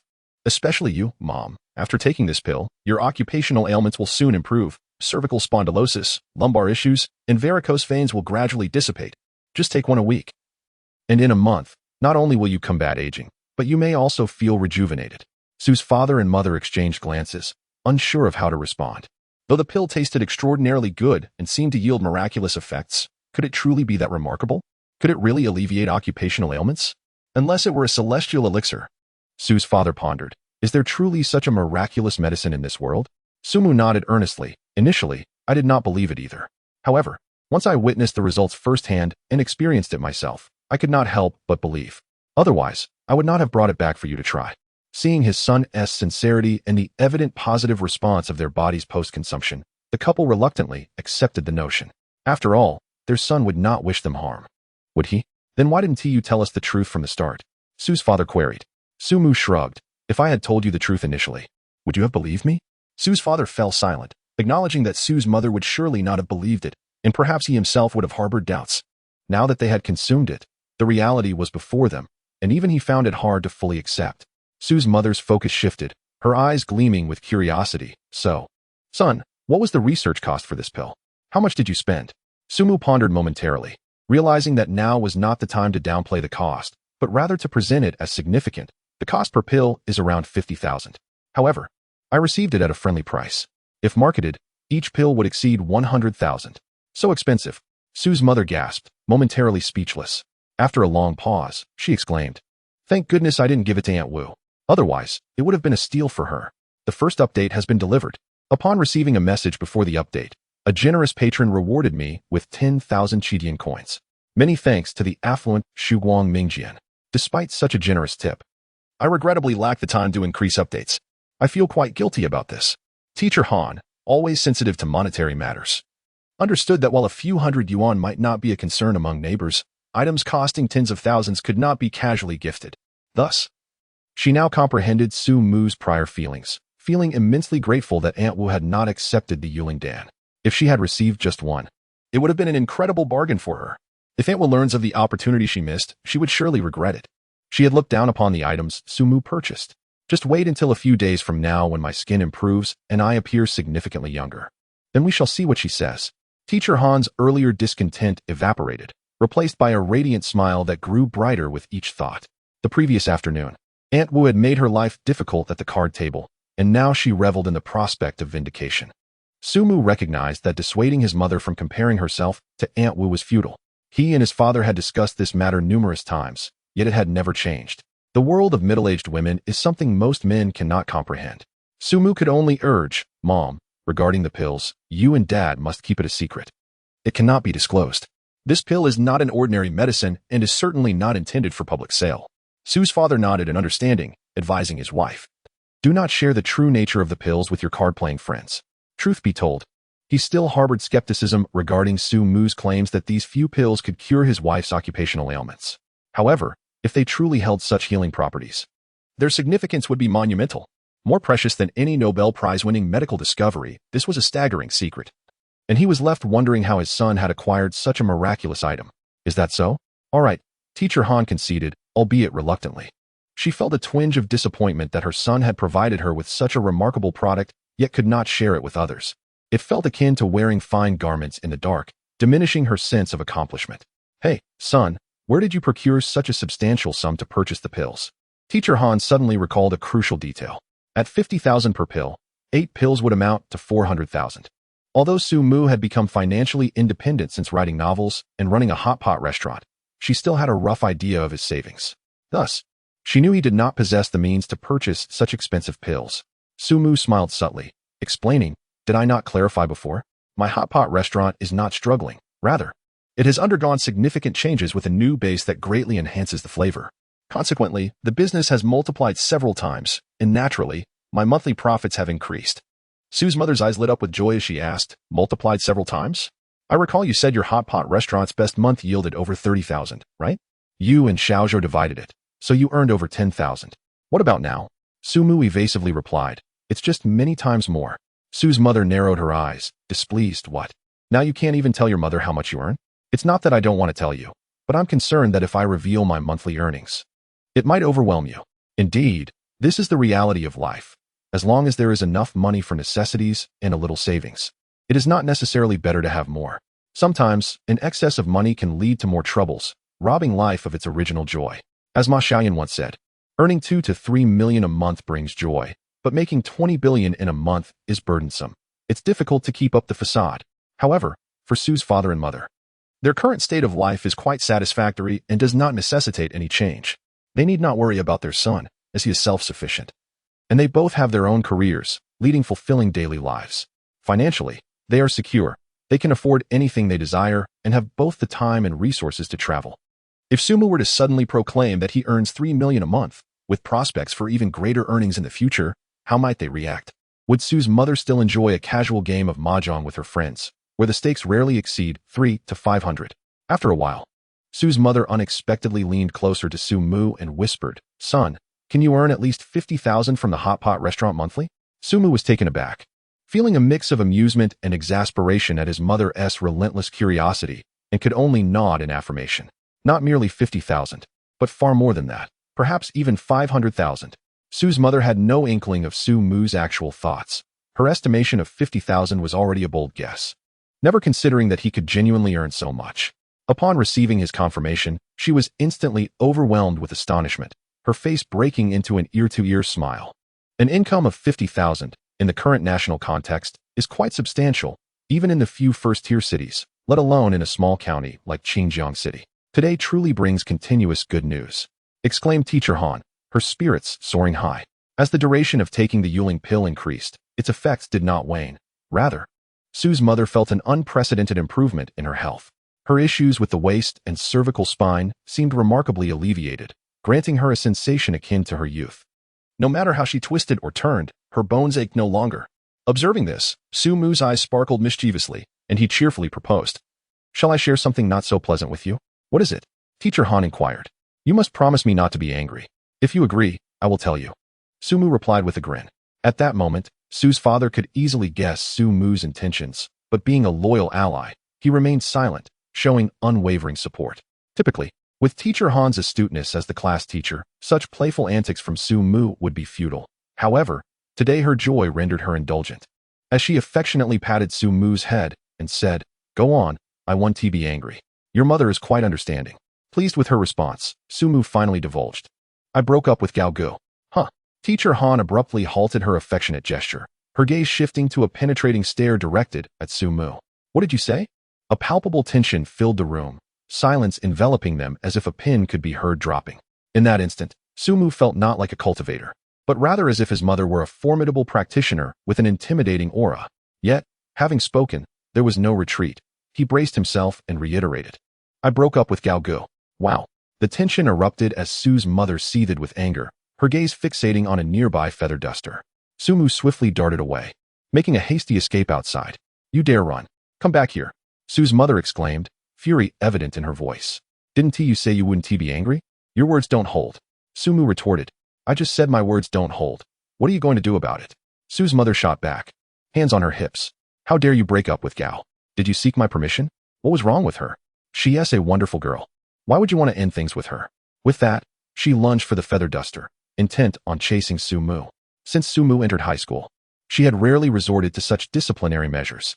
"I was invited by a classmate to watch the World Cup tonight, so I want to be home for dinner," Sumu declared, making a run for it. Once outside, he let out a long sigh of relief. "Well, I'll leave the rest to my ally, Teacher Su. I'll lay low for a while. Once Teacher Su has smoothed things over with Teacher Han, I'll return home. There's no need to rush. If Messi can remain calm, why should I fret?" Appearing frantic, yet remaining steadfast. The sorrow of a married man, Sumu was meeting up with his best friend from middle school, Song Ziki. The two had been classmates throughout middle and high school, and their shared interests fostered a deep friendship over 6 years. Each time Sumu returned home for the holidays, they would gather. During their middle school days, Song Ziki was quite the popular figure.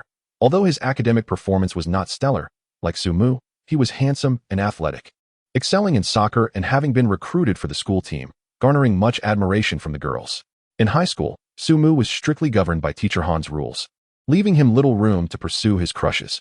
Even when he had someone in mind, he could only fantasize internally, never daring to act.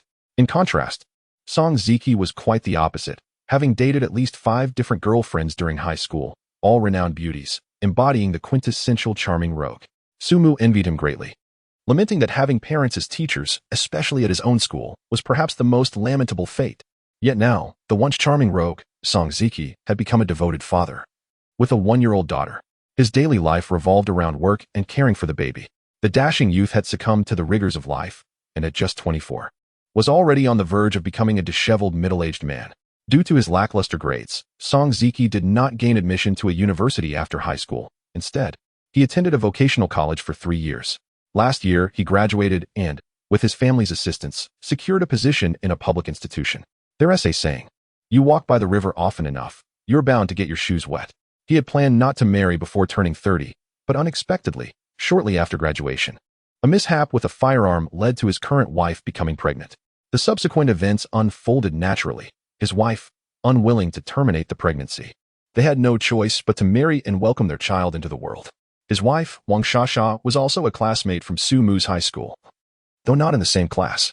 During their school days, Wang Shasha had fervently pursued Song Ziki, cheering him on during soccer games and thoughtfully providing towels and water. Regrettably, Wang Shasha was only moderately attractive and did not meet Song Ziki's lofty standards at the time, leading him to dismiss her with, "I see you as a friend. Let us remain good friends." As fate would have it, several years later, they found themselves married. As for how they ended up together, Song Ziki had never disclosed that to Sumu. He always referred to it as a painful chapter, lamenting that a single misstep could lead to an eternal regret.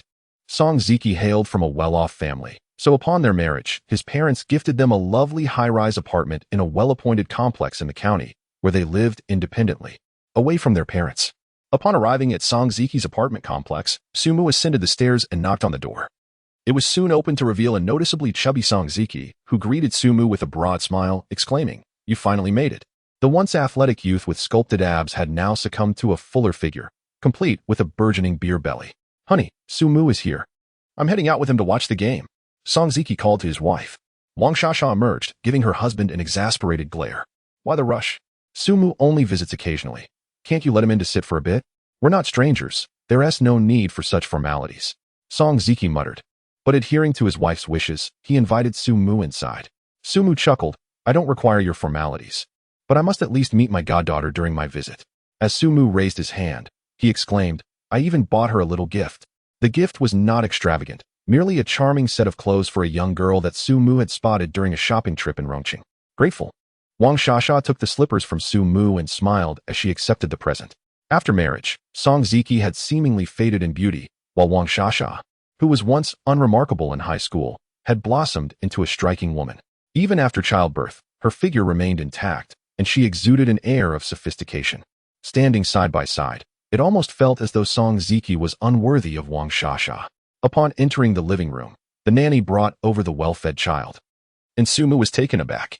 In just a few months, the child had changed remarkably, having grown significantly and even learned to walk unsteadily with the nanny's help. Children can walk now? The last time I visited, she couldn't even crawl. Sumu exclaimed in astonishment. She learned just last week. The doctor mentioned that my daughter is among the early walkers, Song Ziki said proudly.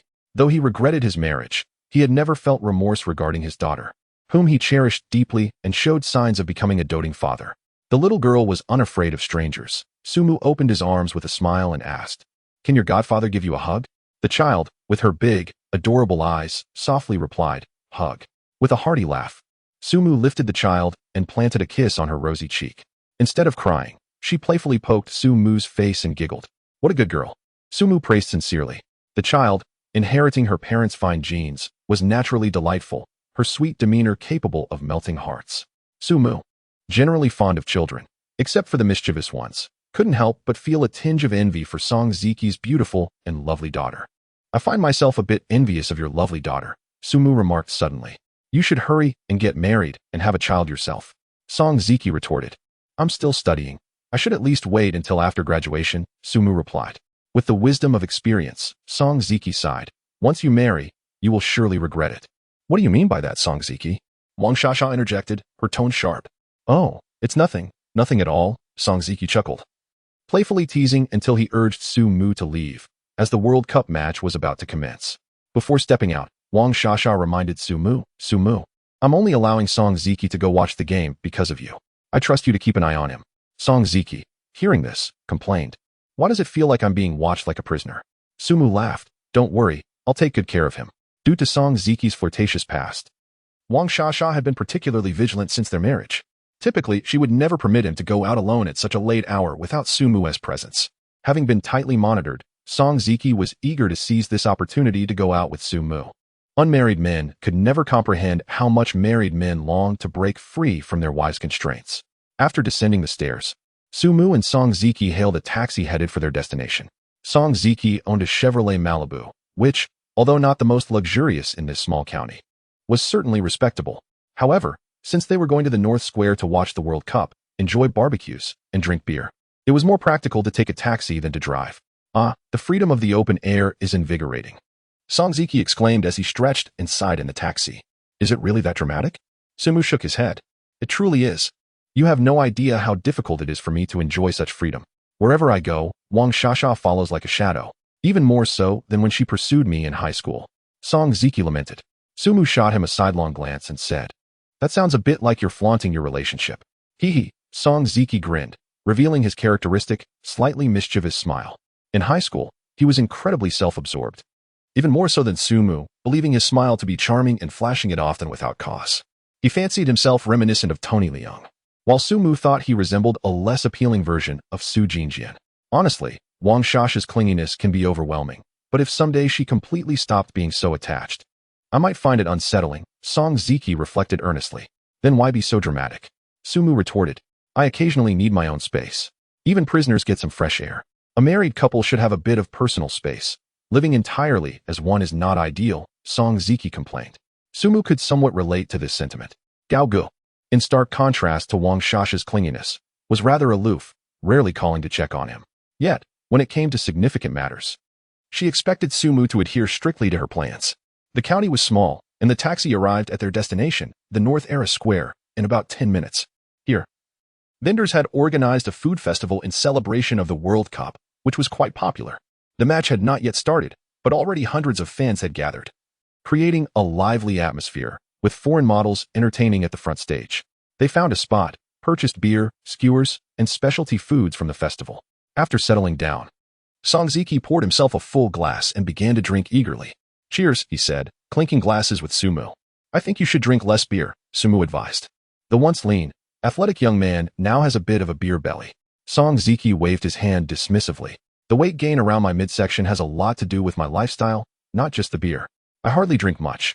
Mainly, I lack exercise since starting work. I barely kick a ball once a month. It's no wonder I'm gaining weight."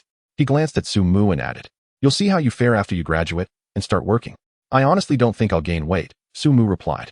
"Since embarking on my fitness journey, weight gain has become a distant concern for me. While you all sprint down the path of indulgence, I can only progress further along the road to becoming more handsome." At 8 o'clock, the match commenced.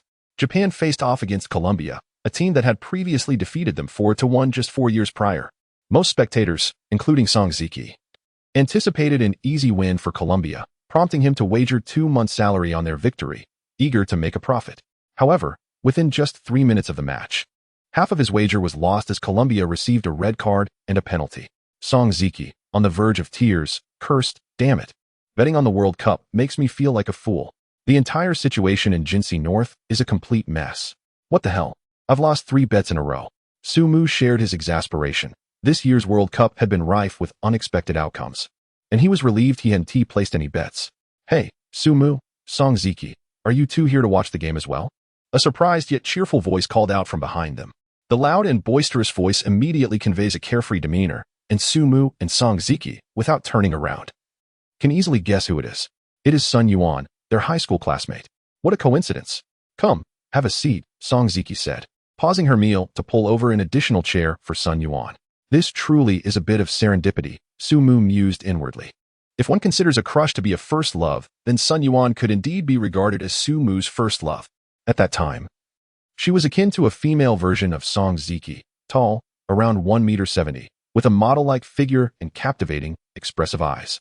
She had joined the school's broadcasting club and participated in every school celebration and sports event, her vibrant personality allowing her to engage effortlessly with anyone, making her a dazzling presence during their student years, a veritable goddess to the boys. Under the pressure of teacher Han's strict policies, Sumu nearly succumbed to his hormonal impulses and wrote a love letter to Sun Yuan. Unfortunately, before he could confess his feelings, Sun Yuan began dating a boyfriend. This boyfriend's identity was notably peculiar. While they were in their second year of high school, Sun Yuan's boyfriend was a quiet, chubby boy in his third year of middle school, possessing a distinctly Korean appearance. From that moment on, Sumu realized that Sun Yuan favored delicate boys, particularly those younger than herself, leaving him, mature and handsome, without hope. "When did you return?" Sun Yuan asked, her gaze appraising Sumu. "It's been ages, and you seem to have grown even more handsome." Her flattery was typical of her gregarious nature. "Flattery, flattery. It is you, Miss Sun, who has become increasingly beautiful," Sumu replied with a smile. "Indeed, among the 3 of us, it's Songziki who seems to be falling behind," Sun Yuan remarked playfully. Songziki retorted, "Could you refrain from disparaging me while you two are engaged in mutual flattery?" After a brief pause, she inquired, "You're not here alone to watch the game, are you? Where's your husband? I saw on your social media recently that you seem to be getting married soon." "I haven't met your husband yet. I came with him." "You'll meet him shortly," Sun Yuan responded nonchalantly. "That's wonderful. I'm curious to see which brave soul managed to win the heart of our class's most beautiful girl," Songziki laughed. Sumu shared her curiosity. The Sun Yuan he remembered was certainly not one to settle for an average appearance, having dated a younger boy back in high school. Now, he wondered what her fiancé would be like. Approximately 5 to 6 minutes later, Sun Yuan's phone buzzed. After she relayed her approximate location, a short, stout man, no taller than 1.65 m and wearing glasses, approached, sweating profusely and holding a box of cold noodles. "Here's the asan cold noodles you wanted," he said, handing the box to Sun Yuan. Sun Yuan grinned sweetly and gave him a kiss. "Thank you, dear." Sumu and Songziki exchanged glances, surprised by the stark contrast to their expectations. "Allow me to introduce you.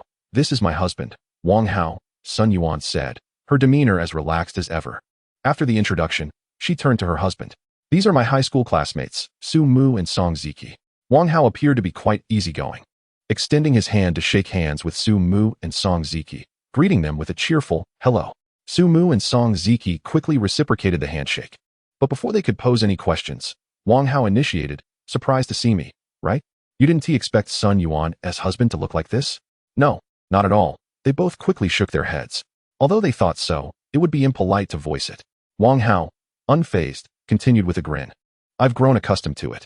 Ever since I started dating Sun Yuan, her old friends have all been taken aback, remarking on her significant change in taste."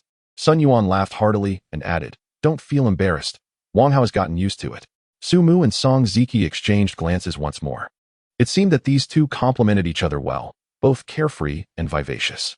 "All right," Song Ziki said, not one to shy away from honesty. "I must admit, I am a bit surprised." Sun Yuan feigned a dramatic sigh, saying, "What can I say? My husband is simply too wealthy. Under his financial allure, this Navi girl like me could hardly resist."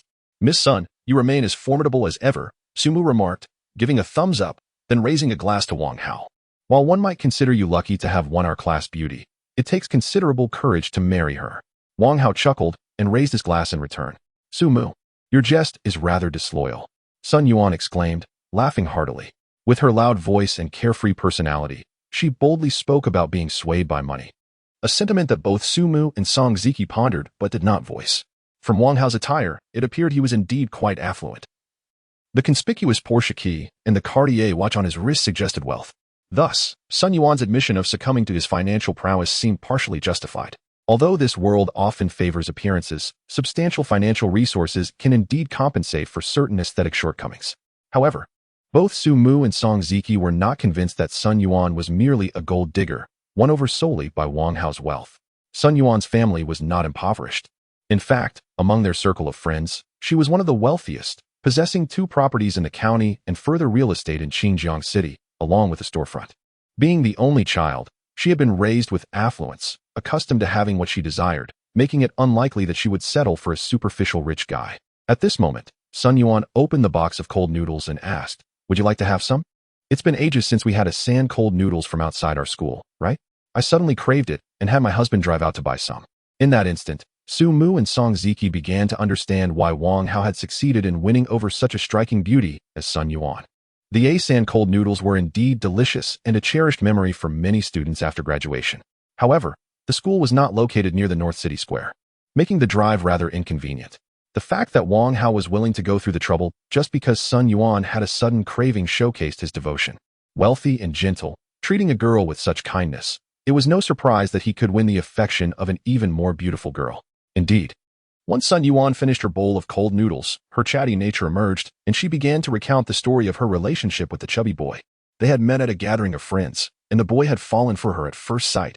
However, given Sun Yuan's standards, she initially had no interest in him, ignoring his attempts to engage her and even refusing to add him on WeChat.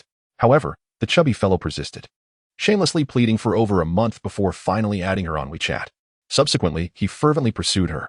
Sun Yuan did not work in the county but in the city, returning home every Friday and taking the early bus back on Monday mornings. Consequently, Wang Hao would drive from the county to the city almost every Friday, waiting downstairs at Sun Yuan's workplace to escort her home after work. On Monday mornings, he would arrive before 6 o'clock to wait outside her residence and accompany her to the office. Occasionally, when Sun Yuan had to work overtime, Wang Hao would drive nearly 2 hours to the city just to wait for her and take her back home after she finished her shift. If Sun Yuan ever expressed a craving for something on her social media, Wang Hao would inevitably procure it for her the very next day or even that evening. Of course, his financial prowess played a role, though not in the cliché sense of simply buying her gifts. Once, when Sun Yuan's company was undertaking a significant project and her workload was particularly heavy, Wang Hao secretly arrived at her office and paid for all her colleagues to work overtime alongside her, ensuring she completed her tasks in a single day. This relentless pursuit continued for over 6 months. During that time, Wang Hao devoted himself entirely to Sun Yuan, effectively becoming her personal chauffeur and errand boy. It was this unwavering dedication that ultimately won her heart. Su Mu and Song Ziki, upon hearing this tale, were left astounded, giving Wang Hao a thumbs up in admiration. Truly impressive. It's not the wealth of the rich that intimidates, but their willingness to invest effort. What a captivating method to court a lady. Who wouldn't he be moved? No wonder someone as aesthetically discerning as Sun Yuan was completely swayed. As they chatted and watched football, in a match where Colombia was a man down and faced a penalty, they fought valiantly to equalize, giving their fans hope. However, they ultimately lost 2-1 after conceding another goal to the opposing team, resulting in Song Ziki's wages for 2 months evaporating. At that moment, a man dressed in a black tank top, adorned with earrings and sporting long hair, resembling a stylist from a barbershop, approached. He held a phone, seemingly filming, and directed his attention towards Sun Yuan, asking, "Excuse me, may I ask you a question?" Sun Yuan, slightly puzzled, assumed it was part of a promotional event and nodded. Inquiring, "What is the question?" The stylistic man asked, "Are you single?" Sun Yuan pointed to Wang Hao. "This is my boyfriend." Unbeknownst to her, after glancing at Wang Hao, the man did not relent but boldly flirted. "Would you mind switching boyfriends?" At that moment, the usually gentle Wang Hao, who appeared as soft as a lamb before Sun Yuan, sprang to his feet, exuding a protective aura, and angrily retorted, "Why don't you go to hell?" This chapter on courting techniques is inspired by real events. I recall a rich and beautiful classmate from high school being won over in a similar manner by a chubby guy. If you encounter a potential partner for marriage, perhaps you might consider pursuing them. As for the last interaction, don't dismiss it as kitsch. It indeed carries a certain intrigue. But you all seem so astute. I believe you can guess the outcome. 072, a mischievous youth on Douyin. It is unclear when it began, but certain short video platforms suddenly gained immense popularity. Whether shopping or dining, one could hear someone nearby playing audio from their phone, blaring lyrics like, "You know my feelings for you go beyond mere affection. I should wander the world, sipping a jar of fine wine. 3, 2, 1. Love is like the blue sky and white clouds, sunny and clear. Suddenly a storm brews. How did I fall for him and decide to go home with him? What should I do or say to be loved? I only wish for your future happiness. That is my greatest desire. No need for hidden meanings. I like you. How I long to see you again, even if just for a fleeting glance. Let us learn to meow together. Meow, meow, meow, like a seaweed swaying in the wind." There are simply too many to enumerate. If I continue, someone might claim their home has been flooded. It's tolerable if you're wearing headphones and smiling foolishly. It doesn't disturb others. Yet, playing it aloud is a nuisance. I assent it. Additionally, there are situations like the one Su Mu and his friends encountered. Some intoxicated youths naively believe that the antics in short videos reflect reality, thinking they can effortlessly charm a beautiful woman in real life. Are you lacking in common sense? Do you really think beautiful women are so easily won over? It's glaringly obvious that it's all staged, meant to deceive the gullible. Look at how much effort Wang Hao, a wealthy man, exerted to woo a lady. No wonder it's said that in this world, there are countless prospects, with each vying for attention. Wang Hao had never engaged with such short video platforms, so he was oblivious to the so-called tricks. When the nonchalant man approached and disregarded him to flirt with Sun Yuan, he became furious. Could anyone tolerate having their girlfriend flirted with right in front of them? Would you care to switch boyfriends? Wang Hao thought that merely refraining from smashing a beer bottle over this fool's head was already showing him considerable leniency. Yet, the long-haired man seemed entirely oblivious to the situation. He had been drinking with friends while watching the World Cup, and upon Sun Yuan's arrival, he was quickly captivated by her beauty. As he consumed more alcohol, emboldened by his friend's encouragement, he recalled the flirtation tactics from the videos and approached her. Unfortunately, the outcome was entirely different from what he had seen online. Instead of charming the lady, he ended up being scolded by Wang Hao. Thus, the long-haired man was even angrier than Wang Hao. In the videos, so many casually flirted with women on the streets and succeeded effortlessly. Why couldn't he? What was wrong with flirting with your girlfriend? Did he not understand humor? Even if Wang Hao was unwilling, couldn't he have simply spoken politely? The long-haired man was unwilling to swallow his pride, especially with his friends watching. He had boasted earlier about showcasing his genuine flirting skills. Now, to retreat in disgrace would be humiliating. "You bastard," he shouted, turning off his phone and ceasing to film. He approached Wang Hao and pushed his shoulder, threatening, "Shorty, try cursing again." Wang Hao's expression darkened instantly. Initially, he did not wish to lose face in front of Sun Yuan and her classmates and had no intention of stooping to this man's level. However, upon being provocatively insulted with Shorty, he immediately seized a beer bottle from the table and hurled it at the long-haired man's head. Bang! The bottle, still half full, shattered upon impact, sending beer splattering everywhere. The long-haired man clutched his head, howling in pain as he fled. He appeared rather cowardly, crying out for help. His companions were momentarily stunned, but after a moment, they snapped back to reality, yelling, "How dare you injure our brother?" With that, several tables of patrons stood up. Approximately 10 men and a few women dressed in a somewhat rebellious style. Most were quite young, likely not yet 20.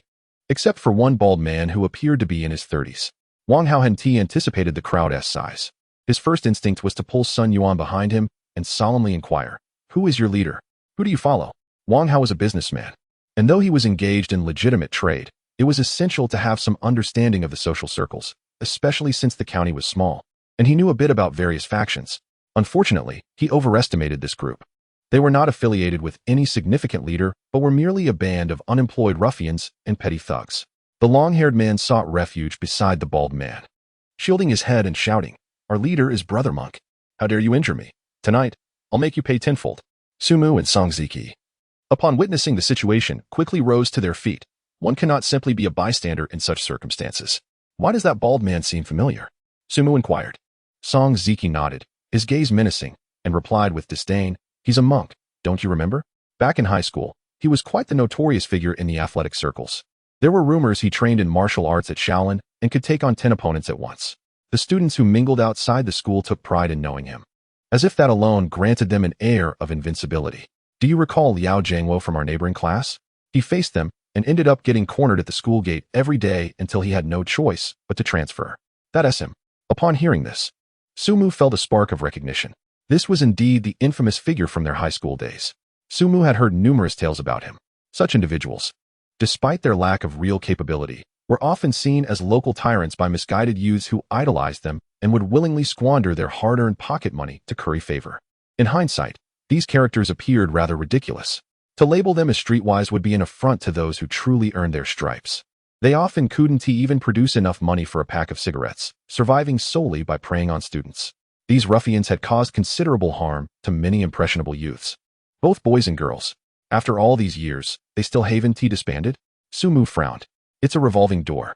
Each graduating class brings in new victims for their exploitation. They cling on like stubborn warts. Song Ziki expressed his irritation. At that moment, the bald monk stepped forward, a cigarette dangling from his lips, eyes half closed, exuding an air of authority. He coldly addressed Wang Hao, saying, "You have two choices. Either kneel down and apologize to my brother, allowing him to return the favor, or I will make you kneel and then take you down." Sumu was at a loss for words, wanting to ask, "Hey, bald monk, you must read a lot of online novels, don't you? Your bravado and threats are quite impressive." Wang Hao retrieved his phone, smirking, "Fine. If you're so formidable, give me 5 minutes to call some people." If he were truly one of the underworld, they would recognize Wang Hao's demeanor and inquire about his background before making any moves. Unfortunately, these individuals had no understanding of such protocols. They were merely reckless youths who fought without consideration for consequences. The monk scoffed, barking, "Who knows if you're calling friends or the police? Attack." Wang Hao, feeling helpless, sensed the absurdity of the situation, akin to a scholar encountering a soldier. Logic was futile. If he simply called for help, these small-time thugs wouldn't be worth his effort. With no other choice, he grabbed Sun Yuan and shouted to Su Mu and Song Ziki, "Run." If it were just him, he wouldn't back down. A confrontation would only result in a beating from these petty thugs, and he could retaliate once help arrived. However, with Sun Yuan present, he couldn't risk her safety. Song Ziki, not one to act foolishly, responded, "Let us go." With 3 men facing over 10 burly opponents, including the legendary monk from their high school days, they knew it was futile to fight. Better to retreat than to engage in a losing battle. So Wang Hao, Sun Yuan, and Song Ziki turned and fled in perfect unison, not affording Sumu a moment to speak. "Flee. After all this training, having changed my hair and beard many times, I have yet to find a real opportunity to test my skills. My blade has long been eager for action. How could I let such a chance slip away?" Sumu's eyes gleamed with excitement as he dashed toward the ruffians. "A Shaolin monk? Huh. Witness the might of my dragon tiger power." The small-time thugs, seeing Wang Hao and the others turn tail without a word, were infuriated, cursing them as shameless cowards. They typically bullied the meek or intimidated schoolchildren. During confrontations, these victims either confronted them head-on only to be beaten or cowered in fear, leaving themselves vulnerable to the thugs' whims. Never had they encountered such audacity as to simply run away. "Chase them. We cannot let these scoundrels escape." The long-haired thug, previously humiliated by Wang Hao, surged forward, shouting. Yet, to their astonishment, as Wang Hao, Sun Yuan, and Song Ziki fled, one individual, whether dazed or foolish, did the opposite and charged toward them. "What a fool." The long-haired thug snickered, leading the charge. As he closed in on Sumu, he leaped and aimed a kick at him from 3 or 4 meters away.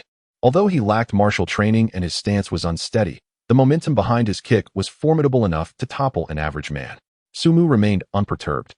Having completed over a third of his foundational training, his internal energy was robust, and his physical prowess far exceeded that of ordinary individuals. With the Dragon Tiger power coursing through him, he could effortlessly slip into a remarkable combat state. As he entered this state, the approaching thugs seemed to move in slow motion. Akin to a film in slow-mo, their movements even slower than those of a frail old woman. Typically, these ruffians relied on chaos to fight, lacking any strategy. Even someone quick-witted could evade their attacks. But now, they were rife with openings in Su Mu's eyes. If he chose to evade, they wouldn't even graze his sleeve. However, Su Mu had no intention of avoiding. He was eager to test his combat capabilities. Come at me, timing it perfectly. As the long-haired thug's kick neared him, Su Mu leaped aside, evading the strike while delivering a kick to the thug's abdomen. The impact felt akin to kicking a soccer ball. The thug, taken aback, expected to easily topple Su Mu, only to find himself kicking at nothing. Suddenly, a tremendous force struck his abdomen, launching him into the air. The long-haired thug soared through the air, tracing a graceful arc reminiscent of a well-placed soccer kick. Landing several meters away, Su Mu was momentarily stunned. He realized he was no longer an ordinary individual. His strength was immense, and he had only exerted a fraction of his power.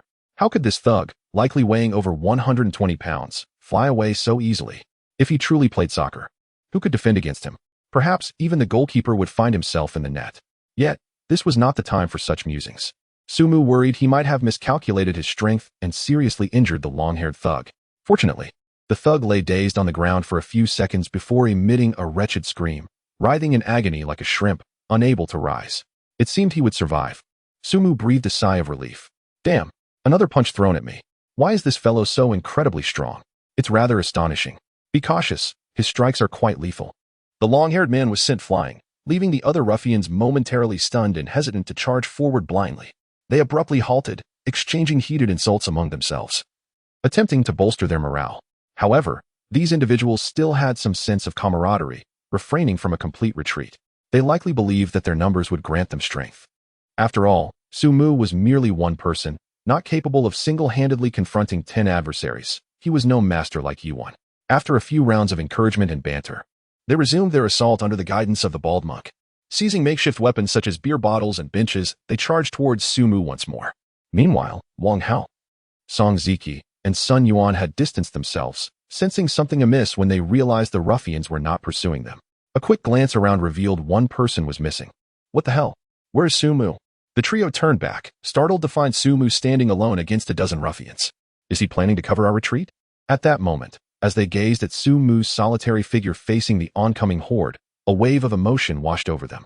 How loyal he is.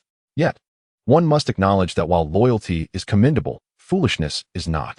Everyone had agreed to flee together, yet he foolishly turned back. Was he seeking his own demise? For instance, Song Ziki and Wang Hao could not simply abandon Su Mu. Without a second thought, Song Ziki dashed back, muttering, "Has this fool lost his mind studying medicine?" Wang Hao turned to Sun Yuan, saying, "Honey, you go ahead and call Yang Lin to bring reinforcements. I'm going back to help." Sun Yuan remained composed. She was not merely the obedient girl who listened to her teachers and parents in high school. Having witnessed her share of chaos, she understood the urgency of the situation and nodded. "Be careful, I'll go call for help." Before Sun Yuan could finish her sentence, she froze. Out of the corner of her eye, she saw the scene unfolding ahead. A swarm of ruffians, armed with beer bottles and benches, descended upon Su Mu. Undeterred, Su Mu plunged into the fray, facing them head-on, unarmed. With a resounding thud, the long-haired man had been sent flying several meters by Su Mu's kick, giving him a fair assessment of his own strength. He refrained from using his full power, opting instead for about 30%. However, even at this diminished strength, he could dispatch each ruffian with a single punch, as if chopping vegetables. These thugs were pathetically weak. Su Mu moved with the ease of a leisurely stroll. Testing his defensive capabilities, he braced himself to catch a bench with his bare hands. Bang! One ruffian swung a bench at him, but Su Mu deliberately did not evade, instead using his arm to block it. The bench splintered upon impact. It stung a bit, but he could endure it. After all, the training regimen of the Dragon Tiger Great Strength King Kong technique involved a degree of self-discipline, toughening his bones, muscles, and skin. Unless faced with a sharp object, Su Mu's defenses were formidable. In stark contrast, the ruffians soon lay scattered on the ground, bruised and bloodied, their bones likely broken in multiple places. They stared at Su Mu in horror, wailing in despair. Su Mu merely scoffed, expressing his dissatisfaction. I've barely begun to warm up, and you're all down already. His gaze shifted to the bald monk, and a smile crept across his face. Ah, I still have you. I hear you consider yourself a master, yes? Tales abound that you have studied true skills at the Shaolin Temple. Only someone of your caliber can truly gauge my strength. Come, let us engage in a grand battle. As Sumu approached, the bald monk felt a wave of trepidation akin to that of a soccer player facing an oncoming defender. However, with all his subordinates defeated, he could not simply turn and flee. Such an action would spell disaster for his reputation. I fear you not, the bald monk shouted defiantly. Crouching low and moving swiftly towards Sumu, his grasp aimed directly at Sumu's throat. Unlike his subordinates, the bald monk possessed genuine skill. Yet, to Sumu, his speed appeared sluggish, and his strength lacked potency. Sumu stood his ground, swatting the monk's hand aside effortlessly, causing him to stumble. Undeterred, the bald monk seized the opportunity, grabbing Sumu's right wrist and pulling it down towards his lower body while simultaneously striking at Sumu's jaw. Then tightening his fingers into a fist to strike Sumu's abdomen. Crack. The impact felt as if it had struck stone. Sumu remained unscathed, while the bald monk's arm went numb from the force. With a gentle motion, Sumu sent the bald monk crashing to the ground. This doesn't resemble Shaolin Kung Fu. It feels more akin to a mana style, Sumu remarked, rubbing the spot where he had been struck. A tingling sensation coursing through him. Your attacks are far too weak. Show me your true abilities. The bald monk felt tears welling up. This is my true skill, I assure you, he thought, now realizing the dire straits he was in. Curse you, Messi. If only I had skipped the match tonight. For those who criticized me for fragmenting the narrative, I woke up before 7 this morning to write this, hence the early update. Rest assured, this tale will not devolve into a series of sects and powerful figures. It will solely focus on our protagonist's extraordinary journey. Even if martial arts experts appear, they will merely serve as embellishments, having no impact on the overall theme of the story. This chapter contains 2,800 words. Rounded to 5,000. 074, it turns out to be a middle-aged bald man, facing Sumu. The bald monk felt the helplessness of a middle-aged man confronting his wife's overwhelming needs. You say I haven't shown my true skills? I've exerted all my strength, and yet battling you feels akin to merely scratching an itch. You retaliate with a single slap, and I'm left on the ground. What can I do? How could he continue to engage?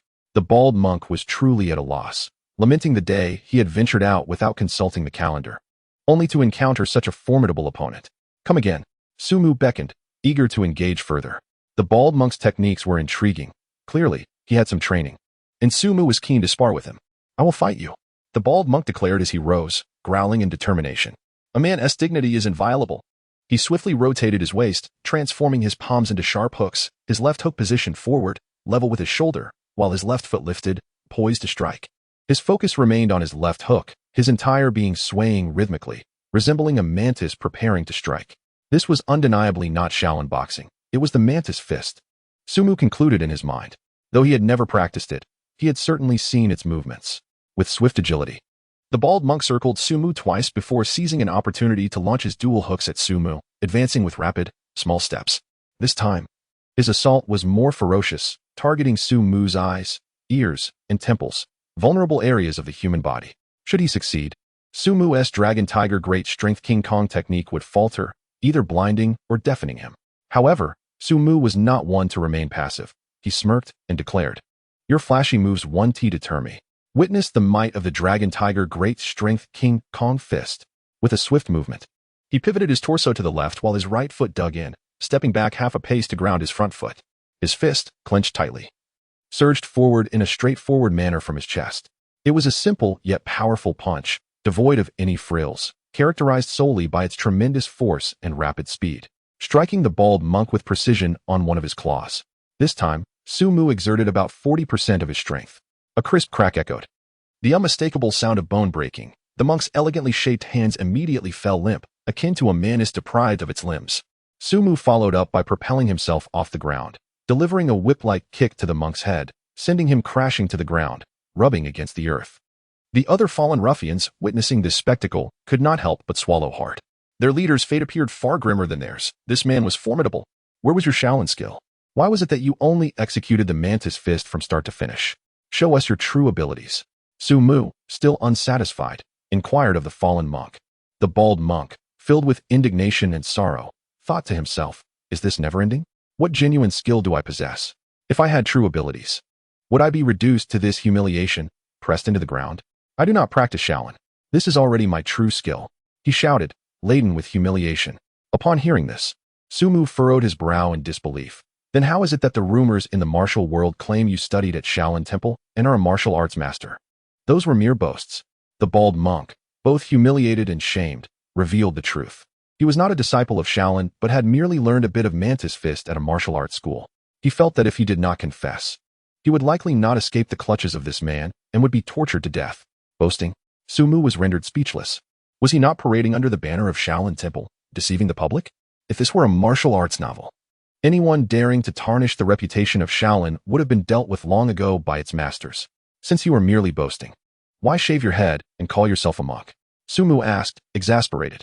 The bald monk, in pain from his injuries, tears streaming down his face, replied, What choice do I have? I'm balding. If I could have a full head of hair in this life, who would want to be bald? It's not by choice. Can you imagine a street thug with a receding hairline trying to fight? Would I still have any dignity left?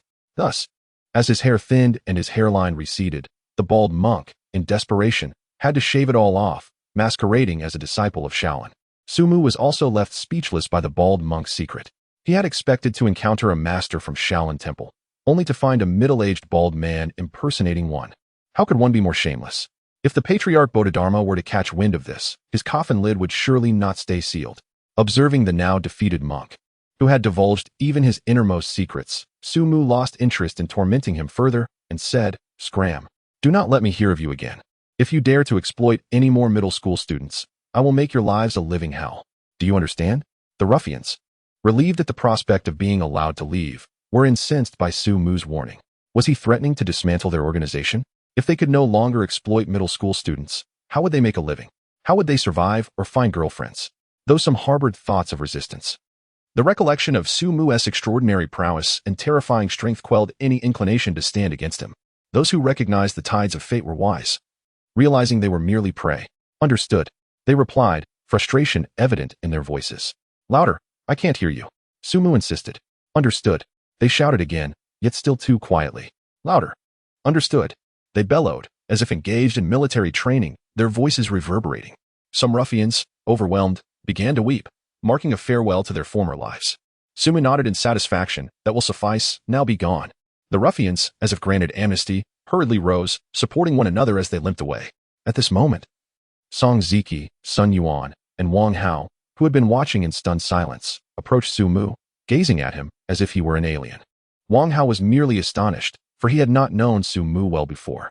However, Song Ziki and Sun Yuan, having been classmates with Sumu throughout high school, were taken aback by his incredible prowess.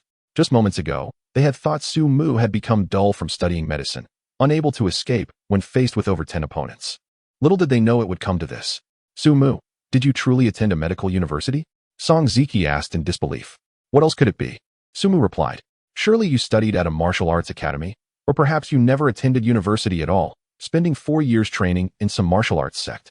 Song Ziki exclaimed, still reeling from the shock. Indeed, you have visited our school before, so there is no doubt. Sumu sighed. Although Song Ziki's college was not in the city, he had visited Sumu at the traditional Chinese medicine university during his time in college. Oh right, Song Ziki nodded. You indeed attended a medical university. But during high school, you were far from skilled in fighting, even inferior to me.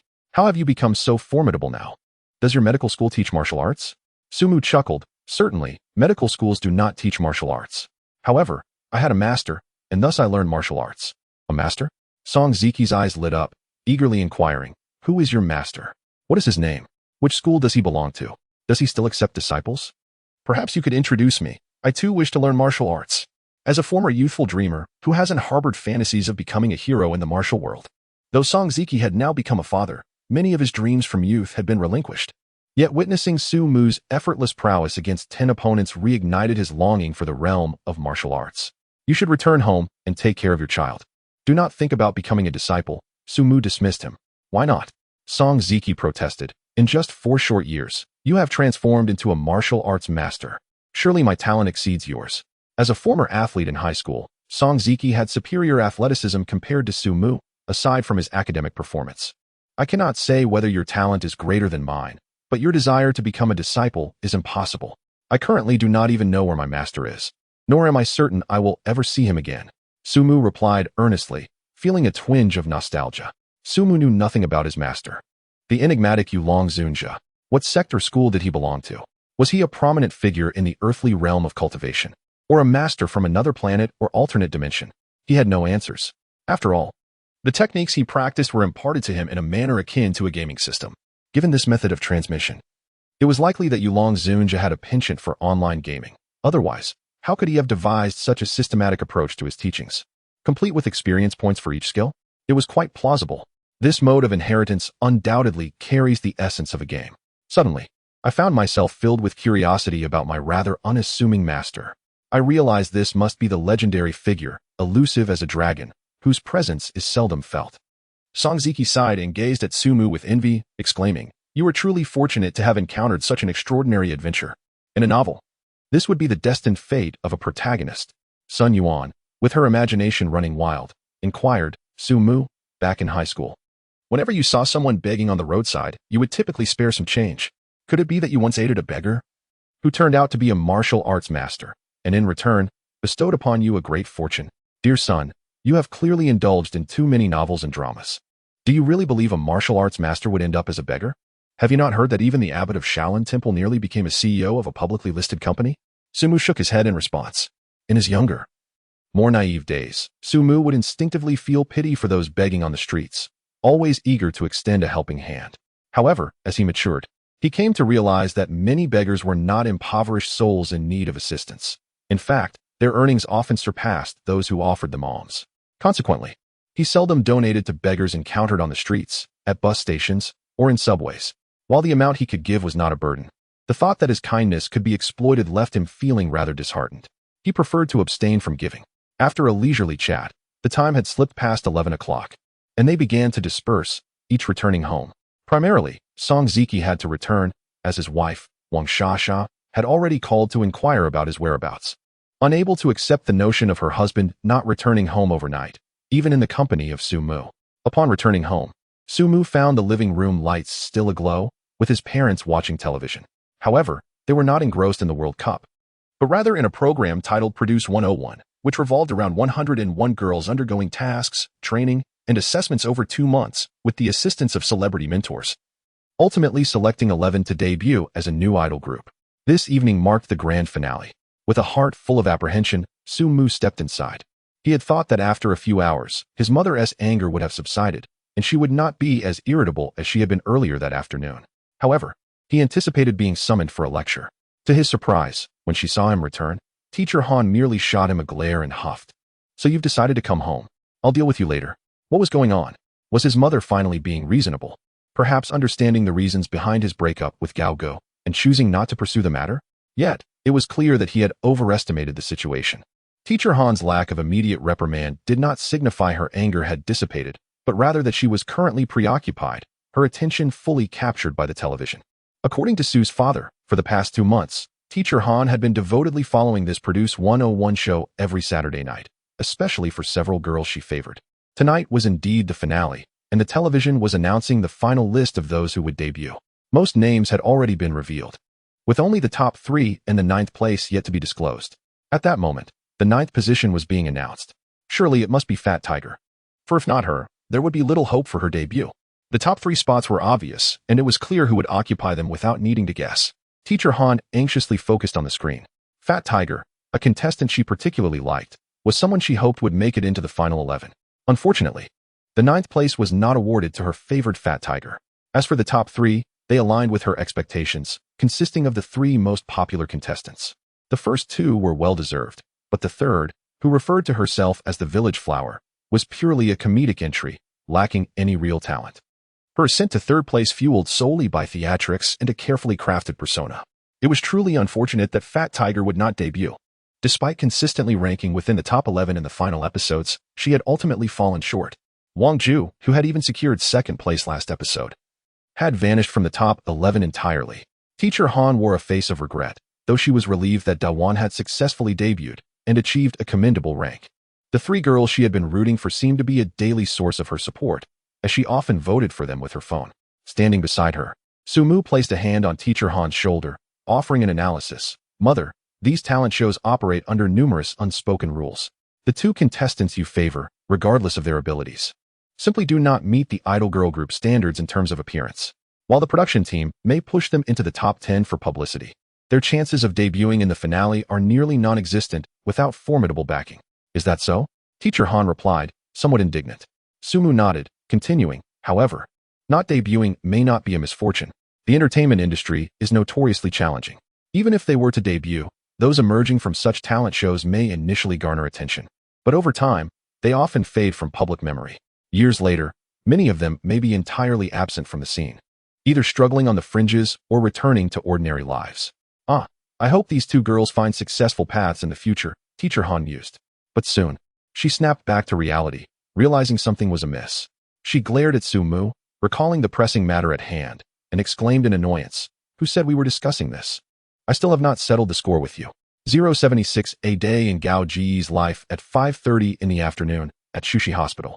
At this hour, most doctors, after a long day of toil, could finally shed their white coats and head home, but Gao Gu was not among them. Tonight, she was on night duty. Night shifts at the hospital are often regarded as one of the least desirable tasks for physicians and nurses alike. The reason is simple: they are excessively busy and exhausting. Especially in a large institution like Shushi Hospital, even with designated rest areas and beds for on-call doctors. The prospect of catching a decent night's sleep until dawn is nearly impossible. If one manages to snatch a couple of hours of sporadic sleep before being jolted awake, they consider themselves fortunate. Thus, many medical professionals harbor a lifelong wish to get through their night shifts without receiving patients, performing surgeries, or encountering emergencies, merely wishing to survive the night peacefully. However, for Gao Gu, the experience was different. During her night shifts, she actually preferred a more fulfilling workload, longing for a busy night before returning home to sleep. Yet, whether due to her unfortunate luck or perhaps the opposite, during her 3 night shifts since beginning her internship, she had found each one remarkably uneventful. She wanted to be busy, but circumstances simply would not allow it. Hospitals have a peculiar way of functioning. The more one fears something, the more likely it is to occur. Conversely, the things one desires often remain elusive. This phenomenon is akin to the numerous unspoken rules circulating within hospital walls. For instance, one must never utter phrases like "tonight is quite calm," "I'm not tired lately," or "I'm having good luck," lest they find themselves overwhelmed with work, questioning their very existence, and wishing they could retract their words. Moreover, there are specific dietary restrictions to consider before a night shift. Certain foods are strictly off limits. For example, mangoes, as their English name implies, suggest one might be busy as a dog. Similarly, consuming a spicy hot pot before a night shift is said to invite chaos, akin to receiving a hot pot gift package, leading to a tumultuous night where one may struggle to complete their duties by morning. Even some doctors refrain from showering before their night shifts, for it is said that the thick layer of grease they carry enhances their luck, ensuring a safe passage through the night. Consequently, within the department, many envy Gao Ji's fortune, and during her shifts, numerous doctors express a desire to swap schedules with her. Currently, Gao Gu is interning in the emergency department, having previously gained experience in several other departments, including internal medicine and laboratory science. In each rotation, she has distinguished herself remarkably. Though she is indeed a student from a traditional Chinese medicine university, she possesses 3 years of overseas study experience and hails from a family steeped in traditional medicine. Her grandfather, Gao Heqian, is one of the most renowned practitioners in the field. Thus, Gao Gu embodies a harmonious blend of Eastern and Western medical knowledge, excelling in both disciplines. Even without familial connections, securing a position at Shushi Hospital would not pose a challenge for her, as the leadership highly values talents like her. Naturally, if Gao Gu chooses not to remain, the hospital's leaders would not approach her with flattery. After 2.5 hours of her night shift, aside from tending to a patient with a knife wound, Gao Gu encountered little else of significance. Such luck is indeed rare in the emergency department, a coveted circumstance that many yearn for. After finishing the bandaging, she returned to the office, brewed herself a cup of coffee, and opened a comprehensive English medical textbook, delving into its contents with quiet focus. Gao Gu thrives in a life filled with purpose and activity, approaching every endeavor with seriousness and enthusiasm. When she finds herself with leisure time, her hobbies are few. She does not indulge in games or novels, and her only pastime, stemming from her childhood piano lessons, is listening to classical music. Overall, her life is rather singular. After a while, the office door swung open. However, it was not a nurse who entered, but a young doctor clad in a white coat, carrying a thermal container. With a smile, he said, "Gao Gu, you haven't eaten yet, have you?" Since I'm also on night duty today, my mother always prepares meals for me. Upon hearing that you were on duty as well, I asked her to send over 2 portions. The young man, Zhou Lu, was tall and had a fair complexion, complemented by a pair of glasses that lent him a scholarly air. While he may not be deemed a handsome man, he exuded a cheerful and sunny disposition.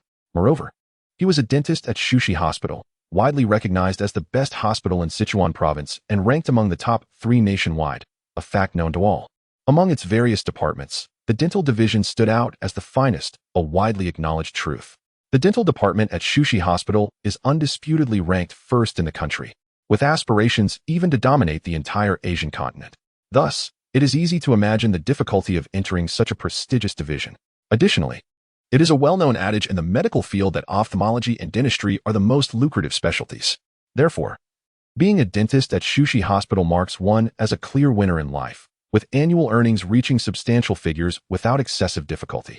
At 29 years of age, Zhou Lu remains unmarried and is a well-known catch within the hospital, with countless unmarried women eyeing him intently. Unfortunately, his standards are exceedingly high, and he finds little interest in the women he encounters until Gaogu arrived for her internship. Gaogu set down her book, instinctively furrowing her brow at the sight of him, a hint of helplessness flickering in her gaze as she shook her head and responded, "Thank you for your kind offer, but I'm not hungry at all today and prefer not to eat." Zhou Lu, undeterred by her refusal, stepped further into the office, unwrapping the thermal container on the desk and cheerfully asserting, "As a doctor, you should understand the dangers of irregular eating habits better than anyone else. Therefore, even if you're not hungry, it's important to have a little something at mealtime." The contents of the thermal container were diverse and appetizing, vibrant in color and rich in aroma. At that moment, another individual entered the office, a fashionably dressed middle-aged woman exuding an air of affluence. "Mom, why haven't you left yet?" Zhou Lu asked in surprise. Zhou's mother shot him a disapproving glance and replied, "You lied to me, saying a male colleague was working overtime and needed extra meals. Now, the truth is revealed, isn't it?" She then turned to Gao Gu, her face lighting up with excitement as she exclaimed, "What is your name, dear doctor? You are truly beautiful." Before Gao Gu could respond, Zhou's mother cast a disapproving look at her son and continued, "No wonder I found you a multitude of introductions to lovely ladies, and you turned them all down. It appears you already have a girlfriend." Under normal circumstances, Zhou Lu would have preferred his mother not to meddle in his romantic affairs, as she often insisted on meeting his new girlfriends. However, this time he felt quite pleased. It was a splendid opportunity. He feigned embarrassment and clarified, "Mom, Gao Gu is not my girlfriend. We are merely colleagues." Zhou's mother scoffed, "Don't try to deceive me. I know you well. If she were just a colleague, would you have gone out of your way to have 2 meals prepared? This is the first time in years." Gao Gu found herself genuinely embarrassed. If it were just Zhou Lu, she could have declined more easily. However, with his mother present, she felt at a loss for words. Just then, her phone rang, and upon seeing the caller ID, Gao Gu sighed in relief, for it was Su Mu's mother. The unfolding events were unpredictable, whether intentional or not. Zhou Lu and his mother played their parts with great synergy, as if performing a duet. What was once a simple collegial relationship between Gao Gu and Zhou Lu now seemed as though she were his girlfriend. Fortunately, just as Gao Gu pondered how to navigate the situation, Professor Han's call provided her an escape. "I assure you, Zhou Doctor and I are merely colleagues. I already have a boyfriend, and he is not Zhou Doctor," Gao Gu stated. Zhou's mother was momentarily taken aback, her expression one of disbelief as she glanced at her son. Zhou Lu, too, furrowed his brow, a hint of skepticism crossing his features. "Gao Gu has a boyfriend?" According to the information he received, Gao Gu did indeed have a boyfriend during her university years, but they had broken up, leaving her single. However, he had never directly confirmed this with her, hence his uncertainty. As the mother and son hesitated, Gao Gu raised her phone, saying, "My boyfriend's mother is calling me. I need to step out to take this call." At her words, Zhou's mother was left speechless. A call from a boyfriend's mother was even more awkward than a call from the boyfriend himself. Apologetically, Gao Gu made her exit from the office to answer the phone. Once she departed and the door closed behind her, Zhou's mother turned sharply to her son, her expression stern. "Zhou Lu, what on earth are you up to? The previous girlfriends you sought were either models or singers in bars. None were respectable. Now, after finally finding a doctor, it turns out she has a boyfriend. Don't try to convince me you two are just friends. I can see right through you. What are your intentions with her?" Zhou Lu, shaking his head in exasperation, replied candidly, "I do indeed have feelings for her and wish to pursue her. However, before this, I genuinely believed she was single." Zhou's mother retorted, "Now that you know she has a boyfriend, what do you intend to do?" Adjusting his gold-rimmed glasses with a sense of intrigue, Zhou Lu responded, "Naturally, I shall continue to pursue her." Zhou Mu was extremely exasperated, yet she had long been aware of her son's disposition. Despite numerous attempts at educating him, her efforts had yielded little fruit, leaving her helpless. With a mixture of frustration and resignation, she remarked, "You are already 29 years old, soon to be 30. Can't you show a bit of maturity? A couple of years ago, you claimed to be young and wished to enjoy life a little longer, and I let it slide. But now that you have reached your 30s, you have had your fun. It is time to take things more seriously, don't you think?" Zhou Lu placed his hands on his mother's shoulders, smiling as he replied, "Mom, I assure you, this time I am more serious than ever. The new intern at the hospital has truly impressed me. She evokes feelings reminiscent of my first love. Moreover, I have heard whispers of her remarkable family background. Vice Director Qin even invited her to dinner. Perhaps this time, I might genuinely settle down." Upon hearing this, Zhou Mu's expression softened slightly as she hesitated. But she already has a boyfriend. What of it? As long as she isn't married, there's still hope. Zhou Lu shrugged nonchalantly, exuding confidence. Her boyfriend seems to be just a fellow university student, rather ordinary and lacking in ambition. Do you genuinely believe he poses a threat to me? Such love is easily dismantled. The romances formed during university are often ephemeral. There's a rather pretentious saying that goes, like a handful of loose sand. It scatters with the slightest breeze, Zhou Lu reflected, recalling his once naive beliefs, now replaced by the wisdom of experience. Gao Ge stepped out of the office, turning into a serene corridor, inhaling deeply and pushing aside the emotions from earlier. He greeted, "Good evening, Auntie." Meanwhile, far away in the small county town of Qingjiang, Teacher Han, upon learning of Su Mu and Gao Ji's breakup, was overwhelmed with anger, which overshadowed her joy from the thriving business at the Four Seasons Hot Pot restaurant and the miraculous effects of Yuling Dan. This clearly illustrated how highly Gao Ge was regarded in her eyes. Mr. Su tried to console her, explaining the circumstances, but was met with a barrage of scolding from Teacher Han. With Su Mu's departure, she had no outlet for her frustration and directed it all towards him. "Why is it that you know these things, yet I do not? You and your son conspired to keep me in the dark, didn't you?" Mr. Su could only silently protest. "I just learned of it myself." But Teacher Han was not interested in explanations. Only after her tirade did she calm down a bit. Once her anger subsided, Teacher Han immediately dialed Gao Ji's number. "Xiao Gao, you must be off work by now." Once connected, she suppressed the irritation from her earlier quarrel, greeting him with a bright smile. "Not yet. I'm on night duty, working through the night," Gao Ge clarified. "Oh, am I disturbing you then? Perhaps I should wait until you are free to call again," Teacher Han, known for her understanding demeanor, suggested. "Not at all. I rarely have anything to attend to during my shift. It's quite leisurely," Gao Ge promptly reassured her. "That is good to hear," Teacher Han nodded. "Xiao Gao, is there something you wanted to discuss?" After a moment of hesitation, Teacher Han decided to be forthright. "Xiao Gao, have you and Su Mu broken up?" Gao Ge was momentarily taken aback, struggling to process the question. After a while, she responded with a complex mixture of emotions. "Auntie, did Su Mu tell you?" "He did." Teacher Han sighed, then added with some indignation, "But Xiao Gao, you must tell me, did that rascal Su Mu do something wrong, leading to your breakup? I'll make sure to give him a proper talking to." That nodded. Gao Ge quickly shook her head, her tone tinged with disappointment. "It wasn't he that Su Mu did anything wrong. The main issue lies with me. I had too many expectations of Su Mu, forcing him into situations he disliked. I constantly imposed my views on him, leading to growing disagreements. Thus, we mutually decided to part ways. Please don't blame Su Mu." Teacher Han felt a pang of discomfort, casting a reproachful glance at Mr. Su. "It's our son who is at fault. Why is it that he doesn't inherit any of my merits? Instead, he seems to have taken after his father entirely. He can indulge in what he likes. But forcing him into things he despises is akin to torturing him." Mr. Su, once again the target of her ire, could only express his helplessness. Gao Ge, initially feeling disheartened, couldn't help but smile at Teacher Han's words. Each phone call with her brought a wave of joy, as she was an unusually engaging mother figure. Having never truly experienced maternal love, she found a sense of comfort in their interactions. Therefore, even after her breakup with Su Mu, Gao Ge maintained her connection with Teacher Han. After a while, Teacher Han tentatively inquired, "Xiao Gao, do you have someone else you like now?" Gao Ge shook her head and replied honestly, "No. I'm quite enjoying the single life right now, having just graduated.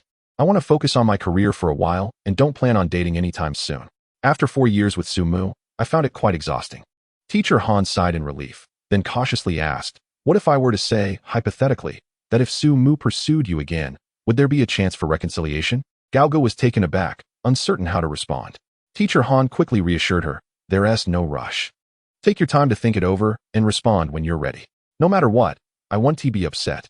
Galgo pondered for a while, carefully selecting her words before replying. "Auntie, given our current circumstances, we truly are not suited to be together. If neither of us changes, even if we were to reconcile, it would likely not last, and we would end up breaking up again. At least for the next few years, I believe that will be the case. As for the future, who can predict what it holds?"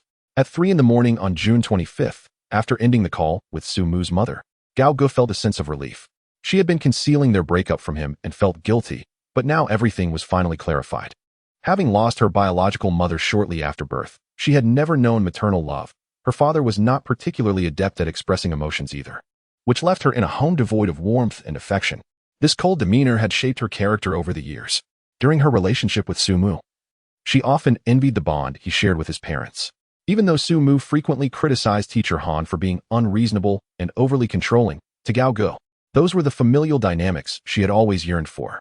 Thus, when she met Teacher Han, their conversations were delightful, and Gao Ge found herself not merely viewing her as her boyfriend's mother, but as a maternal figure, experiencing the love she had long missed. This was why, in every interaction with Teacher Han, Gao Ge wore a genuine smile, even brighter than when she was with Su Mu, as she felt an overwhelming warmth. Thankfully, even after her breakup with Su Mu, Teacher Han did not alter her stance, affirming that they could still maintain their connection. Taking a deep breath to collect herself, Gao Ge returned to the office, expecting that Zhou Lu and his mother would have departed by now. However, upon her return, while Zhou Mu's mother was absent, Zhou Lu remained in the office, waiting for her. "Finished your call?" Zhou Lu's expression was unchanged, still wearing his usual gentle smile.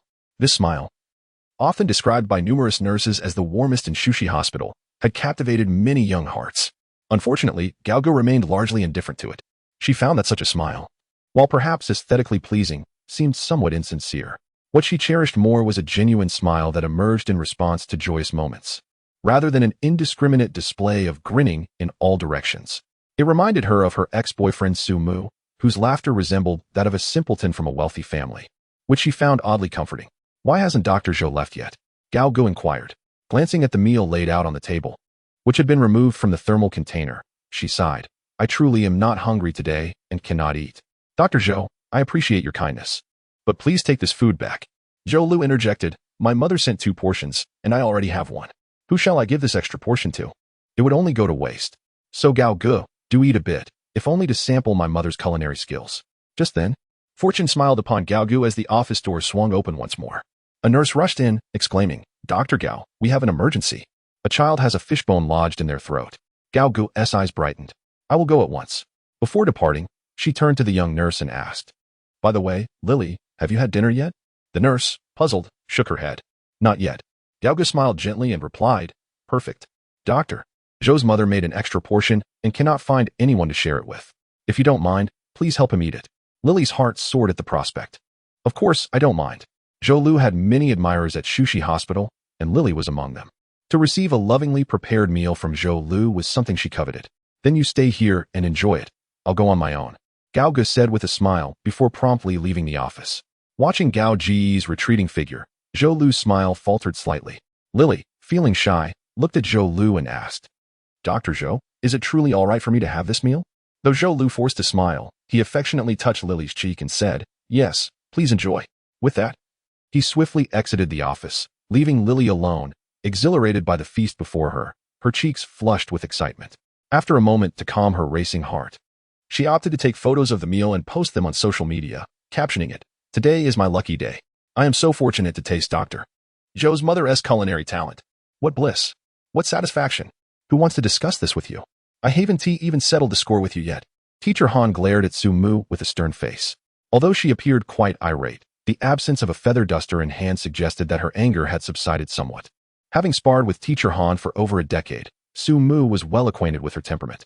"Mom, are your shoulders sore? Let me give you a massage," he said, boldly sitting behind her and expertly kneading her shoulders.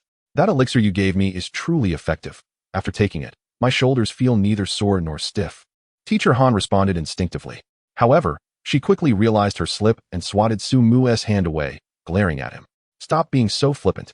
Do you think you can gloss over this? Tell me, why did you break up with Gao Ge so casually?"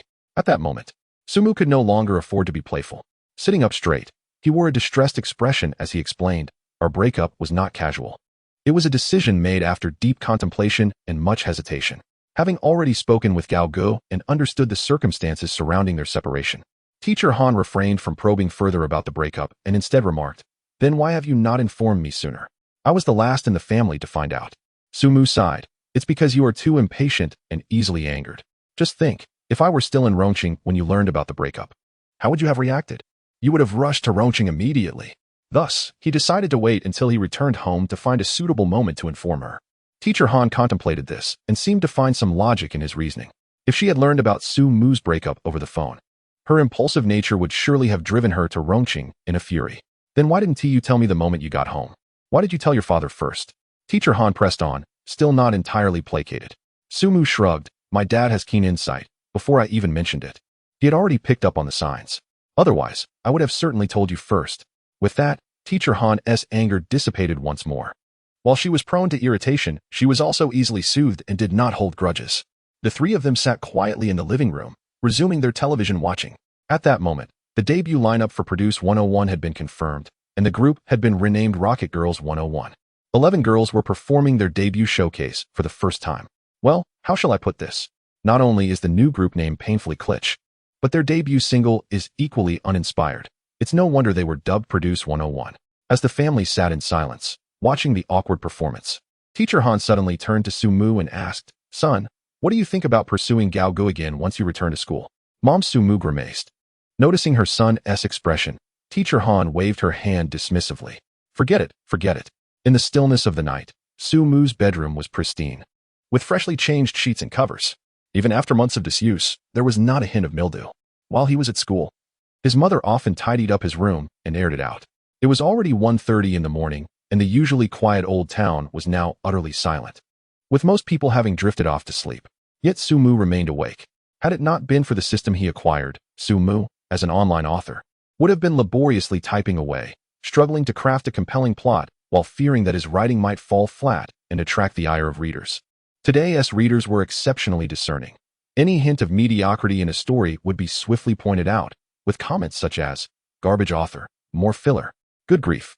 I was just lying at home. How did I suddenly end up in water? Oh, it turns out the author dug a swimming pool in my house. Upstairs. What are you complaining about? Your house merely has a swimming pool. Mine has been washed away by the deluge of the author's writing. The above comments are nonsense. I've been swept all the way to the Pacific Ocean, and what have I said? Author, please stop with the filler. Kindly check how many readers have drowned in your writing. Our swimming skills are poor, and we could easily perish. Are you all exaggerating? I actually think the author's writing is quite good. It's not filler at all. Is it necessary for the author to share the outline for you to believe it's not filler? Your expectations are too high." Su Mu, when he was still writing, would read such comments and could not help but feel that today's readers were a demanding bunch. Fortunately, with the system in his possession, he had become quite successful, effortlessly earning millions each month by merely opening a hot pot restaurant. He no longer had to endure the hardships of being an online author or stay up late writing. Nor did he have to listen to the complaints of those discerning readers. What a relief. Currently, Su Mu was awake for the sake of cultivation. After consuming a Peiyuan pill, the overwhelming medicinal power coursed through him, filling his previously empty spirit, and every pore in his body opened up, bringing such comfort that he nearly gasped aloud. Despite having undergone numerous sessions of cultivation and consumed many pills of the Peiyuan Dan, each experience still presents a novel and distinct sensation. The vital energy within him is invigorated, instinctively circulating according to the principles of the Ziki Dong Lai Gong, continuously absorbing the profound medicinal power contained in the Peiyuan Dan, gradually strengthening bit by bit. Su Mu's visage is now adorned with a faint purple aura. After approximately half an hour, the potency of the Peiyuan Dan is nearly fully absorbed, and the rushing vital energy begins to slow, gradually achieving a state of equilibrium. Ziki Dong Lai Gong, 39100, experience points, 1. He is now one step closer to reaching the first level's full experience, completing the 100-day foundation building process. Tomorrow, during daylight, he plans to seek out a secluded, deserted spot to practice the Longhu Dali Jinggang Gong. Through diligent practice, Su Mu dedicates 1 to 2 hours daily to enhance his proficiency, resulting in the experience points for Longhu Dali Jinggang Gong quietly surpassing those of Ziki Dong Lai Gong, now reaching 46,360. This set of Jinggang Gong yields experience points at a significantly faster rate compared to Ziki Dong Lai Gong. However, the first level's maximum experience for Ziki Dong Lai Gong is merely 100, while that of Longhu Dali Jinggang Gong stands at a substantial 360. Thus, Sumu cannot afford to relax in his training of Jinggang Gong. Rather, he must exert additional effort, or else the advancement of Jinggang Gong will surely lag behind that of Ziki Dong Lai Gong. Yet, if 100 experience points in Ziki Dong Lai Gong signify a 100-day foundation, what does the 360 experience points in Longhu Dali Jinggang Gong represent? Could it possibly denote a year? Sumu is currently perplexed. Both techniques remain at their first level, and he possesses scant knowledge, having yet to truly grasp the profound mysteries inherent in these practices. What ultimate form will the Longhu Dali Jinggang Gong take upon completion? Will his defenses become impervious to blades and bullets, or even to all forms of attack? Nevertheless, as his vital energy continues to swell, each session of Ziki Dong Lai Gong imbues Su Mu with an indescribable sensation, as if he is on the verge of entering an extraordinary state. Yet he is currently unable to fully grasp it.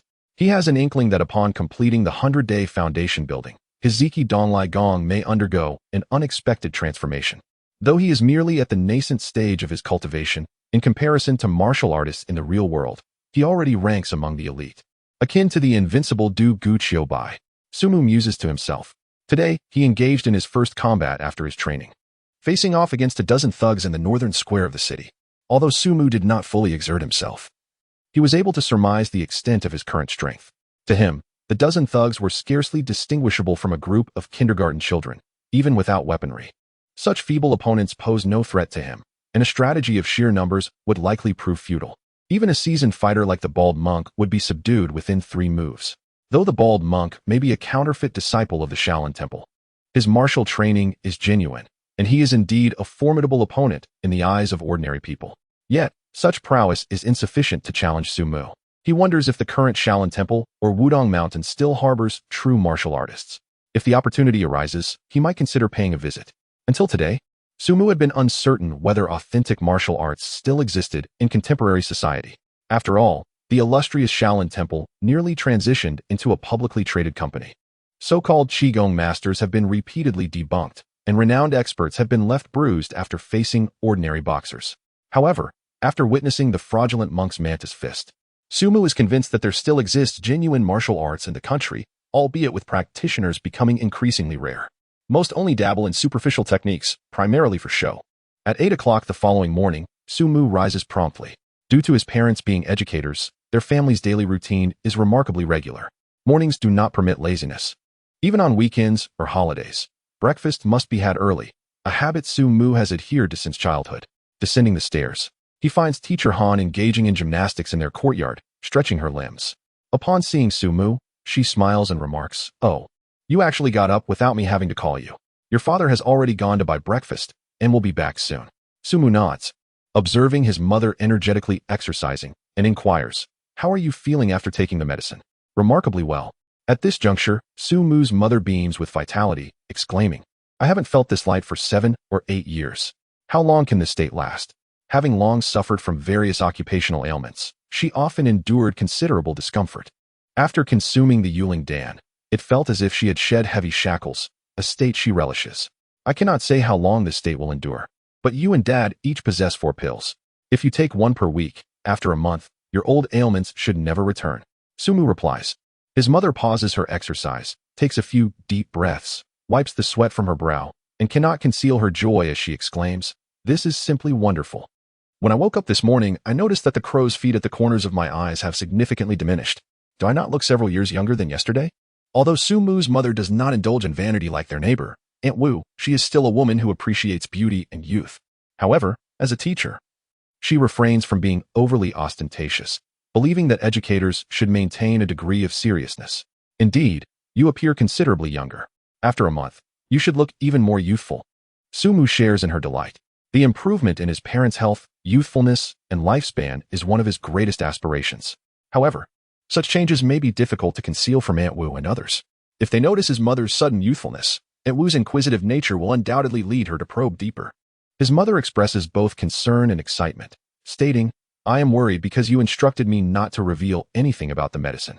Yet I am thrilled at the thought of my old friends envying my newfound beauty. Especially Aunt Wu, who spends exorbitant amounts on skincare, yet sees little effect. Witnessing Su Mu's mother achieve such improvement without effort would surely drive her to distraction. Teacher Han's reasoning is indeed sound. The Yuling Dan has an extraordinarily powerful effect on ordinary individuals. Not only can it treat various ailments and optimize bodily functions, but it also replenishes vital energy, prolongs life, and makes one appear several years younger. Particularly after a month, once Su Mu's father and Su Mu have consumed all 8 Yuling Dan, their vitality will undoubtedly undergo a significant transformation, potentially appearing 10 years younger. At that point, relatives, friends, colleagues, and neighbors will surely notice the change. While ordinary individuals might not overthink it, merely expressing envy and admiration, those like Aunt Wu, who are concerned with appearances and possess disposable income, will undoubtedly be driven to inquiry if they witness Su Mu's mother looking significantly younger. Teacher Han, torn between worry and excitement, deliberates for a while before finally declaring, "Forget it. If she asks, I will simply say, I do not know the reason. I only know that after consuming the medicine your son brought back, I became younger. If they wish to buy such medicine and find it ineffective, that is beyond my control. After all, she refused it when I offered it to her yesterday." It appears that Teacher Han is still harboring resentment over Aunt Wu's mocking remarks from the previous day. Minutes later, Su Mu's father returns with breakfast, youtiao soybean milk, and the frozen rice cakes that Su Mu particularly enjoys. During breakfast, Su's father inquired about Su Mu's plans for the summer vacation. Throughout his 4 years in university, Su Mu returned home every summer, but with 2 long months ahead, it was impossible to simply eat and sleep all day. One must seek out activities and have some plans. For instance, Su Mu had previously engaged in tutoring, learned to play the guitar, or traveled with his family during the summer. This year, however, he had no specific plans, as he could only stay at home for half a month before returning to Rongqing. Returning to Rongqing in just half a month? Su's mother exclaimed, raising her head in surprise. Is there something going on at school? Or have you changed your mind about interning at a hospital? Su Mu shook his head and replied honestly, neither. It's because the hot pot restaurant is preparing to open a new branch. Opening a branch so soon? Su's mother was even more astonished, pausing her meal and frowning. Isn't that a bit too hasty? Your hot pot restaurant just recently reopened after renovations. And although business is thriving now, that doesn't guarantee it will always be this way. Look at the self-service hot pot on Shuyuan Street in our county. It was bustling 2 years ago, with long lines during mealtimes, especially on weekends and holidays. Yet, 2 years later, look at them now. They're nearly closing down.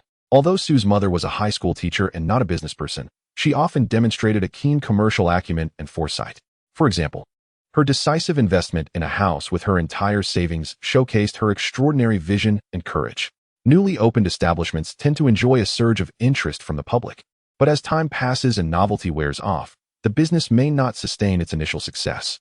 Su's mother rationally advised, of course, I'm not suggesting your hot pot restaurant will fail, but you and Xiao Zhou let the recent success cloud your judgment. Just because business has been good for the past month or 2 doesn't mean it will continue that way. In essence, Su's mother was hesitant about Su Mu's eagerness to open a new branch. Su Mu smiled in response, reassuring her, Mom, don't worry. Xiao Zhou and I are not blinded by recent success. We are quite clear-headed. Our hot pot restaurant's business is not just thriving. It has garnered an excellent reputation, with customers often unable to dine due to long waits. Therefore, the desire to open a branch is even stronger among our patrons than it is for us. Su's father, unusually siding with Su's mother on this matter, added, actually, opening a restaurant can be similar to marketing a product. When you only have one store and business is booming, it attracts more customers, but once you open a second location, they can dine more easily and may not come as often. It's akin to how a certain domestic smartphone brand employs scarcity marketing. Despite the years that have passed, each new release creates a buzz, resulting in impressive sales. I didn't expect you to know so much about scarcity marketing, Dad, Su Mu chuckled, shaking his head with confidence. But that principle holds true. Still, I reiterate, Xiao Zhou and I have thoroughly considered and researched the market before deciding to open a new branch. Once we do, our business will undoubtedly flourish, and our monthly income will only increase. So please rest easy. Seeing their son's confidence, Su's parents hesitated for a moment. Even though they remained skeptical about the venture, they refrained from further persuasion. Su's mother often intervened in Su Mu's romantic affairs, but she generally supported his entrepreneurial spirit regarding the hot pot restaurant. Even if it ultimately resulted in losses, as long as it wasn't a significant amount, she would remain supportive. Opening a branch of a hot pot restaurant, Even if business faltered later, likely wouldn't result in substantial financial loss. Teacher Han wiped his hands with a napkin, stood up, and went to the back room for a moment. When he returned, he held out a bank card to Sumu, saying, "Do you have enough money to open the branch? You spent quite a bit on the elixir, so your balance must be low. Your father and I have saved a bit over the years. If you're short on funds, use this first." "No need," Sumu quickly declined. "Opening a branch doesn't require much capital. I have enough on my own."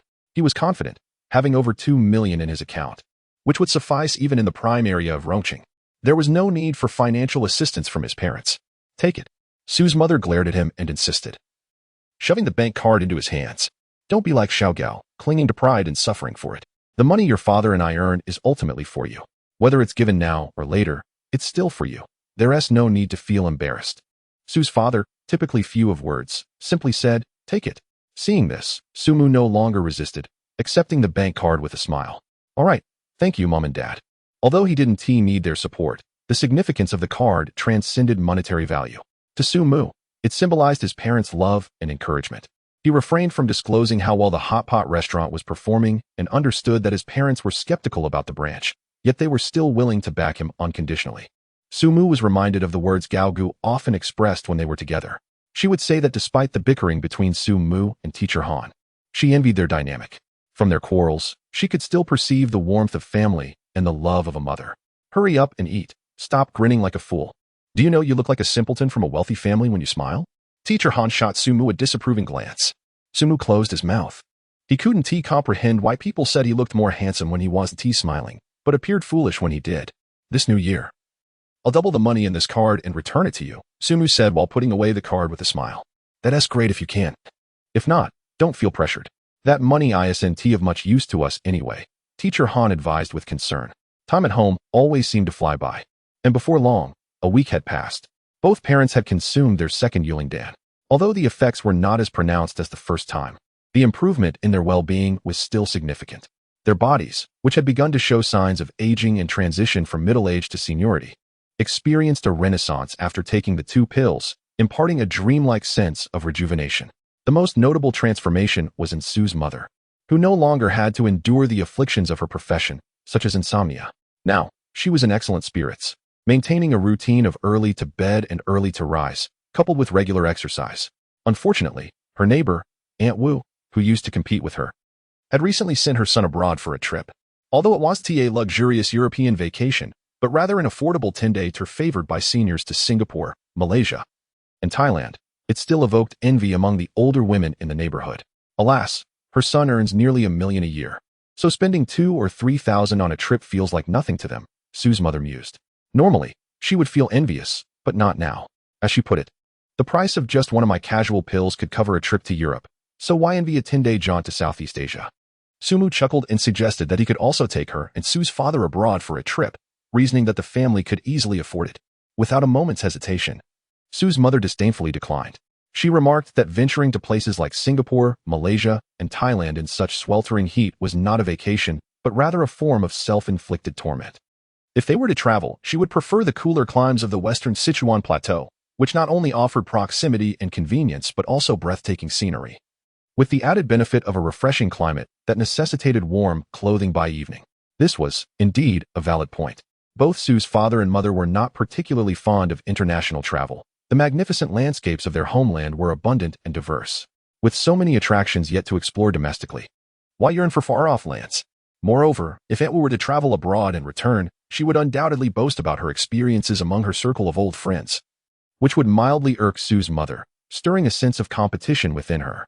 However, Teacher Han now exuded confidence, as Aunt Wu would likely find it difficult to flaunt her travels upon witnessing Su's remarkable transformation.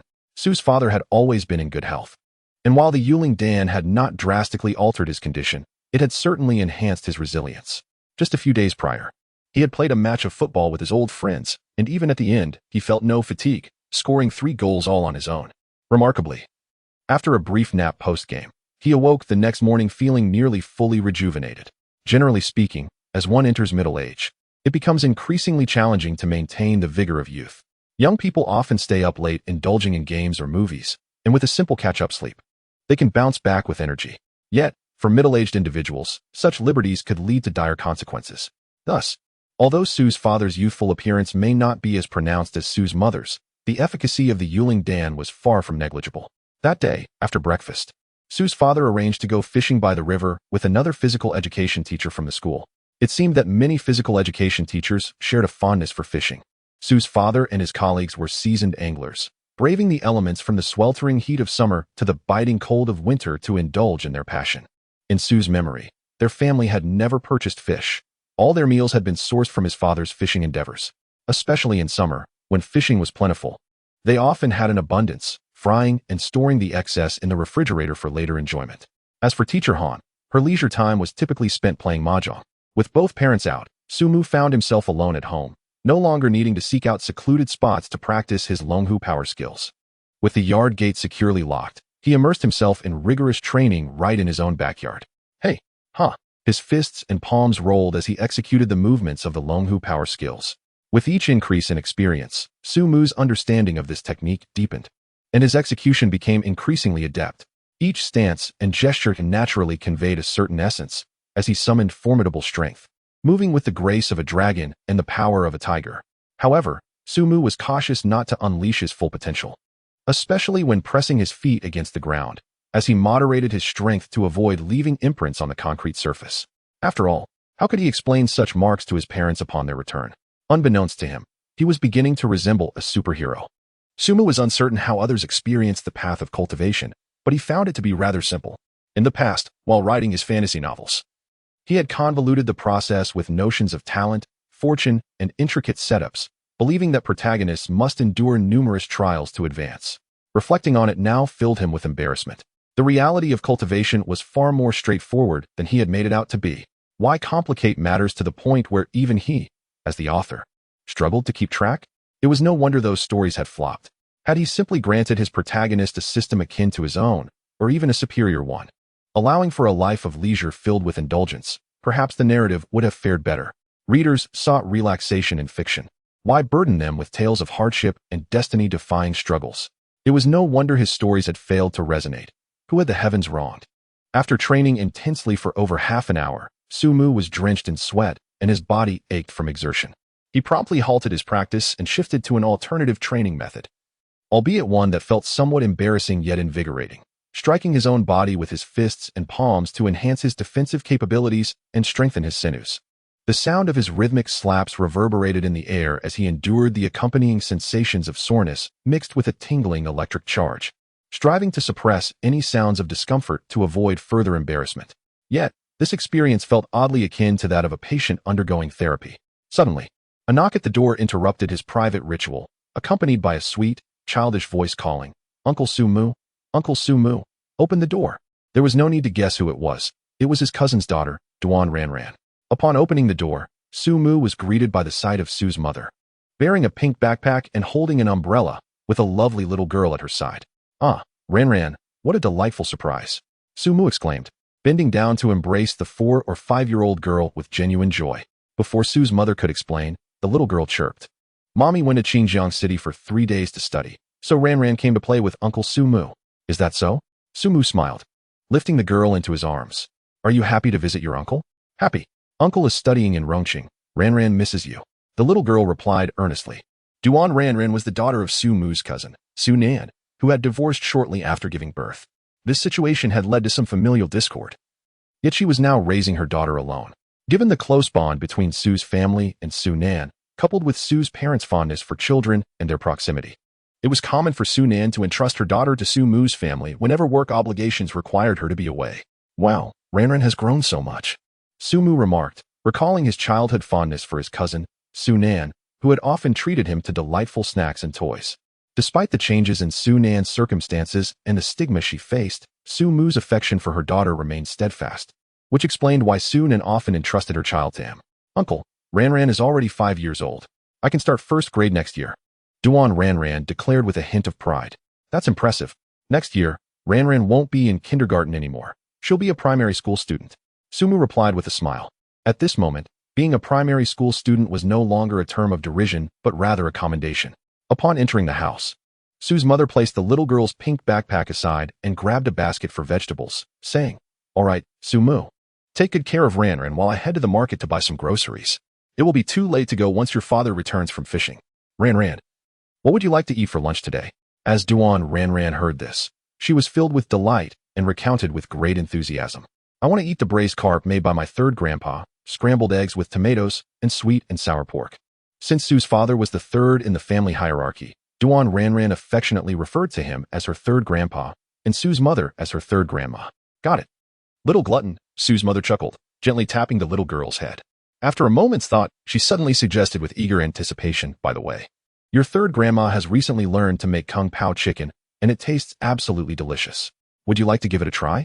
No, thank you, third grandma. I'm not particularly fond of your cooking. I prefer the dishes made by my third grandpa. Without a moment's hesitation, Ran sweetly replied. Having dined at Su Mu's home frequently since childhood, she was well acquainted with the family's menu. She knew well that her third grandpa's food was delightful, while her third grandma's was not to her taste. Thus, whenever Sue's mother inquired about what she wanted to eat, she cleverly specified her desire for her third grandpa's cooking. When Sue's mother volunteered to prepare her specialty, the little girl unequivocally refused. Children, in their innocent candor, speak their minds without any reservations or subtlety. The more radiant Ran's smile became in her rejection, the more poignant it was for Teacher Han. Children speak without guile. They truly understand so little. Teacher Han consoled herself internally, feeling slightly disheartened. Naturally, she could not show her displeasure to a child. Instead, she picked up her basket and headed to the market with a melancholic air. At this moment, Ran looked up at Su Mu and, in a hushed voice as if sharing a secret, said, Uncle, I also want to have ice cream and French fries. Her mother usually imposed strict dietary restrictions on her, encouraging her to avoid candies, desserts, and beverages whenever possible, while outright prohibiting junk food. Only when visiting Su Mu's house could she sneak a little indulgence. We can't have that right now. Look, your third grandma is off to buy ingredients, and your third grandpa will soon return to prepare a delicious lunch for you. If you eat ice cream and French fries now, you won't have room for your meal, Su Mu replied with a smile. After lunch, you can have ice cream and French fries, all right? Okay. Ran nodded earnestly, her face glowing with happiness. Approximately 10 minutes later, Sue's father returned from fishing, and Sue's mother came back with the groceries. The two of them headed to the kitchen to prepare lunch. Although still stung by Ran's innocent remarks, Sue's mother decided she should cook a portion of kung pao chicken to teach the little girl a lesson. To illustrate the old adage that one should treat others with fresh eyes after a separation of 3 days, her culinary skills had indeed improved significantly since then. Teacher Han, ever competitive, was determined. After about half an hour, the meal was ready. Come, Ran, try this dish and tell me how it tastes. As soon as they sat down to eat, Sue's mother eagerly placed a serving of kung pao chicken in Ran's bowl for her to taste. The dish had received rave reviews from Su Mu and Sue's father, bolstering Sue's mother's confidence in her cooking and fueling her eagerness to alter Ran's preconceived notions of her third grandma. Seeing this, Su Mu and Sue's father could hardly suppress their laughter, lowering their heads to eat. Recently, Teacher Han had grown a bit overconfident, and it seemed it was time for Ran to douse her with a splash of cold water to bring her back to reality. Typically, Su Mu and Sue's father refrained from disheartening her hard work and sincere intentions and often offered insincere praise. However, Ran was not so gentle. Indeed, as the oblivious Ran looked at the chicken in her bowl, she happily popped a piece into her mouth. How does it taste? Is it good? Teacher Han asked eagerly, her eyes fixed on the little girl. However, as soon as Ran took her first bite, her adorable face scrunched up in distaste. Yet, remembering the saying, every grain on your plate is hard-earned, she swallowed it down without spitting it out. Once it settled in her stomach, she grimaced and said, I don't like this dish. Did you make it, third grandma? How can this be? How can you say it doesn't taste good? Sue's mother exclaimed, taking a piece for herself and finding it quite satisfactory. Undeterred, she insisted, Ran, I think it tastes just fine. Ran, however, took a large piece of sweet and sour pork, her mouth smeared with sauce, and shook her head, declaring, I think it's just okay. It's still better when my third grandpa makes it. Teacher Han felt 1,000 emotional blows at that moment. She glanced at her husband and son. Realizing they were both suppressing laughter while trying to maintain a serious demeanor, finally comprehending the truth of the situation. You can forget about eating my cooking in the future. Sue's mother thought bitterly. She conceded defeat. After all, her initial intent was to impress Gao Gu with her culinary skills when he visited. Now, she wasn't even sure if he would come over again, so she was loath to cook. After the meal, eager to persuade Su Mu to take her out for some fun in the afternoon, Duan Ranran proactively pulled out her homework and began working on it under Su Mu's guidance. Today's children have it tough. Even preschoolers receive summer assignments and cannot relax during vacations. They must complete their homework daily before being allowed to play. Su's mother watched as Su Mu patiently helped Duan Ranran with her studies, and their shared laughter warmed her heart. Unable to contain her thoughts, she casually asked, Su Mu, since you enjoy children so much, when can I expect to hold a grandchild? Remember Chin, who taught you English? She is the same age as I am and has already become a grandmother this year. Su Mu looked up, bewildered. Is mom hinting at marriage or urging me to have children now? Isn't that a bit premature? I still have a year until I graduate from college. Isn't this too soon? He replied, a frown creasing his brow. Not too soon at all. You'll graduate in a year. And then you can marry and have children. But you don't even have a girlfriend. When will you have kids? Su's mother remarked. I apologize. I sincerely apologize. I apologize. Important matters must be reiterated thrice. I intended to compensate with 3 updates today, but alas, I have only managed 2 chapters thus far. I feel quite guilty. In the following 2 days, Su Mu found himself immersed in the life of a doting caregiver. Each day, apart from practicing his martial arts, he devoted himself to indulging Duan Ranran in delightful activities, including meals, leisure, and dance training, leaving him little time for his usual regimen. Duan Ranran was learning ballet, not out of coercion from her mother, but because she herself was enamored with dance. After seeing ballet on a television program and finding it enchanting, she eagerly expressed her desire to learn to her mother. She had been studying for some time and was now quite adept, with her ballet teacher praising her as the most talented in the class, suggesting she might pursue it professionally in the future. Perhaps due to her upbringing in a single-parent household, Duan Ranran was remarkably mature for her age, well-behaved, and brought joy to those around her. Su Mu suddenly pondered that while teacher Han's jest about him having children was lighthearted, should he ever have a child, he believed he would not find the prospect daunting. In contemporary society, especially among young men, there exists a widespread reluctance to embrace fatherhood. Many resist the idea of even dating, let alone having children, as the pressures from their wives, parents, and in-laws mount. Some feel unprepared financially or materially, believing that having children would be a burden. Others simply feel they are not yet mature enough, viewing the prospect of raising a child as a daunting and terrifying responsibility. However, Su Mu had never harbored such concerns. He had never found children to be terrifying. When he was with Gao Gu, he often contemplated what life would be like with children in the future. Ultimately, it was Gao Gu who expressed that even after marriage, she did not intend to have children anytime soon, whereas Su Mu felt a burgeoning sense of anticipation. On this particular day, after picking up Duan Ranran from her dance class, he took her, as promised, to KFC for fries and ice cream. Logically, each visit to KFC should have filled Duan Ranran with joy, bouncing along the way with playful guesses. Yet today, the little girl was unusually quiet, her head bowed, her spirits low. Su Mu quickly sensed that something was amiss and inquired, Ranran, what's wrong? Is there something bothering you? Duan Ranran held Su Mu's hand, her innocent face revealing a hint of inner turmoil, as if she were grappling with whether to confide in Su Mu. Was there a secret even her uncle should not know? Su Mu feigned a sorrowful expression. In the presence of children, adopting a cute demeanor felt far from distasteful. No. Duan Ranran immediately shook her head, her voice tinged with a hint of grievance. Today, the dance teacher thought you were my father. I told her no. My uncle is not my father. The sadness in her eyes deepened as she continued. The teacher asked why she had never seen my father. With her head still lowered, she took small steps, speaking to herself. Ranran also misses her father. But every time I cry and insist on seeing him, Mommy becomes very sad, and she cries too. As I grew older, I became more understanding and realized I shouldn't ask to see my father in front of Mommy. I don't want to see her cry. She has it tough caring for me. I can't make her sad. Yet, she couldn't help but think of her father. During the kindergarten sports day, while other children's parents attended, Ranran only had her mother. Other children sometimes teased her, saying that Ranran was a girl without a father. Uncle, why doesn't Ranran have a father? After saying this, the little girl looked up at Su Mu with red-rimmed eyes, tears welling but refusing to fall, her small face displaying a stubborn resolve as she fought to hold back her tears. Yet, this very determination made Su Mu's heart ache even more. He had never imagined that such a young girl could comprehend these feelings or so selflessly conceal them to protect her mother's emotions. But how much sorrow must weigh on her tender heart? Su Mu swiftly lifted her into his arms, gently reassuring her. But Ranran has the most loving mother in the world.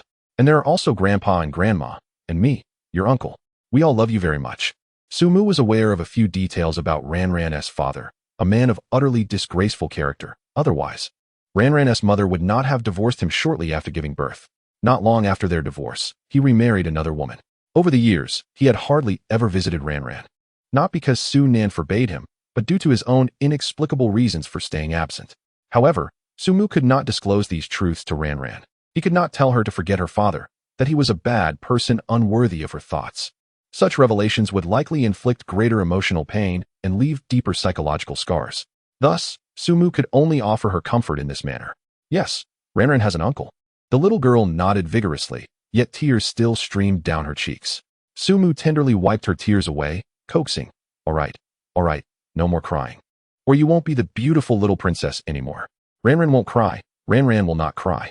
The little girl rubbed her eyes vigorously, trying to suppress her tears, but her eyelids only grew redder. Ranran, in the future, if you want to see your father, don't tell your mother. Just call your uncle, and we'll talk. All right, never suffer in silence.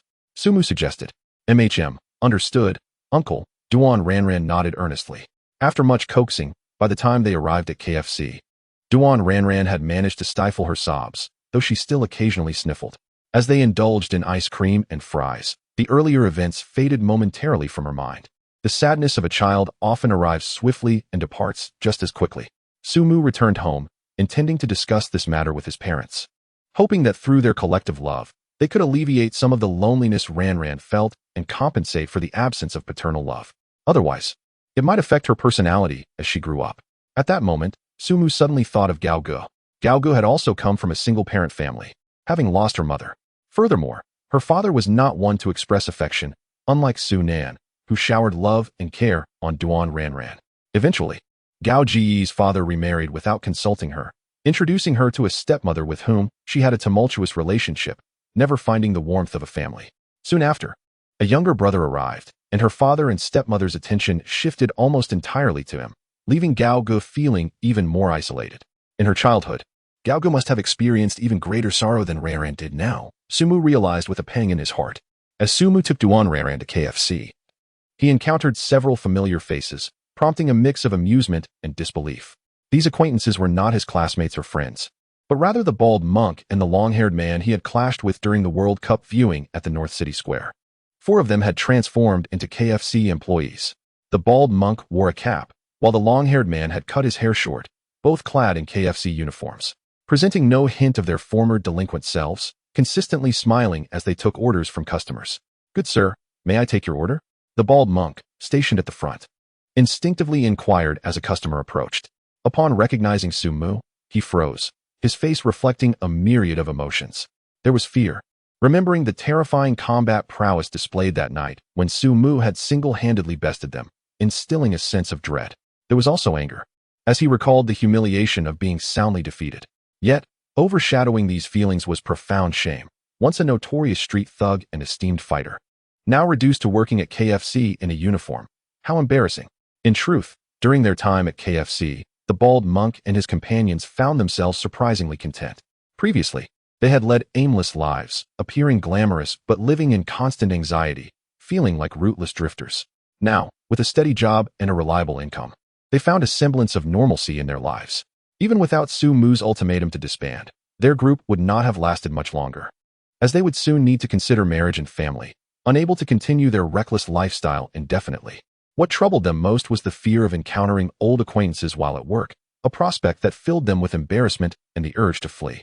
Now, seeing Sumu, the very man who had once bested them, intensified their anxiety, worrying that he would find humor in their current predicament. The bald monk's face flushed crimson, his eyes filled with an intense embarrassment that was far more profound than when Sumu had humiliated him that fateful night. Upon noticing the bald man, Sumu was momentarily taken aback, yet his expression revealed no mockery. Instead, one could discern a hint of approval in his gaze. He refrained from mentioning the incident from that evening, as if he had not recognized the bald man's companions at all. "I would like a strawberry sundae, a large fries, and a medium drink," Sumu ordered directly. Oh, the bald monk, momentarily caught off guard, suppressed a torrent of complex emotions and, with a reddened face, began assisting Sumu with his order. Undoubtedly, Sumu's actions significantly alleviated the bald monk's discomfort and humiliation by not ridiculing them or bringing up the previous night's events. and with others around not perceiving any awkwardness, it naturally lessened the bald monk's embarrassment. After quickly collecting their meal, Sumu led Duan Ran to a nearby table, watching as the little girl, having forgotten her sorrow, joyfully indulged in her food. The child, for reasons unknown, had developed a peculiar preference for dipping her fries in ice cream rather than ketchup, relishing them with great delight. However, her small appetite soon waned. After consuming half of her large fries, she expressed her desire to play on the nearby slide. Fast food establishments like KFC typically feature play areas for children, and Sumu readily encouraged her, smiling. Go ahead, but only for 10 minutes, then we shall head home. Okay, thank you, uncle. Duan Ran replied cheerfully. Her mother was often too busy to take her out, and understanding her mother's struggles to provide for them, she seldom complained, cherishing every moment spent outside. The slide was just a few meters away, where several children were joyously playing. Sumu, content to remain seated, sipped his cola while browsing on his phone. To his surprise, 2 minutes later, the bald monk approached him, hesitating as if he had something to say. Sumu, maintaining a neutral expression, gestured to the seat opposite him, smiling. Is there something you wish to discuss? Please, have a seat. Nodding slightly, the bald monk awkwardly took a seat across from Sumu. After a moment of hesitation, he finally mustered the courage to speak. I don't intend to remain a KFC employee forever. My 3 brothers have never held jobs before, and initially, I resisted the idea, which is why I decided to accompany them to work. Once they become accustomed to it, I will head to Rongqing for a job. Sumu was taken aback, pondering why the bald monk felt the need to share this with him. However, observing the hint of shame on the bald monk's face, Sumu quickly grasped the situation. The man felt embarrassed about working at KFC, believing it lacked prestige, and was eager to clarify that he was capable of securing a better position elsewhere. It appeared that the bald monk was, in fact, a responsible leader, willing to accompany his subordinates to ensure they found stable work before pursuing his own ambitions. This revelation surprised Sumu. Such camaraderie among leaders was increasingly rare. That's commendable, Sumu smiled, inquiring. Have you found a job in Rongqing? What will you be doing? The bald monk nodded. I have secured a position. Through a fortunate connection. I met a boss who holds me in high regard and has been wanting me to work for him as a driver and bodyguard. Sumu pondered this. Being a bodyguard typically requires considerable skill, does it not? Your expertise in praying mantis fist, while commendable, doesn't seem lethal enough for such a role. Are you certain you can handle it? Realizing Sumu's skepticism, the bald monk's face flushed even deeper as he earnestly defended himself. Actually, I am quite capable. A few ordinary men are no match for me. Is that so? Sumu replied, genuinely surprised. Absolutely, the bald monk insisted. I've been in numerous fights and have never suffered such a significant defeat until I encountered you. I had no idea where you came from. It felt like childish play. Sumu felt somewhat embarrassed. So, my combat prowess exceeds my own expectations? Indeed, the bald monk possessed considerable skill. Though not at the pinnacle of martial arts, he was certainly formidable enough to be considered a third-rate fighter in the world of martial arts. He was not merely a fade, as Sumu had initially surmised. Sumu, on the other hand, was a unique entity, having transcended conventional martial training to pursue a path of cultivation, rendering comparisons moot. The bald monk's prowess was such that against ordinary opponents, a single strike could incapacitate them. The boss in Rongqing, who he was about to serve, was someone the bald monk had once saved from 3 knife-wielding thugs, showcasing his early heroic spirit. This act had left a lasting impression on the boss, who had sought to employ him ever since. Regrettably, the bald monk had previously been reluctant to work for someone else, preferring the status of a leader. However, following the disbandment of his crew at Sumu's hands and as he matured, he decided to seek employment in Rongqing. Time, indeed, is a relentless force that transforms aspirations into reality. May you find great success in Rongqing, Sumu encouraged warmly. It was gratifying to see these young delinquents turn their lives around and pursue honest work, effectively ridding their hometown of a toxic influence. Thank you, the bald monk replied, revealing a side of himself that was surprisingly polite when not playing the tough guy. Although you defeated us that night, most of the others do not harbor resentment. In fact, many of us are quite grateful. Sumu, skeptical, asked why. You were beaten by me, yet you express gratitude? What logic is that? The bald monk's eyes grew wistful as he spoke in a tone tinged with regret, because, honestly, we had grown weary of that life of violence. Sumu could hardly contain his disbelief. Weary of violence? You led a gang of petty extortionists targeting students. Please enlighten me. What kind of violent life is that? He had just begun to think the bald monk was dropping the bravado, only to find him reverting to his melodramatic ways. Sumu was convinced this man indulged in too many online novels. It's true. Seeing Sumu's expression of disbelief, The bald monk hurriedly clarified. We have long contemplated finding legitimate employment and leaving that life behind. However, most of my brothers have only graduated from middle school, with many not even completing high school, lacking a proper education. They struggle to find good jobs and are unwilling to endure the hardships of working on construction sites or in assembly lines, which leads to endless procrastination. It was only after you gave us a stern lesson and disbanded us that we finally made up our minds. Pausing for a moment, the bald monk turned back to glance at his busy little brothers, a look of satisfaction on his face as he remarked, "Several of my brothers have already found jobs now. Although they are not particularly good positions with low income, at least they are legitimate and can be shared with their families. My brothers have gradually adapted from feeling awkward at first to embracing this ordinary life. It's quite good. Really quite good." "Ah, I see," Sumu nodded. This can barely be considered a desire to retreat from the underworld. Yet, this bald monk exuded an aura of pretentiousness at all times. He seemed to have taken on a demeanor reminiscent of renowned figures like Li Qie and Qin Beixian. With talk of growing weary of a life filled with violence and gradually getting accustomed to an ordinary existence, one might mistakenly think he was a king of soldiers returning to dominate the city. Sumu mused that if the bald monk were to write web novels, he would excel at those urban tales filled with bravado and face-slapping, undoubtedly achieving greater success than during his initial writing endeavors. Moreover, the leadership he displayed, guiding them towards a righteous path, was commendable. While others may flaunt their superiority, Sumu at least offered him a heartfelt compliment. Indeed, the bald monk had found a promising future, yet he chose to stay back and support his brothers through their most challenging times before embarking on his new journey. This was no small feat, right? The bald monk acknowledged without a hint of modesty. After a while, the bald monk stole several glances at Sumu, his eyes flickering as if he had something to ask, but hesitated. Sumu, perplexed, straightforwardly inquired, "What do you wish to ask me?" The bald monk nodded and said, "Then I shall ask. I am quite curious about the martial arts you practice. That day when we clashed, I could not discern your style. However, your defense is exceptionally strong, leading me to speculate that it might resemble the external techniques of the Buddhist sect, such as the Vajra armor. Could it be that you are a true disciple of the Shaolin Temple?" This question had troubled the bald monk for quite some time, as he wished to understand the identity of the person who had bested him. After much contemplation, he felt that Sumu was most likely a genuine disciple of the Shaolin Temple, not just because Sumu's martial arts resembled it, but also due to Sumu's curiosity about his identity when he had him pinned to the ground, asking if he was a Shaolin disciple. "Certainly. I am not a disciple of the Shaolin Temple," Sumu replied, feeling somewhat exasperated.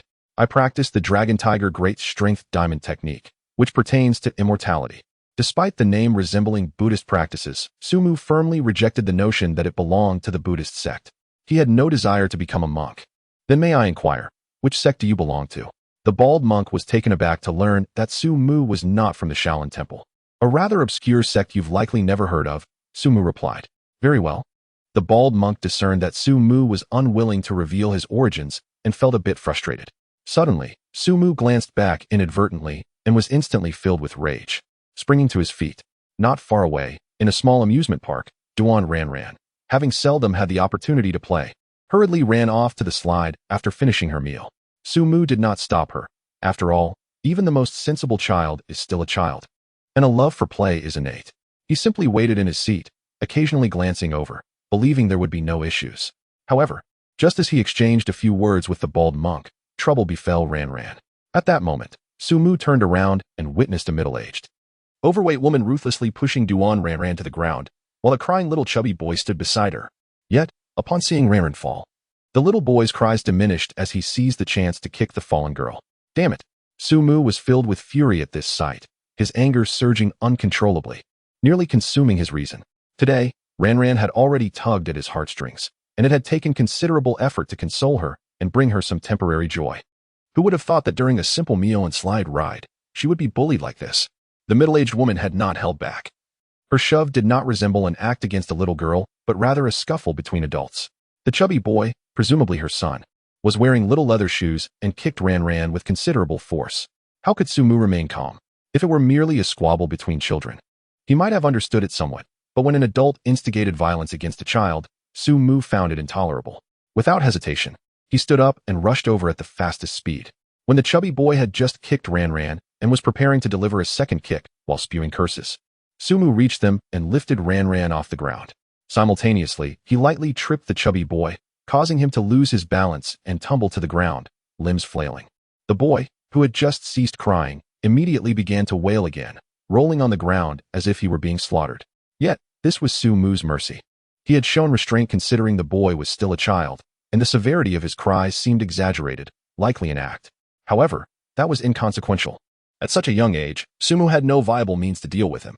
Had the boy been slightly older, Su Mu would have ensured his fall was far more severe. At this moment, the adult bore the brunt of the responsibility. But before Su Mu could utter a word, the middle-aged woman, seeing her son on the ground, took the initiative to play the victim. As she bent down to help her son, she shouted angrily at Su Mu. "What are you doing? How dare you hit a child?" Hit a child? Su Mu remained silent, his anger escalating.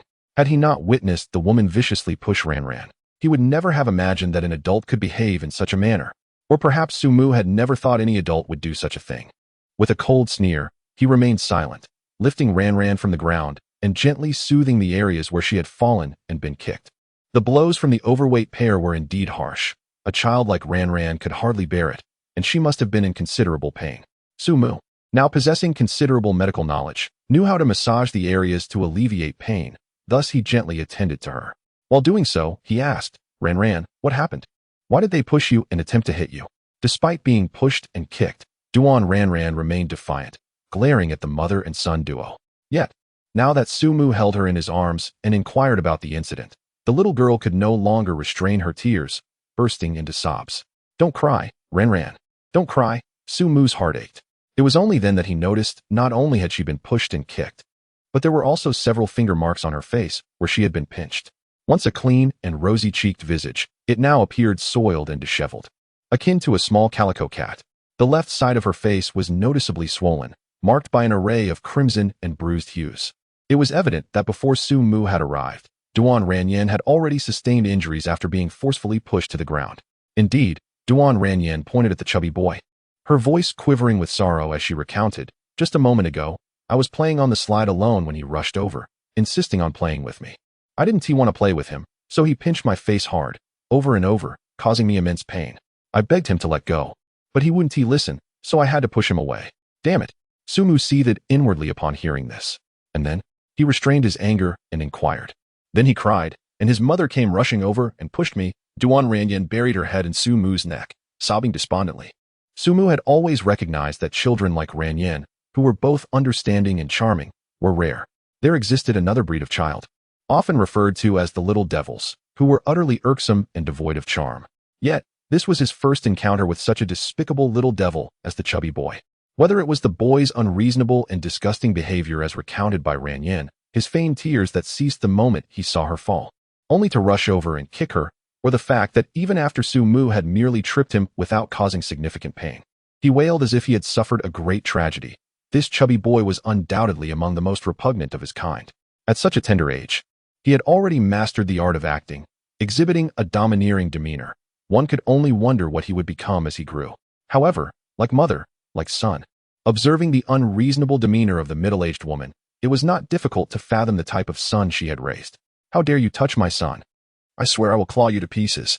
After helping the chubby boy to his feet, he continued to wail inconsolably, while the middle-aged woman, filled with indignation, lunged at Su Mu with her claws poised to strike.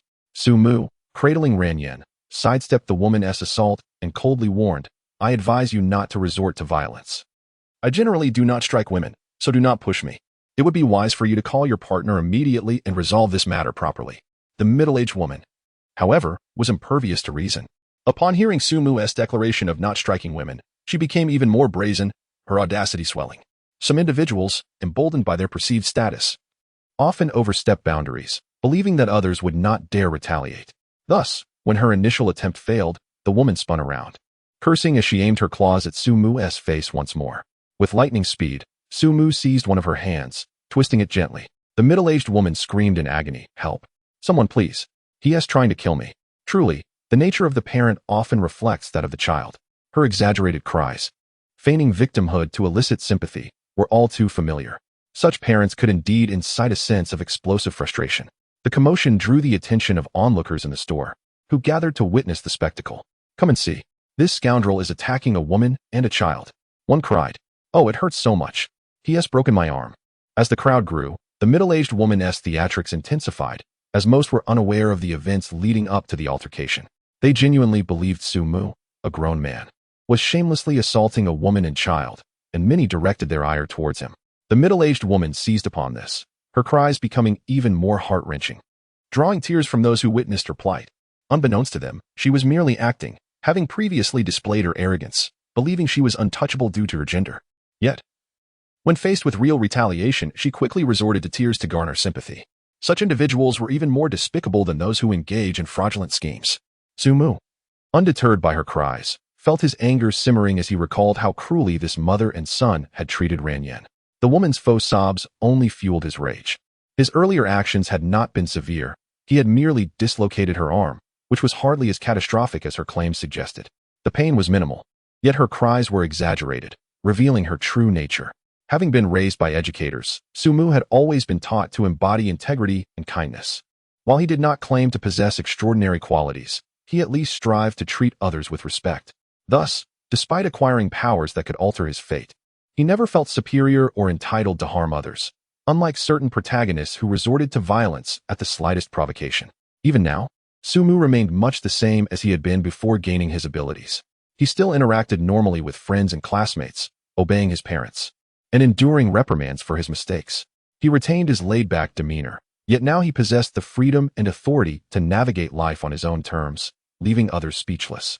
Hence, unless absolutely necessary, he would not trouble anyone, regardless of their age or gender. Yet, witnessing the bruises on Ranyan's face and her tearful eyes filled him with heartache. Were it not for the constraints of the law, he would have relished sending this mother and son to their deserved fate. Some individuals truly seem to waste precious air with their existence. Fueled by the presence of onlookers, the middle-aged woman grew emboldened. Believing Su Mu would not dare strike her in front of so many witnesses. With her dislocated arm causing her less pain, she lunged at Su Mu once more, determined to mar his handsome visage. "You're asking for it." Su Mu's eyes glinted with resolve. As he deftly evaded her attack, he swiftly jabbed at a crucial point on her body, employing a portion of his energy to ensure the impact was profound. The strike targeted one of the body's vital pressure points, causing her to lose her balance and crash to the ground, her legs succumbing to excruciating spasms. She writhed in agony, resembling someone afflicted by a seizure, teetering on the brink of unconsciousness. The middle-aged woman swore that this pain surpassed even the torment of childbirth. Rolling on the ground in distress, tears and mucus streaming down her face. "It hurts. It truly hurts. Worse than hitting a wall." Earlier, her dislocated arm had not been as painful, but now, confronted with genuine agony, she found herself unable to scream, only letting out low, mournful sounds. Meanwhile, her son, who had previously feigned tears alongside his mother, was now frozen in shock, his mouth agape and eyes wide, utterly bewildered by her suffering. The mother and son truly were cut from the same cloth. Upon witnessing the anguished expression of a middle-aged, overweight woman, Su Mu felt a significant alleviation of his own anger, striking one of her most sensitive acupoints, the Chung Jin, inflicted upon her a far greater torment than merely delivering 2 resounding slaps to her face. The onlookers, however, were utterly bewildered, failing to comprehend the unfolding events. Su Mu's actions had been executed with remarkable swiftness and subtlety, leaving the ordinary observers oblivious to his movements. To their eyes, it merely appeared that the irate woman had attempted to seize Su Mu's face, only for him to deftly evade her grasp. In her futile attempt, she stumbled and collapsed to the ground, writhing in agony and emitting low, mournful cries. At this juncture, it seemed that the young man bore no responsibility for her plight. She had sought to strike him, but, having missed her mark, found herself injured. Surely she could not blame anyone else for her misfortune? Moreover, her injuries did not seem severe. How could she be in such excruciating pain? There were whispers of her possibly feigning her distress, having lived a considerable portion of her life. This middle-aged woman was skilled in the art of manipulation, adept at eliciting sympathy, yet she felt genuinely wronged this time. She was not acting. She was on the verge of losing consciousness from the pain, while the thoughts of the middle-aged woman remained opaque to the crowd. They were inclined to trust their own perceptions. The exact nature of the conflict between Su Mu and the woman was unclear to them. They only heard her cries and instinctively assumed that Su Mu had struck her. However, the prevailing sentiment among the majority was that Su Mu was not at fault. It was merely the woman's unfortunate luck that had led to her current state. Yet, inevitably, there exists a small faction whose reasoning diverges from the norm. These individuals, overflowing with misplaced compassion, consider themselves virtuous. At that moment, a young woman in her early 20s, adorned with black-rimmed glasses and an appearance far more mature than her years, stepped forward. With a pointed finger, she admonished Su Mu, declaring, "As a man, how can you resort to violence against women and children? It is utterly disgraceful." Su Mu, taken aback, replied, "Did you actually witness me strike anyone?" His actions had been so discreet that it was implausible for the average person to have seen them. Could it be that this bespectacled woman was not ordinary and had indeed perceived his actions? "You didn't see it, yet you still accuse me. Even if you hadn't seen it, surely you must acknowledge that you began the altercation, right? Not only did you strike a child, but you also broke this lady's arm." The woman retorted. Su Mu frowned and said, "Regardless of whether I broke her arm, may I ask if you are aware of the reason behind my actions?" Seemingly incensed, the woman exclaimed, "I don't need to know. Even if you had a valid reason, your act of violence against a woman is indefensible. You should apologize to her immediately and take her to the hospital." Su Mu, amused yet infuriated, responded, "Do you know what kind of good person exists in this world?" "I do not," she replied. "They are referred to as saint mothers.